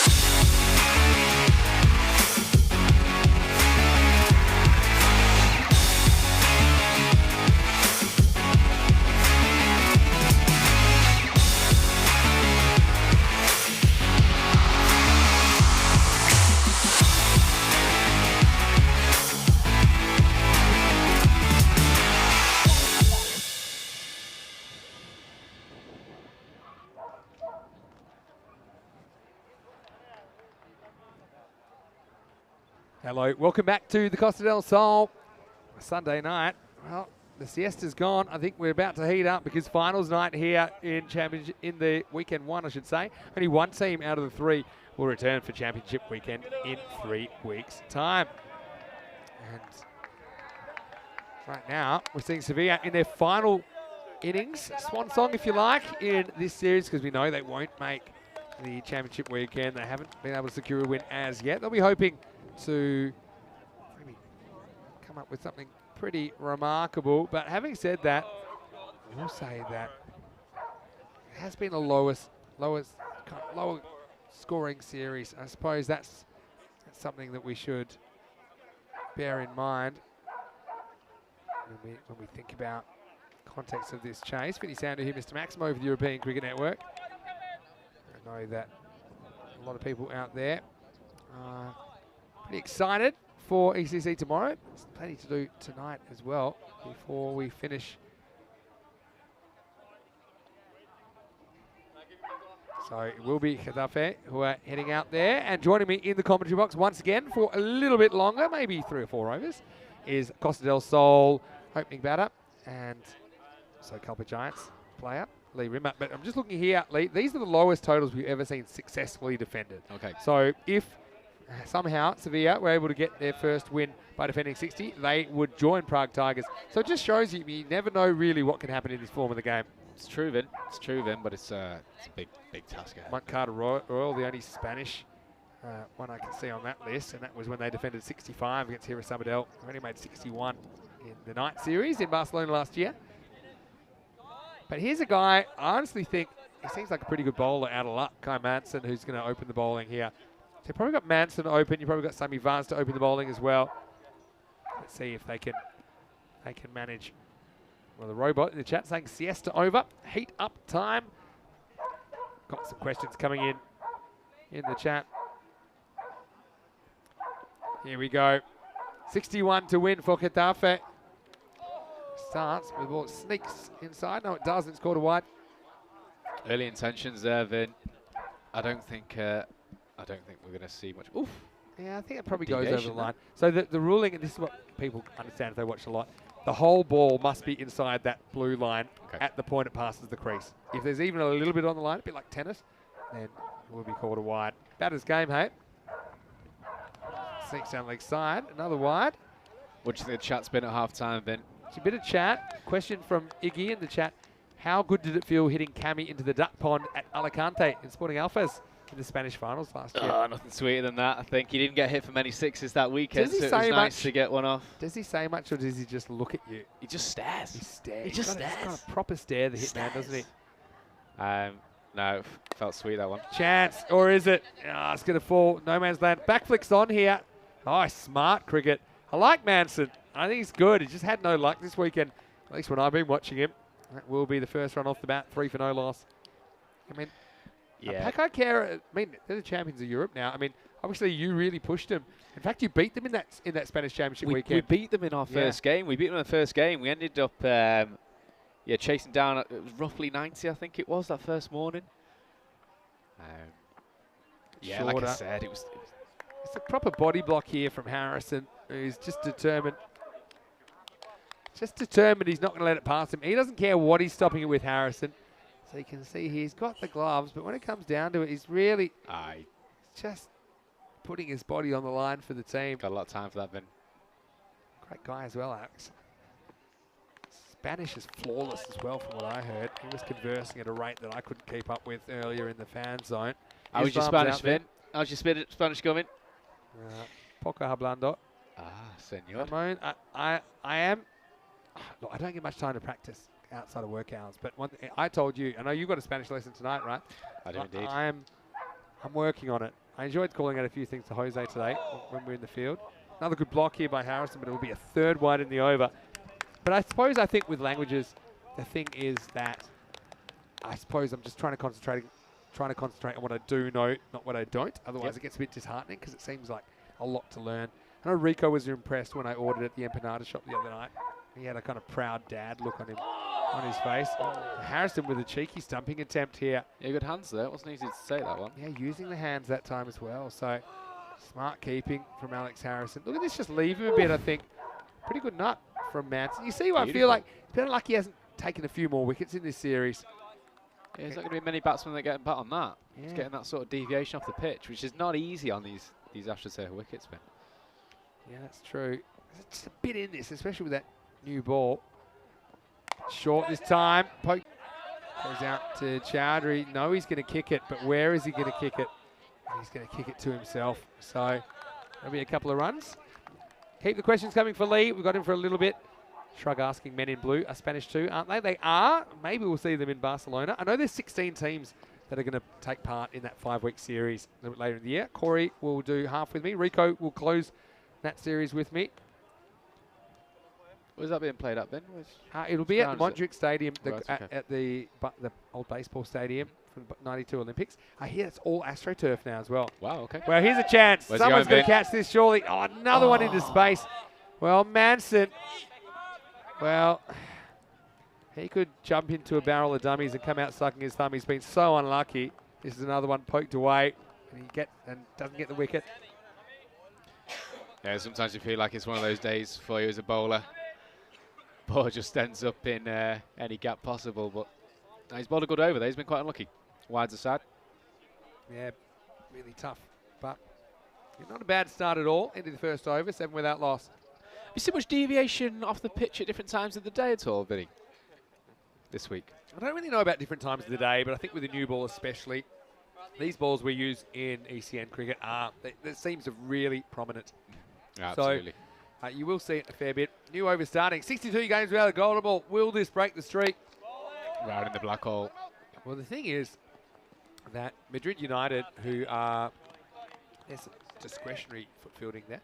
Madrid United, they actually have the most golden balls they've competed in, because they actually were the first ever golden ball team back against Levante, I think, in 2020. Since then, they have had 2 more golden balls, one against Intellectuals last year and one against Madrid CC earlier this year. So them and Roma CC, the only 2 teams in the world, not just Europe, I suppose, that have had 3 golden balls. There's one of the kind of shortest pitching throws you'll ever see from short mid-wicket, but they will sneak through for a single. Tell you what, been impressed with Vaz's action here. Yeah, I know he's only bowled a couple of balls, but Vaz is a player. The other thing with using a baseball stadium, and I'm not sure if the whole thing is artificial now or just the baseball infield, but it obviously protects against weather a little bit more. Of course, you know that from that field in Gibraltar. Well bowled by Vaz. Again, it's just concentrating on the accuracy here. Had Islam searching for that one. It's a very winnable contest. In fact, I think as long as it's over a run of ball, Lee, I'm going to have to ask you to stay with me here because the game's very much alive. So it's 52 or 52 at the moment. Grabs a bit of pad. Probably just the 1 leg by.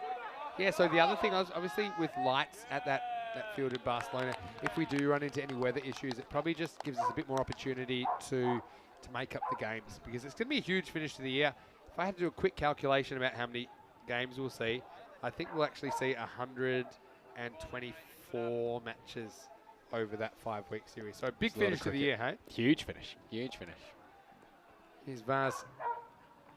Well bowled again. He's one guy that can bowl in that channel. And like I said, at this level of the game, accuracy, accuracy, accuracy. I think that is the most important thing for bowlers.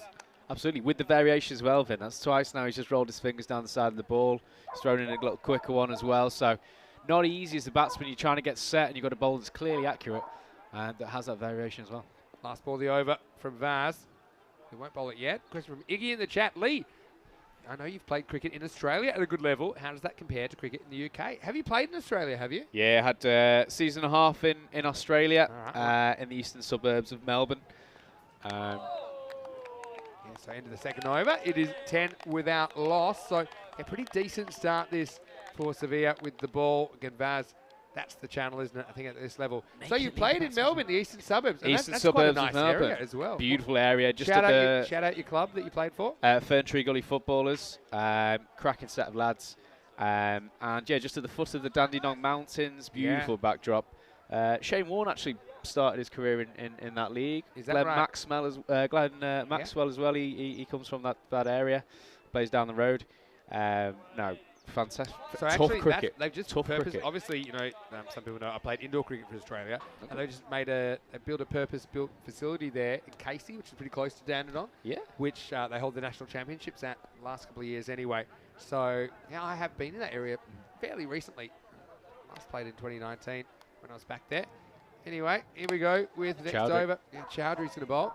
And tell us a bit about Anik Chowdhury. You seem to know a bit about him. Yeah, he's very, very versatile player. He does he bats and he bowls very well. Strong batsman through the leg side. We didn't see it today in this innings, Vin, but I played a good few games with him. I've seen him clear the ropes plenty of times, I'll tell you that. Yeah, for sure. Next ball. Goes Here we go, after Vin. it. This could be out. He's got to hold it, and he does. Well, that's a good catch by Manson. Well, he's probably saying to his teammates, well, why can't you do this off me? Because he's in the right place at the right time. It's an important wicket, really. And so the first kind of stumble in the chase, really, has Katafe. They lose Iqbal for 2. The captain's gone. It's 11 for 1. Yeah, typical there, Vin. You know, he's bowled a cracking over as Manson. He's had 3 of them drop in the middle of nowhere, and then lo and behold, Chowdhury comes on, forces the catch, and who's there to take it? It's the man yourself, Mr. Manson. Yeah, Kai Manson, nicely taken. Just judged that one well. So just got to hang in this game as long as you can. I mean, boundaries are going to make it tough for Seville, but they've done pretty well to defend them so far. Well, Keanu is saying that he thinks Sydney grade cricket is the best in the country. Sorry, Vinny. Well, don't be sorry. I think it changes depending on who's a strong state. So I know that, like, Perth grade cricket, where I came from, West Australia, at one point, and quite often the international guys would come back and play when the schedule wasn't as kind of saturated with T20 leagues, and that has weakened grade cricket a lot. I know that.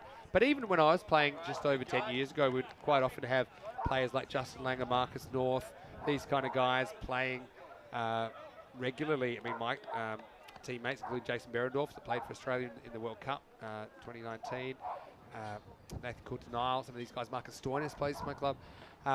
But yes, at the moment, you're probably right, Keanu. But yeah, back when Lillian Marsh and all these guys were playing, I think WA grade cricket probably was strong at this stage. But it just depends, you know.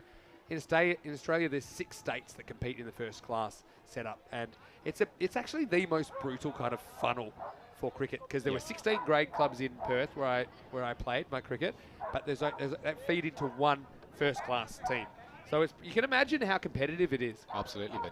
I think that's part of the problem with having so many counties in English first class cricket. It really dilutes the talent. Yeah, that's always the kind of debate.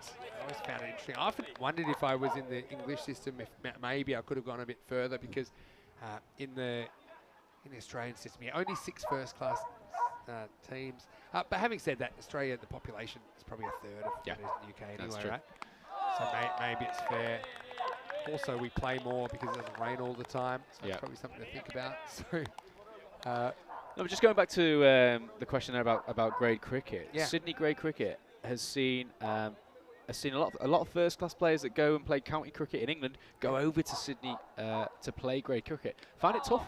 Find it really, really tough. It's a serious standard of cricket. We can probably call grade cricket as a whole across Australia. I mean, it's reasonably even as a standard. Some are slightly more than others. But what I will say is I've actually seen it both ways. I actually think it's a bit of a different game. I've seen some guys in grade cricket that we thought weren't that great players that did really well in county cricket.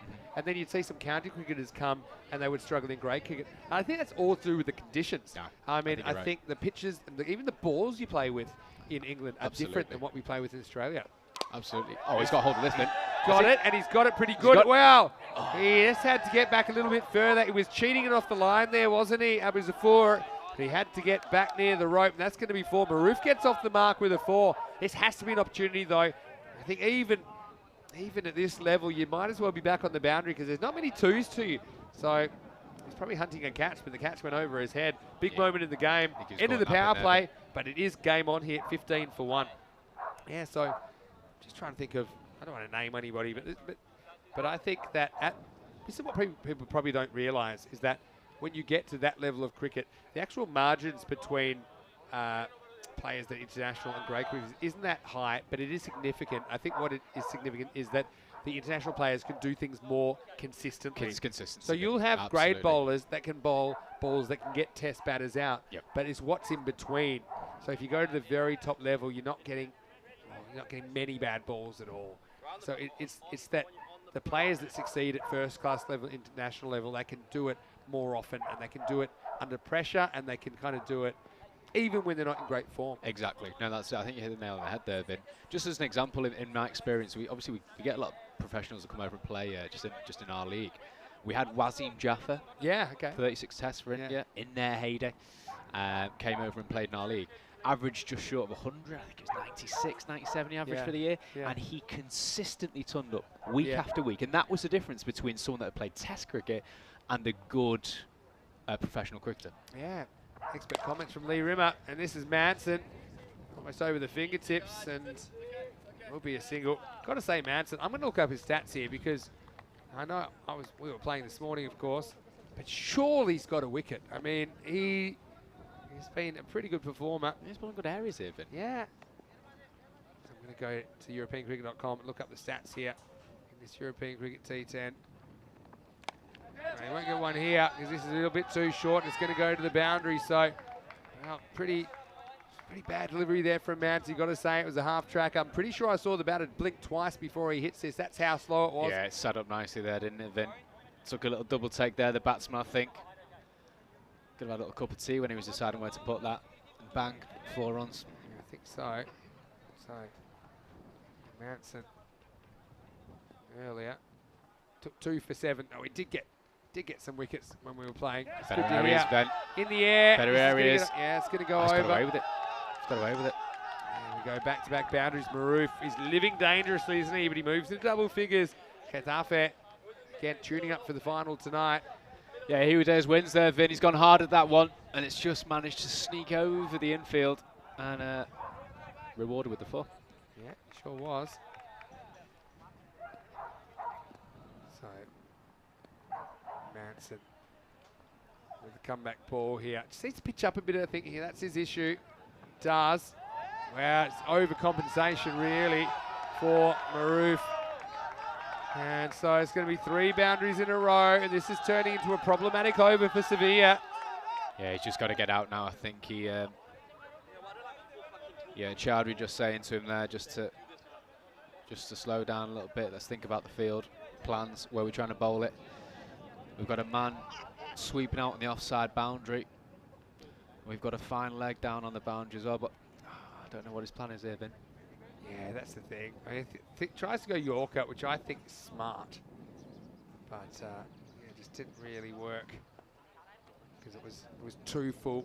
Again, these are the margins we're talking about here.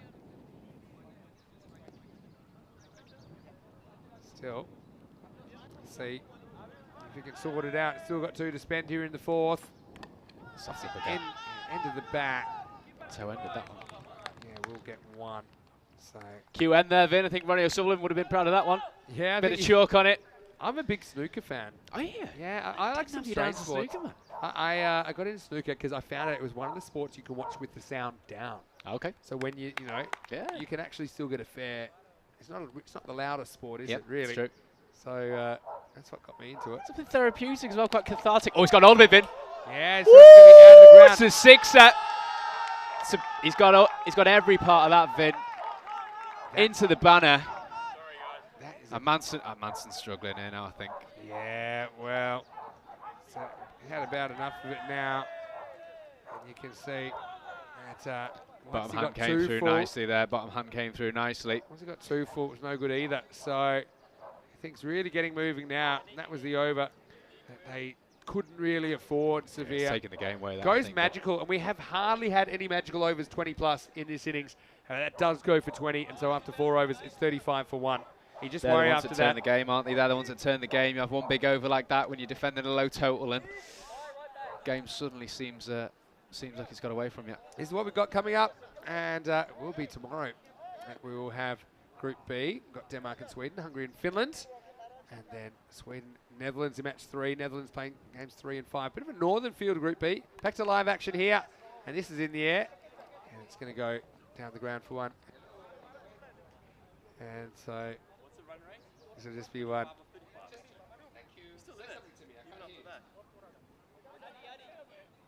Sorry, mate. Just a single.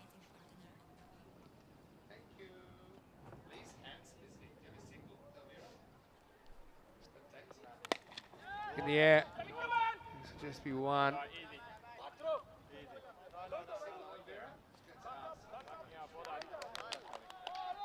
So can they pull this back? Chowdhury being brought on to try and just bring it back.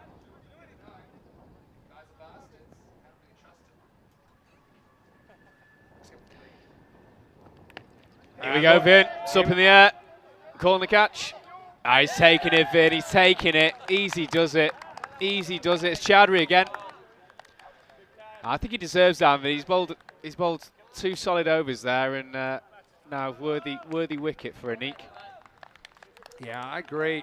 And I've got to say that he certainly entertained us while he was there, but he was running away with it so quickly. But in the end, you see there, nice catch. And, well, crowd enjoying it as well. Of course, you've got to realise Seville, it looks like they are out the door after this game. So they just trying to hold on to a few highlights. But still, I see Maroof with a pretty decent innings there. Yeah, good knock there. Really through the willow at the leather, and sort of paid off with that big over that they got. But just lost his base there a little bit, Vin. Yeah, just lost his base exactly through the shot, and all the power was sapped from him, I think. I think you're right. So let's just say 24 to win. Can't see them really messing this up, but you never know. This is ECN, and anything's possible. I mean, we've seen some quite remarkable turnarounds, haven't we, in ECN cricket? So it's going to be I suppose, an interesting finish. I think a few more highlights for Sevilla would be nice. Yeah, deserve it. Absolutely deserve it. Chowdhury to continue. You're commentating now. I'm not saying anything. You're just doing it. Comes in. Oh, Vin! It's another one. It's 2 in 2 from Chowdhury. Fully deserved. And we got another hat-trick ball coming up here now, Vin. Wow, can you believe what you're seeing here? Could this be a dramatic turnaround? He basically becomes a human backboard here, doesn't he, as he backs away a little bit. And then rattling this up is Chowdhury. I mean, you talked about him a lot, Lee. You talked him up. He does both aspects well, Vin. Does both Might have aspects beat off well. the shoelace, and I think if he has as well. If he got a double knot there, maybe that goes at a slightly different angle, but unfortunately Mia is a pretty decent striker of the ball. He's going to have to go. Now, we talked about highlights. We had one in our tour match today. We had a hat-trick. We did. We had a hat-trick ball. One of the woodcutter CC lads. Yeah. Well Could we deserved. have hat-trick number 30 Could be the of the second season? one on the ground today. We just got one more spot on that page. Everyone's giving him advice as well, and he's pretending to listen, so I appreciate that from Anik Chowdhury. You know, I mean, like I said to you, Vin, I played a lot of cricket with Anik. Anik's nodded his head there. He's gone, yeah, I'll do that, I'll do that. And you know what Anik's going to do? He's going to do exactly what Anik does best, which is exactly what he wants. Anik, I'm backing you here. All right. Well, Hat-trick ball. Block hole again, Anik. Let's go. Always Chowdhury. good attention. Same field. Comes in. Delivers. So it's a good nut. It's a good nut. But the batsman keeps it out. Got to say, it was a pretty good hat-trick ball, wasn't it? He asked the questions there, Vin. He asked the questions. Pretty good hat-trick ball. I mean, look at that. Just missed his length slightly. Just missed the block hole there, but very slightly. Anyway, 3 and 4's the right as well. that was the ball he should have bowled, Vin. That was the ball he should have bowled. That's pretty close, you know. Probably just sneaking. It's not a million miles It's away, not, though, no, Lee. it's not. Oh, it's just sneaking down, I think, there, Vin. Missing by a bee's whisker. Tell you what, though, Anik. I mean, the equation now, 24 off 30. If he'd have taken a hat-trick there, could have made it a little bit more interesting. I mean, it just kind of brings them back into the conversation, doesn't it? It does, a little absolutely. bit. Absolutely. Still need 5s here. Yeah, have a look at the batting scorecard. You can see, I mean, I've seen some dramatic collapses. I've seen a team lose 8 wickets for 4 runs when they needed 12 off 18 to be bowled out. That can happen. Can happen. Change your bowling now, Vin. Yeah, so they're going for the captain, Colin Howe. I've got a lot of time for Colin. I think he's very passionate about his cricket. He knows where his club's at. They're still new, and they're working on improvements and building the infrastructure there in Seville, growing the club. Here he is bowling over number 6. Here it approaches. He's got hold of it. It's in the air. And it's yet again. It's the 4th or 5th time this innings. It just lands out of reach. It's T10 cricket for you, though, Vin. Yeah, it is. We've seen some of these poked away, haven't The we? chances are still coming, though. No Good doubt. start from Howe. Approaches the crease. Delivers. Oh. Goes out to the leg side. Cracking bit of fielding out on the boundary from the sweeper. Good arm to back it up. Really good fielding there. Howe just misses his Yorker length. Batsman reaches it. Cracking piece of fielding, really backing up his bowler there. Good stuff. Yeah, I agree. Howe approaches again. Comes in. It's wide. Batsman's got all of it. It's a Neek again. You can't keep him out the game, Vin. You can't keep him out the game. Look at him. You know what? Corey hates foot fielding, but I'm going to go the other way.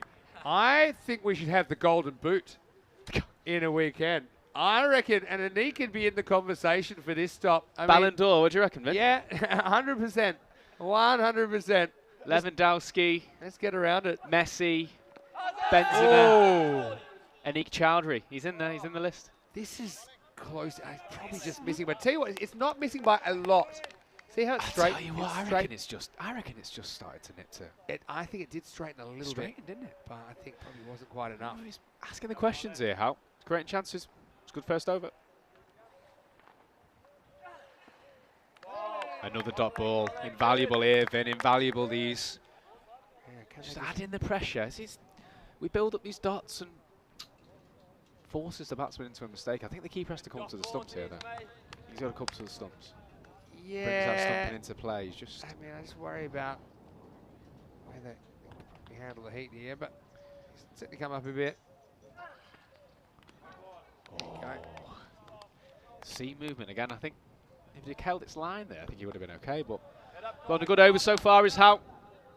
Yeah, look, Avinash Pies in the chat as well, saying, is that the Rimster on comms? It sure is, Lee Rimmer. Good I afternoon. feel like you've Avinash. committed now to the end of the innings. 20 runs to go. Yeah, I'm locked in, Vin. That's not far away, Vin. Well, he's actually lodged it in his pad, so he'll do his own fielding. And then I love this, because batters are so worried that they can get caught that they never give it to you on the full. Nah, they don't. Look at this. And so he says, do you want this? And he says, if you want this, I'm going to throw it away. Yeah, you want it, you want it. You're going to have to get it. I don't know if we can Yeah, stick with this, get it. Elvira. He goes, There you we know go, what? look. Here you go. Oh, see you later. There you go. Throws it down. So 6 overs down, 41 for 3. Still Well, in clinging on here. the words of Wilson Phillips, you just got to hold on. You got to hold on. Deeper they take it here, Sevilla. See how deep you can take it. What have we got in the chat here? David Foster's in the chat. Hello to you. Hope you're well. Tommy Jesperson. Are you watching because Denmark are playing tomorrow? Tell me. Is that why you're watching? I bet you are. You know what, Vin? There's a lot of David Fosters out there, but I used to play junior cricket with the David Foster. Did you really? Yeah, back at Ainsdale Cricket Club. Foster's in cricket full stop. How about Foster's? You've been to Australia. You know that. Fosters! Everyone thinks Foster's is Australian. Well, it is an Australian beer. You can't buy it in Can't find Australia. it. You can't find no, it. It's a total. It's fake news, It's basically. living a lie. It was the original fake news that Australians drink Foster's. Yeah. It's the adverts, Vin. That's what it is. That'll It's do the it. adverts. I'll do it. People will believe it. Everything on TV. Trust me, because I work in it. Here we go. It's a good shot. Here we go. Look at this, like a panther-like fielding. You might actually Here go we with go. the hands It's a neat. here. Keeper's end's got to be the. Oh. It's well run though. Yeah, it's good too. It's well run though. Yeah, real nice wrist through the ball there by the batsman. Manages to, manoeuvre the angle. It's good. If you miss your Spanish lesson, do you want to stay and do the final with me, Lee? All right, it's in the air. Here All we right, go, someone's Ben. got to catch it, and this is Gordon. And Oh, he'll it's take a it. cracking catch, Vin, on the run. Wow. White ball, white sky at the moment as well under these clouds. Not an easy catch. Wow, Gordon. This is a turn up for the books, really. He's caught Fantastic well. hands, That's his second catch. He's got magic fingers, Rupert Oh, Gordon. yes, that. He judged that one perfectly. So could we have a boil over here? Remember, if they were to defend this, it would equal the record in ECN cricket. And that's records that go for over 2,000 matches. Still a long way to go. If but there's ever a day to do it, Yeah, now 44 it's for this four. Sunday. Yeah, have a look at Cracking set of hands there, Good Gordon. catch, because he's on the move. Fantastic catch. Never easy that. You know what it's like, Vinny? Oh, you usually got the gloves on. But you know, it's like for Yeah. us fielders out there in the deep, your head's bouncing, you're trying to Yeah. keep around the ball. Oh, look, you got to remember, I fielded until I was 18, and also Okay. now and then I'd field occasionally. So I mean, I took a lot of pride in my fielding, and when your head's bouncing there, you got to judge it just right. The final, of course, tonight will be under lights, and again, I think the under lights has been super fun. Okay. I think that no matter where you're playing, under lights is slightly different as an experience. Obviously, you played in the night series earlier in the year, but yeah, it just kind of plays with your perspective and your judgment a little bit, I think. Yeah, it does. And for me, Vin, I really thought that batting-wise, it would be difficult to pick up the ball under the lights. Complete opposite. It was fielding that it was tough. Because no matter, you've got to put the lights somewhere. Yeah, So people saying here the lights are a bit low, but I've played the Wacker under lights where they're big, 6 big towers. Yep. Same thing. It's like having 6 suns you're dealing with. It's crazy. Anyway, yes, it's a good man to be bowling this over as well. Yeah, he Vaz, I think. bowled a really good over. You don't want to bowl them too late. Got to take your chances here. You pretty much need to play perfect cricket if you are Sevilla now. But if you do, I think you might be able to pull off a highest here. Here's Vaz. Just one. He's not far from that black hole. I've been impressed. I've been impressed with the Sevilla bowling so far, Vin. Very impressed. Yeah, I mean, I think, again, you're talking about incremental improvement. That's what I've seen from Sevilla so far. Again, that's pretty good. Full, straight. Yeah, low full toss, Yorker length there. It's tough to get under. Yeah. Comes in again, Vaz. Approaches. Just rolls the fingers on this one. Goes aerial. And it's again. It just drops out of reach for the Sevilla fielders. The fact that Vaz thinks that he's the man that can get to that shows you that that's commitment. It was away from the other fielders. Yeah, well, Avinash in the chat, hello Avi, saying is the height of the towers that causes the issue. I mean, yes, but the thing is, you've got to have the lights somewhere. Yeah. So if you make them higher, you're still going to have balls that occasionally go into the lights. There's 2 types of nights, I suppose, floodlights. The kind of ring or the halo effect you see, like in the UAE, for example. Yep. Or you have bigger towers. Ball. Yeah, well bowled by Vaz. I mean, he'll finish with the figures of 1 for 7 off his 2 overs. You can't ask for more than that. Brilliant. You can't ask for more than that. 7 overs down. The score is 47 for 4. Vaz missed it, and, well, so did the next fielder. It was Barker, and he jumps on it pretty quickly. The Panther there.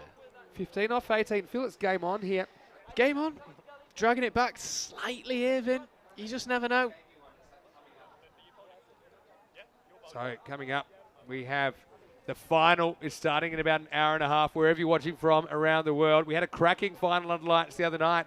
Match 10 here in Group A is the Group A final. Madrid United versus Getafe, starting at 6:30 p.m. GMT, 8:30 in Central Europe. It's midnight in India. Do not go to bed, because we will find out exactly who is the first qualifier for Championship Week number 4 right here on the European Cricket Network. So that should be a really fun one. So about an hour and a half, because we do have the 1 hour break just to set the lineups and to do the toss. Here we go, over number 8, living on a knife's edge. Ooh. And this one was a bit too wide. It's not the start they wanted, Vin.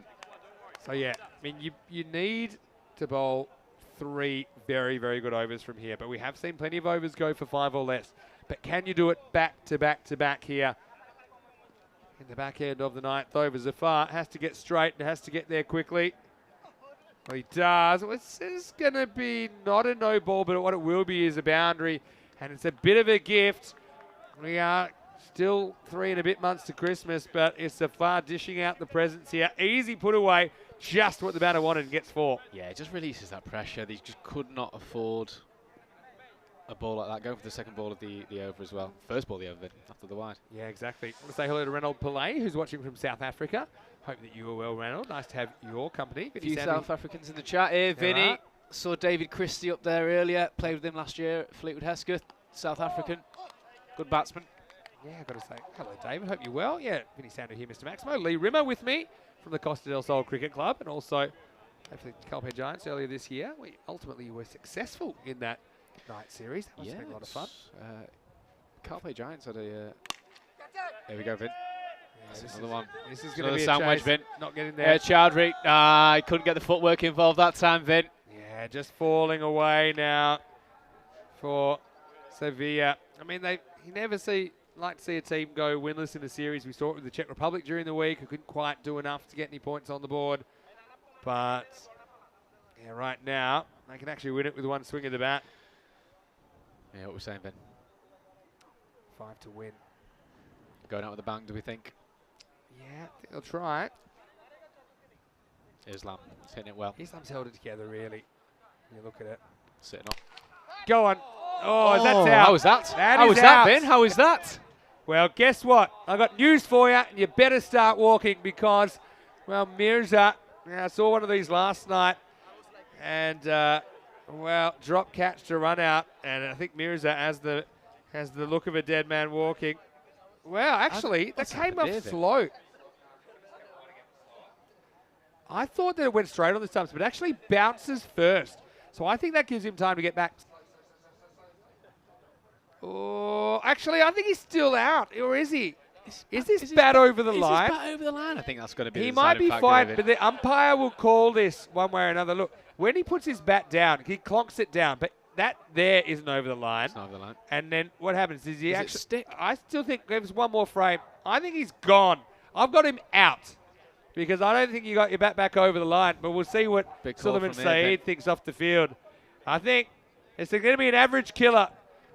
That's let's see. I think he's definitely out. Come on, Sevilla need these as well. I mean, they're a team that are going to go 0-6 here. The more I look at it, Lee, you give me your opinion. I don't think he gets back. Yeah, I think his bat's plugged. I think his bat's plugged. We've seen. I mean, I think it's plugged just outside. I don't think it's over the line, Ben. yeah, I think. Look there, that's definitely out. And then there, conclusive. Conclusive. I'm walking on that. And well, this is where Corey get frustrated because he's getting hungry. And there we go. He is out. High IQ plays from But Abu there, I think. I reckon he's What I played will say here, if that's going to happen to you, you'd rather it happen now than in the final. Oh, absolutely. Get it Later out of the way. on. Get it out of the way. And Nilkesh Patel makes the decision. And as Corey would say, you're out there on a Sunday night and you're just trying to play a game of cricket. This happens to you. Mirza has to go for one. Hey, credit to Zafur. Pulls the wicket out of nowhere. Out of nowhere. Out of absolutely no one saw that one coming, Vin. Little deflection onto the stumps there. Yeah, the best drop of the thing day, I is, think. my initial reaction was that he does get back. But then the more you looked at it, there was definitely a frame there where the bails are off. And he had it. Eventually, he does find a way to kind of slide his bat a little bit over the line, but Yeah. I think it was too late. Lee. Yeah, it was gone. It's gone. A little bit of drama here at the end there. Late drama. Getafe still not over the line. The thing is, it does keep the set batter on strike. That is whacking them, and that's Nubnul Yeah, Islam. they don't need that. I think he's taking it out with the So six there. here's my path to victory, and it's a pretty unlikely one. But I mean, ECN's pretty unlikely as well. You somehow got to keep Nubnul Islam quiet for these 3 balls, and then you got to crowd the new batter in the ninth. You got to crowd him and try and just like burgle a bunch of dots. You see there, this pad. I'm not so sure that's going to stay up, but Is this the pad that's been causing problems this I don't week? know. I mean, it was for Sevilla that we're using it, but I know that Sevilla have been donated a bunch of equipment to get them going. Anyway, here we go again. What an interesting finish to the game this is. Or are we nearly finished? Hey, it's just out of patience Just here, the one, Nubnul mate. Islam. Wanted to hit that, I think, over the trees, but he'll just get one. Gives us a chance to look at the new batter. Third by Sammy Vaz. Been very impressed with him. Show him to Fayel.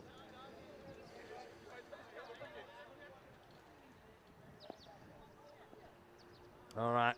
Can win it with any boundary now. Tufayel gets the gift, and Manson will field it. Fields. It's another dot. See, you can imagine. I mean, okay, final question. How have you enjoyed the commentary, Lee? You know what, Vin? I've The whole absolutely game. loved it. I've absolutely loved it. Okay, good. Absolutely loved it. So thank you very much for the opportunity. Thoroughly enjoyed it. Thoroughly enjoyed it. I mean, I'll be back with you this week, Vin. The score's coming. Here we go, Vin. Well, that It's a Maximo to finish. yeah, well, it's unfortunate for Sevilla, but, I mean, ultimately, the fact they could only ever get 65 as a maximum score meant that they just didn't have enough runs to defend. So, you see, I think, like a lot of new teams, I think their bowling and their fielding was a little bit ahead of where their batting was. Yeah. So you saw them, like, if they were able to somehow get 90 or 100 on the board, I think they're winning a lot more cricket games. Absolutely. But, you know, you've got to give them credit. I'm really excited that that they are playing. More clubs, the better. I think that they really enjoyed the ECN opportunity. Hopefully they did. And even though they got close, they were bringing some highlights there. I've got to say, like Rupert Gordon, his 2 catches were brilliant there. I like the work of Sammy Vass as Really well. good fielding from I him. still think that Manson's a good player out of luck for the most Yeah, part. we can all bowl the bat over, Vin. You know, Yeah. we can all bowl the bat over. And, but his first one, he was in the right areas. Yeah, But like- no, like the serious enthusiasm. improvement from Sevilla. Yeah. And we saw it as well with Granada more recently. You know, the teams that are playing cricket, they get this exposure, they're playing more matches, and they just become better players for it. Yeah, no doubt about it. So it was 61 to win. Sevilla, they would have been unlikely record holders, but anything can There was happen in the Manson. ECN. Yeah, Manson Safe hand. took a good catch there. And you can see that the balls went flying all over the ground. That one Yeah, that was a was bit of an misjudged. opportunity there, wasn't it? Yeah, took the wrong turn at Albuquerque there. Abu Zafar. But yeah, I suppose, I mean, it kind of sums up the weekend they've had, Sevilla. They were so close but so far. Again, Absolutely. you know, they tried hard. I mean, they really wanted to walk away with a win. That one bagged off the Sports World side. Small margins again, like we were saying, Vin in T10. All it takes is a couple of bad balls, and it's a different ball game. There he is. Safe hands. 2 catches from him today. Chowdhury, well, he made a big difference with the ball. He came on, took 3 for well-deserved ball into the block hole there. I think he took a bit of toenail on the way through, Vin. Disappointed batsman, but no, he deserved that, Yeah, did Anik? I like Barker, this. crowd favourite, Vin. I also like that, asking for a bit of help from up above. This is one that was thrown away because the batter was worried he'd still get caught, even Look though at that. even though the ball lodged in his pad. But how about this? There he One, is the again. highlight for me, the Gordon catching again. of Gordon. And look, how much fun are they having? There's Alex Harrison behind the stumps. I mean, this is one that's the slowest rolling ball that ever got through 2 fielders. But still, when it came down to it, you got to give. I think a the bit- turf did the field in there in the end, didn't it? Yeah, I think it did. You got to give credit to Islam though. I mean, his 26 was crucial in getting Yeah. his team over the line. That was a bit of late drama, wasn't it? Yep. With the run out. Zafir there with the Yeah. with the deflection and yeah, cheeky run out to end the innings.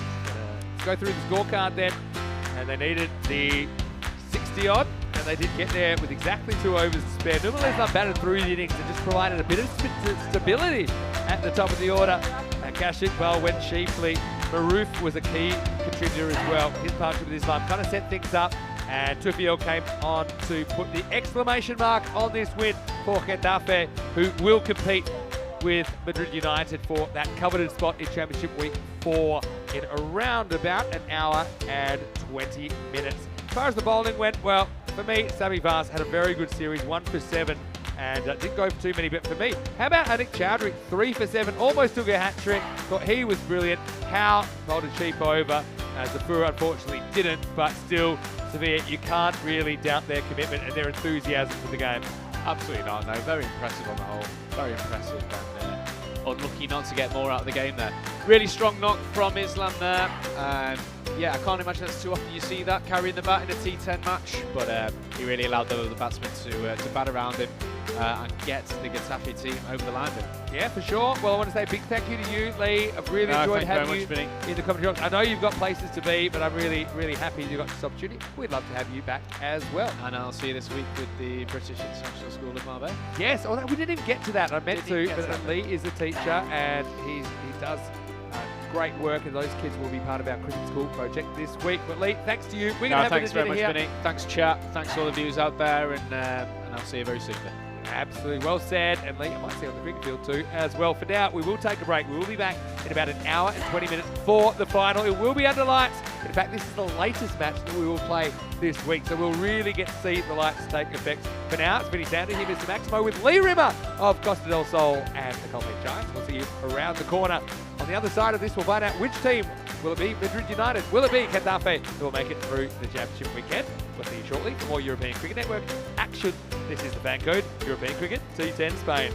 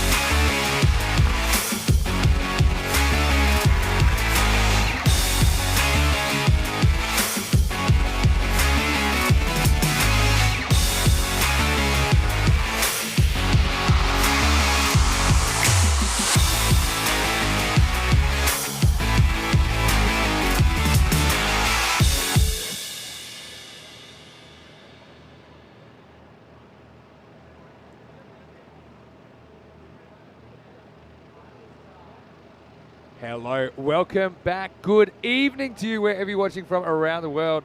It is finals time. And we are at the Costa del Sol. The lights are on and everybody's home. In fact, everybody is here and we're ready for the big one. It's Group A, Match 10, the final. Only one of these two teams will make it through the championship weekend, which is weekend 4. Madrid United 5-1. And they are taking on Getafe, who actually did finish with a 4-2 record in this group stage. And you can see that's news from the toss there. Saw a second ago.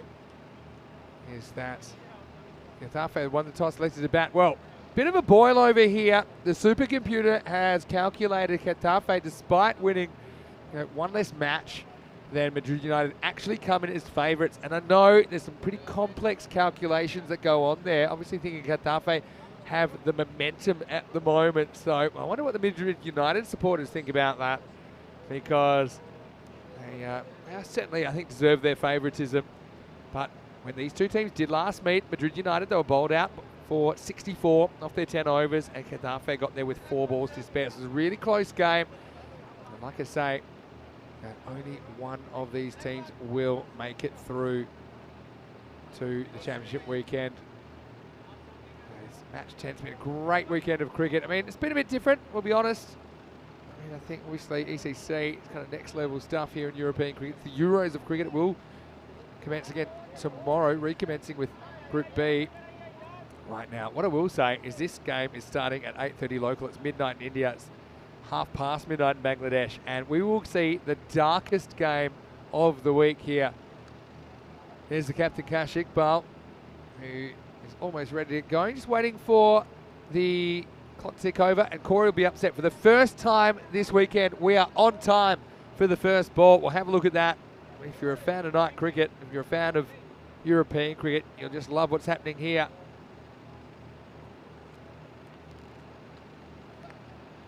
First ball, down leg side, must have clunked off the pad.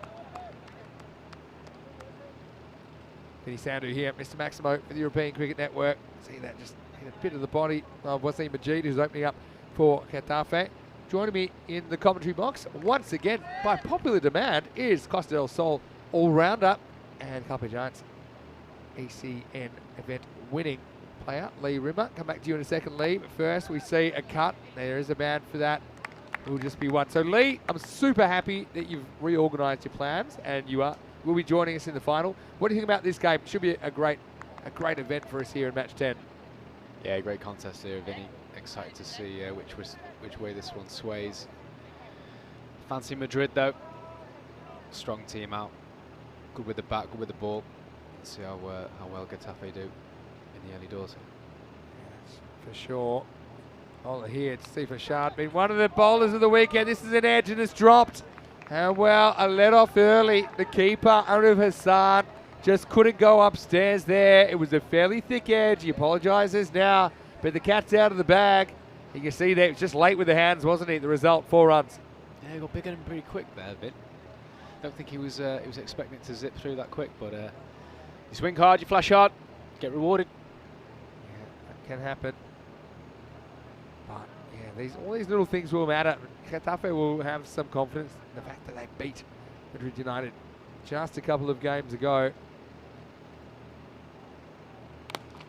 Well, this is in the air, and this is a really good shot. This will be 4. Took on the mid-on. For some reason, he's well inside the circle. Obviously not respecting the batter too much there, that he could get it over the top early. But I will say, this is a very, very good shot. And that boundary, a little bit more convincingly. Yeah, I'll tell you what, Ben, he just sort of made a little bit of space for himself there. Just shifted that front leg out the way, held his shape, 4 runs, great shot. Yeah, it'll do. Now Shard, back again. This is a cut shot hanging in the air. Fielder goes around, can't get there. Great effort though. Really good effort from Noor Azman, but the result, a 3rd consecutive boundary. And well, Getafe, they're off to a flyer. In a week that we've seen some surprises under lights in the final, could Getafe pull off a big upset here? Yeah, slashing hard early doors. It's 4-4-4 now for Getafe. It's good to see them getting off to a flying start, making the most of this power play. And yeah, it's very, very tight ring field that they've got here. Sure is. Mohamed Ashraf in his regular slip position. Next one, squeezed out the leg side. Will be the end of the first over. So, after 1, Getafe off to the races. It's 14 without loss with 3 boundaries, all off the bat of Khalsa Ahmed in that first over. Well, we haven't filled in any of these things yet, but I can tell you that we have 4 weekends here as part of this FanCode European Cricket T10 Spain. Whoever wins tonight will be the Group A winner, and they will be joined by the Group B winner, the Group C winner in weekends 2 and 3 respectively, and then we'll have weekend 4. Well, who knows, Lee, it's anyone's game. We've got some pretty strong teams coming up, but I'm sure both of these teams would love to have that first spot in the championship weekend. Yeah, absolutely. Like I said at the start of the game here, I do fancy Madrid for this one. Yeah, could be seeing those in that final. Hard to go past them, isn't it, really? We're It thinking is. about the weekend they've had, but this is T10 cricket. Anything can happen. Just ask Iron 11. They're on the plane home right now. Here's Kamil Ahmed, and this is short again. Takes it on. I like this. It's going to be a bit of a teaser for the fielder, I think, and that goes for 4. So it was a good effort from Ayaz Yunus, but this good start continues. You've got to like what you're seeing if you're a Getafe fan at the moment. Fantastic shot again. Holding back with it. I don't think the short ball's the way to go, but batsman plays it well over the top of the infield, rewarded with 4 runs. Cracking shot. Lee, of course. Fixture at the Costa del Sol Club here. And here's the next delivery from Carmel. Well, this is a chance now, surely, under lights. Well, good luck with this one. The ball comes down, and he has taken it. What a good bit of fielding that is. Noor Azman, well, he hurled himself at the previous chance. You've got to say, under lights, that is top-class fielding. So it's the end of Kash Iqbal. The captain has to go, and we have a wicket in the final. I'll tell you what, Vin, that was a cracking catch. It's a bit of an uppercut there with the shot. Swirling a bit under lights. It's getting dark now, but it's a cracking take. He takes it low just above the turf. It's catches like that are going to win the matches for you. So, no, very, very impressive. Good to see the fielders backing up the bowlers. Deserved wicket there for digging it in. Yeah, so, I mean, they tried the short stuff. I mean, yeah, Iqbal, we're disappointed. He can't do more with this. Bit of a nothing shot in the end, really. He's not pulling. He's not really cutting. He just kind of slices it up in the air. But you've got to say, that is a fantastic bit of work. Yeah, he got caught between the... I wasn't sure he was trying to uppercut it or play more of a square cut shot. Like you said, Vin, in the end got caught between 2 minds. It was that indecision that left him back in the dugout. So, you know that many fangirls in the chat saying what a start from Getafe. Supercomputer might have got it right. The Supercomputer, I've seen it tip upsets before and be right, saying that Getafe are 2-run favourites. So maybe giving a little bit more kind of weighting to what happened earlier today. Certainly had a bit of success getting through the batting lineup of Madrid United. But look, having said that, Madrid United, for them, they knew they'd topped the table by then. I think they changed the batting order a little bit. But right now, and just look at that current run rate. We haven't seen a lot of scores over 100. In fact, if I had to look back, we have seen the 100 hit once in the whole series through the first 9 games. That was Madrid United over Seville in match number 2 yesterday. So, got new batter on strike now. That's a good seed first up from Kamil Ahmed. Cracking seed first up. That's 2 games in a row now. We've seen the opening bowlers just rolling the fingers down it slightly, getting that a little bit of movement to leg. It's fantastic skill to be able to do that on an AstroTurf wicket. Yeah. With this Kookaburra bowlers. No, it's very impressive. Good AstroTurf wickets. I think they replicate what a turf wicket would do. He says a little bit of sideways in this one. Goes after this, hits this really well into the gap. Not sure it'll go. They'll probably get a couple here. Well, we've got a bit of trouble here. And he's put up the stop sign for no reason in particular. Majid. Well, he put down an anchor really after one run. And what's going on? I've got to say, Majid, bit of FOMO he wants to face. Is easily two here. Turns blind from Mirza. I mean, about 1,000 errors on that play, really. I mean, you can see there was two there because of how easily he got back. Anyway, here's the next ball from Camille. Another one that flirts outside the off stump. So, yeah, breakneck start to this one. Yeah, he ended up running 3 there, Vin. But turn blind. Came back.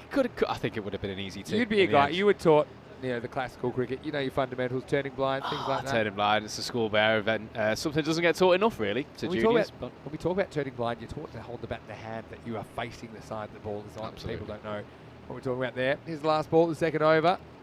Nice shot, but he finds the fielder. Fielder fumbles it.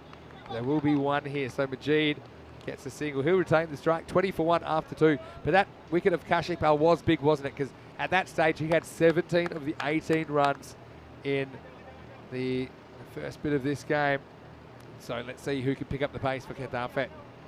So let's have a look at how things finished after the group stage. You can see that Madrid United with 5 wins, Getafe with 4. We've got to say again, big shout out to the Seville guys. I think that they were really kind of enjoying their experience. They're quite an inexperienced club, no doubt about that.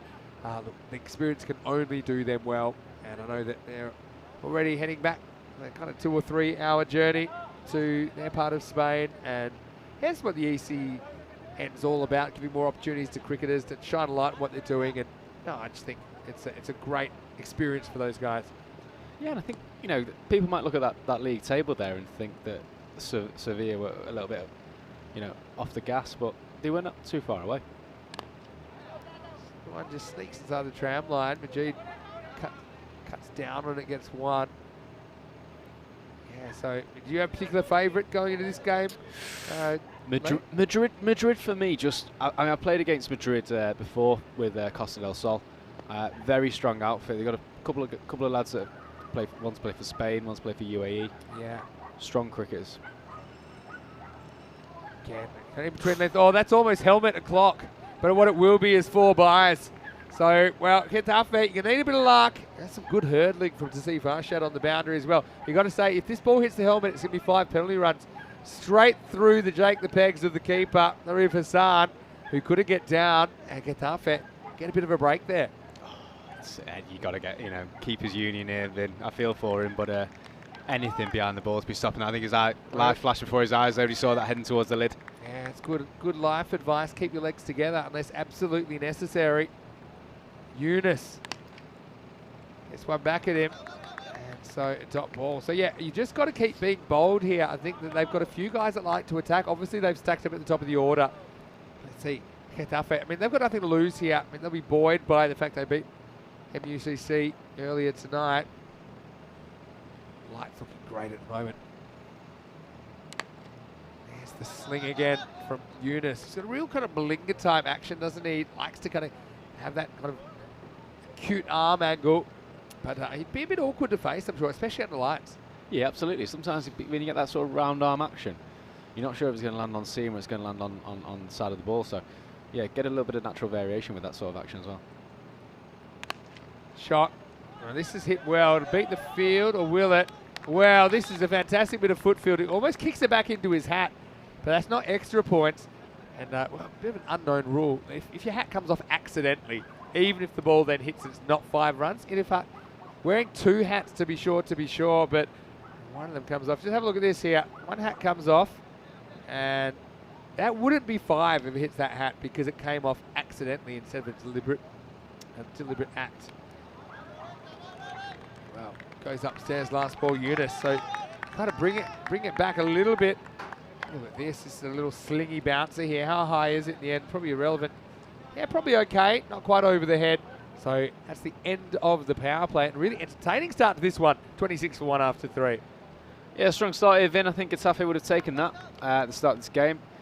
Going at 8.67 currently. Just a case of keeping the foot on the accelerator pedal now for them. And if they can do that, put the pressure on the Madrid bowlers, and then go into the final overs of this 10 with the wind in the sails.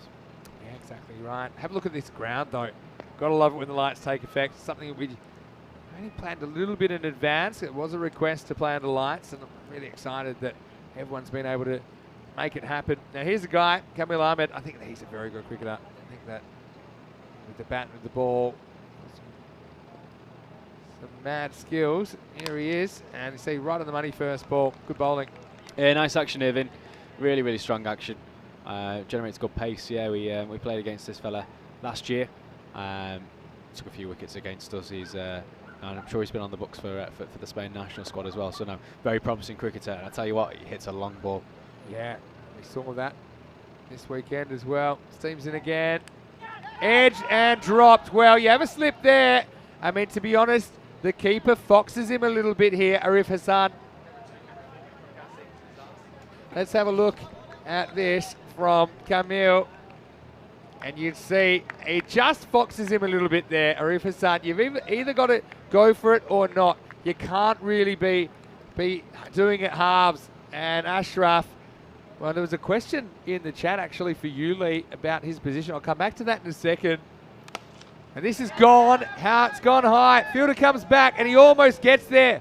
He almost takes the chunk out of the Carter Oval here as well. That's Basnet, who doesn't quite get there. All action all the time. We're in a final here, Lee. Scott Rimmer in the chat saying it's a slip standing too wide. Well, I guess not, because one just went between his legs. One thing about Ashraf, he's not moving. I mean, he loves it that we bowl from one end because he doesn't even have to move over to over.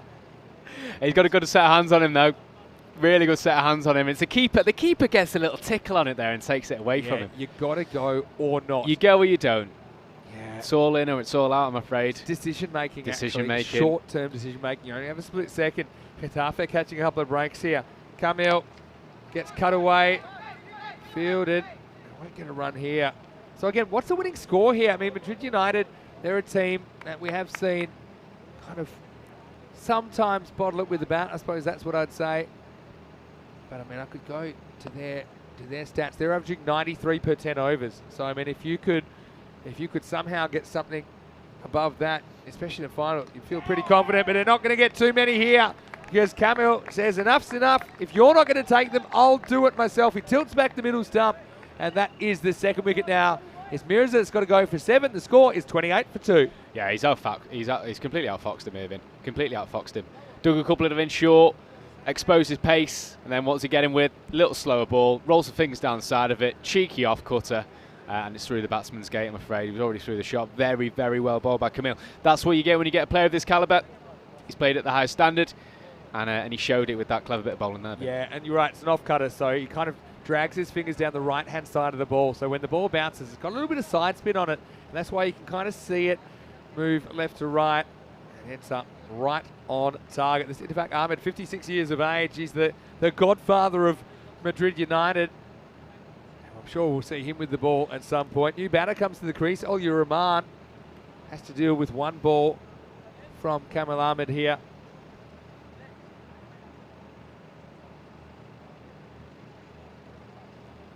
Comes in and again, Katafe. The question will be, can they continue going upwards with that run rate?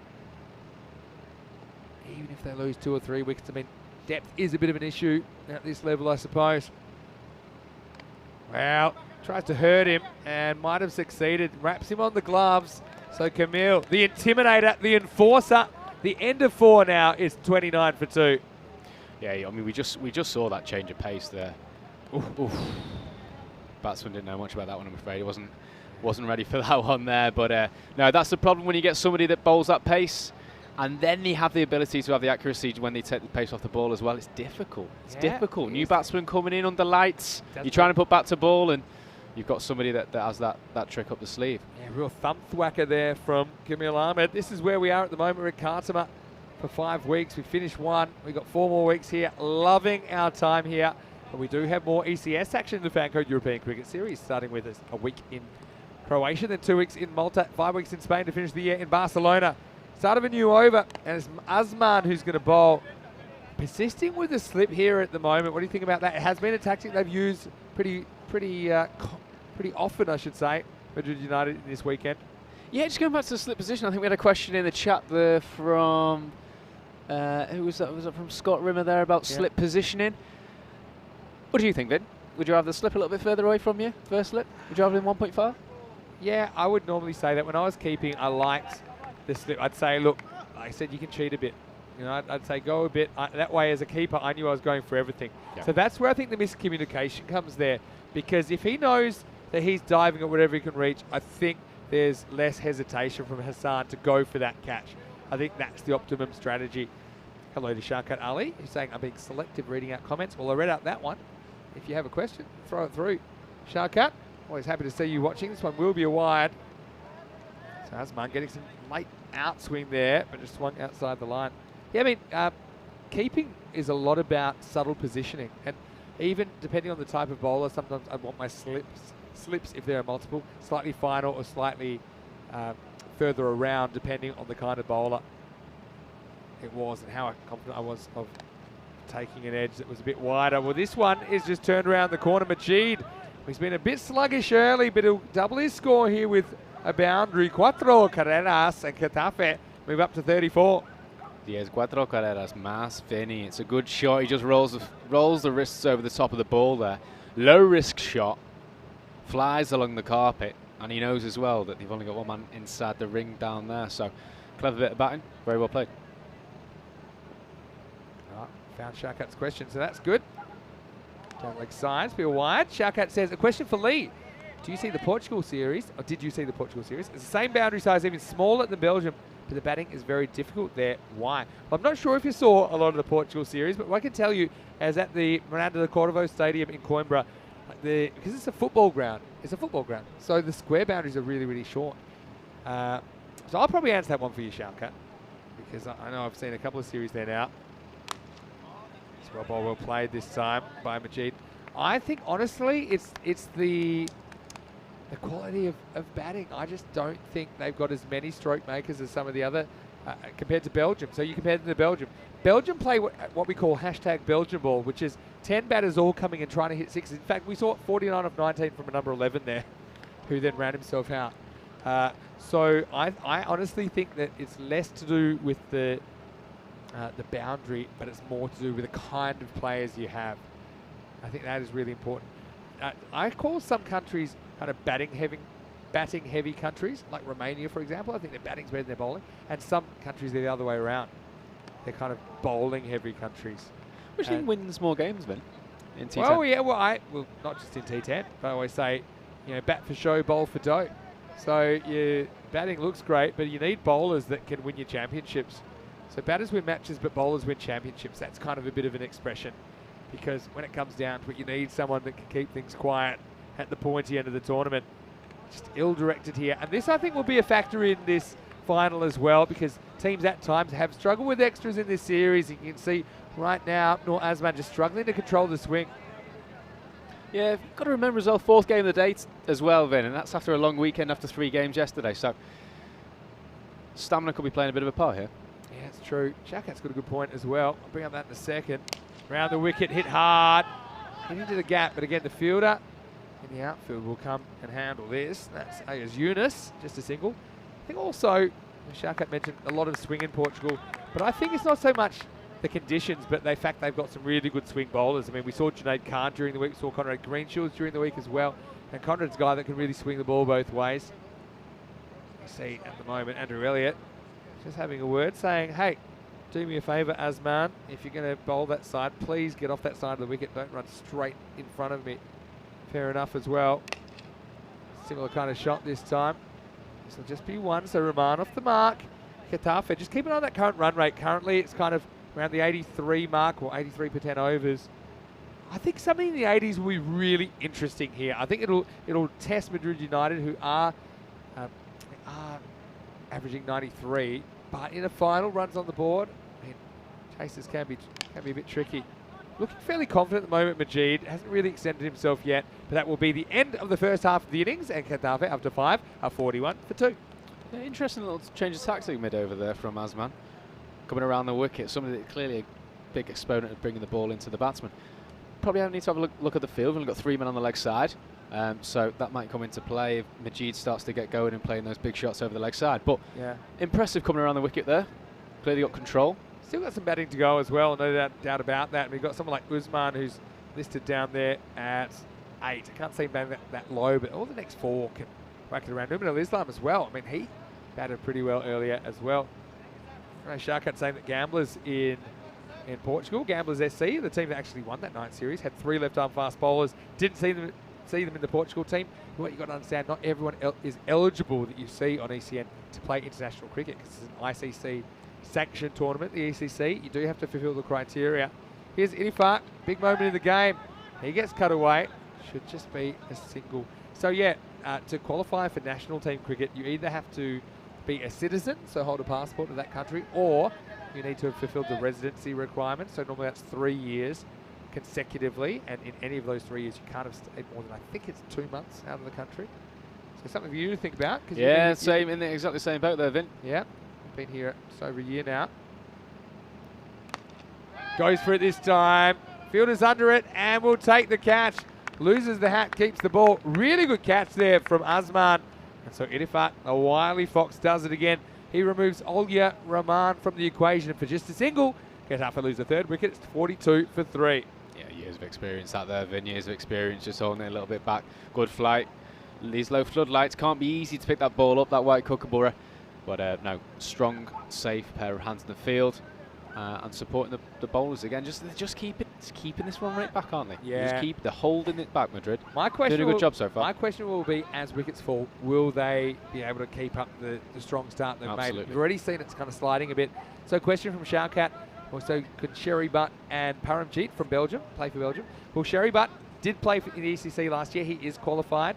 But Paramjeet, I don't believe at this moment that he has his papers in order, so I don't think we'll see Paramjeet Singh. That was the series that I did just before we came here. We had 2 weeks in Belgium. It was super fun. It was a very interesting ground in Mechelen. It was halfway between Brussels and Antwerp. It had an adventure playground at cover, so it took a chunk out of the ground. And especially in Belgium, I mean, in the ECC last year, Belgium came 2nd to England. I mean, these guys can hit the ball.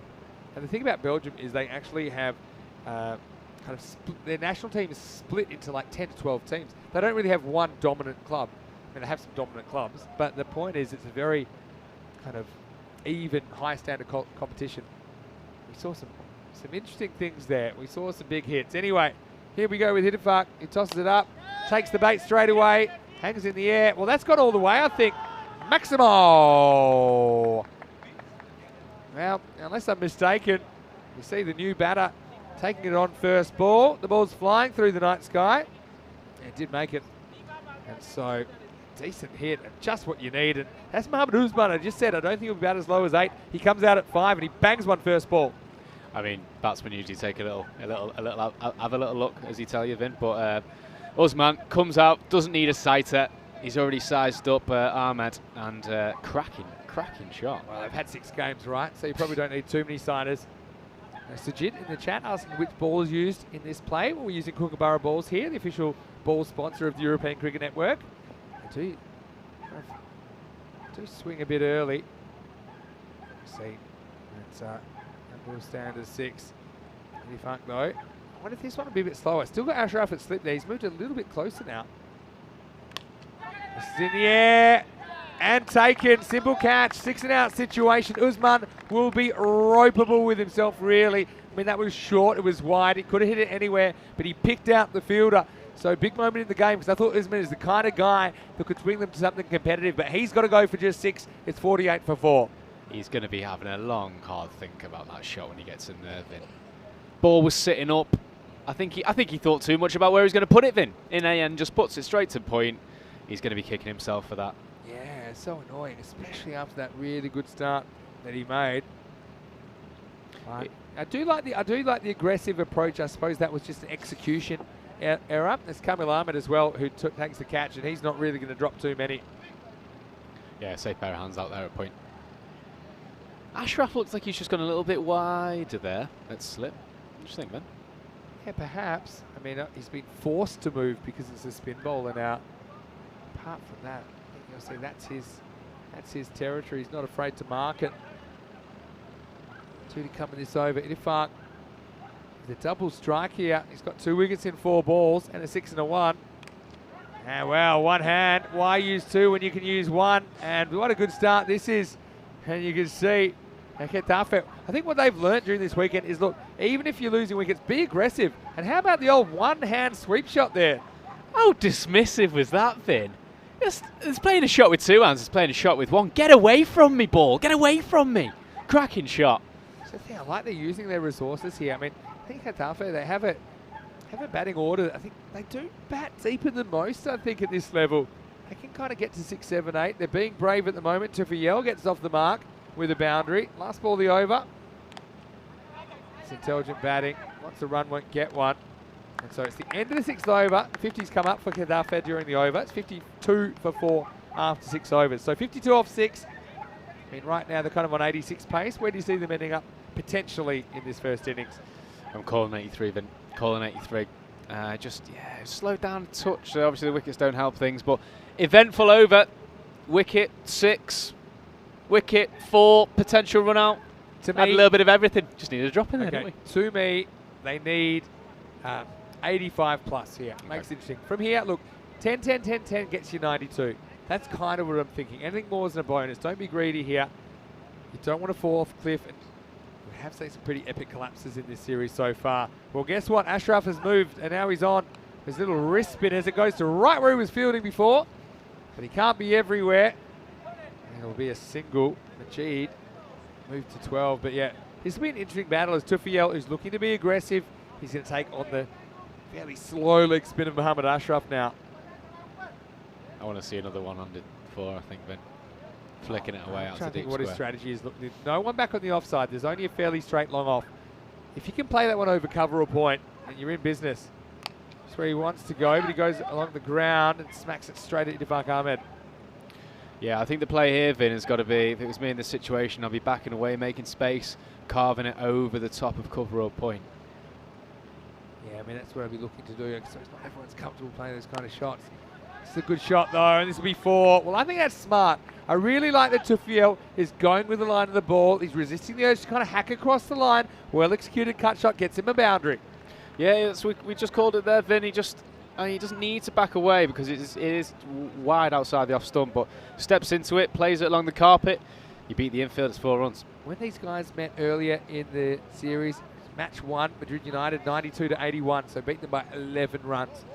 And when they met again, Getafe made 93, Madrid United chased it down in the 8th over, and then the third time they met, of course, Getafe. That's when they got over the line, chasing down 65. Gets a bit crazy here, but it's so slow. I like that he's appealing for the catch to the square leg. And don't think he ever takes the bails here. And, I don't think there was an edge there. Tufiel, again, just struggling with the pace of the ball.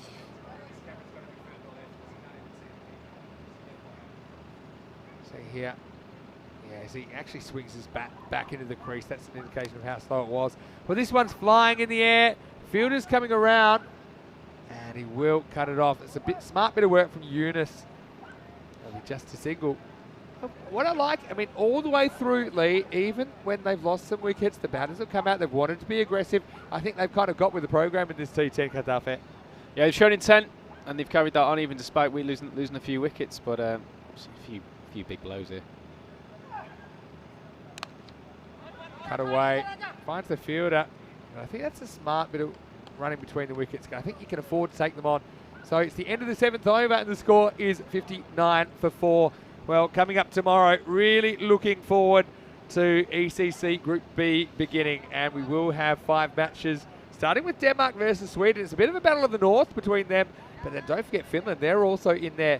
The other teams, Hungary and the Netherlands, they will play in match 5. Netherlands 11 for me, head and shoulders above the rest. When I look at the caliber of players they've got, and it's not like they haven't played this format before, okay? They're a bit disappointed not to go all the way last year, but I look at some of the players at their disposal, and a lot of them, or some of them at least, have been playing teams like England, New Zealand, Pakistan recently. I think that they will be very tough to beat. 8th overtime. Idafaq gets cut away, and this is going to be 4. Well, again, it's smart batting from Majid, and it will be a teaser. It will get for 4, but it's good shot selection, and once again, he plays it well. Yeah, good again, Vin. All along the carpet as well. It's low risk cricket again throughout from Majid. I think his role in this innings now has to be, he needs to bat through. He needs to bat through. He needs to let the other people bat around him. But doing a good job here, leading from the front, going out and run a ball. If he could just up that run rate, they'll be getting a score that's definitely competitive. Shakat Ali wants me to predict the Group B standings. I have Netherlands head and shoulders above the rest. I'll give my thoughts in a second. Well, Bennett wasn't ready, doesn't care, and just blast this towards the wicket for one. I think Netherlands top. I mean, Finland, the issue with them, they just don't play a lot of T10 cricket. And so they struggled a bit last year, so I probably have them a little bit behind. The other three, I think, are really close. With Denmark, haven't played a lot, but they've got a good international team. You've got Sweden, who did some amazing things last year. I still remember the Swedish guys getting on the bus, having not made the final, which would have made them qualify for Championship Week, and they were distraught. And then Hungary, who are a real wild card team, they've got some good pickups, including Zemus Deploy from England. Leas Deploy in the squad. Not sure how much he'll play, if at all. Should be must-watch TV tomorrow, so please join us at 9:30 a.m. GMT, 11:30 local, 3 p.m. in India. Wow, look at this one. I'm worried for Tufiel here because it's a side-on hit, and I got a feeling that he's late getting this bat down. I just got my spider senses, Lee. They're tingling. Let's have a look at this one, and look, it's the same fielder, Kamil Ahmed. Oh. Here we go. Oh, I still think he's gone here. There's this next shot there. Oh, he might just be back. What's your call on this one? And that's the shot. That's the shot. I think the frame saved him, Ben. Oh, I think the frame saved it. Very it's lethargic. It's lethargic. It's lackadaisical. My spidey senses were activated, but in the end, it was a false alarm. He just sneaks back.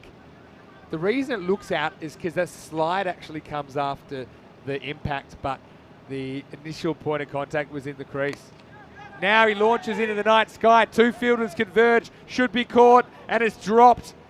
Well, it's a matter of time, really, until we saw one shelled. It's been a bit of a signature of this weekend. Basnet was the man at the deep mid-wicket boundary, couldn't hold on. So chances coming. Getafe living dangerously at the moment. Bit of Sunday night lethargy, putting his back bat in, but he exploded with that shot then, but just couldn't get it over the rope. Poor fielding. Hello, Kitty, and hopefully YouTube's working again. See you in the live chat there. Last ball of the over. Punched away to point. So Majid, it's been the rock on which this innings has been built at the moment, but it is the end of the 8th over. He moves to 19. 8 overs down at 66 for 4. Yeah, strong 2 overs there by Itifak. He knows exactly what he's doing, experienced bowling. So what he did do well, for chat out there and for all our viewers, it was the length in. It was the length, that consistent length. It wasn't full enough to come down and hit through the line. It wasn't short enough to back away and cut. Very impressive 2 overs there. No, done his job. Yeah, well, Sujit says in the chat, steal as many singles as you can when it's hard to hit boundaries. And some of these guys are struggling to hit boundaries. I agree with that. I still think you need 10 and 10, get 86 here. 85 plus plays, even what they've got now plays. But, you know, I think that you're trying to get 10 off and over. To do that, you need to hit at least one boundary. Majid, let's see if he can get moving. They've still got the slip in here in the night. It's slow bowling, and this is going to test the field up. Fielding coming up, you know it is. Now, I'd be thinking about 2 here. And they'll just stick with the 1. So Tufiel will face up now. Okay, I'm going to do something as well, Lee. Something we do from time to time. If you are lurking, I'm going to do a lurker call out. If you're not able to kind of chat normally and you're watching, say hello, say where you watch from in the chat. I want to say hello to you. Thanks for supporting European cricket. All right, he's off the races in. His launch is in the air. Well, it's a catching opportunity. The fielder's come around and he spills it. Wow, Noor Azman. Well, he had time to order dinner and get it delivered really well. That was in the air. 2 fielders converged. It was a good effort, really. No easy catches at night, and Getafe get another break. I mean, he threw the kitchen sink at this bit. Nearly put his shoulder out. Nearly put my shoulder out. Just watched him play that then. But no. Kane now with snow on it. Again, it's the second drop now in consecutive overs. They might come back to rue these chances. Bit of a partnership building here. Ashraf. I predict this one will be slow. Is slow. Gets cut away to cover point. They'll just get a single here, so ticking away. I like the intent here. They've got 6 wickets in hand to play with Getafe. But I suppose with the lack of depth at this level, these guys, they do want to see them through. I think Majid's just playing within himself here as well. I think he needs to throw a little bit of caution to the wind. And Goes leg side here into the gap. This will be a boundary. Cuatro carreras to Seville. Well, making the most. He looked at the bottom of his bat, or whatever's left of it, but it was enough. That was all about the placement, Lee. There was no outfielder there at deep mid wicket, so Getafe swing their way into the 70s. Yeah, it was agricultural, Vinny. Very, very. Look at this. I mean, I don't think he was thinking about placement when he played that one. He threw everything Good luck at it. or good management doesn't really matter. The result is good. That helps him stay on that kind of mid-80s pace. He's off to the races here. And has to reach for it. We'll just get one. Got to say, Getafe, I like the way they've approached their innings all the way through. We've seen 6 batters. All of them haven't been shy in attacking. I think they've really understood what this form of the game's about. And yeah, it does seem like they'll have a fairly kind of competitive score when it's all said and done here. Last ball for Ashraf. This would have been a wide. Instead, it would be one. So, I often say if you're going to hit a wide, better hit to the boundary. Instead, it's just a single. Majid will retain the strike. We head into the last. It's 75 for 4 after 9. Well, we've got the robot in the chat saying lurking from Sunset Beach Club. And a lot of people, like Avinash Pai, is saying that that shot was Steve Waugh-esque. Sujit saying, what a shot. Didn't even bother to get up after hitting that. Yeah, let us know where you're watching from around the world. Looking for all you guys to keep us company. Lee, again, I really appreciate that you've stuck around for the final. And right now, we've got a cricket match, a good cricket match. Good cricket match, exciting. I'm just hoping that Getafe can make the most of this final over, now his final 6 balls. Would love to see some big shots now from Majid to try and push them up to maybe late 80s, early 90s. Yeah. But we've got a game in our hands, Vin. Absolutely. Here's the slinger, Ayaz Yunus, to bowl over number 10. Struggled a bit with control issues earlier in the week.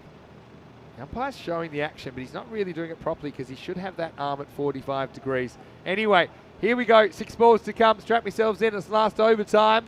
Gets across. I think he sits him outside the line. Umpire is looking nervous because he doesn't. Well, where's he going? That's my question. He's walking 3 steps towards the stumps. See, for me, I think, you see, he gets so far across, and then even though when he comes back, my instinct was just outside the line. What do you think? Yeah, it's outside the line now, Vin. I mean, 10 for effort with the appeal. I think he went 4 times then, didn't he? I love it. 4 times, I think he went then. That might have been a late call for the He doesn't, you know, umpires are thinking when they don't get into position straight away side on for the run out. He just kind of wandered around like a drifter at 3 a.m. But I think in the end he gets it spot on. 76-5 to come. That's a wide. That's handy. Every run is handy now. Yunus is an awkward customer to get after no matter what time it is in your innings. They've held him back for the 10th. There's probably a strategy to that. They don't want Getafe to get too many off this last over. Yeah, he's won a good length there, Vin. Good length. I know it was a little bit misdirected, that last one, but no, good length. He's clearly aimed for the block hole. Oh, he's going to ramp, and he shows it so early. And now, well, have a throw, why don't you? There's no one there. And his throw's so slow that Idifat can actually move 30 metres or so to back it up. Well, this is one of the earliest ramps ever. In fact, archaeologists will be digging out that ramp. It's so old. And they throw it anyway. They'll scramble another one. At least they're getting something off every ball here, edging towards that 80 score. Gets across, goes after it. It's going nowhere though. Again, they're not really taking it on. They'll just take the single there. Majid's batted through, run a ball for 23. We've had a few batsmen have the sandwich out tonight, haven't we, Vin? Oh, I think Too so. much under it. Too much under it. Wrong there.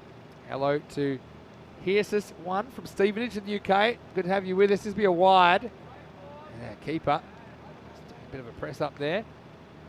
And so Suchit saying Getafe are getting closer to the super score. The score that was projected by the supercomputer. From memory, it was 84 they were projected to get. Well, I mean, these supercomputers, they're not cheap and they're doing their job now. Can they get there? 3 to come now. He's just playing around with himself and then he just blasts a fairly orthodox shot. And this will be 4. It gets him to the 84 that was predicted. Well, advances in technology. You're seeing them before your very eyes. And just remember, the supercomputer had Madrid United scoring 82. So according to the supercomputer, that's enough. But that's really good batting. I mean, for all the kind of theatrics, when the ball was delivered, he stayed pretty still and he whacked it away behind point for a boundary. Yeah, he used his wrist really well there to manoeuvre a little bit of an angle there. Not an easy skill to do. drilling a Yorker length ball there, but no, excellent shot by Tufayal. Okay. I've got 2 more balls. I've got something important to do. Well, this is shortish. And that'll be over the shoulder. But my question is it over the head? Yeah, it's called wide. Yeah, it's a good call, I think, just eyeballing it. There's the top of the head. Yes, miles over. So Kitty says that her daughter Emma is watching. Hello, Emma. Hope you're well. I know you're watching the USA. They're from Virginia. So Kitty, I know you love watching the night matches because it suits your time zone. Emma, hope you have a cracking time with your mum. And, well, we're always welcoming people of all ages on the European Cricket Network, Lee. Absolutely, yeah. And it's great to have views all around the globe of all ages. No, it's fantastic to see. So, no. Good afternoon to you both. So, seatbelts on everyone. There's the 85. I said that's what they needed to make it competitive. They have. They'll get 86 because this will clunk off the pad. And so we have a game on here. Remember, only one of these 2 teams will be able to make it to the 4th and final championship weekend. Getafe are going to finish 86 for 4. And I think all things considered, when you win the toss and bat, you're just trying to put a competitive score on the board. I'm not sure exactly what the average run rate has been here, but I feel it'd be something in the kind of 7.5 to 8 over this weekend. So Getafe have the runs on the board. Madrid United, if they want to stay in this competition, they'll have to get them. It was all action all the time. The lights were on, but no one was home for that edge, as Ashraf was a spectator. There was a couple of little edges that got away from the keeper, Arif Hassan. But you got to say, Getafe, for me, Lee, I really like their approach. They have nothing to lose. They're coming off a win against Madrid United. They're first. And you see there, all the players here pretty keen to give 100% because they know this is a huge match. Good catch there at point. And that really got things going. Nur Azman was the man that held it. But, I mean, ultimately, these 2 teams, you know, lots of friendliness off the field, but they're pretty competitive on there. That one was always the helmet buster. But right now, we've got a game in our hands, Lee. Yeah, they didn't take the foot off the gas at all there, Getafe, despite losing the wickets. And you know what? A little bit of fortune went the way. There were some big shots played, some poor drops in there. Excellent bowling from Camille. Fantastic slower ball. He really used that to good effect there tonight. And no, high quality player. And that really, really showed. And what I really liked about this innings though from Getafe is that no matter what the situation, they were prepared to take the attacking option. I mean, they had to deal with some good bowlers, didn't they? And some awkward bowlers like Itfaq, who ended up coming up with a double strike here. You saw some good catching. I mean, not easy under lights. We saw the international guys struggling a little bit under lights, but I think when it comes down to it, you know, you can think too much about that. And Corey was saying that, you know, when it comes down to it, all the spectators and the viewers are making a big deal about it, but really, the cricket ball there, you should be catching it. I mean, that was a really close one. There's just a couple of kind of dangerous moments. And that, for me, just the instinct of this, the way the bat slides after the impact, you felt like it might have been out, but he was home just. But then we saw a couple go down, a bit of a momentum shift, because you felt that at the opportunity where Madrid United could have really shut the Getafe innings down, maybe keep the less than 70, you saw Getafe trying everything to keep the momentum going in this first innings. Cultural shots there. Loved seeing that. Literally throwing everything at every shot. And no, it paid off. Got some boundaries at the end. They would have been a little bit disappointed with the lack of acceleration towards the end of the innings. But like you said, Vin, in a final competitive score, and it's going to be down to Madrid to get over the line. Yeah, top and tails there. I mean, we see Majid batting through these for 23. At least he provided a bit of stability, so those around him could really attack. I mean, at this level, you can probably afford to do that. Seville came in and got a bit lucky early, but certainly made the most of that luck. 21 off 16 for him, and they nursed their score to 86. It may be enough. You know, last time that Madrid United batted against Getafe, they were bowled out for 64. Looking at the bowlers, some good performers there. Got to say, Kamil Ahmed, good performer. You mentioned his experience, 2 for 8. And then, in fact, the old stager with 2 for 18. Got to give a shout out to Yunus as well, who kept it pretty quiet at the end. He finished with figures of 15 off his 2 overs. And Ashraf, with his loopy leggies, only went for 16. So no one really getting hurt a lot. And they didn't bring Arshad back after a slightly expensive first over. But right now, Lee, we've got a game in the balance. Of course, one team will make it through to the 4th weekend to play off for the trophy. But right now, you can take Getafe have a real shot at it. Real shot, Vin. Yeah, they did well with the ball there. Did well with the bat there. Sorry, after some really good bowling, particularly the slow bowlers. The experience of the slow bowlers, Ittifaq and Ashraf, through the middle overs. But no, Getafe, if they bowl well, really got a good shout at are getting over the line? Yeah, I think so. Well, wherever you are watching around the world, whatever time of day it is, I don't care. You better be back in a few minutes because we have a game on our hands. And I've got a feeling it's an early call. I've got that tingling feeling. Maybe we'll get a golden ball that will decide who goes through from Group A. So join us in just a few minutes. Vinny Sandu here, Mr. Maximo. Lee Rimmer is with me. Back after the break with more European Cricket Network action. You're watching the FanCode, European Cricket, T10, Spain.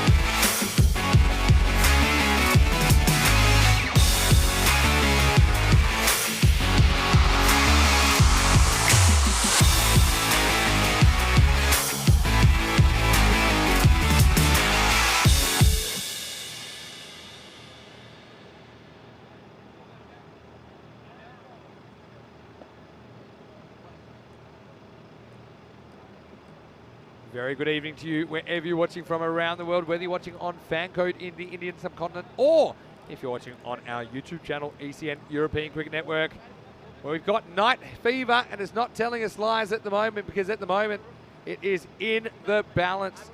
It is Madrid United who top the table, taking on the second place team, Getafe, in match 10, the Group A final.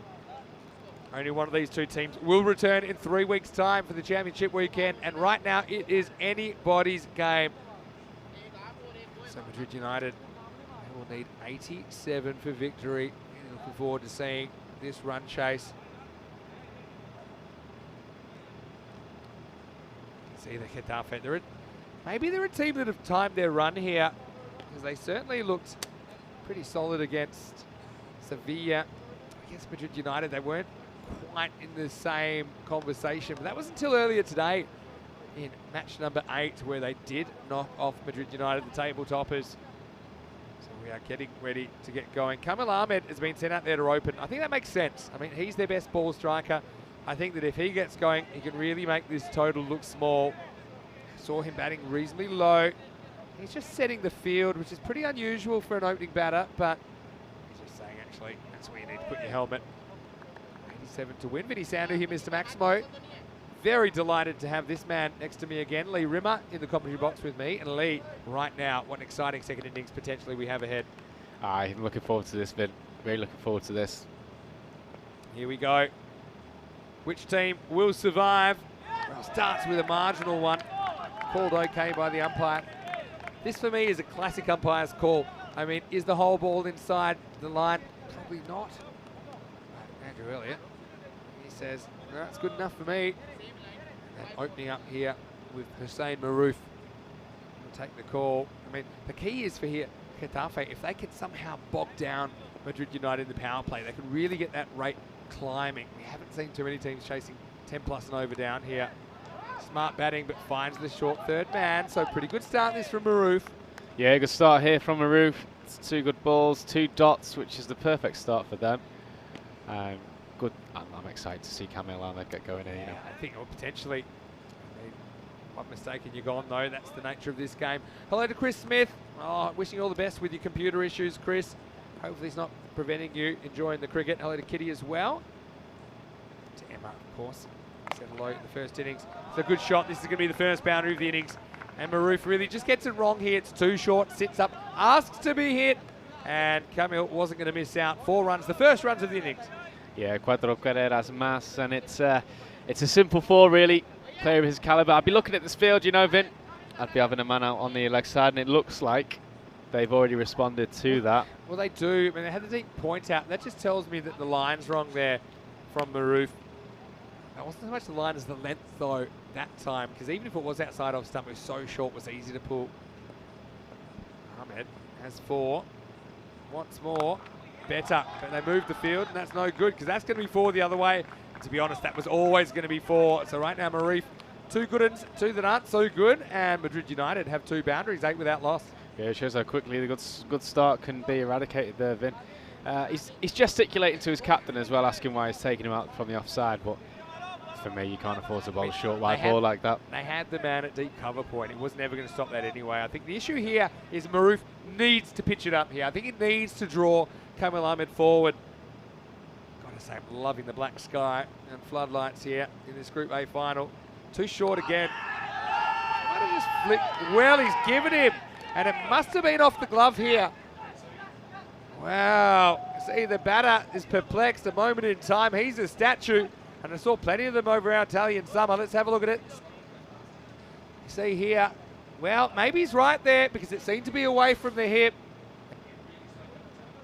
You see here, I mean, Lee, to be honest, if it hit anything, it was probably the glove there. What's your take on that? Well, it was a countenance of confusion from Kamil, is what I would say. Initially, he looked shocked, he looked surprised, but looked like there was deviation off the glove, and I think for me the umpire's made a good call there. Yeah, it does look that way. I mean, normally down the leg side it's off the body, and it's a bit of one to consider as an umpire.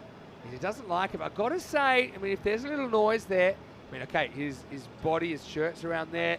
I mean, based on the evidence that we saw, there's nothing to say that there's there's anything wrong with that decision. So, well, Cammy goes 4-4 and out. And a big moment in the final, Lee. It's 8-1 after 5 balls. Yeah, huge moment, and the wicket that Getafe would have really been wanting there. I would say, Vin. Good grab by the keeper down the leg side. A little bit blinded initially, but solid hands and a huge pole to take in that first over.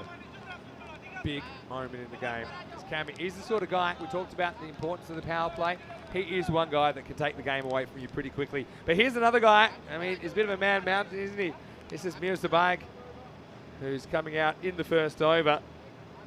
Maroof cock a hoop with that first wicket. The thing is, if it didn't hit the glove, what did it hit? That's the question. I'm a big one that I try not to take the bait.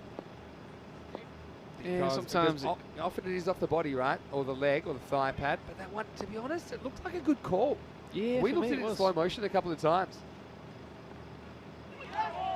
Kind of assuming there's a noise there because that's why they're appealing. So we don't see too many leg side stranglers, but that was one of them. So that was the end of the first over. And at the end of it, it's 8-1. Now 63 matches without a golden ball. And, well, we're just waiting for this golden ball. Could it be in the final?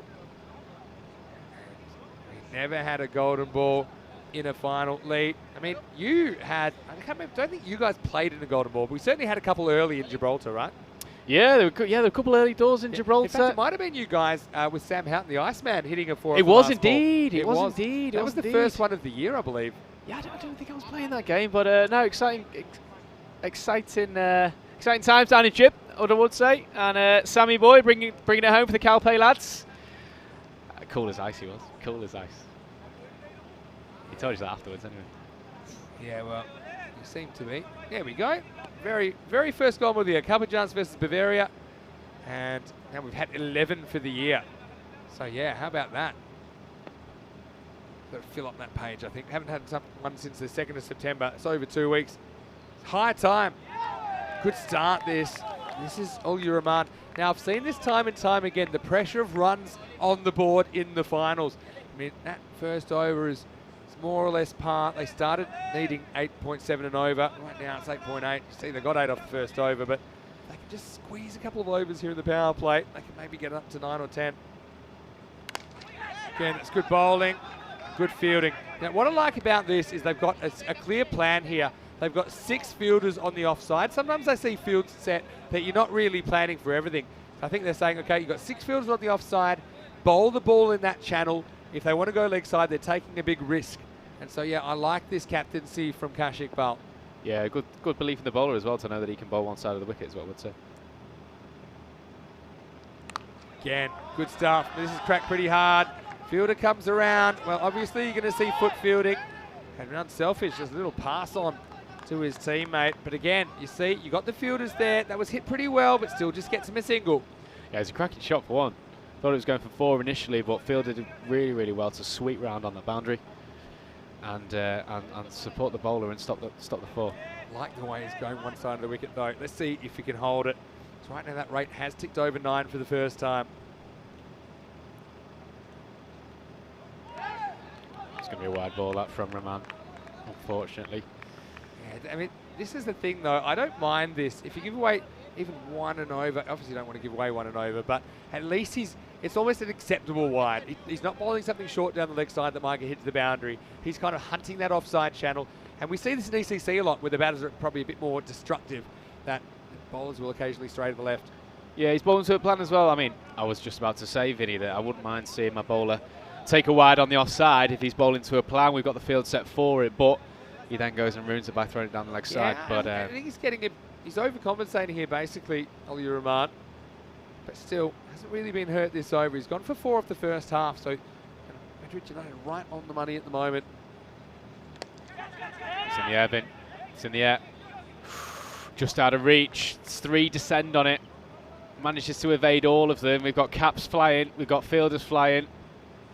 Yeah, gets a little bit lucky here. I mean, this is unintentional. Just loops over the infielder. Not quite to the outfielder. But still, preventing boundaries, that's going to have to be the key. I'll tell you how many boundaries Getafe scored in a moment.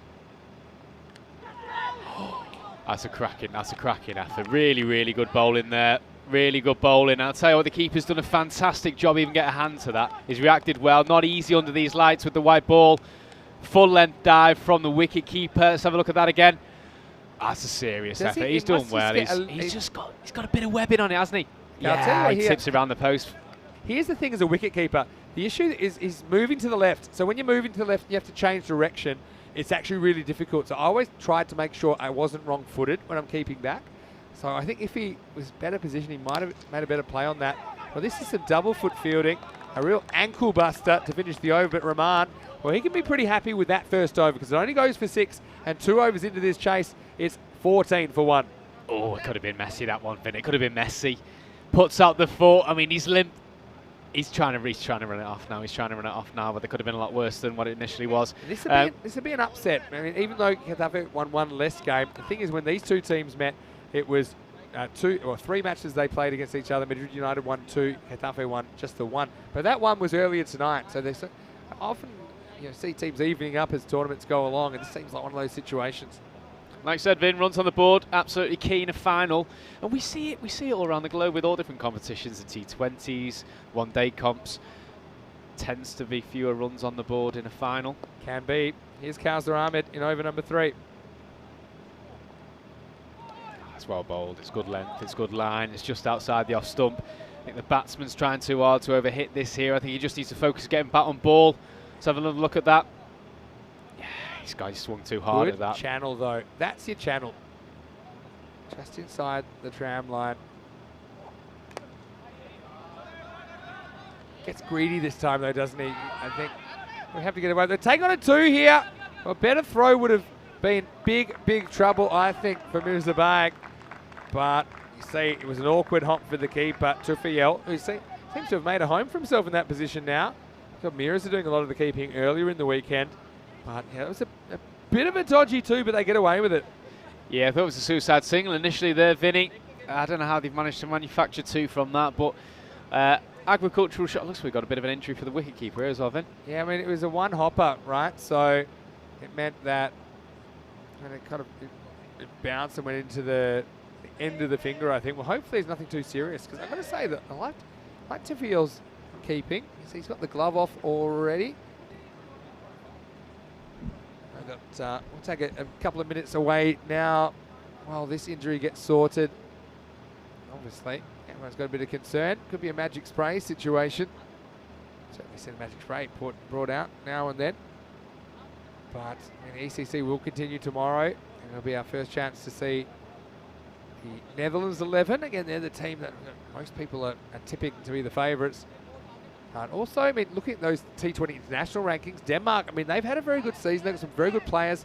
I know Tommy Jespersen's in the chat from Denmark, but I mean, I'm not writing them off at all. I suppose they're a bit like the Ireland 11 this week. They're a bit of an unknown quantity because they haven't played T10 11 cricket before, although they're champion club. Svanholm, twice they have represented Denmark in the ECL, and they were pretty exciting to watch as well. You see, you also got Finland in there, who are pretty highly ranked, but I think in T10 cricket, because they haven't played a lot of it, I think sometimes they've just struggled to get the results on the board. Sweden, for me, I mean, we've played a lot of ECN cricket in Sweden. It's a very kind of competitive league. There's the Stockholm League. There's also the South League. We had 96 matches there earlier this year as well. Albizami, their champion club, made it all the way to the championship week earlier this year. So for me, I think it's wide open, but probably underneath Netherlands 11, who I feel, if they play to their potential, I can't see them getting beaten. Here's the next ball from Kausar Ahmed. It's not a bad ball initially, but this is a cracking cricket shot. Textbook traditional square cut. He waits for it, steps back and across, keeps his shape. Fantastic footwork, extends his hands through the ball. It's along the carpet. And if you're teaching a junior how to play a square cut, show him a clip of that. Yeah, I mean, look, we've seen a lot of batters try to go onside or drag to the onside, but that just shows you that cricket shots will give you value. So Baig, that's a confidence booster for him. He's a guy I think Getafe want to see the back of sooner rather than later in this chase. Comeback ball from Kausar. Be a wide. So again, he's trying to stay away from him. I think for me still the lengths have been a little bit short here. I'd be hoping to try and lure them forward. I think the batters are fairly happy to just kind of stay, kind of play it from the crease with a bit of length, have a good look at it. I think you need to try and lure them forward. Yeah, he's gone for it again, it looks like, Vin. It's looking like short outside off is the play for Getafe currently. I understand the plan. I can see what they're trying to do here, but he's just not executing it the way that he would want to. Can't afford to keep throwing these wides away, not only for the runs, but for the extra balls that are so costly in T10 cricket. For the moment, Madrid batsmen happy, just sitting back on that back foot, waiting for a ball to punish. They've only got one sweeper out on the offside as well, Vin. It's true. Again. All right, bowling. I've got to say the keeper's a bit far back for me. He's getting a lot of the second bounce here, making it awkward for himself. Question in the chat, what players are match winners from Sweden and Denmark? We'll start with Sweden. Look at their squad. I've got it in front of me. I'll come back to that after this ball from Kaiser Ahmed. It's a better length, that one for me. Yeah, So just full see, of he drew him forward, and just a single. I mean, just looking at that, I mean, I've got to say that Emil Zuvak, he was one guy last year, pulled off an impossible chase. They were like something like 68 off 6 overs and ended up chasing down 150 against Belgium, who ended up finishing second in the whole competition. Last ball, the power play, swing and a miss. End of it. We have a game on our hands. It's 24 for 1 after 3. Look, apart from that, I mean, we always talk about Azam Khalil, don't we? I mean, when he was getting going last year with the bat, he seemed unstoppable, but found ways to get out, would run himself out, had a couple of unlucky dismissals as well. Apart from that, I've got to say it's good to see Zabi Zahid back. Sher Ali is a guy with a lot of potential, but again, didn't really click last year. One name I'm really excited to see is the Sultan, Nusratullah Sultan, who plays for Ariana CC in Sweden. Nice to see him getting selected. So he's a new face in the lineup. Looking at Denmark, they've had a reasonable summer, and they've got a kind of good mix of players. Musa Mahmood is one guy I know that has the potential to go hard at the top of the order. Abdullah Mahmood as well. And you've got players like Magnus Christensen in there as well. But I mean, they're an unknown quantity. We don't really know what their tactics will be, what their order will be, because it will be their first T10 international matches compared to all the other teams in Group B. Hopefully that answers your question. Luke thinks they'll do pretty well during the week. Well, time will tell, Luke. This is well bowled. It just sneaks in inside the wide line. Persistent with this line outside the off stump, aren't they, Vin? We had a look at the skyscrapers there just in between overs. Seems to be neck and neck for the first 3 overs there. Madrid definitely on track, but I think the difference is going to be these middle overs now. So half a step out of his crease here, Basnet. Hasn't really gotten going yet. He's had some good moments in the series. I think he hits the ground here, if I'm completely honest. Tell you what, Aaron's got a big tell. He walks 3 steps forward, which means not out. If he I always get nervous when umpires aren't moving at all. There's certainly a noise here, but for me, it just flicks the ground. What do you think, Lee? Yeah, I think it's a good call by the umpire. Very, very good call.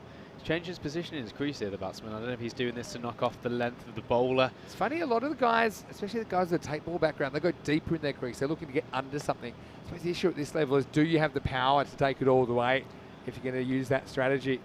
Yeah, he's mixing it up here, Basnet. Gotta say, Getafe, I'm really impressed. Okay, a couple of exceptions, but I think as far as what we've seen this weekend, they seem to be sticking to a plan. Okay, they've still got that 6-3 field, 6 on the offside, 3 in the leg, and they are just determined not to get too straight. I think it's a clever tactic. It is, and after the player play, they've got the protection back there. They've got deep third man. They've got a very wide deep third man. Wow, this clunks him on the thigh pad. Bit lucky to get away with this, really. So yeah, this is the one I don't even think you need to do it as a change-up. I think if you got, it's a defensive game really as a bowler. See, this one, yeah, clunks him on the thigh, but I wouldn't even be getting greedy and going for the stumps. I think I'd be sticking to that plan A, which seems to be working. Yeah, protection's there, Vin. Need to utilise it. Well, it goes again, and well, fool me once, shame on you, but fool me twice, shame on me. Bye. He gets another one. This time he'll cash it in. Yeah, you got to say, like, I've been very complimentary about the bowling of Getafe, but this is one of those exceptions. 4 runs. Yeah, they've thrown it away there, really. It really built into the over well. We had 3 dots on the bounce and then threw it away with that 4th ball there. But yeah, good bowlers. If you can get out the over here with just a single, all in all, it'd be a good Yeah. over for the Kentucky I just team. think it's so wasteful when he's been so good. And if you feel like you could have just kept rocking it out there the whole time. Here's Shaq Mia. Late cut there, really. You called it, Lee. It's a pretty successful over when you consider. It's just 7 off it at the moment. They need 9, so it'll be a win for Mia after 4 overs. The score is 32 for 1. Look, in the chat, I've seen a lot of discussion about Group B, and that is good. That is healthy. Some people rating Hungary, some people not. I mean, Hungary are the lowest ranked teams, the lowest ranked team in that group. But, I mean, I just know, I've just had a bit of an insight in their training. I mean, they have really tried to build a T10 specialist team. They're playing that kind of Belgian ball kind of the game, whether it pays off or not with kind of higher caliber of bowling. Time will tell there. I want to say hello to John Woodward, who's in the chat from Madrid CC. He's the president, one of the founders of Madrid CC. He calls himself an enthusiastic cricketer. Well, Woody, it's great to see you. Looking forward to seeing you pretty shortly in this weekend series. Yeah, Baz ball, Belgian ball, call it what you want ball, but it's an attractive form of cricket to play. And I think the biggest thing for me then is doing that consistently. Yeah, I think That's the the thing is you need to have at least eight genuine batters that can do it. And I think at this level it's dangerous because often at club level here, depending on the country, then there's really three or four batters that you're relying on. So you don't really want them to get out because you don't feel that the players down the order can go at that kind of pace. But John's saying, looking forward to catching up in a couple of weeks. Certainly look forward to catching up with you, Woody. Gives you freedom as well. I think if you're a top order batsman, you know that you can bat deep into number 7, number 8, number 9 that are going to come in and play the same brand of cricket. You've got faith in those people behind you. Then it frees you up as a batsman to play your shots and go hard early doors, something which is so crucial for building a big score in T10 cricket. Hopefully they can do that, and we see some Scandinavian sixes next week. We certainly will. I've got to say, beautiful part of the world. I had seafood dishes I'd never heard of when I was up in Sweden. Beautiful, beautiful country. We went there when the days were long as well. Here we go with over number 5 as Nazir Mirza. He's gone from keeping to bowling. Pretty good start as well. They go on contact, they'll get 1. Throws, despite the bowler not watching. Now they'll take on a second and backup fielder. Not going to set any land speed records with that, so they get 2. You've got to be careful not to throw too many away. I mean, that's a bit wasteful because you had a chance to get Basnet on strike, who's 3 off 10. Instead, Mirza will keep the strike, and he's 17 off 10 now. Yeah, you teach you as a junior, don't need to keep your eye on the ball at all times, in the nets, in It's a simple practice, one. on the pitch. Gets in a mess here. Well, he's overcommitted again. Well, now he doesn't really commit to the throw. Well, there's a lot going on here. I mean, I think it hits him on the pad, but it's probably going down the leg side first up. Yep. But then look at this. And if you're going to throw it, throw it. Don't do this. He just kind of underarmed it to nobody. And that is a strange dot. It's a dot with an asterisk for me. Yeah, I think he saw what had happened to the ball before and he didn't want to lash it for overthrows, did he? But comes in now. Well, he's gone. And it might be the slowest ball all day. But Mirza gets the big wicket. And Baig is going to have to go. Well, he won't believe this. He's lifted up out of the sky like he's made of feathers. And Madrid United lose a key man. Mirza Baig is bowled by Nasir Mirza for 17. And the score now 34 for 2. What can you say about that, Lee? Oh, how's the celebration though, Vin? He's made his Sunday night as this wicket.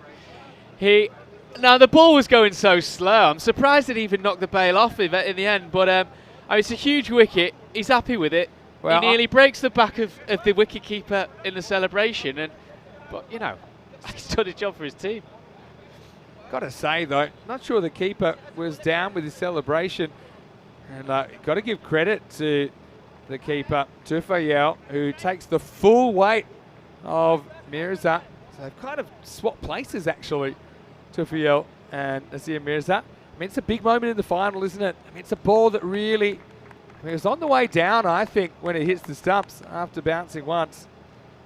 And Shakir Ali says, what a celebration like Kamran did. Well, there's a keeper. You've got the gloves on, but you expect to be catching cricket balls, not bowlers.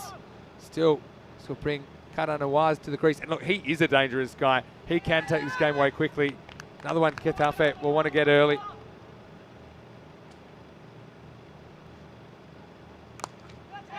Well, how about this? Has he touched this? I think he might have, you know. Well, he's appealing, which is saying he's touched it. But Andrew Elliott, I haven't seen any movement from him yet. It might be a fake touch. I mean, there, it certainly goes past his fingers. See here, honestly don't think he gets a touch on it.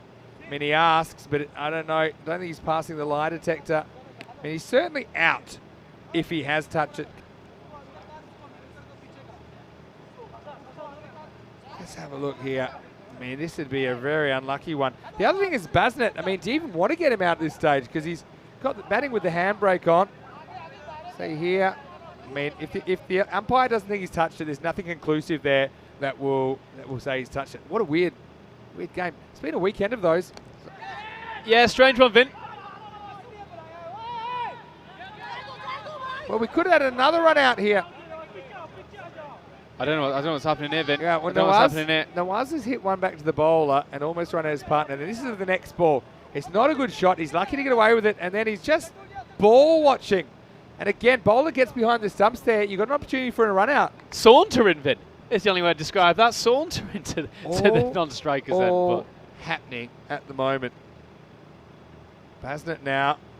Well, I mean, if you're not hitting these, you're annoyed. I mean, you get the wide, but I mean, he's looking at a big gap between a forward square leg and a deep fine leg. And if you send that cube-wise, then you're going to get a boundary. That's an interesting one, that one, but that's the old one. We'll leave that one in the past for now. It's the last ball. A very interesting over from Mirza, who's just taken the air out of the ball here. And on the Costa del Sol, that can be a good tactic. Well, right now, if I was a Madrid United supporter, I'd be getting a little bit nervous because they've fallen behind. The rate's headed towards, I'm going to say 10 and over. In fact, it's exactly 10 and over because after 5 overs, the score is 37 for 2. Yeah, well, pace off the ball's working here so far for Getafe, Vin. Really, really solid over there from the part-time keeper, part-time bowler. Yeah. Getting backward revs on the ball. Some of the balls. Yeah, it seems like it. I mean, we talked about Group B, but look at Group C. We're looking forward to seeing the Scotland 11 for the first time. So actually Group C has 3 new countries, Scotland as well as France and Malta. And then Group D will have Switzerland, who are here for the first time as well.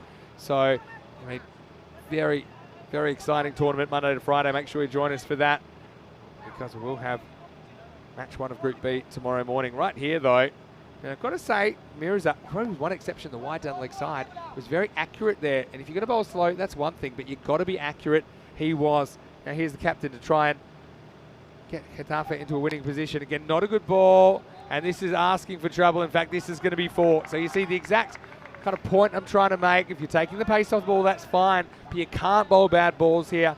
And Iqbal, he'd love this one back.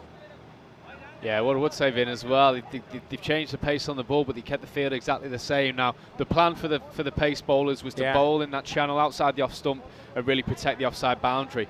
Pace off, the batsman can afford to move across and hit it to what I can only describe as a gap bigger than the Strait of Gibraltar, a backward square leg there. You're not wrong there. I mean, the 6-3 field, I don't think it works for an off spinner unless he's really kind of hunting that tram line. I don't think that's what Iqbal's trying to do here.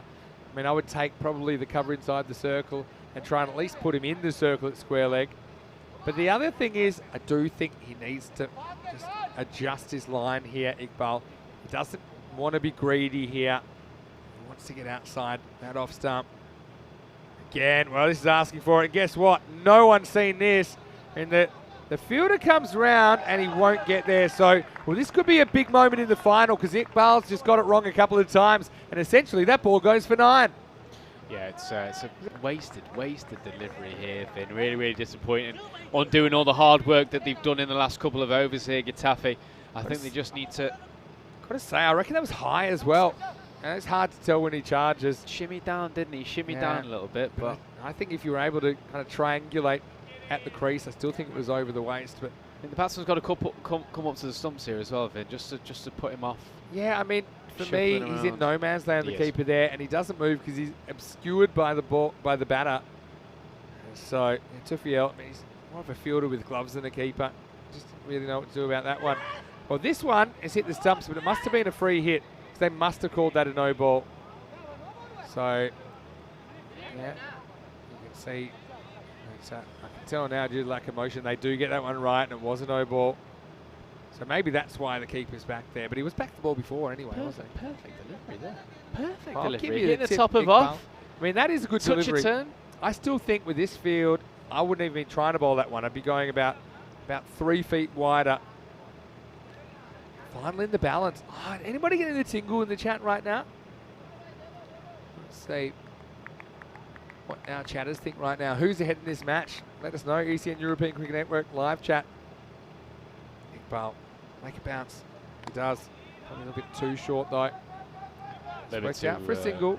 A little bit too straight as well there, Vin. I mean, he got away with that one there, but I think the batsman has to be thinking about coming across and hitting into that leg side.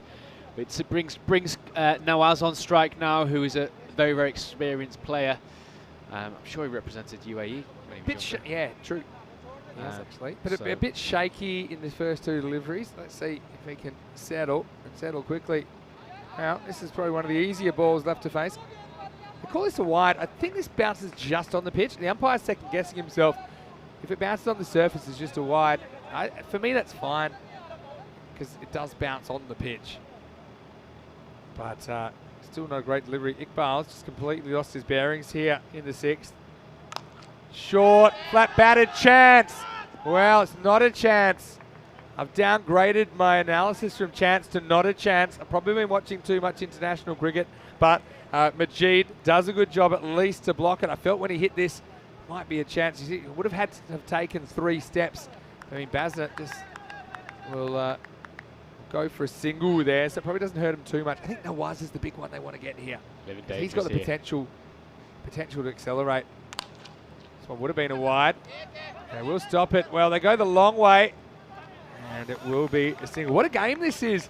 It's shaping up to be a cracking finish here, Vin. Shaping up to be a cracking finish. Basnet trying to hit the accelerator pedal here. And again, it's kind of a skill to pick a wide and leave it, I think, in T10 cricket, in ECN cricket at least, where Tramline's gospel. Cracking shot, but well stopped. Now, thinks about throwing, does throw to the keeper in the end. That's Kausar Ahmed. A couple of really good bits of fielding there. Keeper just struggling with the lights. That'll happen, but he does what he has to do. It's the end of the over. 50's up, and game is alive. Which team will survive? It is 51 for 2 with 4 overs remaining. Yeah, he's shaping up to be a fantastic finish here, but won't be taking his arm on too many times. It's got a good chuck on him as number 3 there. Where are we at? We're 36 off 24, so they're pretty much at the pace at the moment. But, I mean, this is where 1 above average over for the batting side puts them in charge. For 1 above average over for the bowling side puts them in charge. Who's going to be the man to do it, do you think, Vin? Basnet? Nawaz. Basnet's taking his time. It's a hard one with Basnet. I mean, we kind of saw a bit of an anchor roll in the first innings, didn't we, with Wasim Majid, which kind of did it. But I said already, I thought that 85, that's your kind of score where it gets interesting. Right now, this game is very interesting. It's on a knife edge. Another exciting final under lights. Shaq Mia bowls over number 7, drifts onto the pads. Long chase down there. They'll just get a single again. Gets away with one here, Mia. And this is the thing, this outfield, I think at this level, it's not that quick. It's just a bit spongy. So I think probably at the international level, the guys are hitting it a bit harder, and we see the ball flying a bit faster over the outfield. But yeah, what a cracking game this is. Yeah, lovely little flick off the legs there from Nawaz. Really, really good shot. There's some sort of issue here. I think their question is, were there 4 in the circle or not? And right now, there's only 3, so that's pretty incriminating. And looking around, I mean, the thing is, as a fielding side, you've got to get a 4th person in the circle now. Right now, there's 6 on the boundary. It's going to be a no ball, I think. Yeah, no ball called. Huge, Vin. I mean, yeah, so there'll be a no ball +1, and the next ball will be a free hit. So just a bit of an error from Getafe. I mean, they're bringing fine leg into the circle now. Ironically, that's just where the ball's gone. The free hit's big. It's a lapse, isn't it? I've got to give credit to the umpires, though, because that's one you don't realise at home. They've got so much on their mind, every ball, that you don't see. One of those things is making sure there's not too many outfielders. So, credit to the guys there. The thing is, though, once you see them have that conversation, they start looking around. If you're smart, someone's got to dart in the circle there. Yeah, you'd like to think so, then. But free hit. Who's facing? We've got Basnet facing. Yeah, so if he doesn't, he's trying to go back and across here. He wants to go leg side. Look at his stance. Toes outside off. Goes leg side. Drills it at one of the outfielders, which is just one of 5 outfielders now, not 6. So again, that could have been worse for Getafe. Yeah, got off lightly with that one there for Getafe. But we want to see too many more free hits as the game comes to its conclusion. Mia comes in.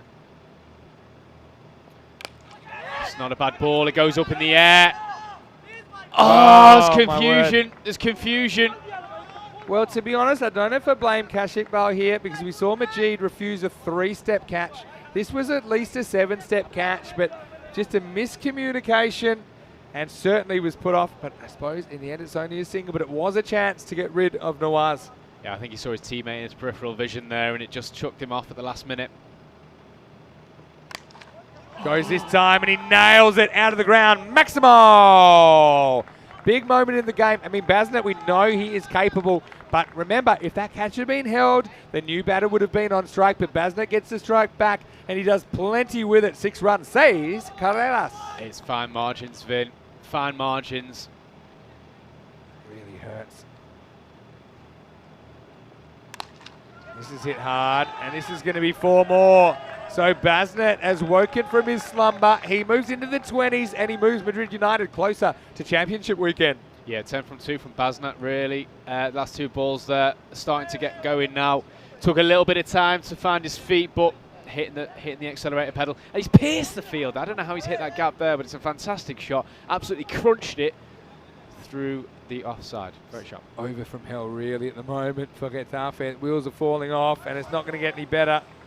Just get the 1 wide here, but now it's worth 15 and there's still 2 balls to go. So remember, in the first innings there was a kind of lapse, I suppose, with a few wides in the 5th over. Nur Azman was bowling then. Here in the 7th we're seeing something similar. Yeah, I don't say the wheels have fallen off here, Vin, but certainly let it slip these last 6 balls or so. Hit hard. Should be a 1-hopper. Well handled down there by Rahman.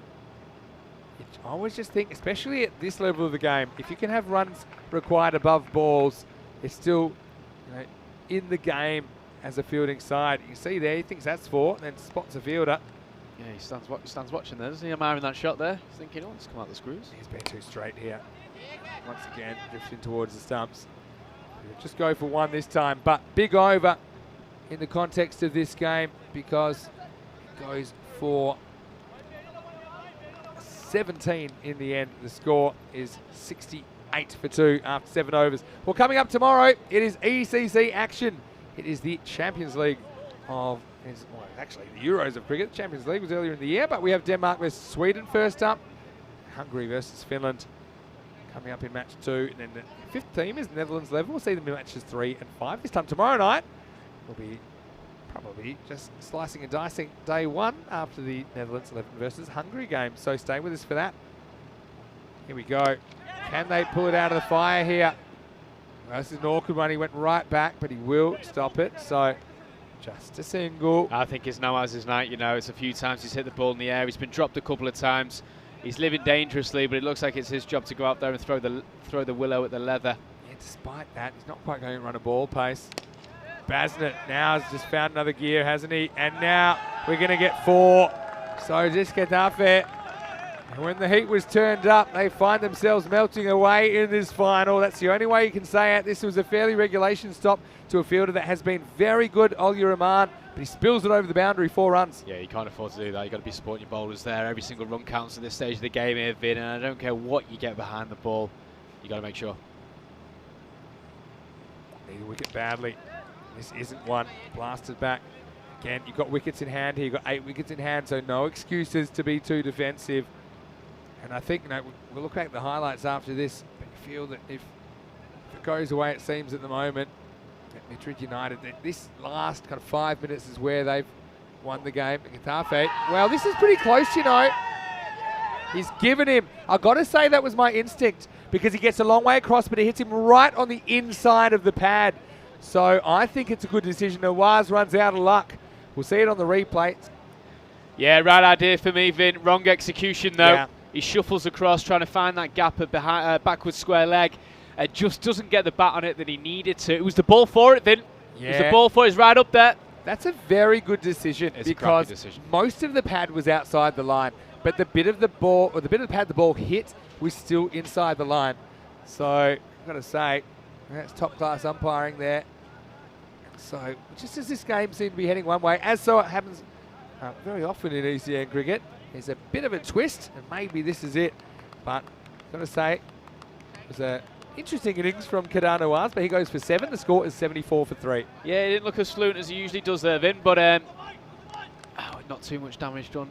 And hopefully, Getafe want to build on that. They sure will. Can they hang in there? I mean, they've got it down below run a ball now.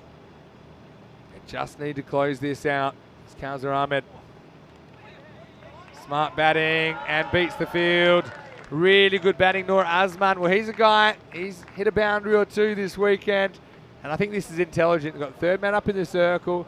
Just use the pace. Fairly low risk shot there. The fielder almost gets there but doesn't. 4 runs. And that takes Madrid United closer to victory. Yeah, cool, calm and collected there, Vin. People coming in this situation here will be trying to blast the ball out the park. Batsman comes in, knows where the gap in the field is, knows that third man is inside the circle, and if he beats him either side, it's 4 runs. Great shot. Well, this is bad. It's very bad. And what happens here is the ball gets lost in the batter and the keeper is a statue. Have a look here. You see, because the keeper loses the ball in the batter. And I'll give you a little tip here. Well, normally when that happens, it comes out the other way. It comes down the leg side. And so he just doesn't move at all. There's been a couple of those. And that's why I said Tufiel, he's got a few tricks, but I mean, the fundamentals aren't right here. See, he doesn't move until it's too late.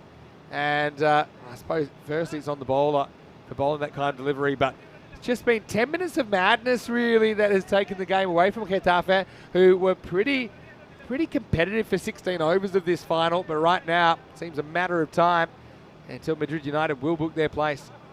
Yeah, some fundamentals of wicket keeping there really went wrong. No head movement, no feet movement, and as a result, he couldn't see the ball behind the batsman, lost it, and he's cost the team 5 runs. Yeah, well, a boundary will do it now. Give credit to Madrid United, though. Doesn't seem they'll do this.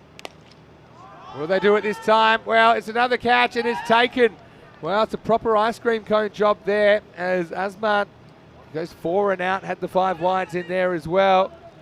Kitty's called it. She's off to bed already, but this game's still alive but hanging by a thread. Azman goes out for 4. It's 83 for 4. But again, you look at that catch and the fact that they've just completely lost their marbles in the last 10 minutes, Getafe, they'll look back and they'll really regret some of their execution problems here in the second innings. Yeah, it's a good piece of cricket in amongst some poor cricket in the last few balls there, Vin. But no, could stick a flake in that one. Ice cream catching, but no. One shot away now from Madrid. Seems to be all but finished. We need 2 miracle overs now. So they're going to go for Nasir Mirzat. Now this is interesting because they didn't bring him back straight away, and I thought they would, to be honest. He bowled the 5th over. He only went for 5, took a wicket. Since then, they didn't bring him back. They've gone for overs of 14, 17 and 15. So I just think that's also a bit of a tactical misstep. You've got to get him while he's hot. All right, Kitty, enjoy your dinner. Of course, it's not bedtime there yet. I think well, it has to be a wider thing. Over the tram line. Getafe, though, I've got to say, I've really enjoyed them in this series. Really enjoyed their improvement.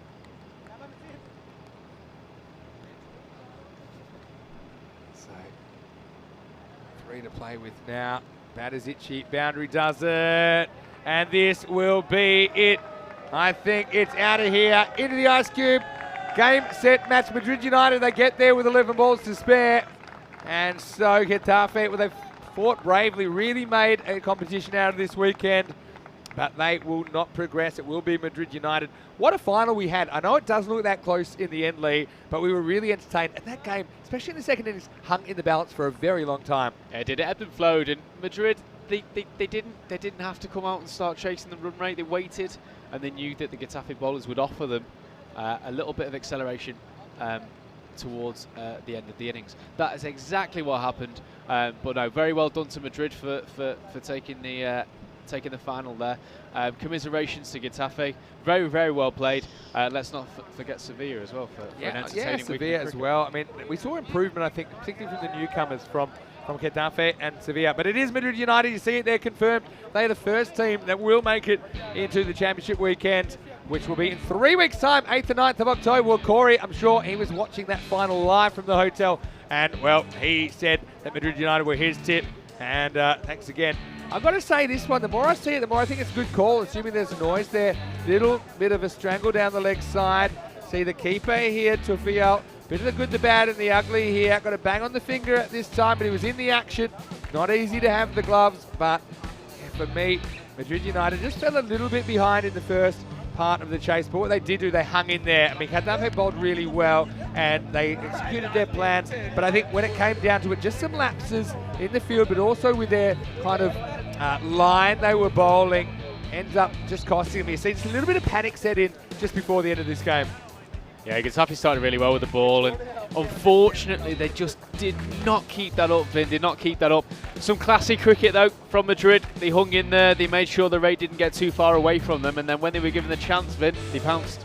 Yeah, well that's right. I mean, he who laughs last laughs hardest, really.